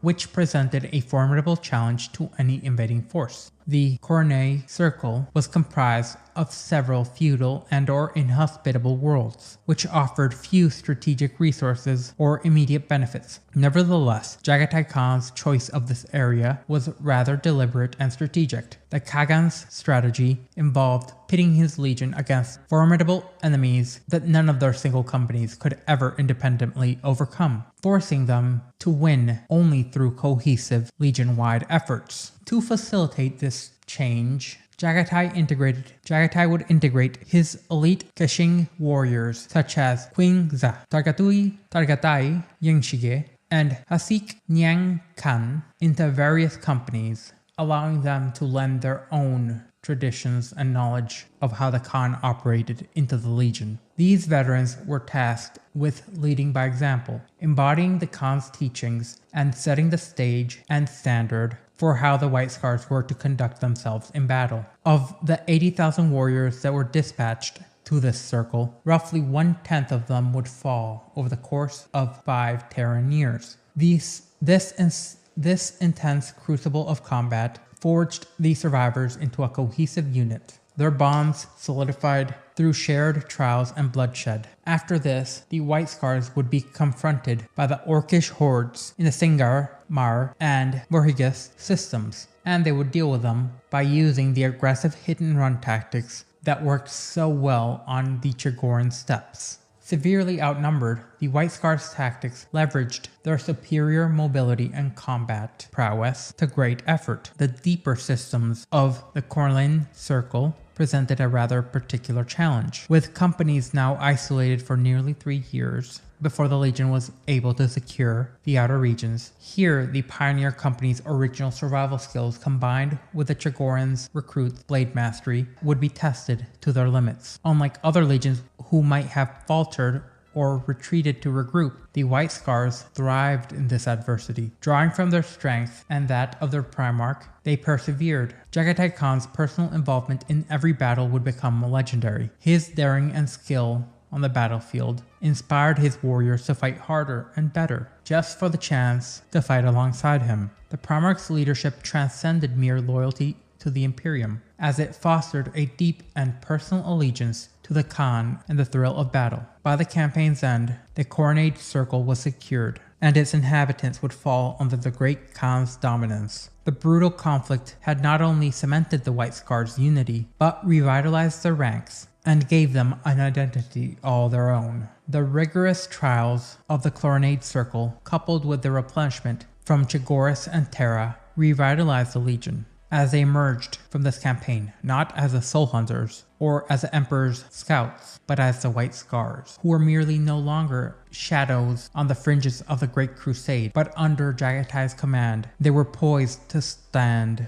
resolutely at the forefront of the Emperor's crusade, shoulder to shoulder with their brother legions. As the White Scars now returned to the Great Crusade proper, they did not do so as disparate pioneer companies, but as a formidable, unified legion. This era marked the zenith of the Great Crusade during the final century of the 30th millennium, and it witnessed the nascent Imperium extending its reach to the furthest corners of the galaxy. Here, the fledgling Imperium had overcome the formidable threats which lie at its boundaries, but new challenges would emerge, testing their supremacy. In this tumultuous era, numerous malevolent factions and defiant empires sought to claim what was rightfully mankind's and the Emperor's domain. The Legion Astartes would then be challenged with eradicating these threats, and the White Scars would distinguish themselves as prominent figures in this grand conflict. Despite their smaller numbers compared to some of their sibling legions like the Ultramarines, they excelled due to their relentless and audacious approach to warfare. These were the days of intense conflict and swift victories, which were characterized by relentless onslaughts against enemies too vast to quantify, whereas other legions relied on meticulous strategy and disciplined tactics. The White Scars approached their enemies with a fierce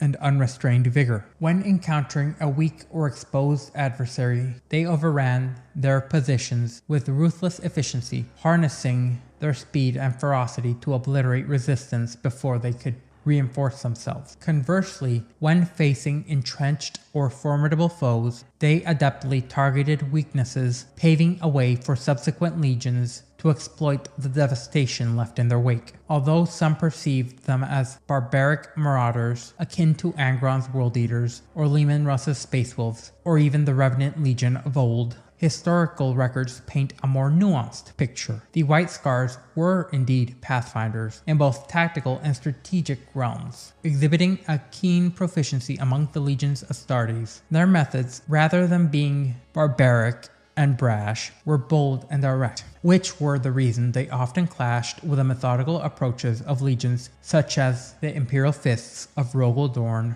or Rabut Guilliman's own Ultramarines. The White Scars held a deep appreciation for both learning and knowledge. Many amongst them were skilled artificers, philosophers, and artists, vaulting their wisdom as much as any weaponry. Their strategic insight was not merely a reflection of their martial prowess, but also of their intellectual depth. They were likened to the wind, omnipresent yet elusive, bringing both a fervent zeal for battle and a profound enjoyment of their pursuit across the stars. Sanguinius, one of the few true contemporaries of Jagatai Khan and the White Scars, famously remarked on the nature of the 5th Legion, noting, "They smile often and laugh when they kill." This vivid description underscored the complex character and fierce yet untamed identity of the White Scars, which was governed by the principles of duty and honor, defined by the Chagoran Code. Though they embraced a rather savage demeanor in combat,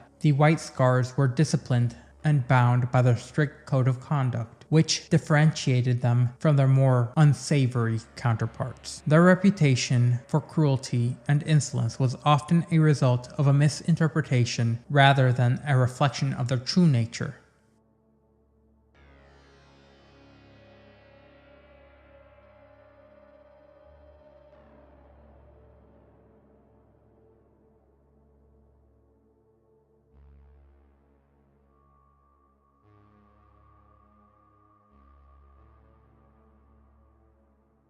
The White Scars engaged their enemies without mercy. They did so not out of a mere desire for bloodshed, but as an homage to the valor demonstrated by their adversaries. They believed in holding nothing back against a worthy opponent, a practice that stemmed from their respect for the nobility of combat. Their disregard for the strategies and protocols of others was primarily rooted in their belief that their methods were more effective. Rarely did they ever challenge others' methods directly. Instead, they let their results speak for themselves to the validity of their approach. The White Scars prized courtesy and straightforward honesty over rigid adherence to protocol, often finding conventional rules of battle ill-suited for the chaos of real-world combat. Nevertheless, they were uncompromising in enforcing their own standards and punishing transgressions within their ranks,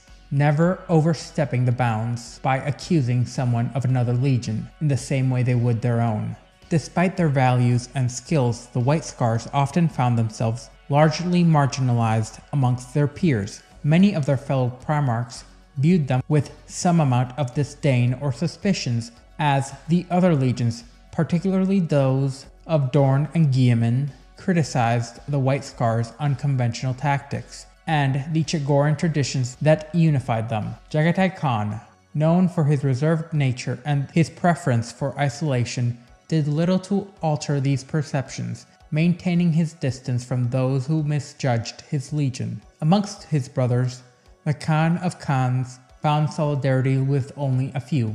One of the most notable examples would be Magnus the Red of Prospero, who, like Jaghatai Khan, was an outcast within the Primarch's inner circles, and shared his values of integrity along with blunt honesty. Horus was also among those who valued capabilities over appearances, and actively showed some amount of favor towards Jaghatai Khan, as did Sanguinius, who was known for his diplomatic acumen amongst his often contentious siblings, to the point that during the heresy, Sanguinius would implicitly trust Jaghatai Khan's instincts. The historical records provide scant details about Jagatai's interactions with the other Primarchs, sans some rather notorious ribbing given towards Fulgrim of the Emperor's Children. Often most records would reflect his infrequent appearances at gatherings where the number of Primarchs was limited. Much like his legion, Jaghatai Khan was perpetually in motion, strategically placing himself at crucial points to influence battles and shape the outcome of conflicts. However, as the Great Crusade neared its conclusion in the early 31st millennium, the White Scars found their role diminishing, as the Imperium had at last subdued its major rivals and explored most of the galaxy, rendering the vast untamed spaces where the White Scars thrived increasingly scarce. In these final years, the Imperium structure became more organized and significantly more predictable. The White Scars then would face a stark choice. Their thrill for combat and the pursuit of the unknown, which had once driven them, was actively fading.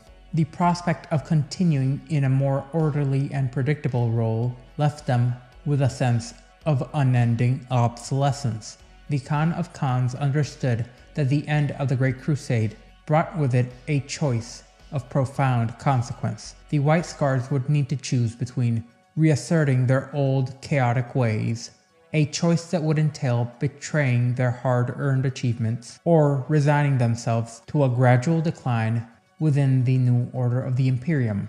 In the later years of the 800s within the 30th millennium, the White Scars had firmly established their reputation for certain types of warfare, which would become iconic to them later, as their legacy would further be developed in the 31st millennium and into the 40th. Yet their campaigns were not fought strictly in isolation. At key engagements such as Tyrell III, Jakor Tal, Turklin B3, the White Scars operated as part of combined Legion Astartes expeditionary forces, collaborating with other legions, including the Ultramarines, who often found themselves at odds with the White Scars, and the Emperor's Children, whom's Primarch would often butt heads with Jagatai Khan. The battle honor of Arco, earned at a significant joint operation, would be carried by all these legions, including the now dubious Sons of Fulgrim.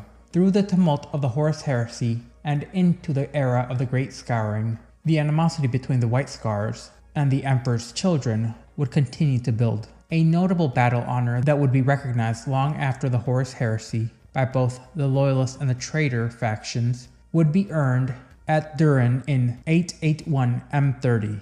Durin was a desolated world situated in the spine ward of the Morpheus Rift, which had become a battleground for a monumentous Imperial compliance effort, where 3 legions, the Luna Wolves, the Death Guard, and the White Scars, assembled all under their primarchs, were sent to assert the Imperial truth upon this region. The unity and scale of this force was in essence unprecedented in the Great Crusade's history. As the legions approached the gates of Durin's capital, they found them firmly barred and barricaded. The lack of response from the city's defenders was met with growing frustrations as Horus prepared to breach the gates with his mighty mace. However, before he could act, Kulik-Sen, a Stormseer of the White Scars, intervened with a foreboding warning which went as follows: "The shadow hangs over this place, the shadow of domination. Only death will sever the strings." Despite his warnings and the ominous counsel, the Primarch of the Death Guard, Mortarion, urged Horus to disregard the warnings and continue the assault. Horus, undeterred and filled with pride, struck at the gates with such force that they buckled inwards, collapsing in a cloud of dust. The legions would then advance into the city, only to encounter a scene of profound decay. The city's inhabitants were a grotesque sight, their eyes vacant, their mouths slack, their bodies now clad in filthy rags, showing signs of long neglect and suffering. As the legions moved through the desolate streets, the Stormseer renewed his warnings with an increasing urgency that was unheeded, since yet again his concerns were actively dismissed by Mortarion, who, due to his long-held distaste for Psykers, mocked his insights. This time, however, Jagatai Khan would interject, insisting that Horus heed his Stormseer's caution. The Great Khan's intervention marked a rare moment of unity amongst the Primarchs, acknowledging the gravity of the situation and the potential consequences of their actions. As the legions advanced through the city, now much more carefully, it became increasingly apparent that there was a danger, in particular when a churning vortex of unnatural energies began to form above the city. As the vortex eye hovered directly above the city's center, they would hear a deep, resonant groan emerging from the gathered masses below. Retreating from the city, the Primarchs regrouped with their forces, and in consultation with the Great Khan's Stormseers, they would learn that Durin was under the sway from an alien domination which was originating from the warp. This domination was exerted through a series of extra-dimensional portals within the major Mesa-top cities. These Stormseers advised that the closing of these portals was the only way to end the enslavement of Durin. Thus began the campaign to liberate Durin from its Xenos oppressors. Horus appointed Jagatai Khan as the campaign's commander, a rare occurrence given the often fraught relations amongst Primarchs when it came to the leadership role. Although the decision was sound, Mortarion, who had a renowned, deep-seated and almost irrational aversion to the use of Psykers, would protest vehemently. As a result, the Death Guard, who served under the Khan's command, only did so nominally, maintaining a significant distance from the other legions. The campaign to free Durin stretched over nearly 6 Terran months, as Jagatai Khan strategically employed his forces, with the White Scars conducting operations across Durin's harsh terrain. They would face an array of grotesque and barely definable Xenos creatures, characterized by their bloated bodies, which floated on unseen aerific currents, multiple eyes, and lashing tendrils. To this day, some believe that these were manifestations of the Chaos God's power, rather than a Xenos species, as they also had the ability to unleash devastating blasts of warp energy, and it seemed these beings were also supported by throngs of mind slaves under their control. The Stormseers played a rather crucial role in not only locating these abominations, but neutralizing their psychic influences by dampening the effects of the Xenos domination.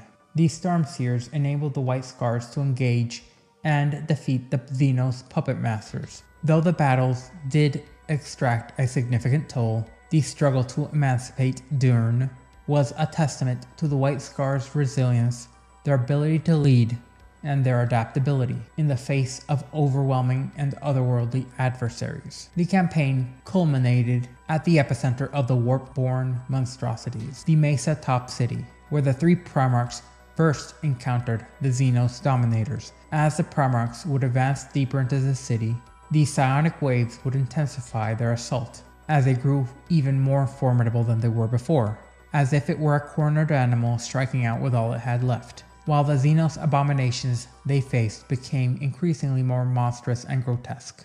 The escalating threat posed by the Xenos psychic onslaught threatened even the formidable Primarchs. Without the White Scars Stormseers who adeptly repelled the worst of the psychic counterattacks, the situation could have escalated disastrously out of control.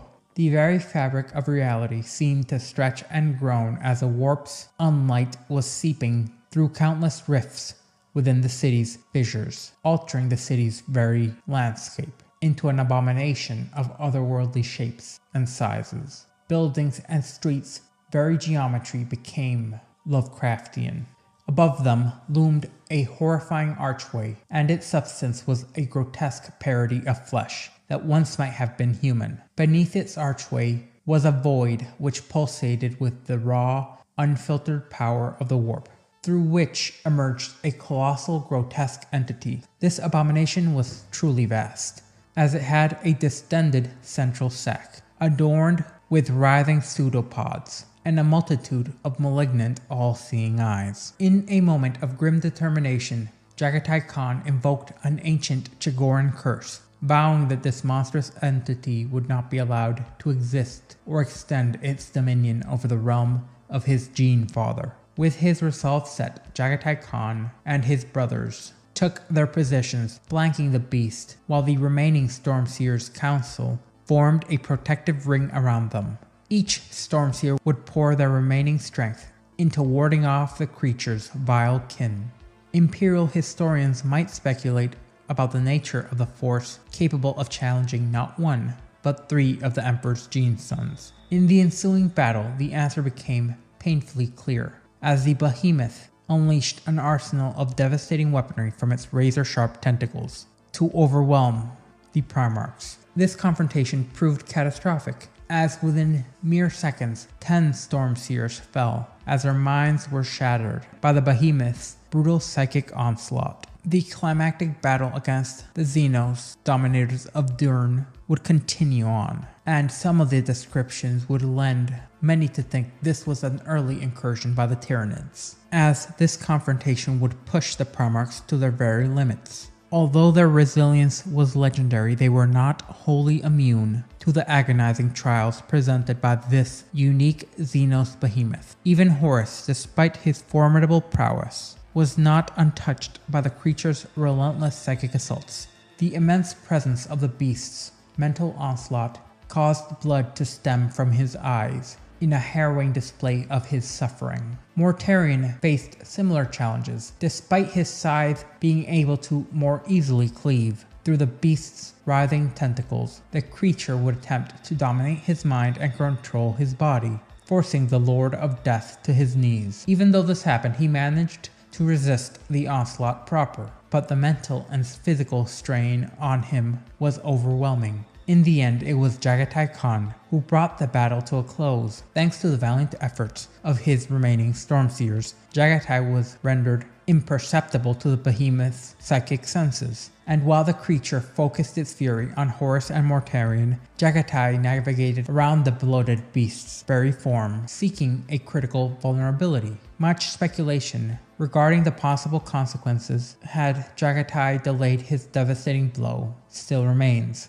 and many ponder how the outcome may have changed the course of history had the behemoth continued its assault on the Primarchs and even slain Horus and Mortarion, leaving the remaining traitors down two of their heaviest hitters. However, such musings are academic at best, overshadowed by the reality of Jaghatai's actions as he thrust his weapon upwards, piercing a vital organ within the behemoth, causing the beast to succumb to this fatal strike. But the subsequent release of the etheric energy would go on to nearly claim Jaghatai's life. It was Horus who would then intervene, rescuing Jaghatai from being consumed by the collapsing vortex of warp energy. Thus, the emancipation of Durin was achieved. Yet the victory came at a grievous cost, as the destruction of the behemoth and the sealing of the warp portals led to the immediate mental collapse of hundreds of millions of enslaved beings. These mind-controlled individuals had just fallen where they stood, their lives utterly extinguished. In reality, this outcome was merely a grim mercy for the inhabitants of Durin and the Imperium as a whole. Their continued existence under such alien abominations' domination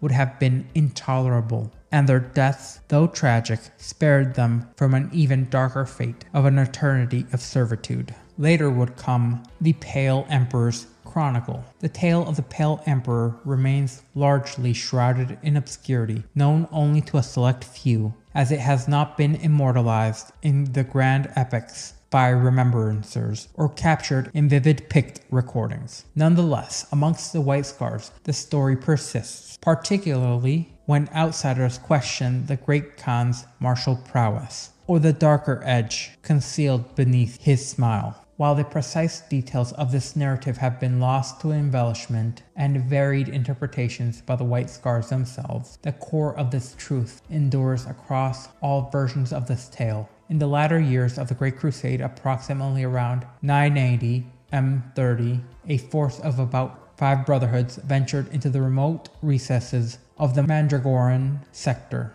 The exact brotherhoods involved vary with each retelling, and the White Scar's own record-keeping only adds to the confusion. But one constant remains. The Great Khan, Jaghatai Khan, led this expedition at the very fringes of known space, where darkness obscured the potential Xenos threats. The White Scars encountered several worlds which were sparsely inhabited by people of ancient Terran origin. These worlds, unnamed in White Scars accounts, were marked by small cities that had remarkably thrived at the sector's edge. Unlike many human colonies that had suffered in the dark age of technology, these have persevered and preserved a pure human gene stock, along with possessing technology comparable to that of the Imperium. Despite their limited size, which precluded significant resistance, the Great Khan's overtures for peaceful integration were met with hostility. Rather than being welcomed as kin or liberators, the White Scars were greeted as invaders, and their fleet was swiftly engaged.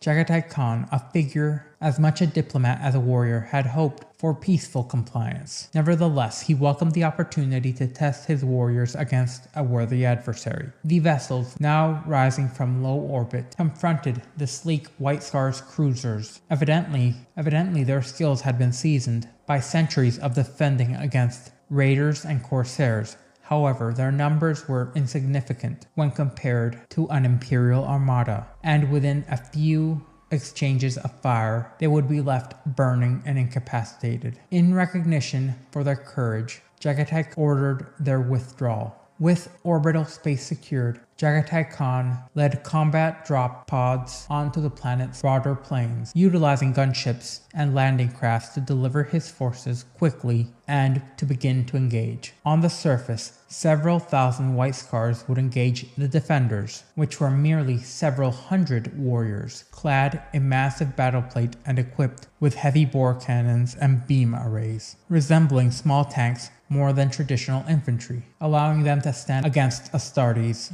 on a nearly even footing. In a rare display of mutual respect, the two sides gathered outside the city's clustered towers. Their shared desire to avoid undue destruction was clearly evident. The ensuing battle would be marked by the thunderous roar of cannons and a cacophony of clashing blades as each side fiercely contested the field, while actively preserving the integrity of the city and the lives of the innocents therein. The formidable battleplate of the enemy proved resistant to much of the White Scars' lighter weaponry. It seems that they had access to a remnant of lost technologies from the bygone dark age of technology. Yet, these ancient Terran kin could not rival the White Scars' unparalleled speed. While other legions might have engaged directly, the White Scars' vanguard, mounted on skimmer pattern jet bikes, employed the strategy of flanking and harassment in order to win, as they expertly identified and exploited weak points in the enemy's armor joints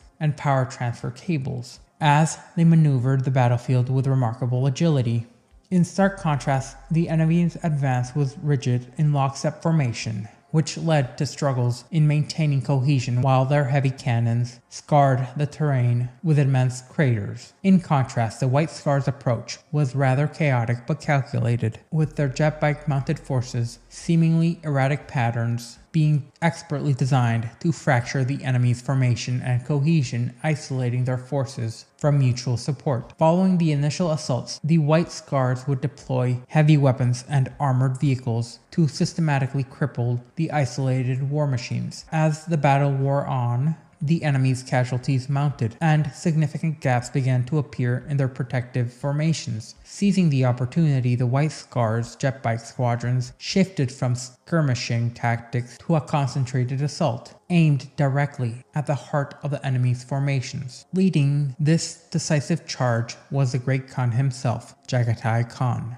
as his formidable presence matched the size and power of the enemy's larger war machines, and his blade moved with a speed which greatly outpaced their sensory augurs. Motivated by their Primarch's example, the White Scars intensified their own assault, isolating and decimating enemy war machines one by one. Following their hard-fought victory, the Great Khan himself displayed his customary mercy as he spared the cities of his defeated foes, as a gesture of respect and restraint. From the ranks of the victorious warriors, Jagatai Khan selected his three most distinguished individuals to act as ambassadors to the Enclave's ruler. These champions, emboldened by the strength and honor of the White Scars, would be entrusted with the Primarch's message: serve the Emperor and thrive, or oppose him and face inevitable ruin. This campaign would epitomize the Great Khan. This campaign was a moment that epitomized the Great Khan's preferred method of warfare, engaging in honorable combat, followed swiftly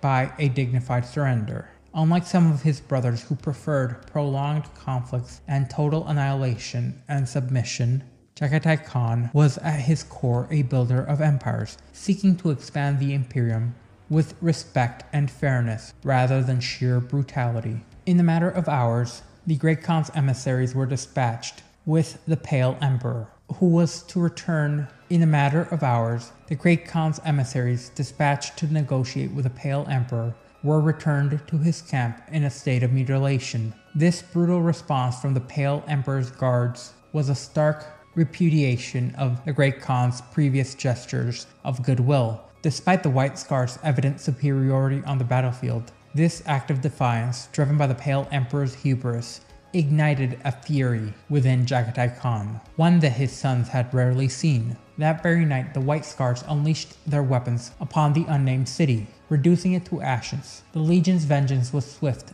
and unrelenting, as they burned the shattered city's towers and executed every last inhabitant. Their campaign of destruction continued across the worlds of the Pale Emperor's domain, leaving a trail of devastation in their wake as they advanced towards the Pale Emperor's throne world. Upon reaching the throne world, the White Scars faced the Pale Emperor's finest and most formidable war machines, and in the end, they dismantled these defenses with ruthless efficiency as they breached the gilded gates of the Pale Emperor's palace and slaughtered all within, sparing only one. In the midst of ruin, the Pale Emperor was found cornered upon his throne, and it was an emblem of misplaced pride. Jagatai Khan, whose armor was stained with the blood of the fallen and the ashes of the destroyed empire, confronted him in this final act of retribution. In a tense and chilling address, Jagatai Khan spoke to the defeated ruler, saying, "You have chosen this doom.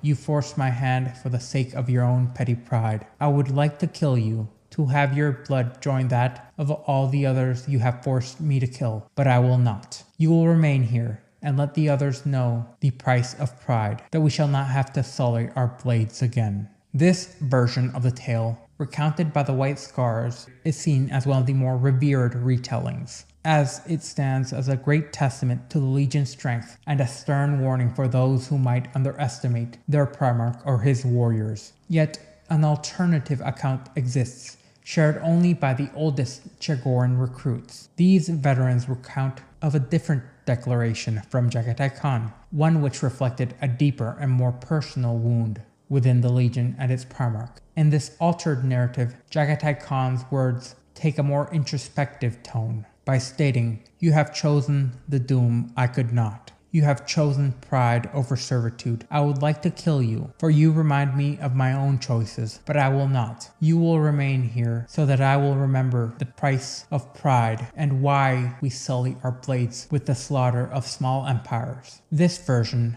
while potentially being more close to the truth, casts Jagatai's actions not just as a record of vengeance, but as a reflection on the nature of pride and the burdens borne by those who wield power. From this point on, the relationship between Primarchs and Legions has a profound effect on each Legion's future. Jagatai Khan's most profound alliances amongst his fellow brothers were with Horus of the Luna Wolves, Magnus the Red of the Thousand Suns, along with Sanguinius. With Horus, the Great Khan shared a mutual appreciation for rapid and decisive assaults, and he felt a deep sense of understanding and acceptance. Similarly with Magnus the Red, who Jagatai Khan often felt like a fellow outsider, and Magnus along with Sanguinius would be the two Primarchs who would stand with Jagatai Khan in his defense of the continued use of the Librarius. This camaraderie extended into their respective legions as well, as the White Scars frequently operated alongside the Luna Wolves, blending the aggressive tactics of the 5th with the more consolidated approach and hierarchical structure of the Luna Wolves. This synthesis of tactics proved rather effective, though some Chagorans found the integration of the two legions into one operating force rather challenging. The Thousand Suns, who were known for their pursuits of knowledge and their cosmic subtleties, also found a valuable ally in the White Scars, sharing a mutual detachment from the broader Imperium. In stark contrast to these, the 5th Legion's relationship with almost all other Space Marine legions was fraught with difficulties, as the White Scars' interactions with the Death Guard and their Primarch Mortarion were noted to be particularly strained. Similar tensions extended to the Space Wolves Legion, whose reputation as the Emperor's executioners often overshadowed their interactions with the White Scars. The White Scars, who were marked by ritual tribal scars, were frequently misjudged as savages. This was a perception that deepened their sense of estrangement with the other legions. The White Scars also shared a rather notable sense of resentment for these misconceptions, yet they would remain steadfast in their identity and values. Unlike the executioners of the Space Wolves, the Berserkers of the World Eaters, or the supposedly perfect Astartes of the Emperor's Children, the White Scars prided themselves on their speed and their efficiency. Their refusal to conform to others' expectations only further fueled the misunderstanding and disregard from their peers. Rivalries amongst Space Marine chapters, especially those with roots in the first foundings, would become inevitable as time would go on. Such conflicts would become both symbolic and physical, and have persisted across millennia, far past the days of the legions. The animosity between the Space Wolves and the Dark Angels is a well-documented one. Yet many other rivalries exist. One such notable example is the long-lasting tensions between the White Scars and the Raven Guard. Their mutual mistrust has endured for centuries, and it all comes from specific conflicts in the ancient past, such as the assault on Hive Lin Mei and the last march on the Sapphire Worlds. These conflicts and others have only intensified the discord between the bloodlines. The most acrimonious incident between these two was Operation Kronos, where the venerated Raven Guard chaplain would succumb to an enslaver's domination despite the proximity of a White Scar's force that might have intervened. Such events have fostered a long-lasting enmity between both chapters, leaving them with a barely contained loathing that persists late into the 41st millennium. During the Great Crusade, the White Scars Legion, commanded by Jagatai Khan from his flagship, the Swordstorm, emerged as a formidable force on the battlefield. Their approach to warfare was like a bolt of lightning in clear skies. Much like a sudden and devastating storm, they struck with unrelenting fury. Their tactics, often characterized by swift actions and an unbridled passion for combat, were tempered by a profound, if often hidden, strategic wisdom that few took time to appreciate. This would be especially useful during the Ulnar Crusade. The White Scars, who excelled in the chaos of combat, adeptly navigating its unpredictability and exploiting their enemies' vulnerabilities, would act as the vanguard of the Great Crusade almost at all times. A relentless force that cleared the path for the Imperium's advancing armies, weakening enemies well before the main force would engage proper. Their contributions were critical for the many victories of the Great Crusade, victories that would have been elusive without their relentless efforts. The same mobile warfare tactics and techniques that Jagatai Khan employed on the steppes of Chagoris would prove invaluable on the battlefields, such as those of the Ulnar Crusade, which was the most notable engagement at the end of the Great Crusade, as a colossal imperial assault would be undertaken on the Orc Empire ruled by Overlord Uruk. Within this epic campaign, the White Scars became one of the linchpins for the Imperium's victory, as they fought alongside the Ultramarines, who were also supported by an Imperial army, by the large majority of the Imperial army, the Mechanicum, along with the Collegia Titanica. This monumental campaign targeted the single largest and strongest concentration of orcs ever encountered by the Imperium of Man, one that would put even the current Prophet of the Wa, Gazgul Mag Uruk-Draka's own armies to shame. Following the resounding success of the Ulnar Crusade, Jagatai Khan observed with approval as Horus Lupercal, the most favored son of the Emperor and the greatest of the Primarchs, in the eyes of many, would assume his new role as the War Master and the leader of all Imperial military forces. The Khan and Horus shared a rather notable mutual respect and camaraderie with each other, and at this ascension, the Khan was rather happy and proud of his brother. With the conclusion of the triumph of Ulnar, a grand assembly of Primarchs, commanders, battleships, and officials would be dispersed, all setting course for a myriad of destinations, and igniting the warp with the brilliance of their departure. The Great Crusade would continue, now led by the War Master rather than the Emperor himself, marking a new chapter in the Imperium's relentless expansion. The Council of Nicaea would be the next major event which involved the White Scars directly, and had a long-lasting impact. As the White Scars prepared for the next campaign in the Great Crusade, a pivotal imperial assembly would be conveyed on the world of Nicaea. This monumentous event would be recorded in the history books as the Council of Nicaea, which was summoned by the Emperor of Mankind himself. Its purpose was to deliberate on the implications of the usage of psychic powers, as in whether they were beneficial as an asset or a perilous threat to humanity as a whole, and the Imperium itself. The debate over the use of psychic abilities was primarily shaped by three prominent Primarchs, who had significantly influenced the development of the Legion Astartes Librarius. Two of these figures are rather well documented in historical records, as being Magnus of the Thousand Sons, the most vocal advocate for the use of psychic powers, and the angelic Sanguinius of the Blood Angels, whose support was more understated yet equally influential. In contrast, Jagatai Khan's contributions to the discourse on psychic abilities remains less acknowledged, but in no way less important. Despite having formulated many rules and structures for the Librarius, Jagatai's pivotal role in the development of psychic powers and the practices of therein within the Space Marine Legions would never be officially documented or recognized proper. His insights and the influence he had on the psychic arts were only known to a select few, in particular his brother Primarchs.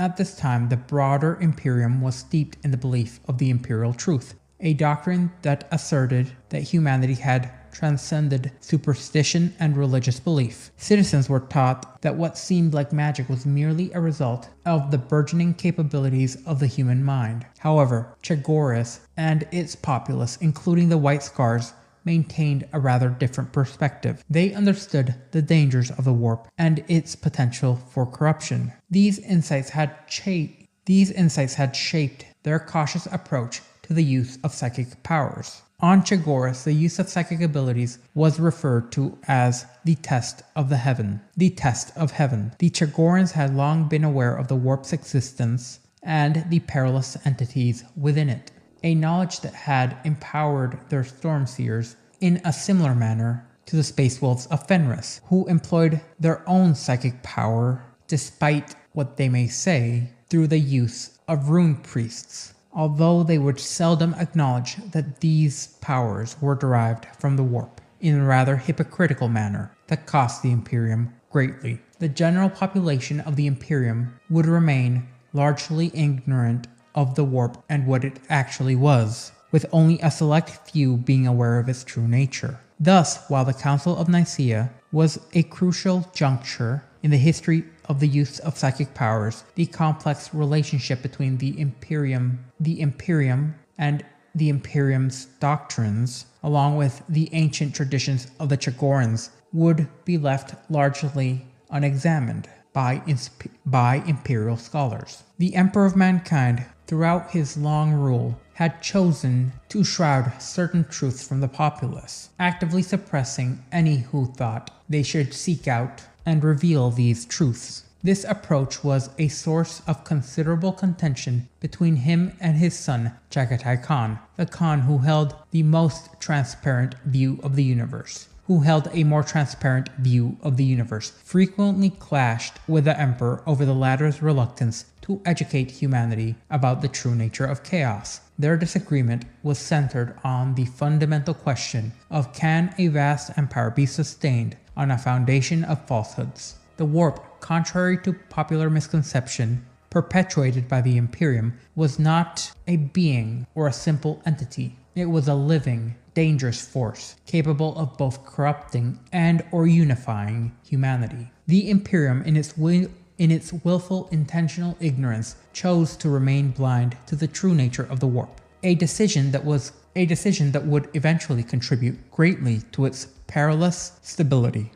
precarious stability. Initially, Magnus the Red had opposed the integration of the Librarius into the Legions, as he envisioned a future where every psyker could explore their full potential without the restrictions or oversights that would come of it. However, his vision was countered by many of his brothers, including Jagatai Khan and Sanguinius, who both argued that such unchecked power could be perilous and required stringent regulation. Consequently, they established a rigid framework to govern the use of psychic abilities, a measure designed to mitigate the inherent risks therein. In Chagoris, the practice of wielding psychic powers, referred to as walking the path of heaven, which was included in their Stormseers training, was understood as a necessary thing to be educated about to mitigate the dangers of the warp. They taught their psychers, known as Zagadin Arga, that deviation from this path could lead to the erosion of their very souls by the warp's corrupting influence. As the debates over psychic powers would reach their climax within the Imperium, the future of the Space Marine Legions would now hang in the balance as the Council deliberated. Some viewed the librarians as dangerous witches deserving of eradication. Others saw them as nascent deities, and ultimately, the witch hunters would emerge victorious in this overall ideological struggle, shaping the future practices of the Imperium. During the pivotal Council of Nicaea, the debate over the use of psychic powers and the fate of the Librarius proper would culminate when Magnus the Red, the Crimson King,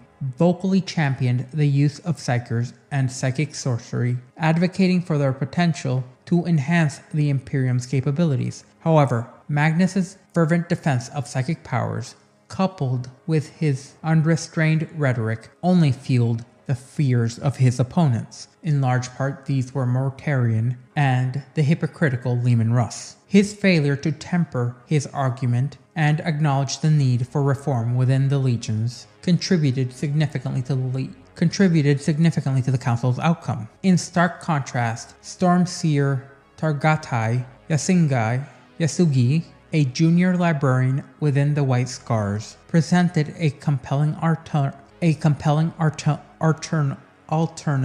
Yasungai proposed a third path, rendering the use of psychic abilities and the future of the Librarius. Regarding the use of psychic abilities and the future of the Librarius, he argued that psychers, if properly trained and disciplined, could be valuable assets rather than threats. His proposal emphasized that, like any weapon, psychic powers required careful handling and respect. The Stormseer's vision would include a rigorous training regime to harness the psychers' innate abilities more effectively, ensuring their loyalty to the Emperor while mitigating the risks associated with the warp. He also advocated for the strict prohibition on psychic sorcery, recognizing the inherent dangers of actively engaging with entities within the warp, originating from within the warp. Despite these reasoned arguments, the Emperor's judgment at the Council was notably harsh. His declaration,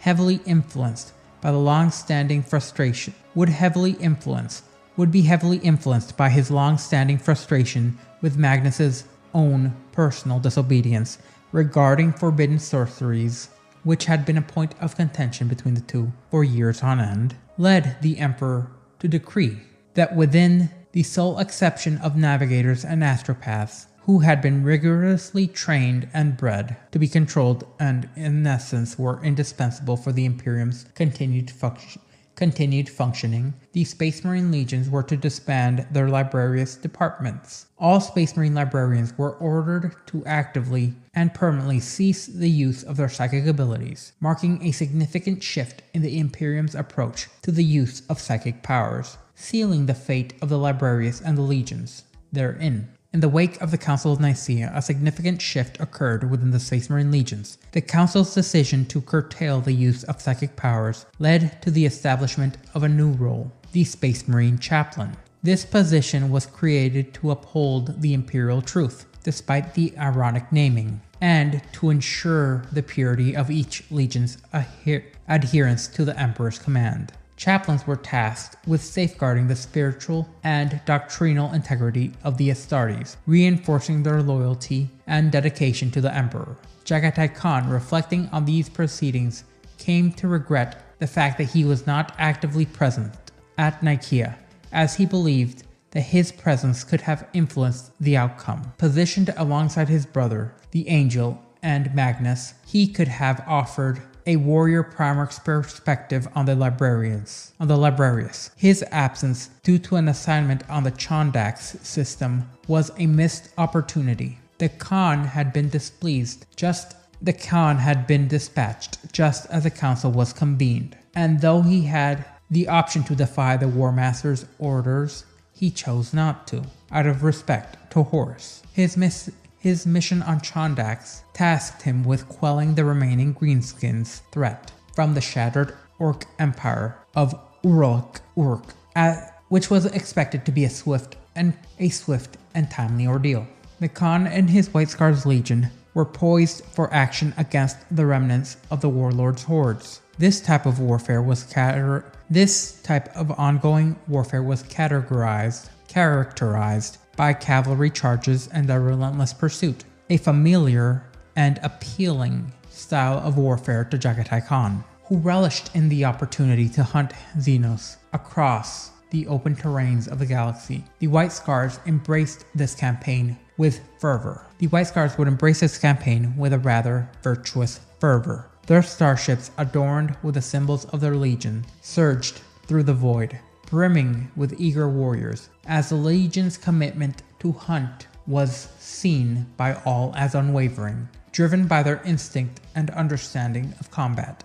Jagatai chose to follow through with the campaign as a whole, despite the pivotal moment at Nicaea occurring in the manner that he would later regret. This exemplified his dedication to his duties, and his legion's martial ethos. During the cataclysmic events of the Horus Heresy, the White Scars legend expanded dramatically. For over 7 Terran years, the 5th Legion engaged in ruthless combat across hundreds of worlds, battling the traitor legions and the myriad of chaos forces which would continue to spring about. Through this tumultuous period, Jagatai Khan remained steadfast in his loyalty to the Emperor. Unlike several of his brothers, in particular those who were close to him, he never entertained the notion of allying with the ruinous powers. For Jagatai, such treachery was inconceivable. The Emperor had wronged none of his sons directly or intentionally, and Jagatai was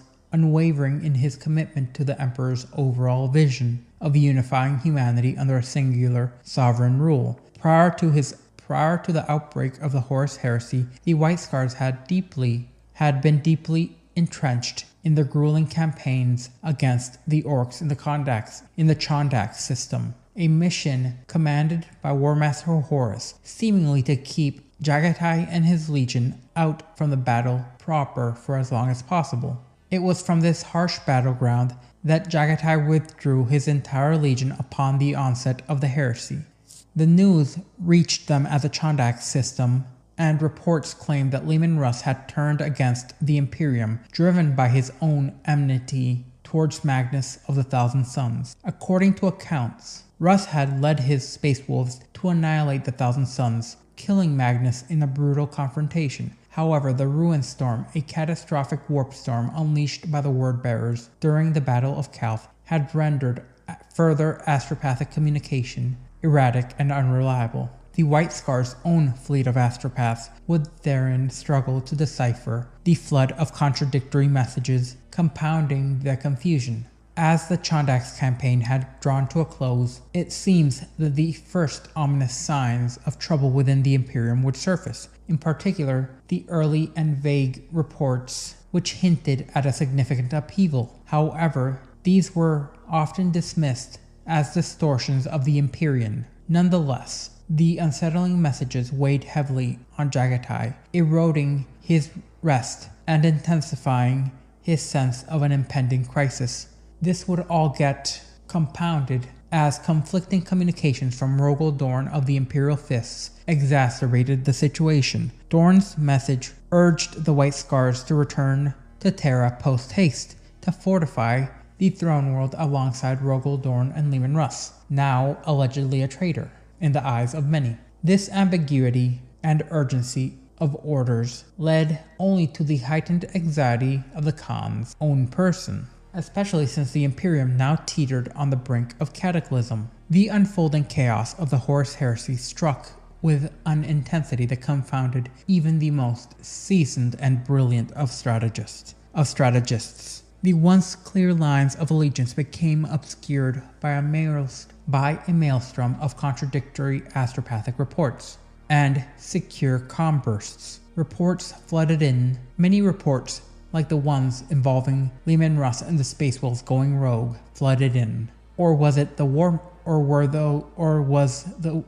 the ones involving the War Master himself, allegedly taking out several legions and betraying the Emperor, to be believed. The White Scars were summoned during this cacophony of chaos. The White Scars were also summoned to reinforce the Alpha Legion on the Axilius Nebula. Ferrus Manus, and information that Ferrus Manus had been purportedly slain by Fulgrim of the Emperor's Children would reach them almost at the same time that information that Mars and the Mechanicum had revolted against the Emperor. The origins of these messages varied widely. Some bore chronomarks from many months past. Others seem to have been dispatched only hours earlier. Amidst this whirlwind, the War Master Horus commanded the White Scars to enact retribution upon the Space Wolves, yet Jaghatai Khan, ever the strategist, refrained from launching an attack on Leman Russ and his warriors without further clarification.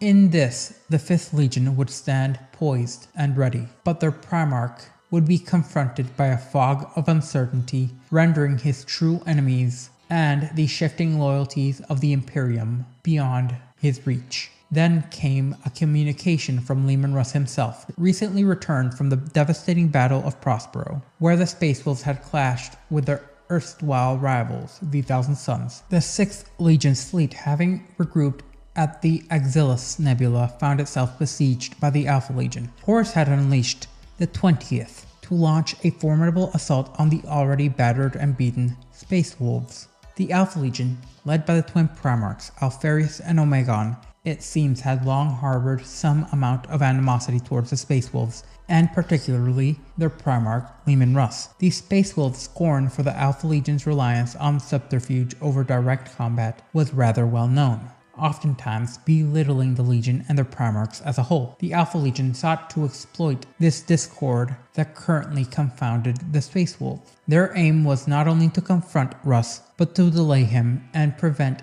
his contribution to the defense of Terra. Despite the sympathy for the Space Wolves' plight, Jaghatai Khan opted for caution. The conflicting and contradictory astropathic messages had left him in a state of profound uncertainty, until he could unequivocally determine who his true allies and his true adversaries were. Along with ascertaining who had genuinely betrayed the Emperor, he would not commit to any side. With this decision, the Khan resolved to seek clarity elsewhere. While the White Scars prepared to depart the Chondak system proper, a formidable flotilla of Alpha Legionnaires would encounter them. This encounter was particularly disconcerting as the Alpha Legion remained an enigma to the White Scars as a whole, and they were unresponsive to communications, maintaining a deliberate distance as they amassed an imposing array of warships in a rather threatening manner.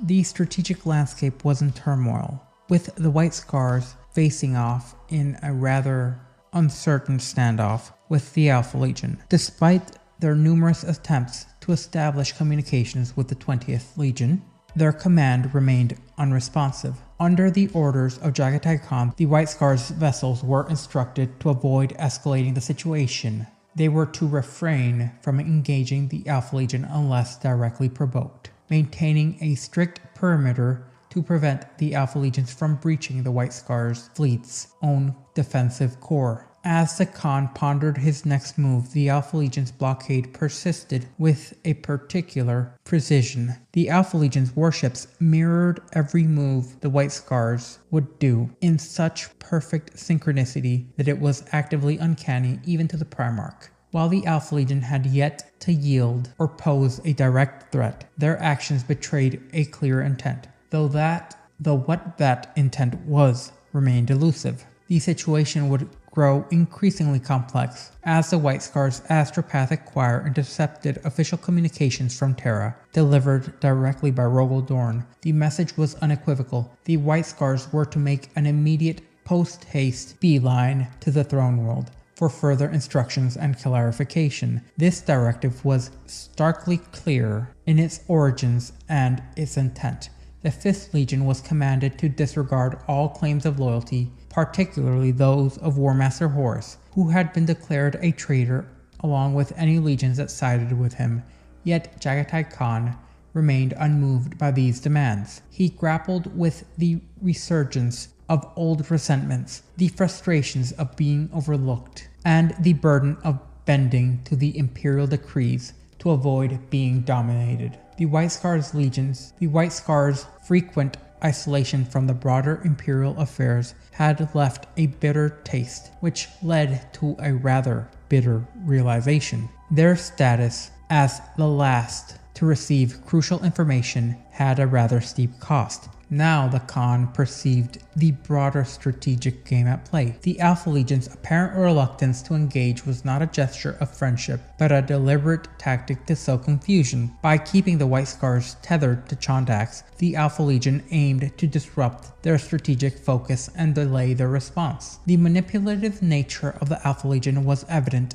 in these actions, as they sought to ensure the White Scars received Rogol Dorn's urgent call for aid. By stalling their departure, the Alpha Legion guaranteed that the White Scars would be aware of Terra's plea for support. However, the Khan refused to be swayed by these directives from any source, including the Throne World, which had only recently begun to acknowledge the White Scars' role in the greater galactic conflict. The White Scars were resolute in their independence. They were warriors of Jagatai Khan, bound by no one but themselves, and were now determined to uncover the truth behind the tumultuous messages and conflicting reports. The Khan and his legion would seek answers on their own terms. Only when they had ascertained the full scope of the betrayal and the true nature of the threats facing the Imperium would they act. The White Scars, ever ready to confront Xenos adversaries, embarked on a decisive maneuver. Jagatai Khan would issue direct orders for his fleet to prepare for an immediate departure from the Chondax system. Across the vast expanse of the galactic battlefield, the White Scars'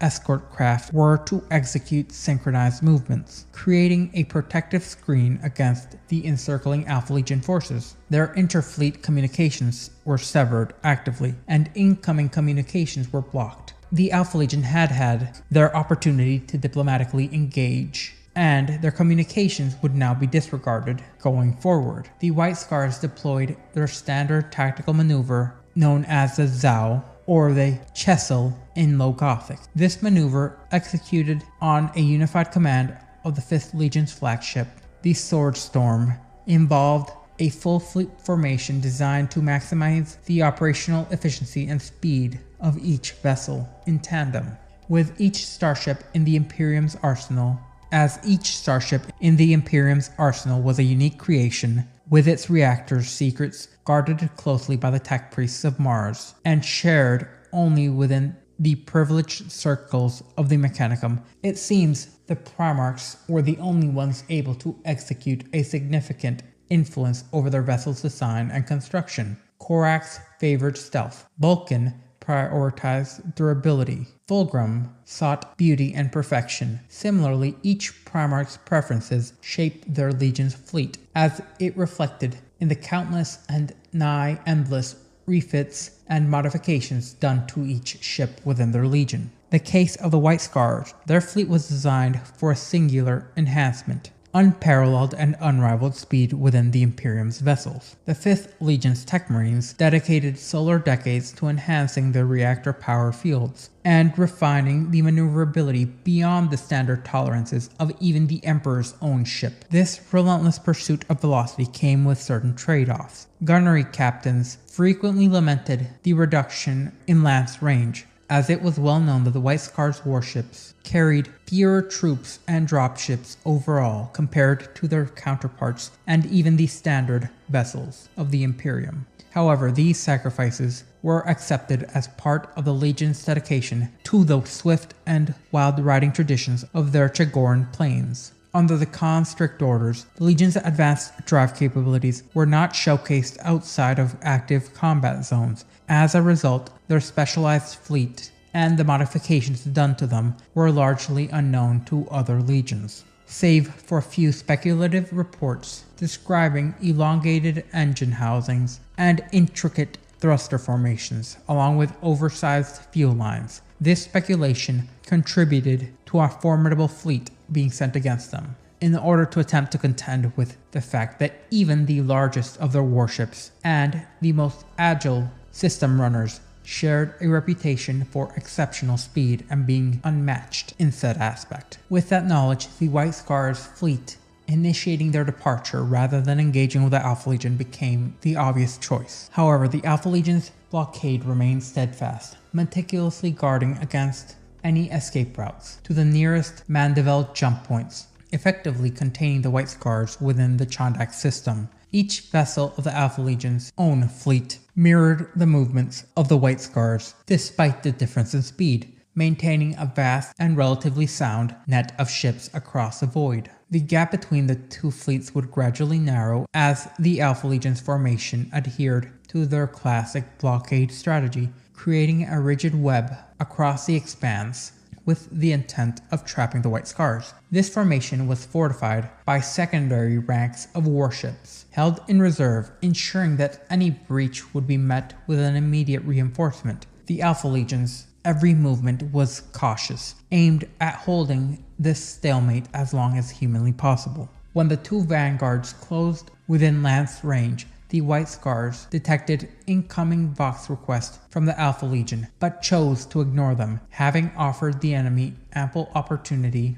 to communicate diplomatically prior to this. Without further warning, the Alpha Legion opened fire on their erstwhile brothers. The White Scars ships would quickly begin to probe the line, while the Alpha Legion's vessels would counter each attempt at the White Scars in breaking said line by maintaining their classic containment pattern. This strategy was designed specifically to trap the 5th Legion within a confined area and prevent any of their individual warships from escaping the cordon.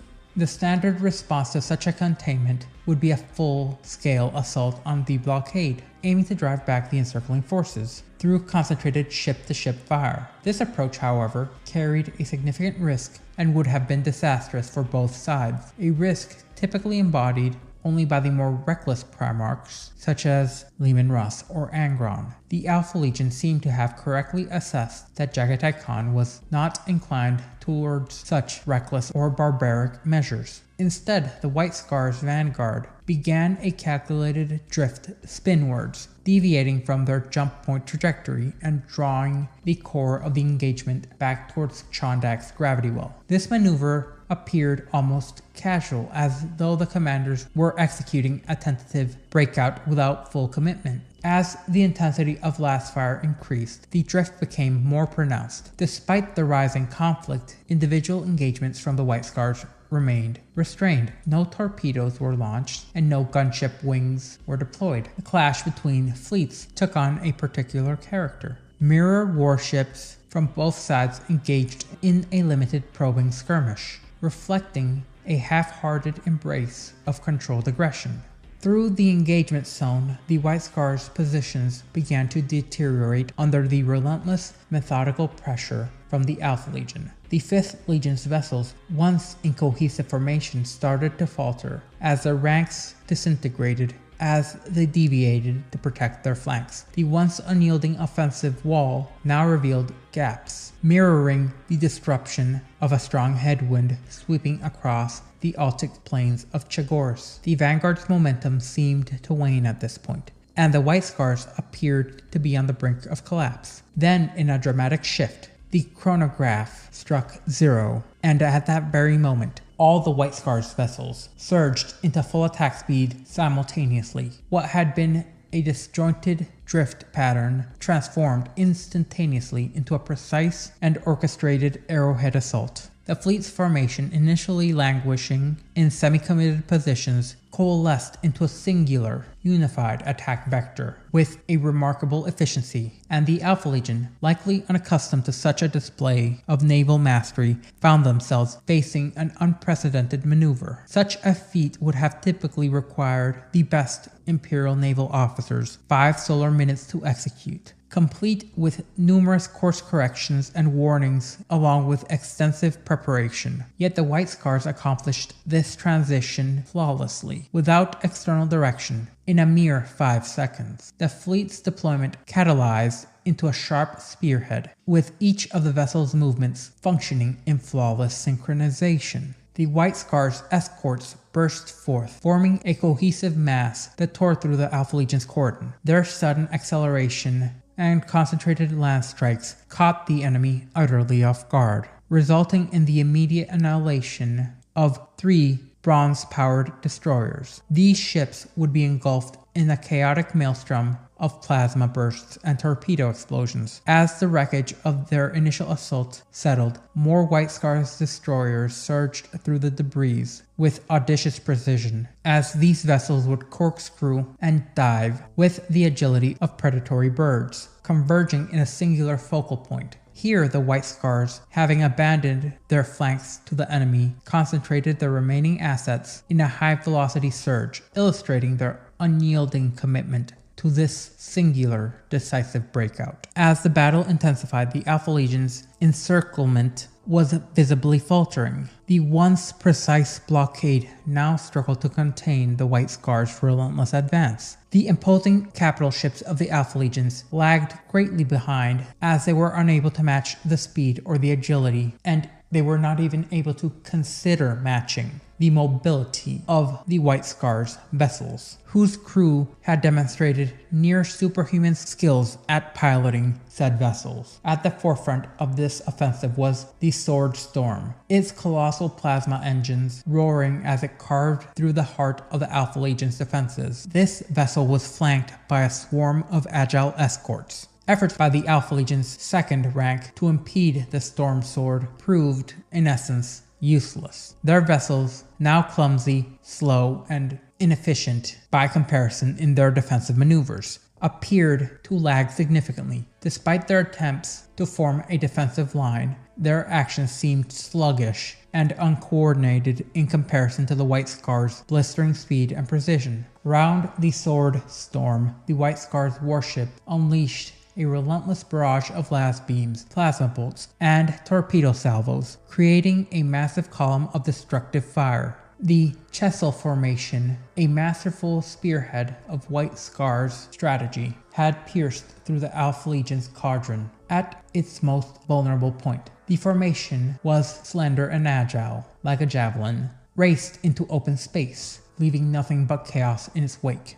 The Alpha Legions would struggle to regroup therefrom, pulling their warships back into some semblance of order, akin to an octopus retracting their tentacles. Though the Alpha Legion had not sustained catastrophic losses, the White Scar's decisive assault had shattered their meticulously crafted formations, and the sudden breach had dismantled any shred of cohesion within the Alpha Legion which they had so carefully assembled. Unburdened by the need to maintain a continuous barrage, the White Scars advanced and accelerated. As the orbit of Chondax receded, the remnants of the Alpha Legion's fleet, dozens of burned-out warships, would illuminate the void, leaving the White Scars vessels now clear of an imminent threat. As they reached their Mandeville points and executed a swift transition into warp space, their next destination remaining shrouded in obscurity. The White Scars were now acutely aware of the formidable obstacles they faced, as they recognized that the warp storms encircling the Chondax system were not of natural origin. Such storms were conjured by an immense force or an ancient arcane device, and required a staggering, ungodly amount of power to do at such a scale. Driven by urgency to uncover the source of this cosmic upheaval, Kagan Jagatai Khan directed his legion towards the heart of this disturbance, hoping to find and confront the orchestrator behind this chaos. For insight into the warp's true nature, the Khan turned to Magnus the Red, one of the 2 Primarchs he had ever implicitly trusted. The fate of the Imperium hinged on Magnus' survival. If Magnus lived, there would be hope in the views of Jagatai. If he had fallen, the future was bleak. With this grim determination, the White Scars set course to Prospero. As the Sword Storm emerged from warp transition in the outer fringes of the Prospero system, its systems activated and initiated auger sweeps across all known space available to them. The results were troubling. No Vox signals were detected,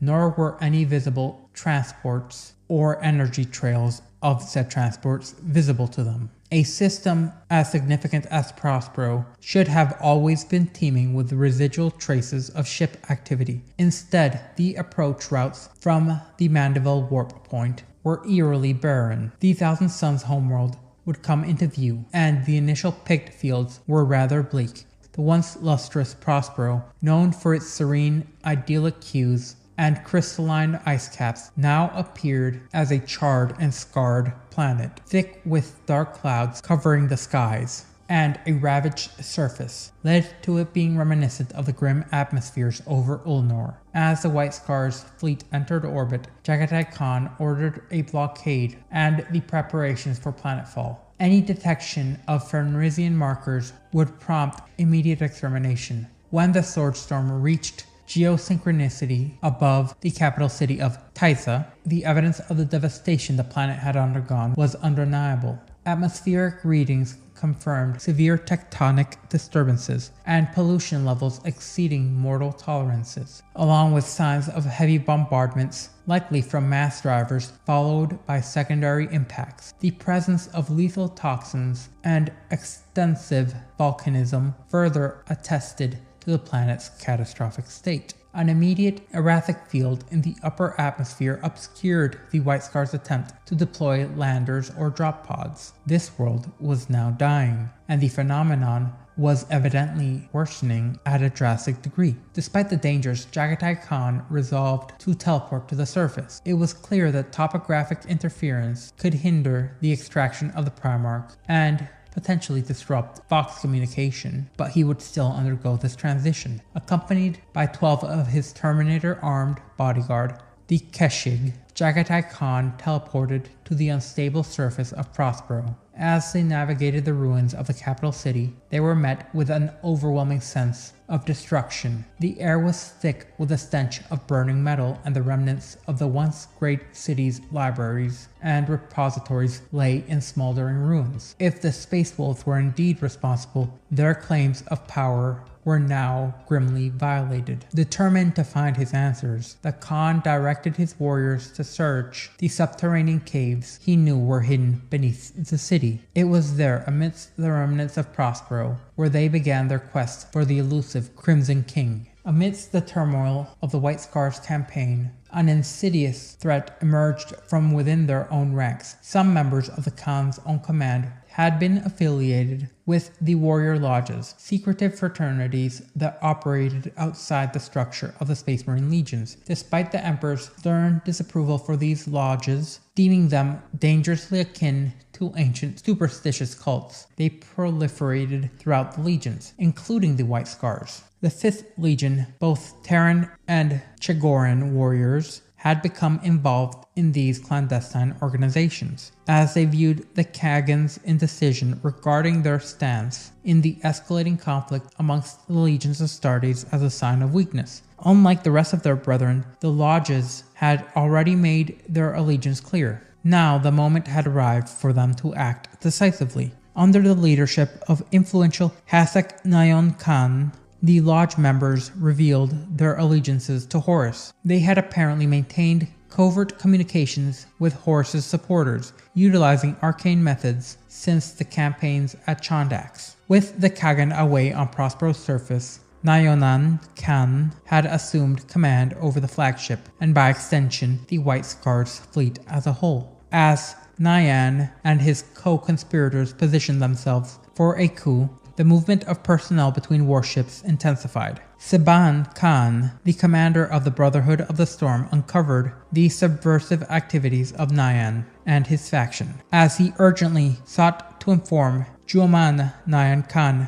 who was responsible for the Urdu of the treachery he asked Noyan Khan was undertaking. However, Julman was either unwilling or unable to act on Siban's revelation, dismissing the concerns with little consideration. He ordered Siban to return to his ship, and until further notice, he would not act. This response was not unexpected, as Julman lacked a close relationship with the Primarch and his influence overall. Determined not to let this treachery go unchecked, Siban Khan took decisive action. Back on board the Kajan, he mobilized his brotherhood and prepared for a confrontation. They would take the initiative to counteract this insidious plan and prevent the coup from engulfing their entire legion. Back on Prospero, the devastation of Magnus's once illustrious city was starkly apparent. The Khan wandered through the layers of gray-silver dust, surveying the ruins beneath the stormy skies, as lightning crackled incessantly on the distant northern horizon, casting intermittent glows across the charred remnants of the once majestic structures. Accompanied by his Terminator-equipped Kesheng, Jagatai's advance was cautious. Their bone-white armor, stark against the darkened landscape, lent them an almost spectral appearance. The full extent of the destruction had been hard for him to accept, particularly given his complex feelings towards Leman Russ. Respect mingled with frustration over his excessive boasts and his self-proclaimed superiority. Yet witnessing the ravaged city firsthand confirmed the grim reality foretold by the White Scar's astropath. As Jagatai and his warriors ventured deeper into the desolate ruins, they approached the sites of the ancient cult temples within. Amidst the ruins, a strange buzzing noise caught their attention, a sound reminiscent of a distant swarm of insects. Despite no signs of life appearing on their sensors, the unsettling noise persisted. The Khan quickly ordered his warriors to disable their audio sensors and rely only on their sight. As they blinked away the targeting reticles and environmental compensators from their helmet displays, a chilling sight emerged. A spectral blue-white figure. Massive winged forms began to coalesce from the ground. These Silurians were abominable warp creatures drawn to the mental emissions of vulnerable nascent psychers. Historically, these creatures had plagued Prospero, preying upon the unprotected minds. The Thousand Suns had once driven them into the wilderness, away from the city's gleaming spires. Now reduced to spectral remains, these creatures had retained a fragment of their former predatory instincts. The White Scars discovered that their physical weapons were in essence ineffectual against these spectral insects. Blades passed harmlessly through them and their insubstantial forms. However, the creatures' blindness was their only vulnerability, as they were sightless, yet they could sense their prey and struck with their elongated proboscises, penetrating the Terminator's ceramite with ease. As the air filled with the howls of agony, as the creature's proboscises siphoned away vital fluid from the Terminators, who were unable to combat the supernatural menace, Jagatai ordered a tactical withdrawal. In the midst of their retreat, the ground beneath him collapsed, which was apparently damaged by the Space Wolves' relentless bombardment. The Khan fell into the depths, entombed in debris up to his chest, struggling to establish a connection with his Terminator bodyguard. He was met with only static. Freeing himself from the rubble, Jagatai found himself in an alien underground realm of sinkholes and chasms, which hinted at the possibility of something more expansive beneath the ruined city. He sought caves, and now he found them. They promised dangers as profound as the ones he had already encountered on the surface. Master Quinza of the Kagesh issued a tactical withdrawal now that their Primarch had been swallowed up by the fissure. However, driven by a mixture of duty and desperation, they would struggle through the treacherous terrain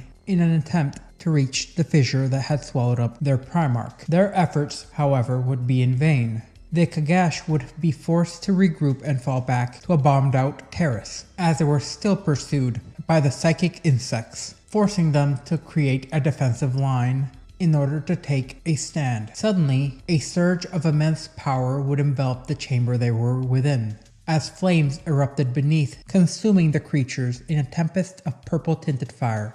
The relentless blast caused the entities to disintegrate fully. Amidst the chaos, Quinza sensed a new source of power behind him, as his limbs stiffened under an invisible force, and an intense weight was compressed upon his chest, impeding his movements, as a bolter would be pressed against his armor, pressed flush against his armor. Before him stood a figure clad in crimson, its gold-crested Mark III power armor adorned with the Thousand Suns iconography. The figure would go on to identify itself as Rayvel Ardvida, Sergeant of the Thousand Suns' 4th Fellowship, and a member of the Corvade cult. Avila, the sole survivor of his squad, led the Kashing away from the lingering threat of the warp-spawned insects. The Thousand Sun guided the survivors through the desolate cityscapes until they reached the ruins of the Grand Audience Chamber, the White Scars would inquire about his presence on Prospero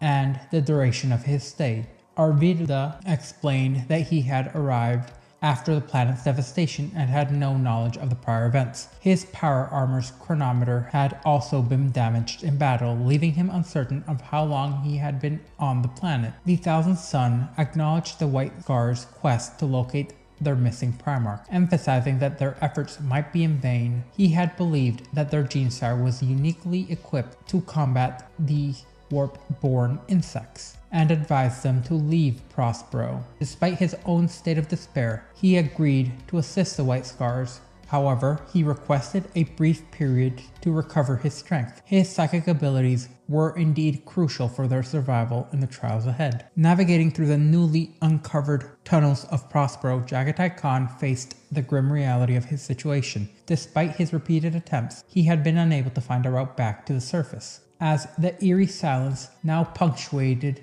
only by the sound of his own footsteps. It seems that the psychic insects had not followed him into the depths, but their absence only added to the foreboding atmosphere. Eventually, the Khan emerged into a vast chamber. The enormity of the space was rather overwhelming, and the upper reaches would be swallowed up by the shadows. The walls, steeply terraced like an ancient amphitheater, were etched with bands of metallic ore. Scattered around the chamber were also broken brass instruments, their forms twisted and shattered. Beneath layers of ash and metal lay the bodies of mortals, evidence of the devastation that had befallen Prospero. The realization struck the Khan. With a harsh clarity, his presence here and the descent to the surface had been a grave mistake. He surveyed the desolation when a subtle movement in the dust caught his attention. A ghastly figure began to materialize, its form glowing with a cold spectral light. The figure stood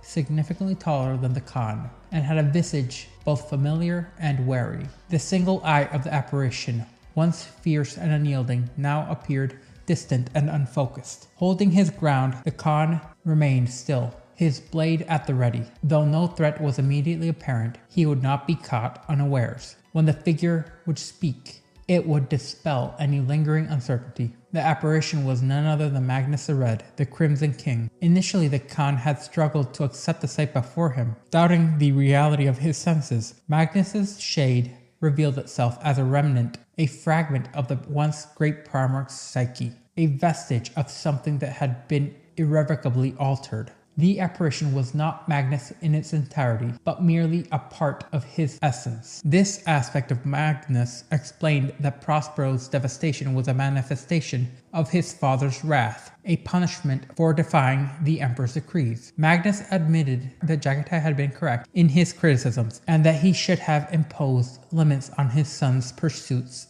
in sorcery. However, he also pointed out that the Khan had not been forced to make the same perilous bargains that the Thousand Sons had undertaken to stave off constant mutations. This divergence in their fates underscored the tragic disparity between the two legions, one driven to the brink of ruin by the warp, while the other spared of such a dire compromise.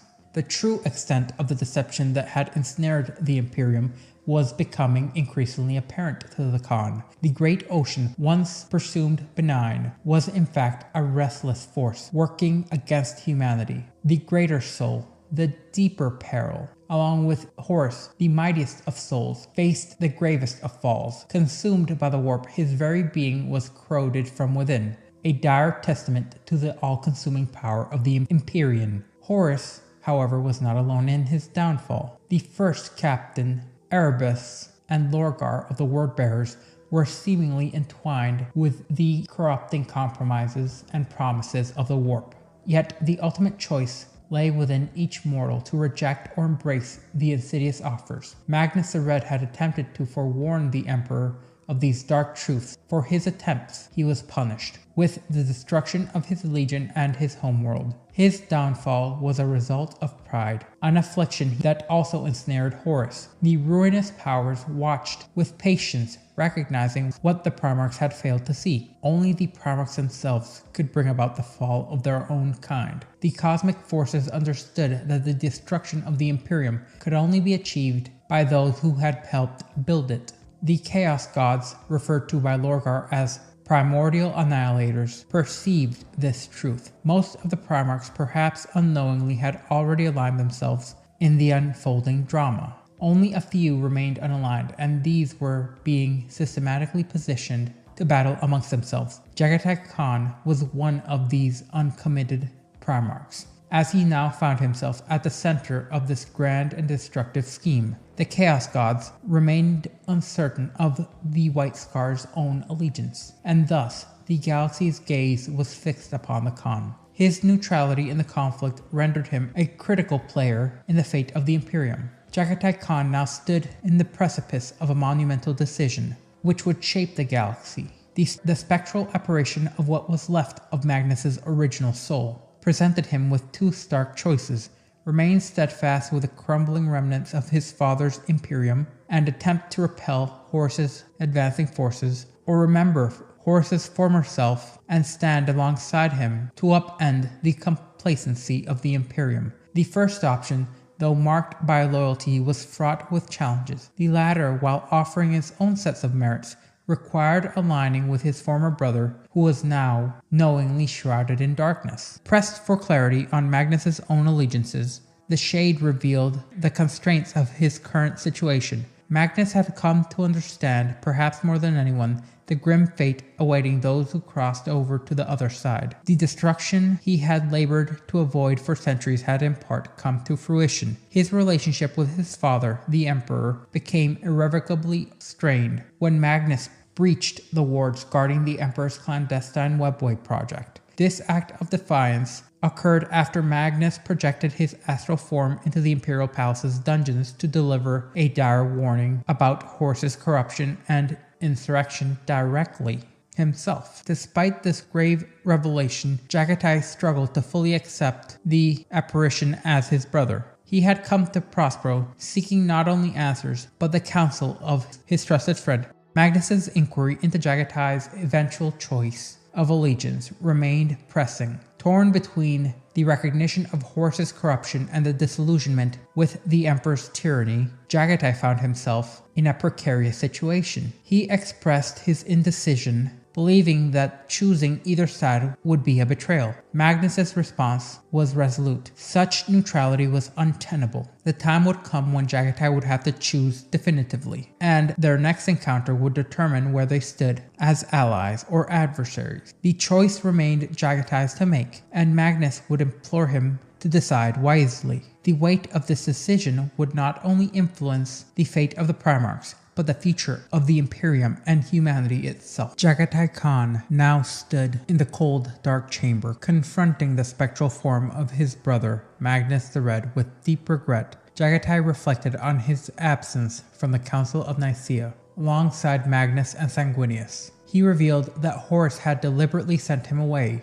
a move now recognized as actively intentional and not a mere chance. Magnus, however, dismissed Jagatai's lamentations, urging him to focus on the future. The Khan, his frustrations now palpable, retorted that the future seemed bleak. He and his brothers had aspired to something greater, something that would now be fractured, as reality was also fractured. Magnus conceded that Reboot Guilliman, and in his own corrupt way, Lorgar had indeed pursued greater ambitions. However, he contended that Jagatai's focus had been limited to the hunt, the very pursuit that, while preserving his legion's purity, had kept distant from the larger unfolding events. Magnus revealed that the Crimson King had been aware all along, through the whispers of the warp. Though the whispers of the warp had eluded Jagatai's hearing, Magnus acknowledged Jagatai's commitment to the truth. Despite his bitter demeanor, their conversation concluded with Jagatai affirming that he had obtained what he sought. With a final solemn gesture, he declared his enduring friendship to Magnus. The appreciation that this remnant of Magnus regarded him with was a moment of understanding. Then Jagatai, now resolute, swung his great-bladed dao, cleaving through Magnus's spectral form. The ghost would then shatter into a myriad of fragments akin to broken glass. In the ensuing silence, Jagatai remained motionless, sensing that any movement might disturb the fragile stillness. As he reflected in the cave's once majestic aura, which now echoed with an emptiness. Jagatai bowed his head, the weight of his choices heavy upon his brow. The truth now clear and the path forward lain before him. The traitor had been unmasked, and duty awaited. Yet despite the clarity of his path, Jagatai felt an immobilizing numbness. The dream of a better future had been irrevocably shattered. Back in orbit, as Saban Khan covertly marshaled his forces for an assault on the 5th Legion's flagship, Terran commander Turgon Khan conveyed urgent news to Hasilak Nayan Khan. The plan to sway Saban's allegiance had faltered. Turgon had reported that the Brotherhood of the Storms Khan recently conferred with Jamulian Nayan Khan, and that the situation was rapidly evolving. Hasik retained control of the Swordstorm, while Turgon Khan prepared to take command of Singzar. The key to success lay in the hands of the Warrior Lodge brothers, who now dominated the capital ships of the White Scars. Their hold would ensure that the remaining factions aligned with their cause. When the Kagan returned, he would undoubtedly see the merit of their actions. Horus and Jagatai had once shared a similar vision. Faced with a unified fleet, the Khan would have no choice but to recognize their strategy and perceived justice. Togan, like many of his former lodge brothers, had long ago made his choice, dating back to the early days when the lodges first began to exert their influence. This was an opportunity to reshape the White Scars into a formidable shock force, rivaling the renowned spear tip of the Sons of Horus, yet under the guidance of a more enlightened leadership than that of the Khan himself. The lodges had merely accelerated this transformation. Suddenly, crucial augur readings from the Swordstorm reached every Warrior Lodge member within the 5th Legion. Elation spread amongst them as they noted that the signals on the periphery of their systems, 3 then 4 vessels, had allied with Horus, were now advancing towards the Prospero system. Their call had been answered. Meanwhile, Saban Khan maneuvered his vessel, the Kiljan, into close proximity with the flagship of his legion. Positioned strategically, he orchestrated a high-risk orbital assault utilizing specially modified Sojutsu pattern void bike. Unlike conventional jet bikes, these were essentially single-pilot fighters adapted for brief forays into the void, akin to how other legions utilized specialized land speeders in atmospheric conditions. As Saban and his brotherhood launched their sudden assault on the colossal flagship, they were met with a barrage of blast fire from the Swordstorm's weapon batteries. Undeterred, they navigated their bikes through the fierce onslaught, scanning for any vulnerable entry points. Their perseverance would eventually pay off when Saban identified a solitary docking port which was unshielded and unbarred. Leading his forces, Saban and his warriors cut through the blast fire with precision, bobbing and weaving to avoid the deadly beams of fire. They speared past a row of angled torpedo launchers, converging on the exposed port. At this critical moment, they engaged their retros, executing high-speed maneuvers as they entered the Swordstorm's inertia bubble. The grav plates on their bikes whined as they adjusted to the rapid shifts in gravity, stabilizing them upon the docking bay's floor. Following their commander, the Brotherhood of the Storm advanced into the ship's corridors, as Saban's audacious assault had taken Hayask Nayan Khan and his allies by surprise. Reports followed in detailing the chaos erupting across the fleet as both factions clashed for control. In response, Hayask ordered the opening of a Vox link with the flotilla to prevent any of their ship from firing upon them. This was a crucial juncture. The Brotherhood, comprised of Khans and captains, senior ship officers, and mortal commanders who had been swayed and were now working to liberate the Legion from tyranny in the service to Horus, stood firm. They had no other option but to remain resolute in executing their mission. As the bridge of the Swordstorm detected signals of an incoming boarding party, Hayask Nayan Khan swiftly issued orders to repel the intruders. Despite the calculated risk, a single White Scar Brotherhood passed. He had hoped to avoid direct confrontation with his battle brothers. This hope, however, seemed increasingly illusory. Nayan Khan was perplexed by the lack of communication with the flotilla. of newly arrived trader vessels, wondering why they would remain silent, as he reassured his warriors that the moment was a test, a culmination of their efforts. The path forward was clear. No retreat for the sake of the Imperium. Meanwhile, Saban Khan and his Brotherhood of the Storm pressed deeper and deeper still into the heart of the White Scar's flagship, encountering fierce resistance from a rival faction led by his former comrade, the Terran Turgan Khan. As they ascended a staircase to a colonnaded landing area, they found the Brotherhood of the Moon entrenched in defensive positions. The White Scars under Turgan had taken cover behind the curved pillars, prepared to defend the approaches to the stratagem and the bridge. The traitor attempted to reason with Saban and his forces, informing them that the bridge had been sealed. When Saban demanded the location of the Kagan, Turgan coldly asserted that Hayask Nayan Khan spoke for the Great Khan. This claim ignited Saban's fury. No one, not even the Emperor, had the authority to speak for the Great Khan. Undeterred, and now rather angry, Saban and his Brotherhood of the Storm emerged from their cover and charged up the staircase. As they plunged into the chaos of the hall, there were bolter shells erupting in a cacophony of light and sound, creating what some would deem musical violence. The conflict would escalate into a fierce battle as the two clashed for control of the flagship.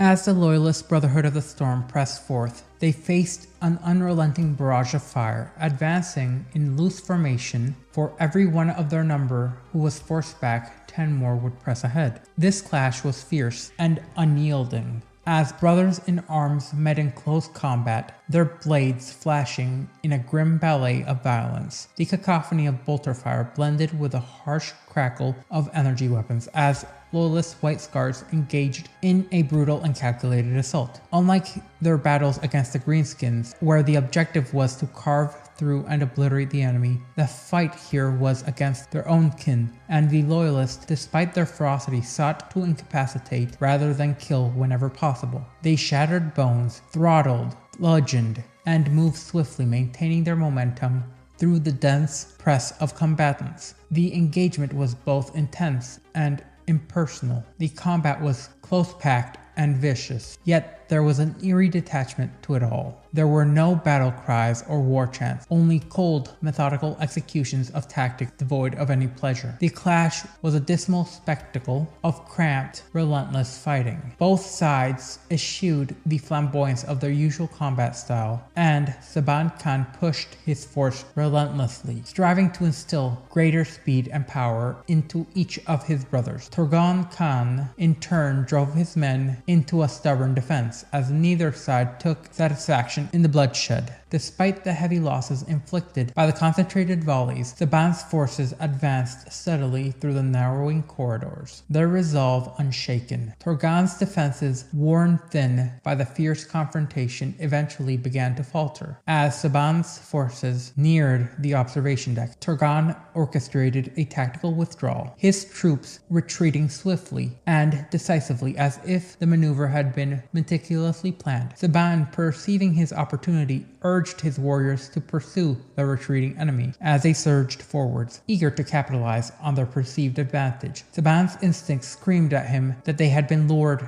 into a carefully laid trap. The realization, however, had come too late, as the Loyalist forces were already enmeshed in a snare. Saban Khan skidded to a halt, crouching low as a tempest of bolter fire erupted above him from high terraces on either side of the bridge, positioned between towering pillars and suspended platforms. A relentless barrage tore through the floor, sending debris cascading in a storm of destruction. Many of Saban's warriors were caught in the vicious fire, as their bodies were shattered in the incessant hail of bolter rounds. Those who survived scrambled for whatever cover they could. As the barrage subsided, Saban scanned the scene before him. Turgan's forces had consolidated their positions, forming a defensive line across servitor pits that bisected the hall. Sharpshooters stationed on the terraces above were momentarily silent, yet they remained poised, their weapons trained on the beleaguered Loyalists. Further along, heavy infantry were entrenched around the bridge's command throne, including Hayask Nayan Khan's own elite Kashig, clad in formidable Terminator plate. Additional defenders were strategically positioned on the observation deck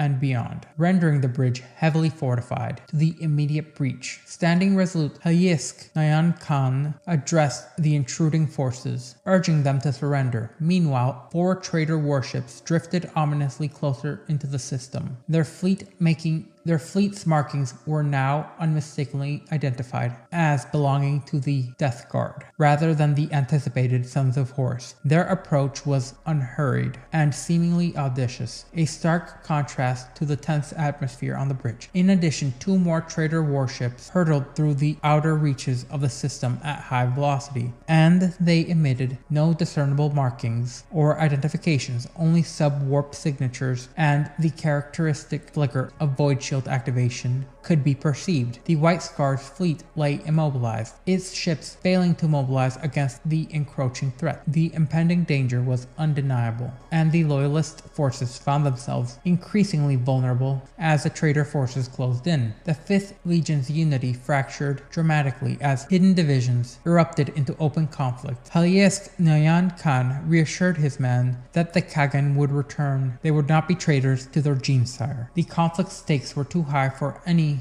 ambiguity. Resolution was imminent. The impending clash would not cease until only one faction, traitor or loyalist, remained on the bridge. As Saban Khan readied his forces for the impending battle, a thunderous roar reverberated across the bridge. A blinding iridescent teleportation beam blazed momentarily, and when it dissipated, the scene dramatically shifted. 100 additional White Scars legionary had materialized in the ranks around the outer circle of the bridge, their bolters now trained menacingly on the command throne. At the forefront was Julman Nyan Khan, encased in his master-crafted Terminator warplate, flanked by his own retinue of seasoned veterans. He commanded Halisk to stand down, declaring the attempt to redirect the 5th Legion's course had failed, and now the atmosphere was charged with a tension and heavy foreboding that could be cut with a knife. From the Voxdrill, one of the commanders issued a decisive command. Saban's initial relief at Jaman's arrival quickly dissipated,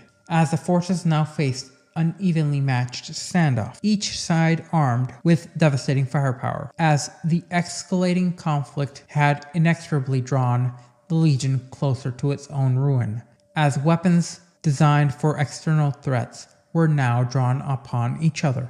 In the midst of this maelstrom of combat, Saban Khan sprang from cover, rallying his warriors into the fray. The clash itself was rather intense and unyielding, as legionary battled the legionary in fierce commitment. The mortal crew of the flagship, overwhelmed by the sheer ferocity of the conflict, sought refuge behind whatever defenses they could find. Yet one figure stood tall, a gray-haired woman in a disheveled Imperial Army general's uniform. Ignoring the chaos around her, she dashed directly towards Saban, her arms flailing desperately. Her eyes, however, revealed a different urgency. She was not merely seeking to escape, but rather striving to capture his attention. The woman had revealed that she possessed the Kagan's locus, and urgently implored Saban to escort her to the teleport platform. In a voice filled with grave urgency, she explained that she had been the one to open the docking bay doors. With a secure lock on the missing Primarch, she insisted that if Saban wished to preserve the Legion from descending into total destruction, he must get her to the teleporter controls without delay. In the devastating city, Tixa, Quinza, and the remaining Kashegan advanced towards the heart of the destruction, where their Primarch had vanished, into a massive chasm in a ruined square. As they neared their objective, the first hints of an unsettling buzz began to penetrate the atmosphere. From the very air, the warp-born insects coalesced into sight, their spectral forms forming an almost sinister inevitability. The Kashig braced themselves, knowing their weapons would be ineffective against those warp-spawned monstrosities. Amidst the chaos, Sergeant Arvida of the Thousand Suns made his presence felt. Channeling the sorcery he had taken years to master, he unleashed bolts of lightning that crackled through the ghostly forms of the insects. One of the creature's exoskeletons hardened like frozen ice, enabling Quinza to cleave through it with his power sword. The Thousand Suns sorcerer continued to cast bolts of warp fire, solidifying the otherwise ethereal creatures.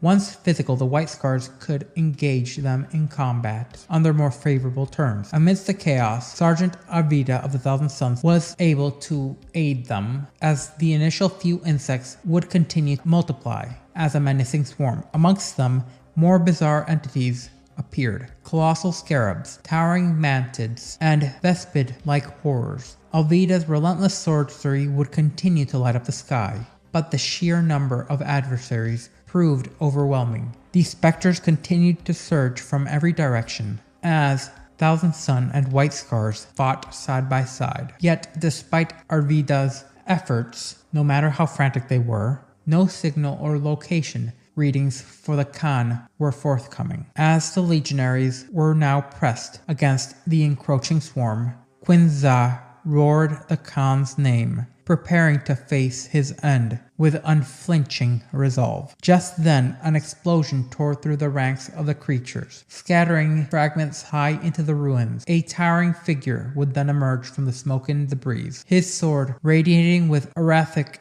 energy, as though forged from molten iron. In sustained disbelief, Quinza stared at the newcomer, his breath ragged. The figure would now speak, and the identity became clear. It was a Kagan. The Primarch of the White Scars had arrived, his long Dao power blade shimmering with lethal precision. With a decisive stride, the Kagan advanced, methodically cutting through the creatures, the path to their goal now clear. In the heart of the ruined city of Tika, amidst the wreckage and desolation, Quinza and his remaining Kashig warriors gathered around the Kagan. Their Primarch, Jagatai Khan, had attuned to the latent power coursing through him, as he was now a living conduit of the warp. A truth that defied the official accounts dispensed by Malkador the Sigillite. The warp flowed through each of the Primarchs, as vital as their lifeblood flowing through their veins. As the Kagan surveyed the scene, he inquired about the location of the Sword Storm. Unfortunately, the Kashig master had no answer. The Kagan's gaze shifted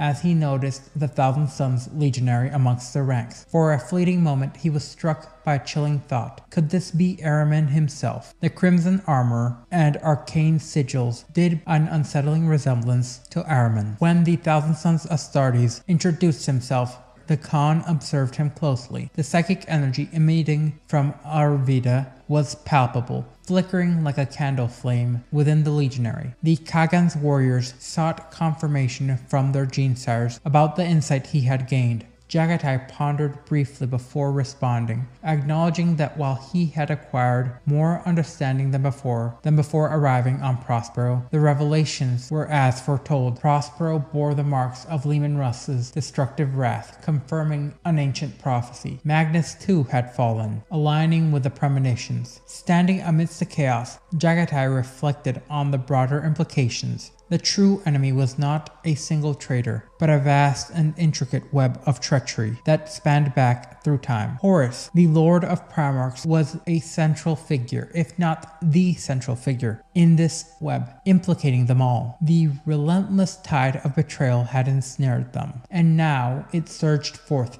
to claim its final toll. As the skies overhead began to shimmer with the radiant glow of the day, a brilliant shard of light pierced through the dense smog, crackling violently as it struck the desolate stone. The Terminators, vigilant and prepared, directed their weapons towards the source of the disturbance. Quinza, unwavering in his duty, stepped protectively in front of the Khan. Jagatai informed his warriors that he had been aware of the new presence for some time, ever since Ulnor. In fact, now at long last, this elusive entity had caught up with them. The Kashig formed a loose semicircle, ready to act upon the Khan's commands, as they awaited his signal, embodying the Khan's will with disciplined patience. Jagatai, however, instructed his warriors to stand down, recognizing the newcomer was well beyond their collective might, for it was none other than Mortarion, the Lord of Death, Primarch of the Death Guard, who had arrived. As the residual aether burned and the ash settled, 7 figures emerged from the swirling maelstrom. 6 were rather imposing figures, clad in pallid, heavy Terminator armor, their massive forms adorned with olive green pauldrons and ironclad intricacies, along with wielding enormous power scythes known as Man Reapers. These were Mortarion's elite bodyguard, the Death Shroud. Towering, heavily armored warriors exuding a faint green mist from the last traces of teleportation. The 7th figure was of an altogether different stature. This figure loomed over his retinue, encased in battleplate of stark brass and a corpse-white ceramite, along with a dark green cloak that flowed through his rimmed shoulder guards, while a belt adorning with dangling skulls, both human and Xenos, held a drum-barreled pistol, its surface marked with bronze skull notches. His eyes, a piercing amber, gleamed from beneath the shadow of his tattered cowl. An ornate rebreather covered the lower half of his face, through which oily gases seeped from the seams of his battleplate. As the gas trickled down the skull-decorated surfaces and hissed upon contact with the barren soil of Prospero, Mortarion, with an imposing presence, planted the heel of his colossal scythe into the dust. The Khan looked up at the blade, known as Silence, the most feared, infamous Man Reapers. Soon after this teleportation,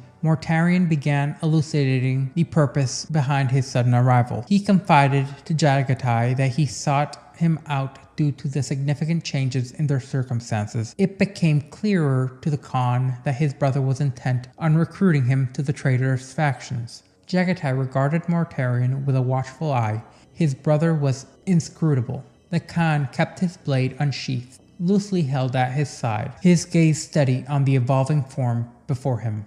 The physical transformation of Mortarion was striking. His presence exuded a deeper menace, and his flesh was now pallid, as his posture was more stooped. The aura of intimidation surrounding him had intensified.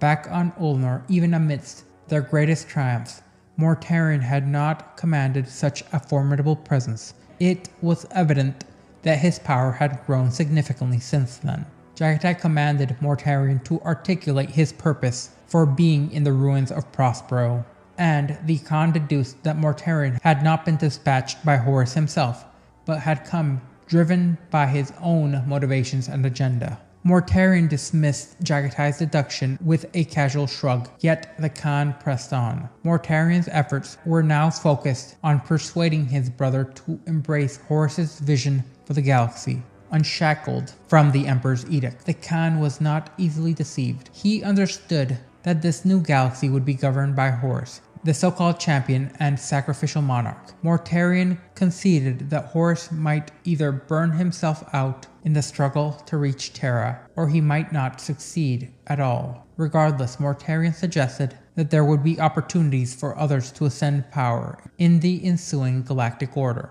Mortarion reproached Jagatai for his allegiance to Sanguinius and Magnus, lamenting that the fact that the three brothers had been ensnared further by the Emperor's hypocrisy. According to Mortarion, their father had attempted to ignore the warp, despite being deeply enmeshed in its corrupting influence. Mortarion argued that it should have been sealed off and discarded. Despite his brother's passionate rhetoric, Jagatai remained unconvinced. He had witnessed the consequences of Mortarion's path all too clearly. Mortarion's ambitions had never been cloaked in secrecy. Jagatai perceived them with clarity. The trajectory which Mortarion envisioned first would be to subdue the sorcerers, silence the witches, expel them, and governance would then fall on the untainted, the uncorrupted. This was Mortarion's grand scheme, a vision he had previously shared with Jagatai on Ulnar. At the time, the Khan had dismissed these declarations as mere bluster, but now he understood that Mortarion's threats were anything but empty.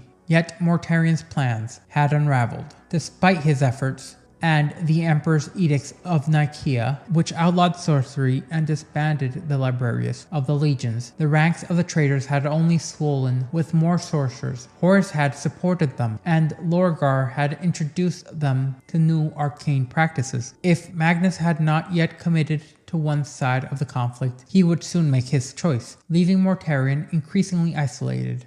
The eradication of the librarians had merely led to the unchecked proliferation of sorcery amongst the traders. Jagatai had seen the broader picture as Magnus had revealed it to him. The Khan warned Mortarion that while his legion might appear free from the warp's taint for the moment, the changes were imminent. Mortarion had forged pacts with the masters of the Empyrean, and they would soon come to collect their due. Mortarion revealed that his quest was driven by desperation. He had exhausted his alliances and sought Jagatai's aid against the Aether Weavers, knowing full well that neither Angron nor Conrad would support him. The Khan regarded Mortarion with disdain. His brother had embraced treachery and found it a bitter harvest. Jagatai had no intention of being dragged into Mortarion's downfall. Mortarion's fate was his own. Angered by this response, Mortarion presented Jagatai with a stark choice. Half of the White Scar's legion had already aligned with Horus,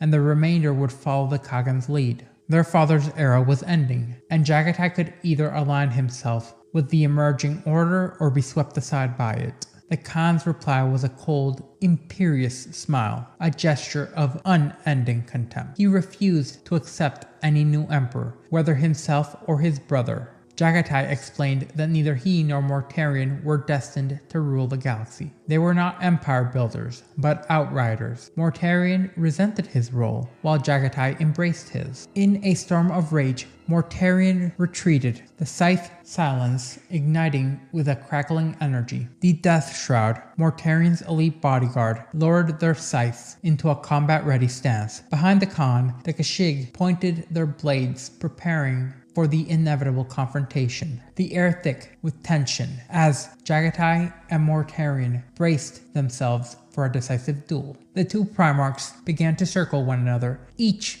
ready to engage in a battle that would determine their fates. Speed versus raw power, agility versus resilience. It was a contrast of formidable extremes. While the Khan's agility was unmatched, Mortarion's sheer strength was overwhelming, nearly unmatched within all but a handful of Primarchs. Jagatai suspected that only Ferrus Manus amongst his brothers could have easily stood up to Mortarion's conventional might. The clash was intense. Mortarion absorbed each strike with tenacity, as the Khan's blows were mere irritations. The Death Guard's renowned resilience was now on full display, and Mortarion withstood and returned the assault with relentless force. The Death Shroud would mirror their master's unyielding nature, engaging the White Scars amidst the debris of their surroundings. As the battle raged on, the battlefield was strewn with the forms of fallen warriors, their bodies covered in layers of dust. The fighting was unrelenting, each side determined to prevail. Despite his incredible speed and prowess, the Khan began to feel the effects of fatigue, a situation he had rarely experienced in his long combat career. The physical toll extracted by Mortarion's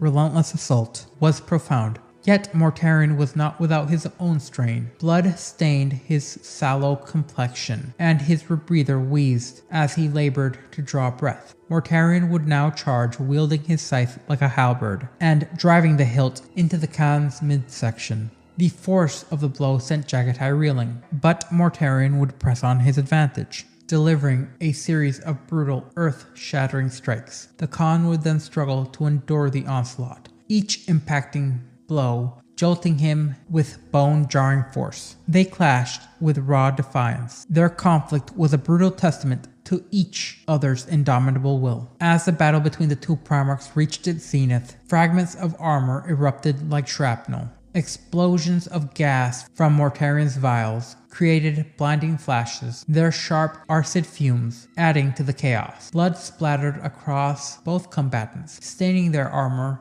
and maligning their blades. The dark droplets lingered in a way reminiscent to spilled wine.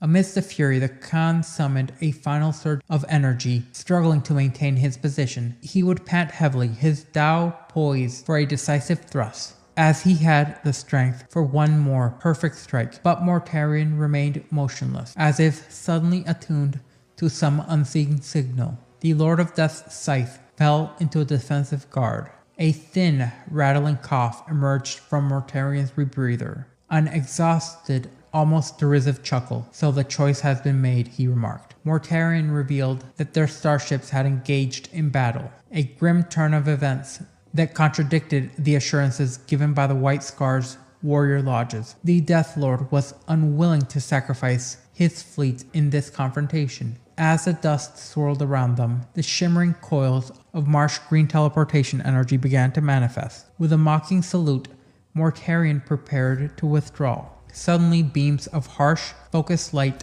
pierced the sky, crashing through the cloud cover and striking the heart of the pyramid, tearing through the very area of their conflict. As the Khan lunged forwards, the scene shifted in a heart-stopping instant. The Death Lord and his retinue were abruptly engulfed in a swirling vortex of warp energy. The very essence of the world seemed to howl in their wake, as the winds screamed and ash swirled, along with lightning forking violently across the tumultuous sky. Jaghatai, propelled by the momentum of his final thrust, staggered through the void, left by his vanishing foe. In the aftermath, Quinza stood alone, his blades still unsullied by blood. The Thousand Suns legionary and 5 Kishag remained, their expressions etched with the same grim frustration that plagued their lord. Enraged by the sudden and incomplete nature of their hunt, the Khan's anger flared. His quarry had been wrestled from him, his kill snatched away. Quinza lowered his weapons, his silence a stark contrast to the frantic clicks emanating from his helm as he attempted to establish contact with the White Scar's warships in orbit. The Khan now turned to Arvida and issued a terse command. He needed to be extracted from Prospero. Arvida was aware of the difficulties ahead, cautioned that the process would be arduous. His psychic powers were fleeting, and he hoped that their distress signals would be noticed by vigilant eyes. Summoning every ounce of his remaining strength, Arvida conjured a blinding silvery light from his hands. The brilliance was so intense that it bordered on the painful. With a deliberate motion, he directed his hands towards the sky, releasing the